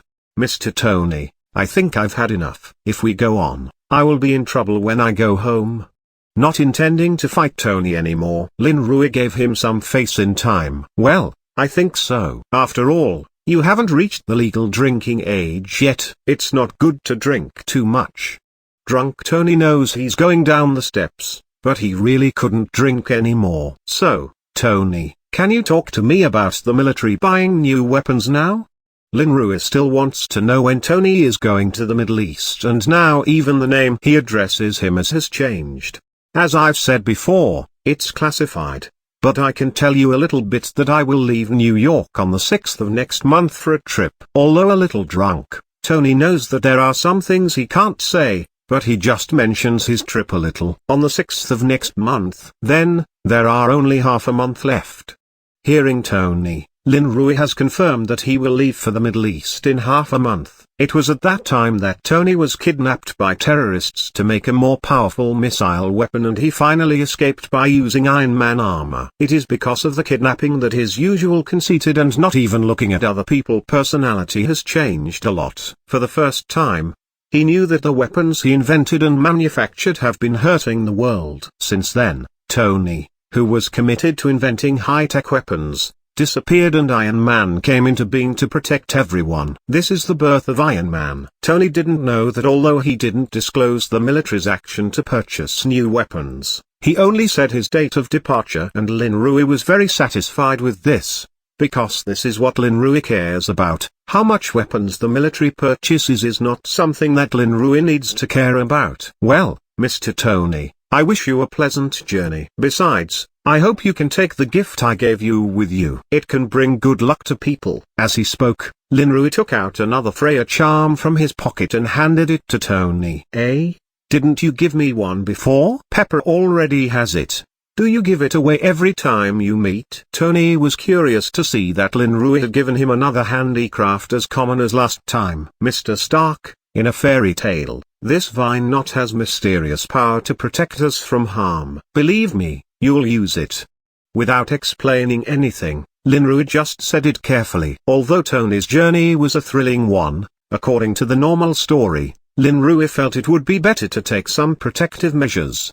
And Lin Rui certainly won't give Tony a Freya Guardian charm for nothing, as it needs 100 reward points to exchange. It just occurred to Lin Rui that when Tony was kidnapped by terrorists, he met a scientist who helped him. With the help of that scientist, Tony was able to successfully build Iron Man armor and eventually escape. The scientist finally seemed to have died in the hands of terrorists in order to save Tony, for which Tony blamed himself for a long time. Therefore, Lin Rui gave Tony a guardian. He hoped that when he can believe his own words, he will give this guardian to that scientist and maybe he can save his life. Yes, why don't I know that there is such a myth? Tony, who had already checked with Jarvis for this handicraft, said that as he still accepted the gift of Lin Rui. Haha, it's a myth that nobody has ever heard of. Okay, Mr. Stark, I think I should leave, too. Looking at Tony's drunken appearance, Lin Rui made a timely farewell. Well, it's nice to have a drink with you, Jackson. Tony raised his hand and smiled formally at Lin Rui for the first time. Nice to meet you, too, Mr. Stark. We will meet again when you come back from abroad next time. I'll be looking forward to it. Standing up, Lin Rui finally said a word and slowly turned away. Goodbye, Jackson. Pepper, who was sitting next to Tony and taking care of him, smiled and bid goodbye to Lin Rui. Well, goodbye, Miss Pepper. Chapter 44 Daily Actions and Attack. This chapter is updated by novels.pl. Click, click. According to today's news, Tony Stark will be invited to take part in a secret military operation next week. As America's largest manufacturer of military weapons, does the invitation of Stark Industries represent another military upgrade? Let's wait and see. Lin Rui, dressed in casual clothes, lay on a sofa in the secret base and watched the TV report in front of him. Unconsciously, the corner of his mouth pulled up. What's the secret? The journey was exposed so quickly. If you're a smart man, you can guess what's going on this time, Tony. It's been more than a week since the last time Lin Rui and Tony had talked, and Tony was finally leaving New York to go to the Middle East, the place that will change his life. In the past week, Lin Rui and Matt's secret base are also changing rapidly. The soft sofa and big screen TV that Lin Rui is now sitting on are the result of this period. In addition to some commonly used daily necessities, Matt also got some heat weapons through his own channels. Although he seldom uses them himself, he is always ready for danger. Just as Lin Rui watched the news on TV on Tony, there was a noise from the entrance to the base. Then Matt slowly walked in. Mirage Knight, what are you looking at? Walking all the way down to the sofa opposite to Lin Rui, Matt asked casually. Matt, who can't see the eyes, really has no need for TV. This big screen TV is completely for Lin Rui. Nothing, just watching a friend on TV. Throwing Matt a bag of potato chips, Lin Rui answered faintly. Who? Tony Stark is your friend? Why am I not surprised? As a result, Matt casually answered, but in a tone of disbelief. A vigilante and a super rich man, it seems hard to connect these two together. Picking up a piece of potato chips and biting it down, Matt's brow wrinkled together in the next moment. Cucumber flavor? Your taste is really special. Some people in the world would like this flavor of potato chips and Matt couldn't really understand them. Aha, it's a new taste. Don't you think it's unique? It seems to be a joke of Lin Rui. Seeing Matt's frown, Lin Rui asked with a smile. Well, our goal tonight is to be one of Wilson's best men. Are you ready? Putting the cucumber-flavored potato chips aside, Matt asked Lin Rui in a serious tone. Suddenly jumping up from the sofa, Lin Rui stretched out and said, I am ready. Well, get your equipment and we're going to start. Puff puff. In an abandoned underground parking lot on the outskirts of New York, Manhattan, a flexible figure moves quickly between the parking lot pillars, avoiding bullets from the front. In the direction of these bullets, where several black cars were parked in a row in front, pistols and various weapons came out of the doors and windows, spewing powerful hail of bullets on the running figure. Bang bang bang. Looks like these people have been on guard for a long time. They didn't even give us any chance to attack in the first place. Once again they were pushed back behind the pillar by countless bullets, and Lin Rui's face was constantly changing under the mask. The underground parking lot was relatively empty, and the gangsters who occupied the defensive position did not leave the back of the car. They only used the power net to suppress Lin Rui. Matt, it's up to you next. Even today's Lin Rui can't withstand such fierce firepower without shelter. He has to wait for Matt to make a breakthrough. Relying on the back of the pillar to adjust his breathing, Lin Rui fully mobilized his ability of the beginner insight technique, judging the various positions of the fire points opposite to him. Boom, boom, boom. Be careful. There. Someone rushed over. Da. There is more than one person. This side. Boom. Just as Lin Rui waited silence, the gunshots on the opposite side suddenly became messy. Later, Lin Rui heard a burst of exclamation, and the firepower directed at Lin Rui was significantly weaker. It's time. With a low cry, Lin Rui rushed out the next moment. Puff puff. The instantaneous burst almost exceeds the limit of human eye observation, which is what Lin Rui can achieve after upgrading his cultivation technique. As he rushed forward, Lin Rui did not forget to throw out several smoke bombs to cover up his figure. Soon, Lin Rui rushed through the weakened fire network and came to the nearest car. There seemed to be a red flash in the dark underground parking lot. The next moment, the specially modified bulletproof door had been split in two and fell to the ground with a click. The man with the powerful submachine gun in the back was expressionless, and his eyes were fading rapidly. It seemed that he had not avoided Lin Rui's sharp blade. Puff. Without any stopover, Lin Rui's blade in his hand has crossed the car, and he jumped into the middle of the group of criminals.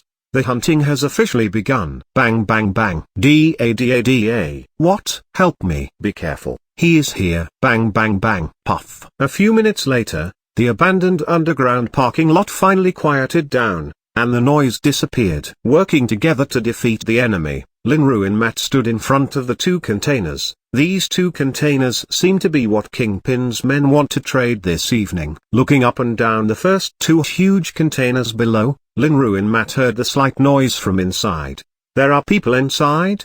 Carefully discerned the sound coming out of the container, Lin Rui suddenly shouted. The next moment, Lin Rui has pulled out his blade. Hey! Inside people, you stay away from this side. I'll save you now. Lin Rui has raised his blade. Bang! In the next moment, the red flame of the blade flashed, and the lock that locked the container was broken and a commotion occurred. Kakaka. The lock was opened, and Lin Rui and Matt opened the door of the container. Then they saw an unforgettable scene. At least 40 people, mostly girls, were crowded into the narrow, dark container, and from their skin color they should have been stolen from a small Asian country. Every face of these girls was filled with fear and emptiness. When they saw the container opened, their first reaction was not happiness, but to squeeze into it, as if Lin Rui and Matt were demons. They're doing human trafficking?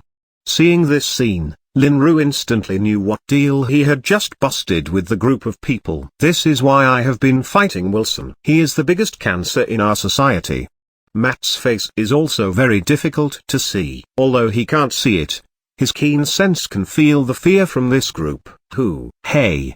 Do you understand English? Don't be afraid, we are here to save you. Now you are safe. You are safe. Quickly putting away his blade, Lin Rui whispered to the frightened girls in front of him.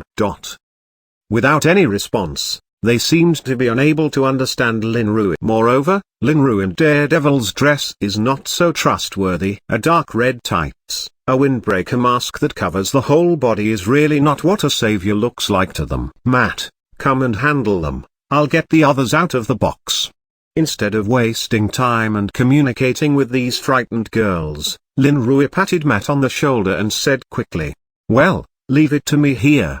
Matt nodded and agreed. After a few minutes, the people in the two containers seemed to have finally understood the current situation and slowly walked out from inside. Once again, re-exposed to the fresh air outside, they do not know how long they have been locked up and their faces are showing a light look. They looked at Lin Rui and Matt and they are no longer afraid and vigilant.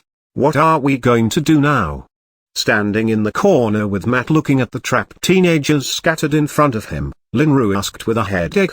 It's up to the police. There's no better way for us to do that. It's better to be sent back than to be sold here. Matt glanced at nearly 100 unidentified innocent civilians here and could only come up with this solution. That's the only way. Call them. I'll look after them.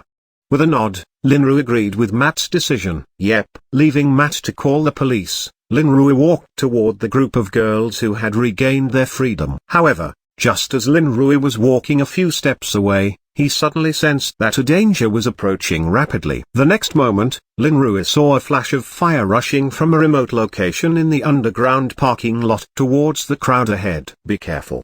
After seeing what the fire was, Lin Rui rushed past with a shout. Puff. Kakaka. At the foot of Lin Rui has disappeared in place and rushed to the front of the crowd at the next moment. The long blade that has been tucked away at his waist appears in his hand instantly and the brilliant red lines quickly cover the whole body of the blade. No way. With a low grunt, Lin Rui had already splintered the fast-approaching fire ahead with his blade. When, puff, boom, a crisp crash was followed by a violent explosion, just in front of the crowd, which instantly drowned the image of Lin Rui in midair. Boom. Mirage Night. Seeing Lin Rui's figure drowned by the explosion fire, Matt, who was still on the phone, dropped the phone directly to the ground and rushed out the next second. Bang. Hello. Are you still there, sir? What happened to you? Our police will be there in a minute. On the other end of the phone that fell to the ground, there was still an inquiry from the police officer, but no one answered her. Chapter 45. Finally, this chapter is updated by novels.pl. The explosion in front of the crowd frightened the already quiet people once again and they ran away in alarm. The power of the explosion gradually weakened and finally ended, but the fire in the center of the explosion was still burning, and Lin Rui's figure still did not appear. Mirage Night.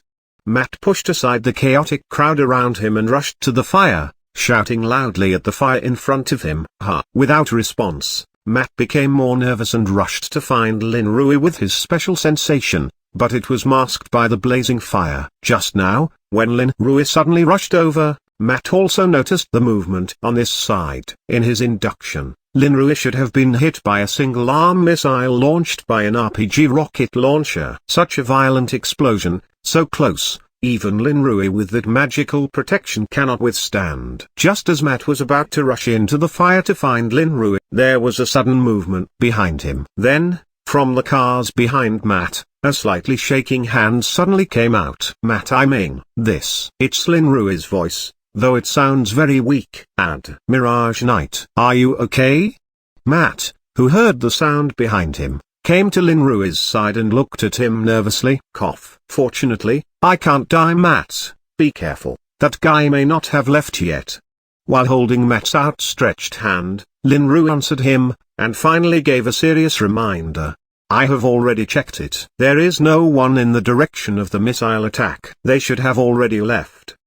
The hand pulled Lin Rui from the ground and Matt said seriously. It was Matt's carelessness just now. He only sensed that Lin Rui was suddenly concealed by the power of the explosion, but could not see that he flew out by the shockwave of the explosion. Lin Rui, though seemingly confused at the moment, was not seriously injured. Recalling the scene just now, it is very thrilling for Lin Rui. The target of the missile was the innocent civilians. Lin Rui certainly could not make it successful, so he rushed to it without thinking. Lin Rui had planned to split the missile before it exploded. His blade pulling speed was very fast, but he did not split it before the missile exploded. So at the last minute, Linru immobilized all the internal energy in the body to form a layer of defense on the body surface and instantly exchanged 3 protective charms on himself in System Shop. Only in this way could he barely block the power of the explosion. It wasn't harmful to his health, but he got dizzy by the shockwave and couldn't tell where the enemy was. We should go. The police should arrive soon. Linru, who is standing still, is reminded by Matt. They don't have time to look for the man who attacked them. Well, let's go. The attacker who attacked us today is certainly not the only one. Next time, we will pull him out again. Nodded to Matt, Linru said viciously. Linru won't swallow a single armed missile like that. Who? Then Linru quickly left the abandoned underground parking lot with Matt's help. As for the frightened stowaways, Linru can't take their feelings into account at this time, so he left them for the police. Toot toot, whining. A few minutes after Linru and Matt left, there was a sharp siren outside the abandoned underground parking lot, and the police finally arrived. Matt put me down. I'm fine. After returning to the secret base, Linru, who was taken care of by Matt, was somewhat embarrassed to say that he has almost recovered on the way here. Well, okay. With a sigh of relief, Matt put Linru on his sofa and let him down. Wow, oh exclamation mark tilde. Although Linru did recover a lot, he still felt sore all over his body on the sofa. How is it? Are you alright? Before you were hit by an explosion, I was really worried about you. Faced with Linru, Matt asked in a low voice. For Linru's strength, Matt needs to make further judgment that even individual missiles can be defended by him. I am good. The explosion didn't hit me directly. I just got hit with some vibration. I should be okay after a 2-day break. Turning down on the sofa to make himself more comfortable, Linru told Matt not to worry. Well, that's good. But who do you think was the man who attacked you this time? Is it for us, or Wilson's men? We haven't seen his helpful assistant before tonight. Now that Linru is okay, they should think about a few attackers. The attacker did not choose to fight Linru when they were fighting with the gangsters, but borrowed innocent people to attract Linru himself to the missile after the incident, which made it difficult to determine the specific force. But Matt was more inclined to brand them as Kingpin's men. Having dealt with Kingpin for so long, Matt knows that Kingpin's ability is not only reflected in his own strength, but also in the degree of cruelty and criminal intelligence. Whoever it is, I don't think they'll do it again, especially since they haven't killed me yet. Next time they do it again, I won't let them slip away so easily. Silently practicing advanced cultivation technique and allowing the internal energy to wander around his body to slow down the injury, Linru said sinisterly.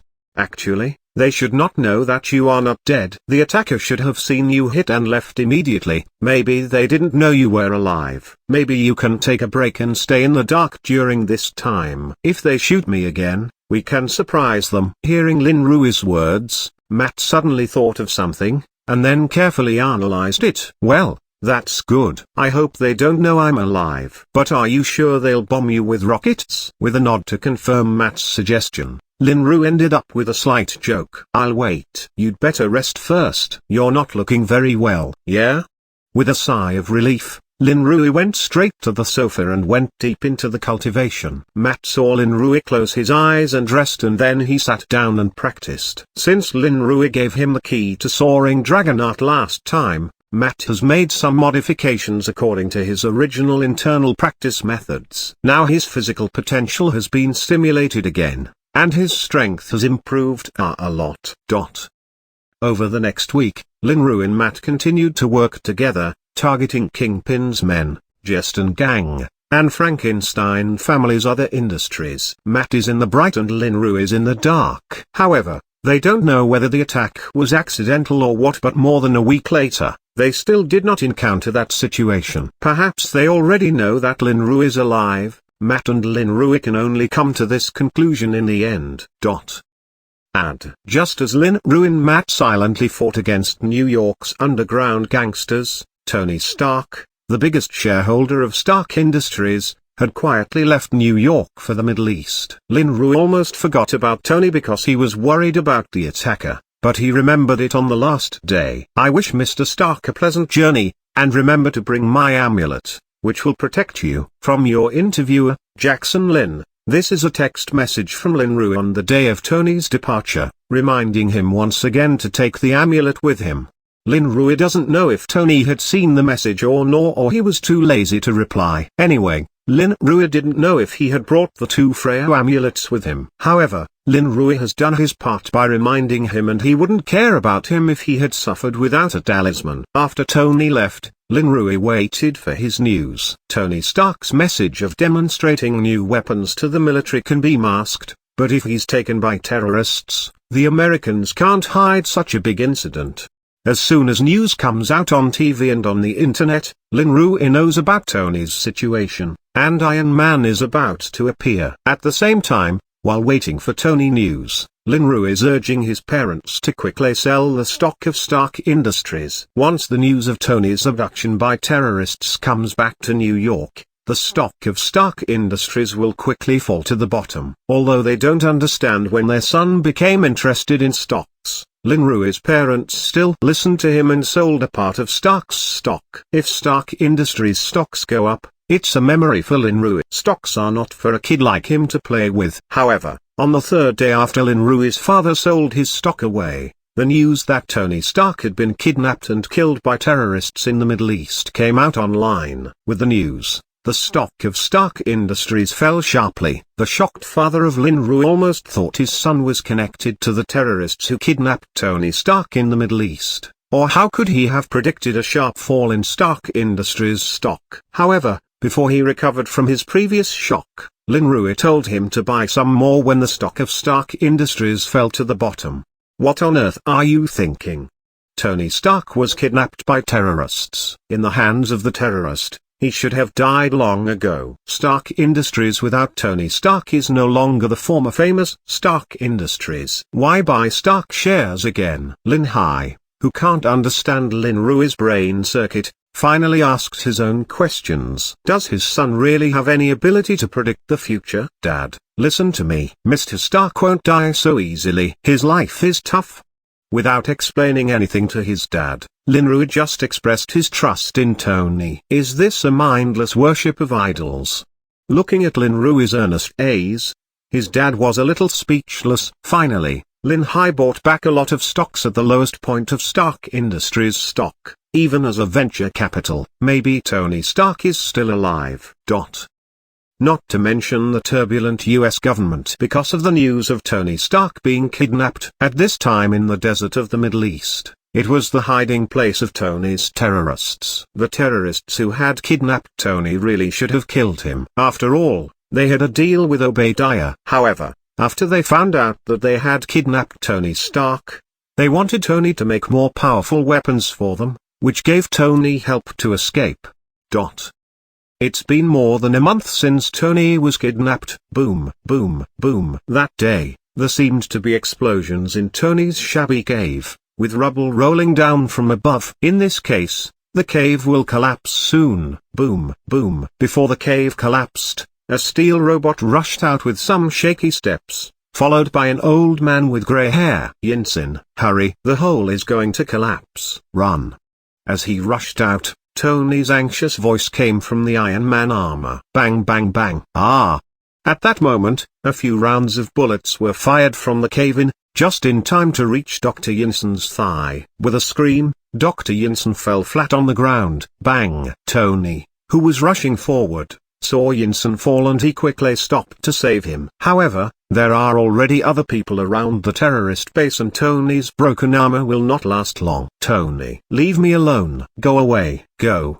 Yinsen, who knew Tony's situation, yelled at Tony from the floor. He can't let Tony take any more risks. He's still earning a living anyway. To prevent Tony from coming back to save himself, Yinsen resisted the sharp pain in his leg and stood up and shot around. Da. Puff puff. At the next moment, Dr. Yinsen had several bullet wounds in his body and he fell powerlessly to the ground and could not get up again. But his sacrifice also bought Tony some time. Yinsen.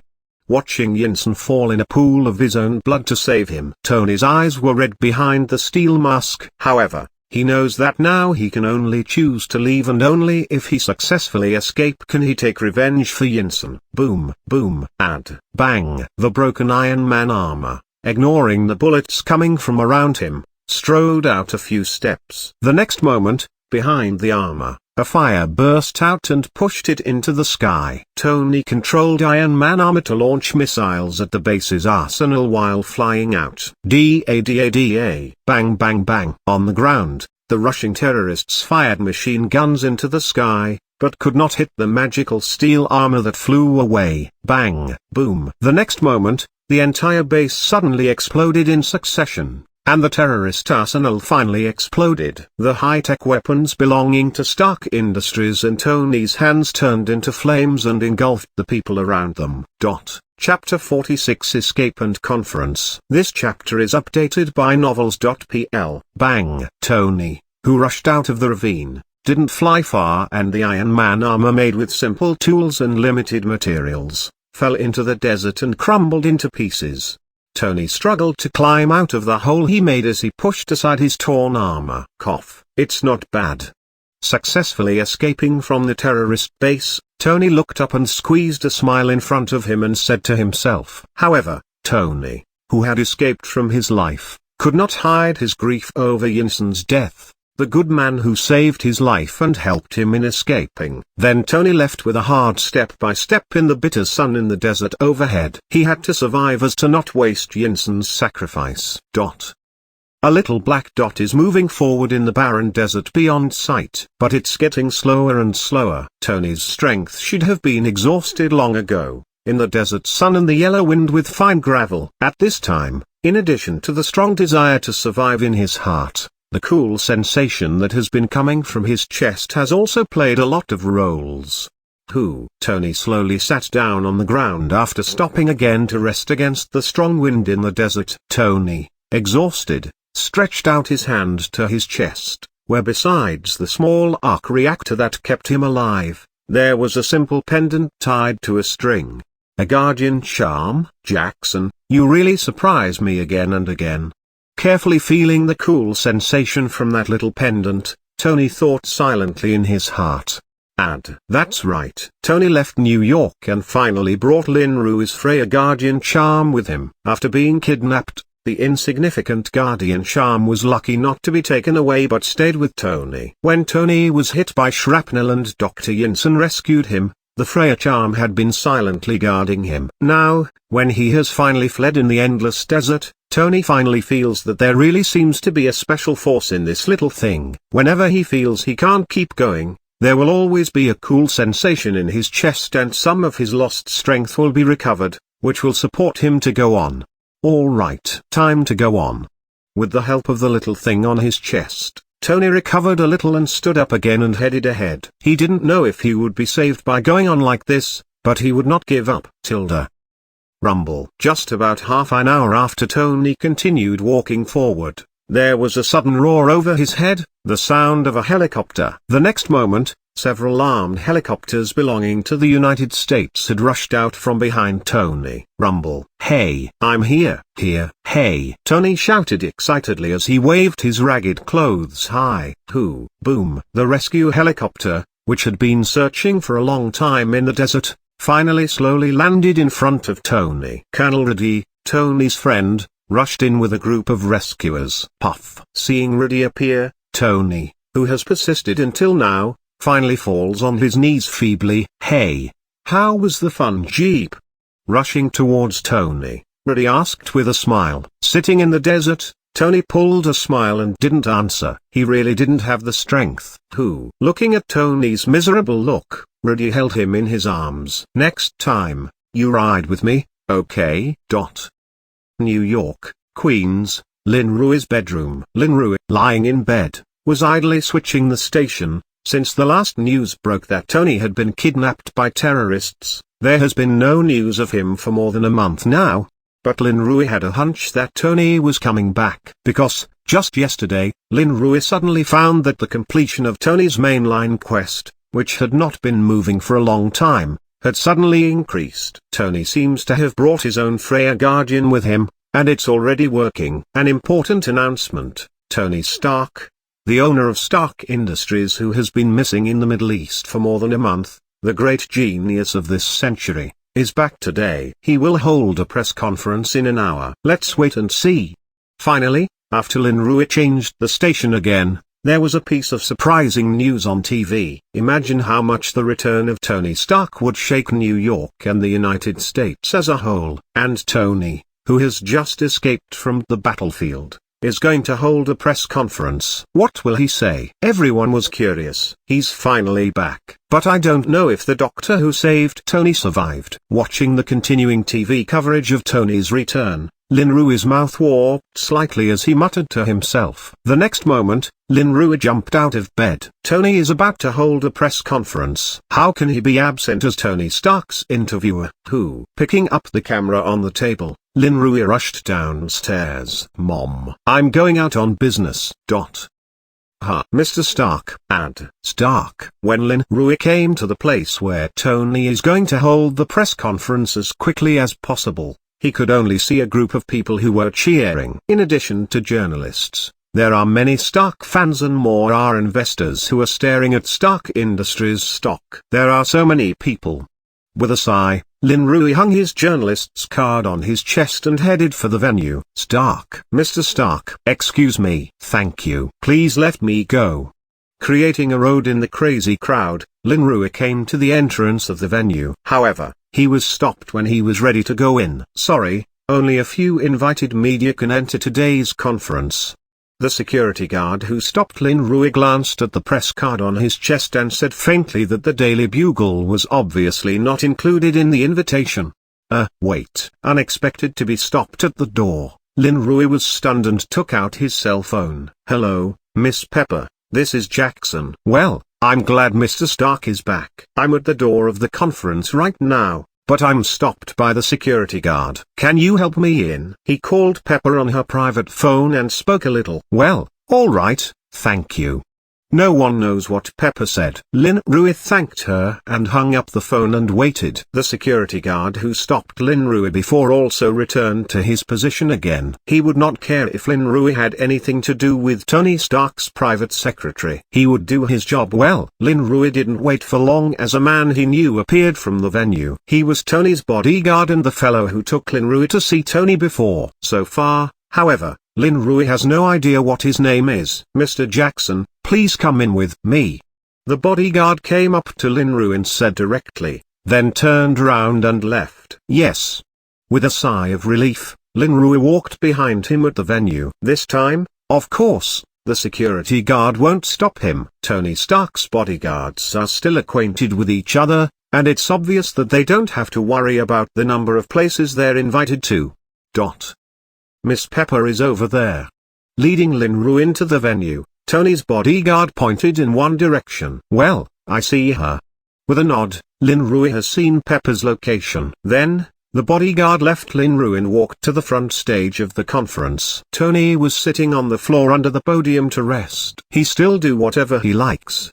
Seeing Tony sitting on the floor with a wound, Lin Rui shook his head and muttered, then headed towards Pepper.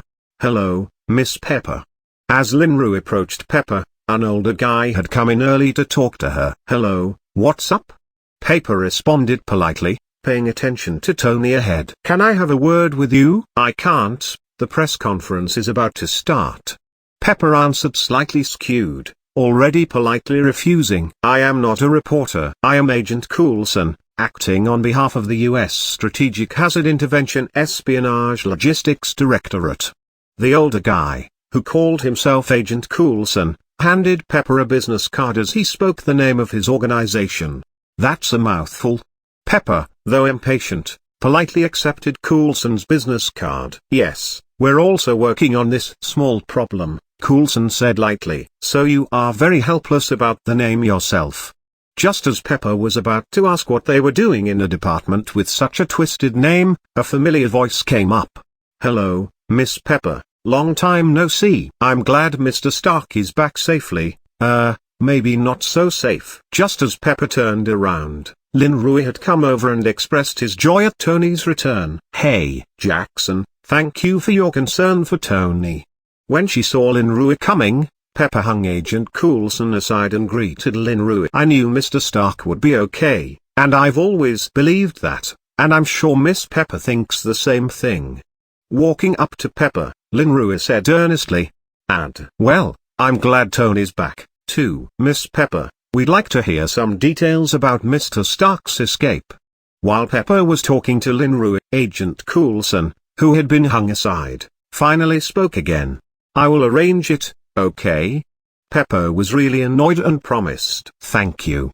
With thanks, Agent Coulson left in recognition. Before leaving, however, his eyes stayed on Lynn Rue for a little longer. "Jackson, I think Tony will be happy to talk to you after the conference." Sending off the annoying agent, Pepper smiled at Lynn Rue and said, "Well, that's what I was hoping." Lynn Rue smiled and agreed. Subsequently, their eyes turned to the front, and the conference officially began. However, because of Tony's request, everyone was sitting on the floor at this time, making the conference look a little bit different. I couldn't catch up with my father for the last time, so I decided to close the Stark Industries weapons department! Chapter 47 Issues and Trust. This chapter is updated by novels.pl. Buzz. With this sudden announcement of Tony Stark, the whole conference went crazy in an instant. Every reporter wanted to rush towards Tony Stark and ask him why he was closing Stark Industries' most important weapons department, but they were blocked by several bodyguards. Pepper, standing behind, was shocked and covered her mouth. She could not believe that Tony would make such a decision. But Lynn Rue, who stood beside her, was much calmer. Mr. Stark. Advertisement. Mr. Stark. The reporters on the scene were in a state of confusion.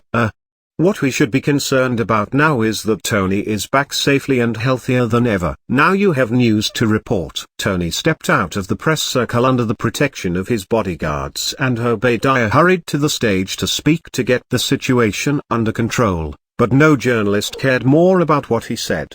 "Hey, Jackson, I didn't expect you to come too. Today I gave you a big story." Tony, walking quickly behind the venue, saw Lynn Rue standing next to Pepper and said hello with a smile. "It's a bombshell of news, but you didn't give it to me alone."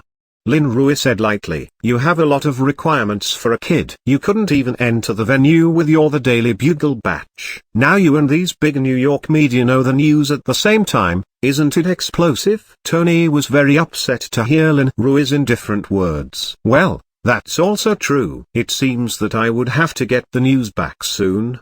With a nod, Lynn Rue looked like he just remembered something. Advertisement. Boom. "Mr. Stark, why are you suddenly making this decision? What did you experience while being kidnapped?" Mr. Stark. Just as Tony and Lynn Rue chatted briefly, the journalists behind them were about to break through the bodyguard's defense line. Sometimes, crazy journalists are more ferocious than beasts. "Come on, this is not a place to talk."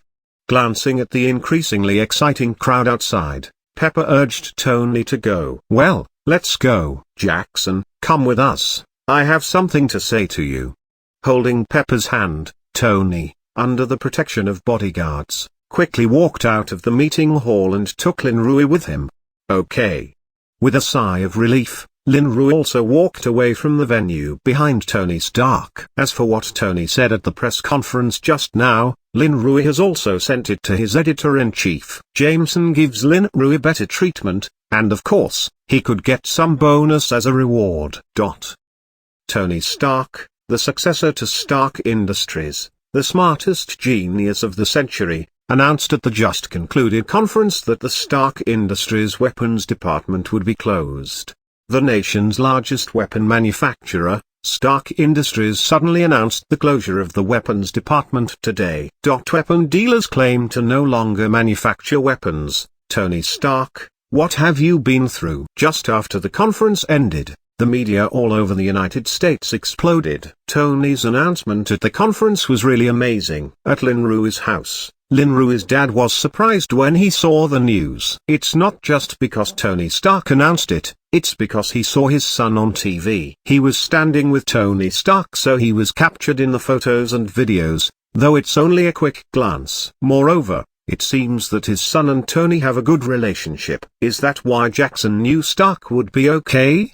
Lin Hai muttered to himself as he watched the instant picture of his son on TV.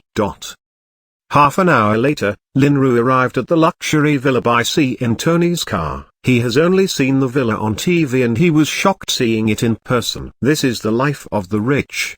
Looking at the luxury sports cars parked outside, Lin Ru thought to himself. Without giving Lin Ru much time to think, Tony has led Lin Ru into the villa. He does have something to talk with Lin Ru and he doesn't want it to be known by others. Of course, Pepper is not someone else. Let's sit down. Sitting down on the couch, Tony said to Lin Ru, who was still looking around. Well, thank you. Nodded, Lin Ru sat down on the sofa next to Tony. Advertisement. Pepper poured Tony and Lin Ru a cup of coffee and green tea and then left. Tony's speech at the press conference would not end so simply. She had to deal with the next urgent PR issues. I haven't congratulated Mr. Stark for coming back safely. I am really happy that you are safe. After taking a sip of Pepper's green tea, Lin Ru said to Tony with a smile. Of course you are happy, you finally became my personal interview reporter. If I die in the hands of terrorists like this, you'll have nothing to do with me. Looking at Lin Ru, Tony said lightly. Haha, that is also true. However, why do I feel that you are not surprised at all? Don't you think I'll never come back? Looking at Lin Ru, Tony's words flickered. Tony has increasingly found that Lin Ru does not seem to be such a simple high school student since he first came into contact with the young man in front of him. But Tony's investigation has not progressed and the most doubtful one is the relationship between Lin Ru and Harry Osborn of Oscorp. But it's also easy to figure out who they are. They go to the same school and are in the same class. Actually, I was surprised when I got the news that Mr. Stark was rescued, but I always believed you would be okay. Lin Ru looked straight at Tony and answered earnestly. Why? Is that why you gave me that thing? Finally, Tony asked him what he wanted to talk to Lin Ru. The thing Lin Ru gave him was definitely not an ordinary handicraft item, of that Tony was quite sure. Do you mean the guardian charm? Lin Ru asked foolishly when he heard Tony's words. Yes. That guardian charm. Is that what you call it? What on earth is it? Is it a new medical product? Can it stimulate the potential of the injured, or can it provide some energy? Is it Oscorp's new biotechnology? Seeing Lin Ru pretending to be silly, Tony kept asking himself about the possibilities he had thought about in the past 2 days, but none of them was certain. Mr. Stark, that's just an ordinary guardian charm. I sent you and Miss Pepper just because I want to wish you good health. That thing is just spiritual sustenance. But if that thing really helps you, I'll be happy. Hearing Tony guessing a lot over there, Lin Ru laughed and said, magic may actually be explained scientifically, but Tony's attempt to figure out what happened to Freya's guardian charm is less realistic. Tony couldn't be sure that something was really weird as long as he didn't admit it. Ordinary guardian charm? Spiritual sustenance? If you think I'm going to believe you, then you're taking me for a fool. Glancing at Lin Ru, Tony's tone was full of disbelief. I can't help it if you don't believe me. It really is just a small gift and it has nothing to do with Oscorp. Opening his hand, Lin Ru shook his head helplessly. Forget it. If you don't want to say it, I will figure it out by myself. Tony doesn't know if Lin Ru is speaking the truth or not and he doesn't expect to get conclusions from him. Good luck. Lin Ru remained smiling. But shouldn't you give me some exclusive news this time? Instead of continuing to struggle with the issue of the guardian charm, Lin Ru went on to ask. Exclusive report? What do you mean? His eyes flashed and Tony asked softly. When I was at the press conference, I saw a special agent who claimed to be from Strategic Hazard Intervention Espionage Logistics Directorate and he was talking to Miss Pepper about your escape from the Middle East. I think maybe you can talk to me about this. Lin Ru was panting a little when he finished the name of S.H.I.E.L.D. in one breath. Well, are they? They even looked for me before. Tony seemed to remember something when he heard the name of the organization from Lin Ru's mouth. So, would Mr. Stark like to talk to me about the details of your escape? Lin Ru asked with a smile. Advertisement. S.H.I.E.L.D. or something. Lin Ru doesn't want to get too involved with them yet. In fact, if possible, Lin Ru would try to persuade Tony not to join S.H.I.E.L.D. to form any Avengers alliance. S.H.I.E.L.D. That's a big pit that has been penetrated by Hydra so far, and Lin Rui doesn't want to get involved in their mess. Do you really want to know? Instead of answering Lin Rui immediately, Tony asked him seriously. Lin Rui, who didn't have much hope, heard Tony and he sat up straight on the sofa after hearing his question. Of course I want to know. Then I will let you see it. Come here. Looking at Lin Rui's serious look, Tony suddenly waved at him to come closer. Seeing Tony's action, Lin Rui had guessed what he was going to do, so he stood up and went to Tony. Then Tony untied several buttons on his shirt in front of Lin Rui, revealing what he had been hiding underneath. Buzz! A tiny arc reactor with a blue glow appeared in front of Lin Rui and on Tony's chest. With such a close-up observation of the miniature arc reactor, Lin Rui can almost feel the enormous energy contained in that small device. Without giving Lin Rui any more glances, Tony has once again covered his chest, hiding the miniature arc reactor. Miniature arc reactor. It's so wonderful. I knew you could do it. Retracting his line of sight, Lin Rui sincerely praised him. Chapter 48 Reminder. This chapter is updated by Novels PL. Do you think this news is big enough? Seeing Lin Rui sitting back on the next sofa, Tony asked intentionally. If Lin Rui and Tony hadn't talked about the miniature arc reactor before, Tony wouldn't show Lin Rui such an important thing. But the guardian charm given to him by Lin Rui helped him many times, although Lin Rui did not admit it. It's really big, but it's not in Mr. Tony's interest to let this out now? Seeing Tony's triumphant look, Lin Rui nodded and then asked, although the miniature arc reactor has been narrowed down on the basis of the arc reactor, there are more than a few improvements implied in this further progress. Large arc reactor provides a lot of energy, but it has a lot of limitations. The advantages of a miniature arc reactor are not only body shape, but also business value. Moreover, once the success of the miniature arc reactor research is released, it will have a huge impact on the energy market. Tony also needs to grasp this opportunity. Jackson, I really think it's a waste of your talent to be a journalist. Why don't you come to Stark Industries and be Pepper's assistant and I will give you $500,000 a year. Although Lin Rui didn't say anything, Tony also knew that Lin Rui must have understood the value of miniature arc reactor in his mind and once again asked him to come to Stark Industries to work. Oh, Miss Pepper's assistant, that's really the secretary of the secretary. However, Mr. Stark, my answer's still the same as the previous one. I will not consider this aspect for the time being. I am too young. With two light laughs, Lin Rui still said he didn't want to be here and again rejected Tony's offer. I know you will refuse. I really don't understand what you are thinking about in that mind of yours. Shaking his head, Tony said helplessly. He really felt that Lin Rui was a great young man and would have made a difference if he had come to Stark Industries. So, is Mr. Tony's miniature arc reactor just for display?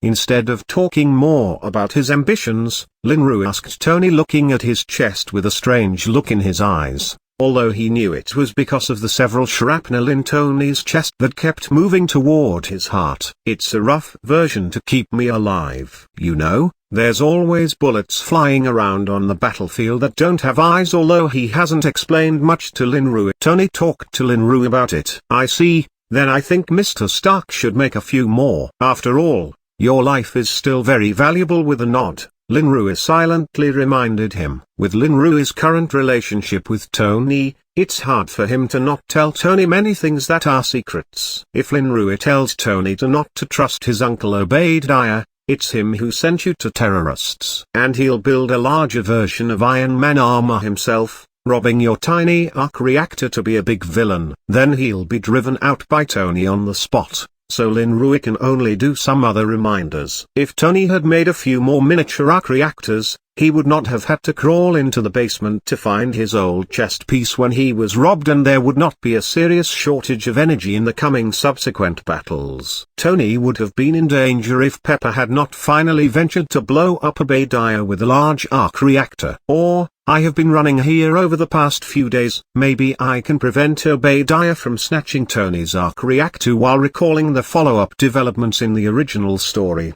Lin Rui was thinking about some countermeasures. If he could stop Obadiah from doing so, he would never have a chance to start that large Iron Man armor. Well, I don't have enough energy in my chest piece. I'll make a new miniature arc reactor soon. With a nod, Tony felt that Lin Rui was right. Although the energy of an arc reactor is already sufficient, it is obviously more insurance to do more. As Lin Rui said, his life is very valuable. So, you escaped with the help of this miniature arc reactor?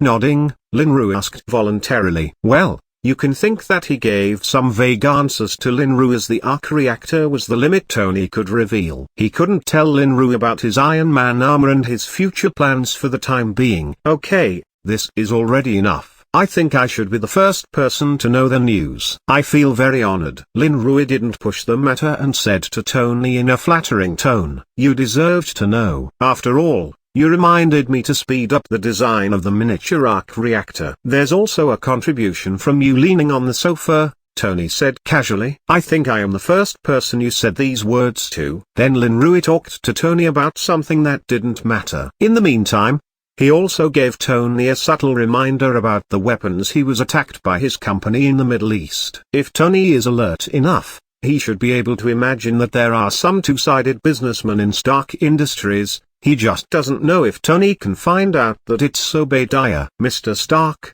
I'll go first. You just came back. You need to rest. I won't disturb you anymore. After a long chat, Lin Rui had already cut off many of his father's phone calls, so he got up and said goodbye. Well, it's a pleasure to talk to you. I'll be looking forward to the next interview. If you go out directly, Happy will take you back. Tony waved his hand and said with a smile, Happy? Who?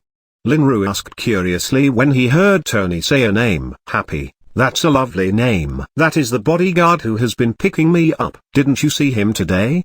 Seeing the confusion on Lin Rui's face, Tony explained helplessly. So his name is Happy. It fits perfectly. Lin Rui smiled silently when comparing the figure to his name. Enough, go away, smart boy. Waving at Lin Rui, Tony Stark had already started to rush. Goodbye, then, Mr. Stark. Finally, after greeting, Lin Rui turned and left. What did you know about this kid? What are you hiding? Tony looked at Lin Rui's back and secretly muttered to himself. Then, standing up from the sofa, Tony went straight down to the basement. He had to make some new arc reactors first. Bang. Thank you, Happy.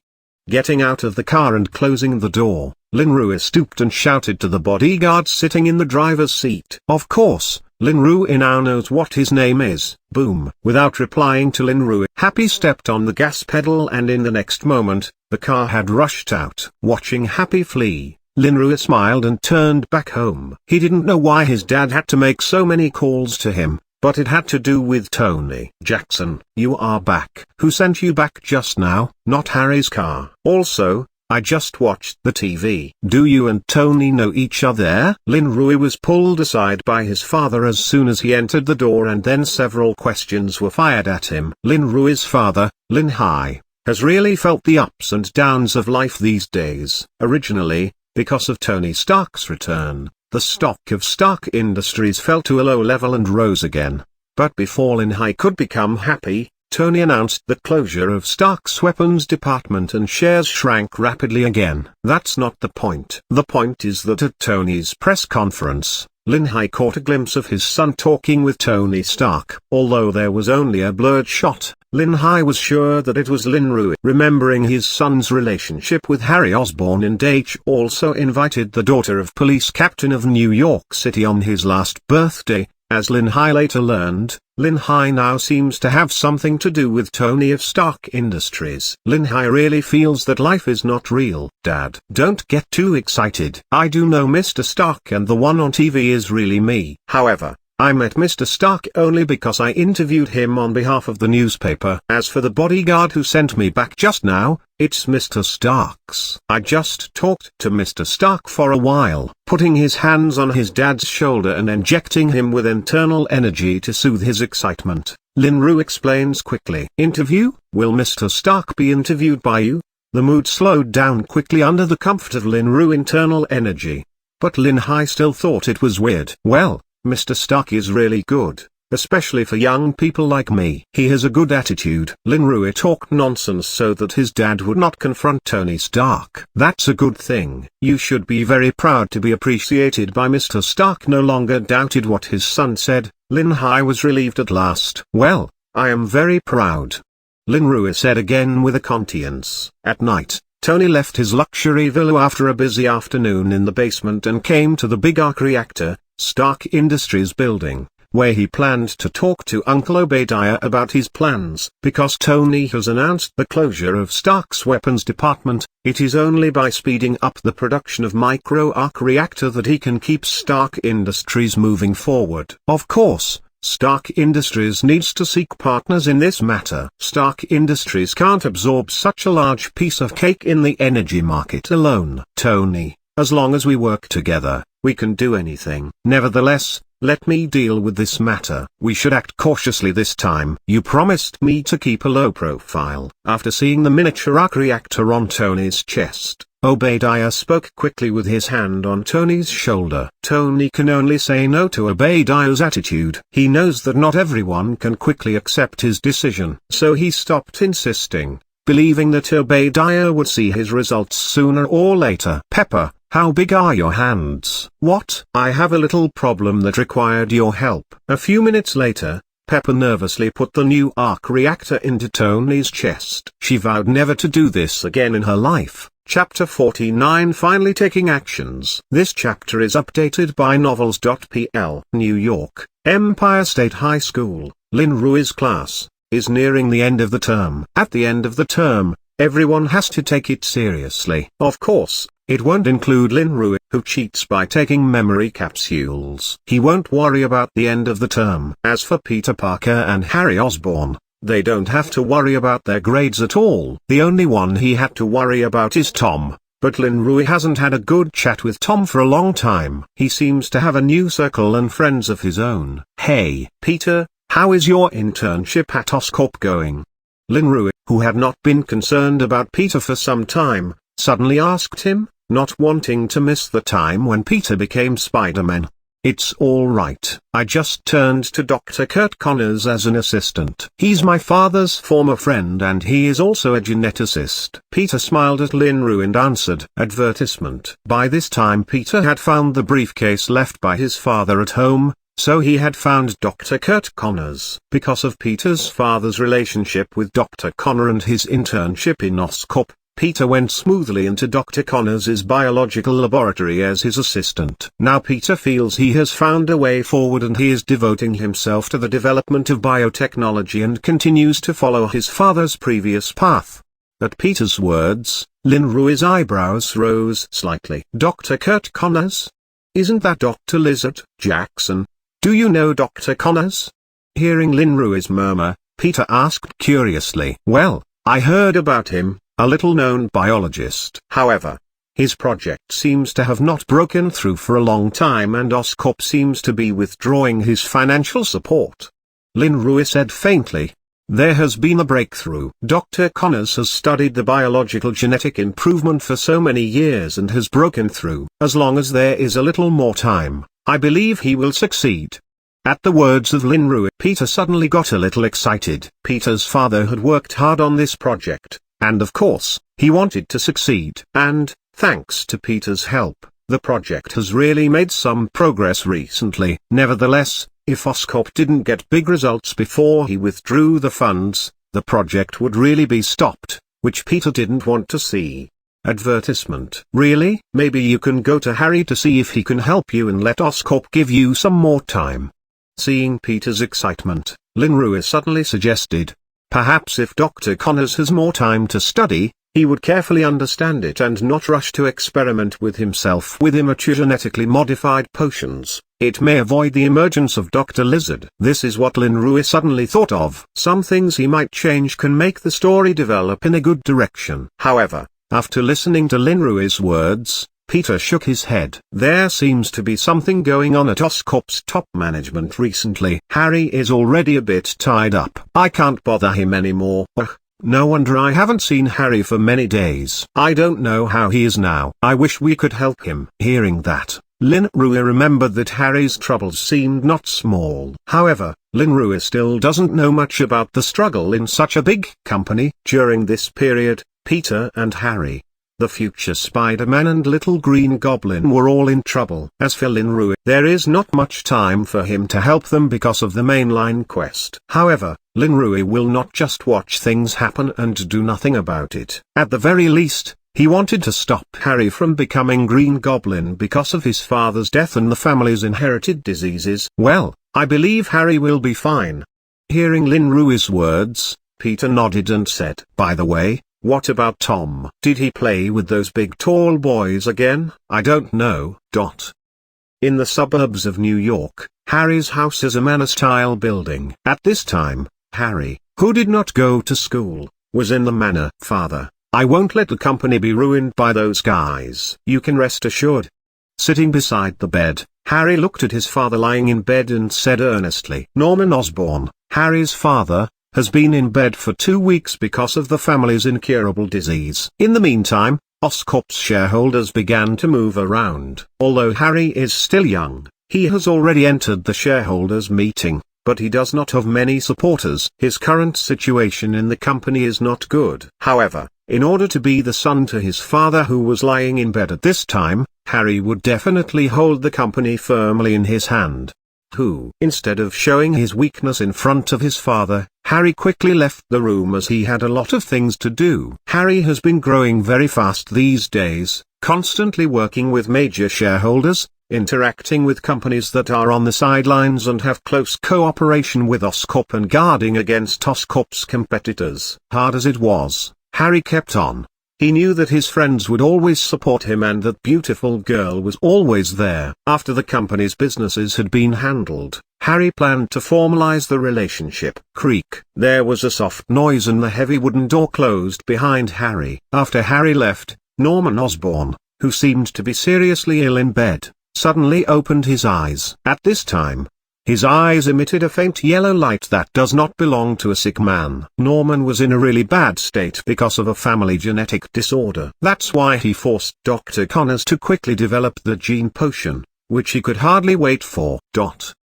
Gulmiru is now a hell on earth, where refugees have nowhere to go to escape from their homes. Terrorists claiming to be freedom fighters supported by a new force are fully armed. There is no police, no government. The refugees can only hope helplessly that someone will come and save them. Advertisement. It seems that Iron Man is coming. Looking at the TV coverage of the war and refugees in the Gulmiran area, Lin Rui, sitting at home, muttered. Tony, who has been traumatized by war, will not watch these innocent civilians lose their homes or even their lives because of the weapons provided by his company. What will he do to help them? Maybe he's the one who can save them. 2 days later, a military news conference about the crash of an F-22 plane the day before was being reported on television. The conference was presided over by Colonel Reddy of the Army Weapons Development Department, and of course, he was the only one who could do it. Yesterday, there was an F-22 Raptor plane crashing. There were no casualties for Gulmira's accident. Watching Colonel Reddy talk nonsense on TV, Lin Rui was too lazy to continue watching. Lin Rui decided that he would go and talk to Tony these days. Obadiah should have gotten Tony's prototype from the terrorists by this time, but because of the lack of a miniature arc reactor, steel armor with a shell alone is just a valuable piece of scrap iron. Maybe he's going to grab Tony's arc reactor in the next 2 days. If Obadiah succeeds, then a war is inevitable. Although Stark Industries is far from Lin Rui's home, Lin Rui is reluctant to see other civilian casualties. If Obadiah can be stopped, if not, then Lin Rui has to become Mirage Knight to stop him. Lin Rui also wanted to test whether his flowing flame blade combined with internal energy could break the defense of Iron Man armor, which will be a test of his current strength. Just when Lin Rui saw the news and thought about what he should do in the future, Tony knew that Obadiah was doing business on both sides and that he was expelled from Stark Industries by the board of directors, led by Obadiah. So far, Tony really saw his good uncle's true face, a bad wolf who was only interested in making money and wanted to grab Stark Industries. Of course, Tony, who was expelled from Stark Industries, did not wait to die. In addition to secretly improving Iron Man armor again, Tony also persuaded Pepper to go to his office to find Obadiah's covered trading records and destroy weapons sold to terrorists by Obadiah himself. However, when Pepper found out on his computer that Obadiah wanted to kill Tony and was calling to tell him, Tony on the other end of the phone suddenly lost his voice. Buzz, tilde. Tony. Tony. Are you there? Hello. Tony's seaside villa, in a luxurious lobby. Tony, sitting on the sofa, had the phone in his hand, but he could not move at all. He doesn't know when Obadiah, who was hiding here, came out from behind him with a small instrument in his hand. In the end, Tony didn't expect his uncle would do that. Tony's new miniature arc reactor was taken out by Obadiah, and it was just like taking Tony's heart. Tony, you shouldn't have involved Pepper. She didn't have to die. After saying the last sentence to Tony, who could not move on the sofa, Obadiah turned and left. Without the magnetic force from the micro-arc reactor to attract the shrapnel, Tony would soon die in a very painful way. Boom. When Lynn Rui came to Tony's seaside villa for hundreds of dollars in taxi fares, Obadiah's car just sped past him. Advertisement. Damn it, I am still too late. Watching Obadiah leave quickly, Lynn Rui scolded himself and rushed into the villa. Tony's situation should not be optimistic. Tony, who hasn't recovered from the general paralysis, only feels a burst of familiar coolness in his pocket. It was the Freya Guardian that he has been studying with him. Tony's faint roar came from the luxurious and empty hall. Tony was able to move a little and make a little noise with the cool relief, but there was clearly a long way to go before recovery. But, listening to Obadiah's last words, Pepper is now facing danger, and Tony has no time to spend here. Just then Tony, struggling on the sofa, suddenly heard a sound of footsteps. Was Obadiah feeling insecure and is coming back to kill him? Mr. Stark, it seems you need some help. However, the nervous Tony then relaxed because he heard the voice of a young man. The next moment, Lynn Rui finally appeared in front of Tony and he came over to his position. Chapter 50 Fight. This chapter is updated by novels.pl. Lifting Tony on the sofa, Lynn Rui looked at him and smiled. Mr. Stark, maybe you should add some more security to your house. If Obadiah can knock them down, then Tony's high-tech villa is really worthless. I will add more security measures later. But now Pepper is in danger. I need to save her right away. Tony, who was supported by Lynn Rui, seemed to recover quickly and he stared at Lynn Rui. In fact, it was Lynn Rui who quietly helped Tony recover with his internal energy. Okay, what do you need me to do? Nodding, Lynn Rui asked seriously. Although Lynn Rui is a person who knows the entire story, he can only play silly at this time. Help me go into the basement. I need to install a new arc reactor first. Tony pointed at his empty chest with some difficulty. Advertisement. Okay, I'll help you. With a sigh of relief, Lynn Rui once again lifted Tony from the sofa and almost dragging him toward the basement. A few minutes later, with Lynn Rui help, Tony's chest was fitted with a new miniature arc reactor. If Lynn Rui hadn't reminded Tony before, he could have only used the energy-deprived arc reactor which Pepper had made into a gift. Thank you. You don't need to do anything else. Tony's eyes glistened dangerously as he moved his recovered hands and feet. There are few people in the world that Tony cares about. Pepper and Obadiah are two of them. But now that Obadiah has betrayed him and he is threatening Pepper, Tony will certainly not tolerate it. So, how are you going to save Miss Pepper? Lynn Rui stood aside and asked, pretending not to know anything so he could use this opportunity to finally see Tony's Iron Man armor.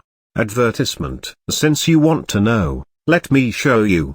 Without wasting any more time, Tony led Lynn Rui towards the basement studio. The next moment, Lynn Rui saw a silver Iron Man armor, which he supposed was the improved Mark II Tony created when he came back. Wow! What is this? Tony, you are a Star Wars fan?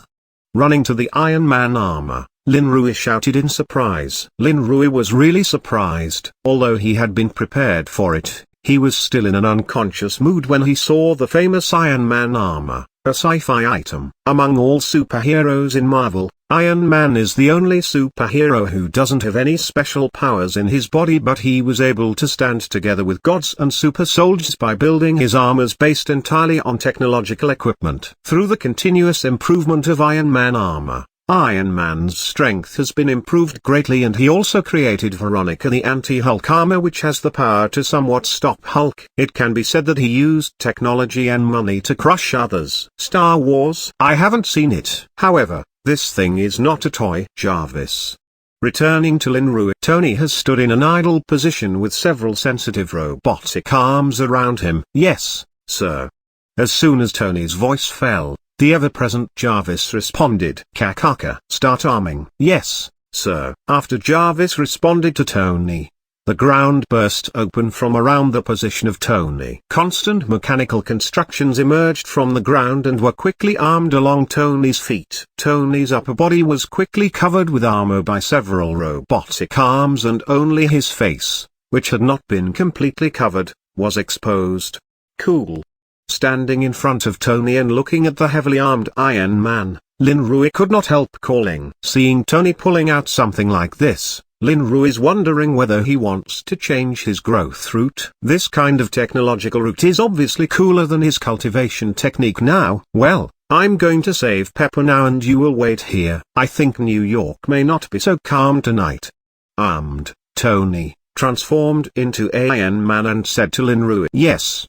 Linrui kept staring at Tony's armor and said yes. Bang bang. Da. Just as Iron Man put down his helmet and was about to leave, there was a sudden rush of footsteps from upstairs. Then Colonel Rhodes's voice came down from above. Tony, where are you?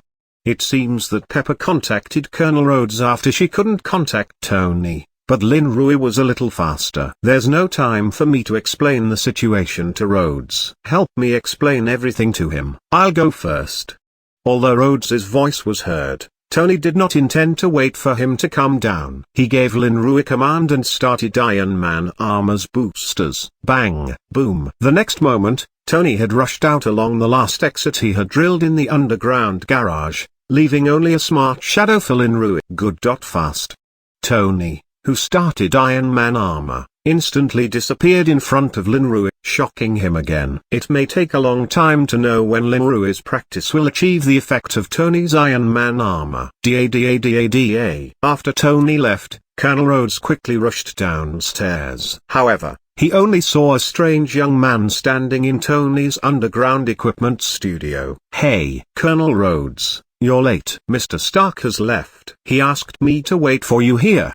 Hearing the movement behind him, Linrui turned around and said with a smile, ha. A few steps before Linrui, Colonel Rhodes took a quick glance at Tony's basement, looking at the half-finished Iron Man Mark II armor. Are you Jackson? I didn't expect you to be here.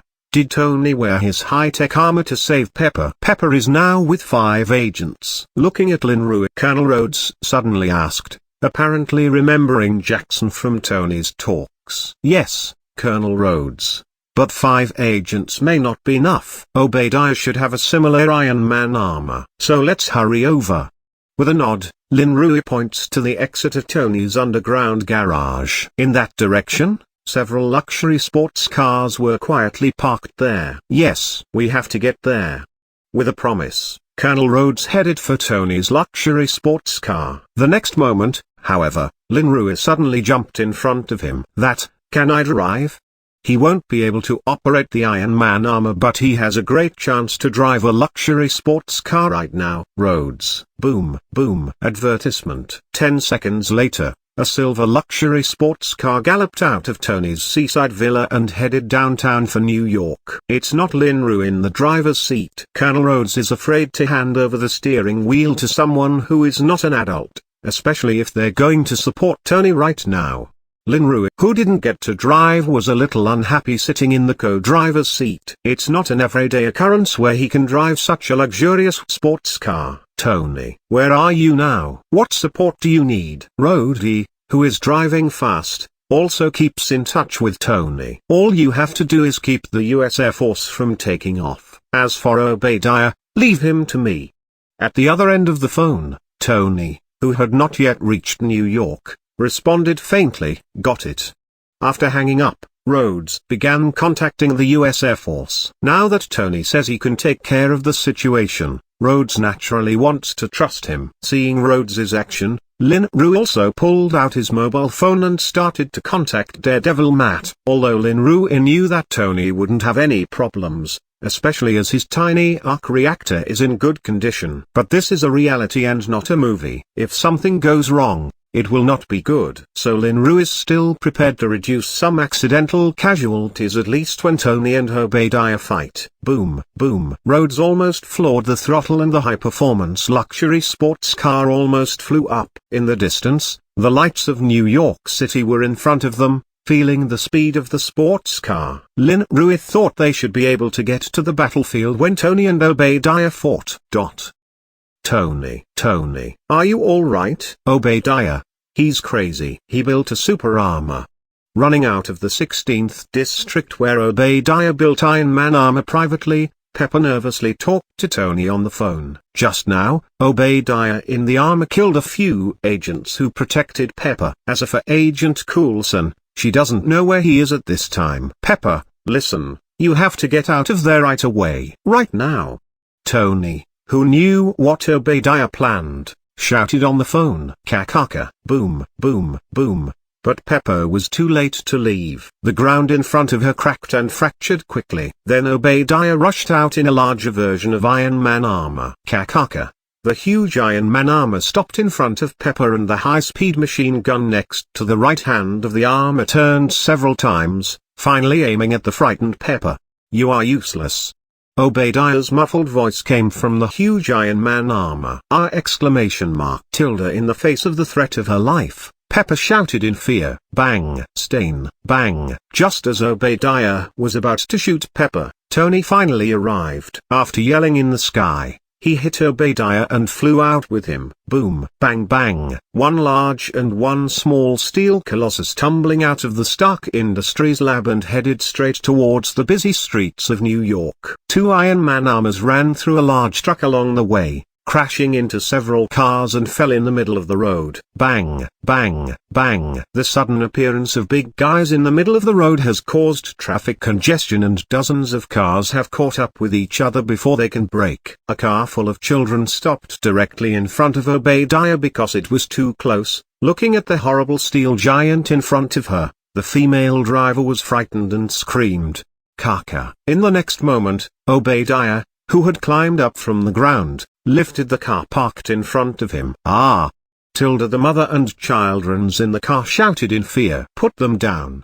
Stopping in front of Obadiah, Tony shouted. Tony. They asked for it. Obadiah, who cared for nothing, roared and threw the car out. However, Tony seized the opportunity to give Obadiah a shot. Advertisement. Boom, bang. In the next moment, Obadiah was bombarded by the repulsor energy and the falling car was firmly held by Tony. Then he steadily put it aside, because this time his arc reactor was full of energy. He was no longer run over by the female driver like in the movie. Bang. Behind Tony, the rescued car left in a hurry, and Obadiah rushed back again. Afterward, Obadiah grabbed a motorcycle coming from the side and pulled it up and smashed it towards Tony. On the other side, the motorcycle driver who had been thrown out screamed and rolled in the air, and was about to fall to the ground, half paralyzed. Just then, a figure suddenly rushed out from the side and caught the motorcycle driver who was about to land on the ground face first. Hey, dude. This is not the place you should stay. Get out of here. The figure reminded the motorcycle driver. Mirage Knight.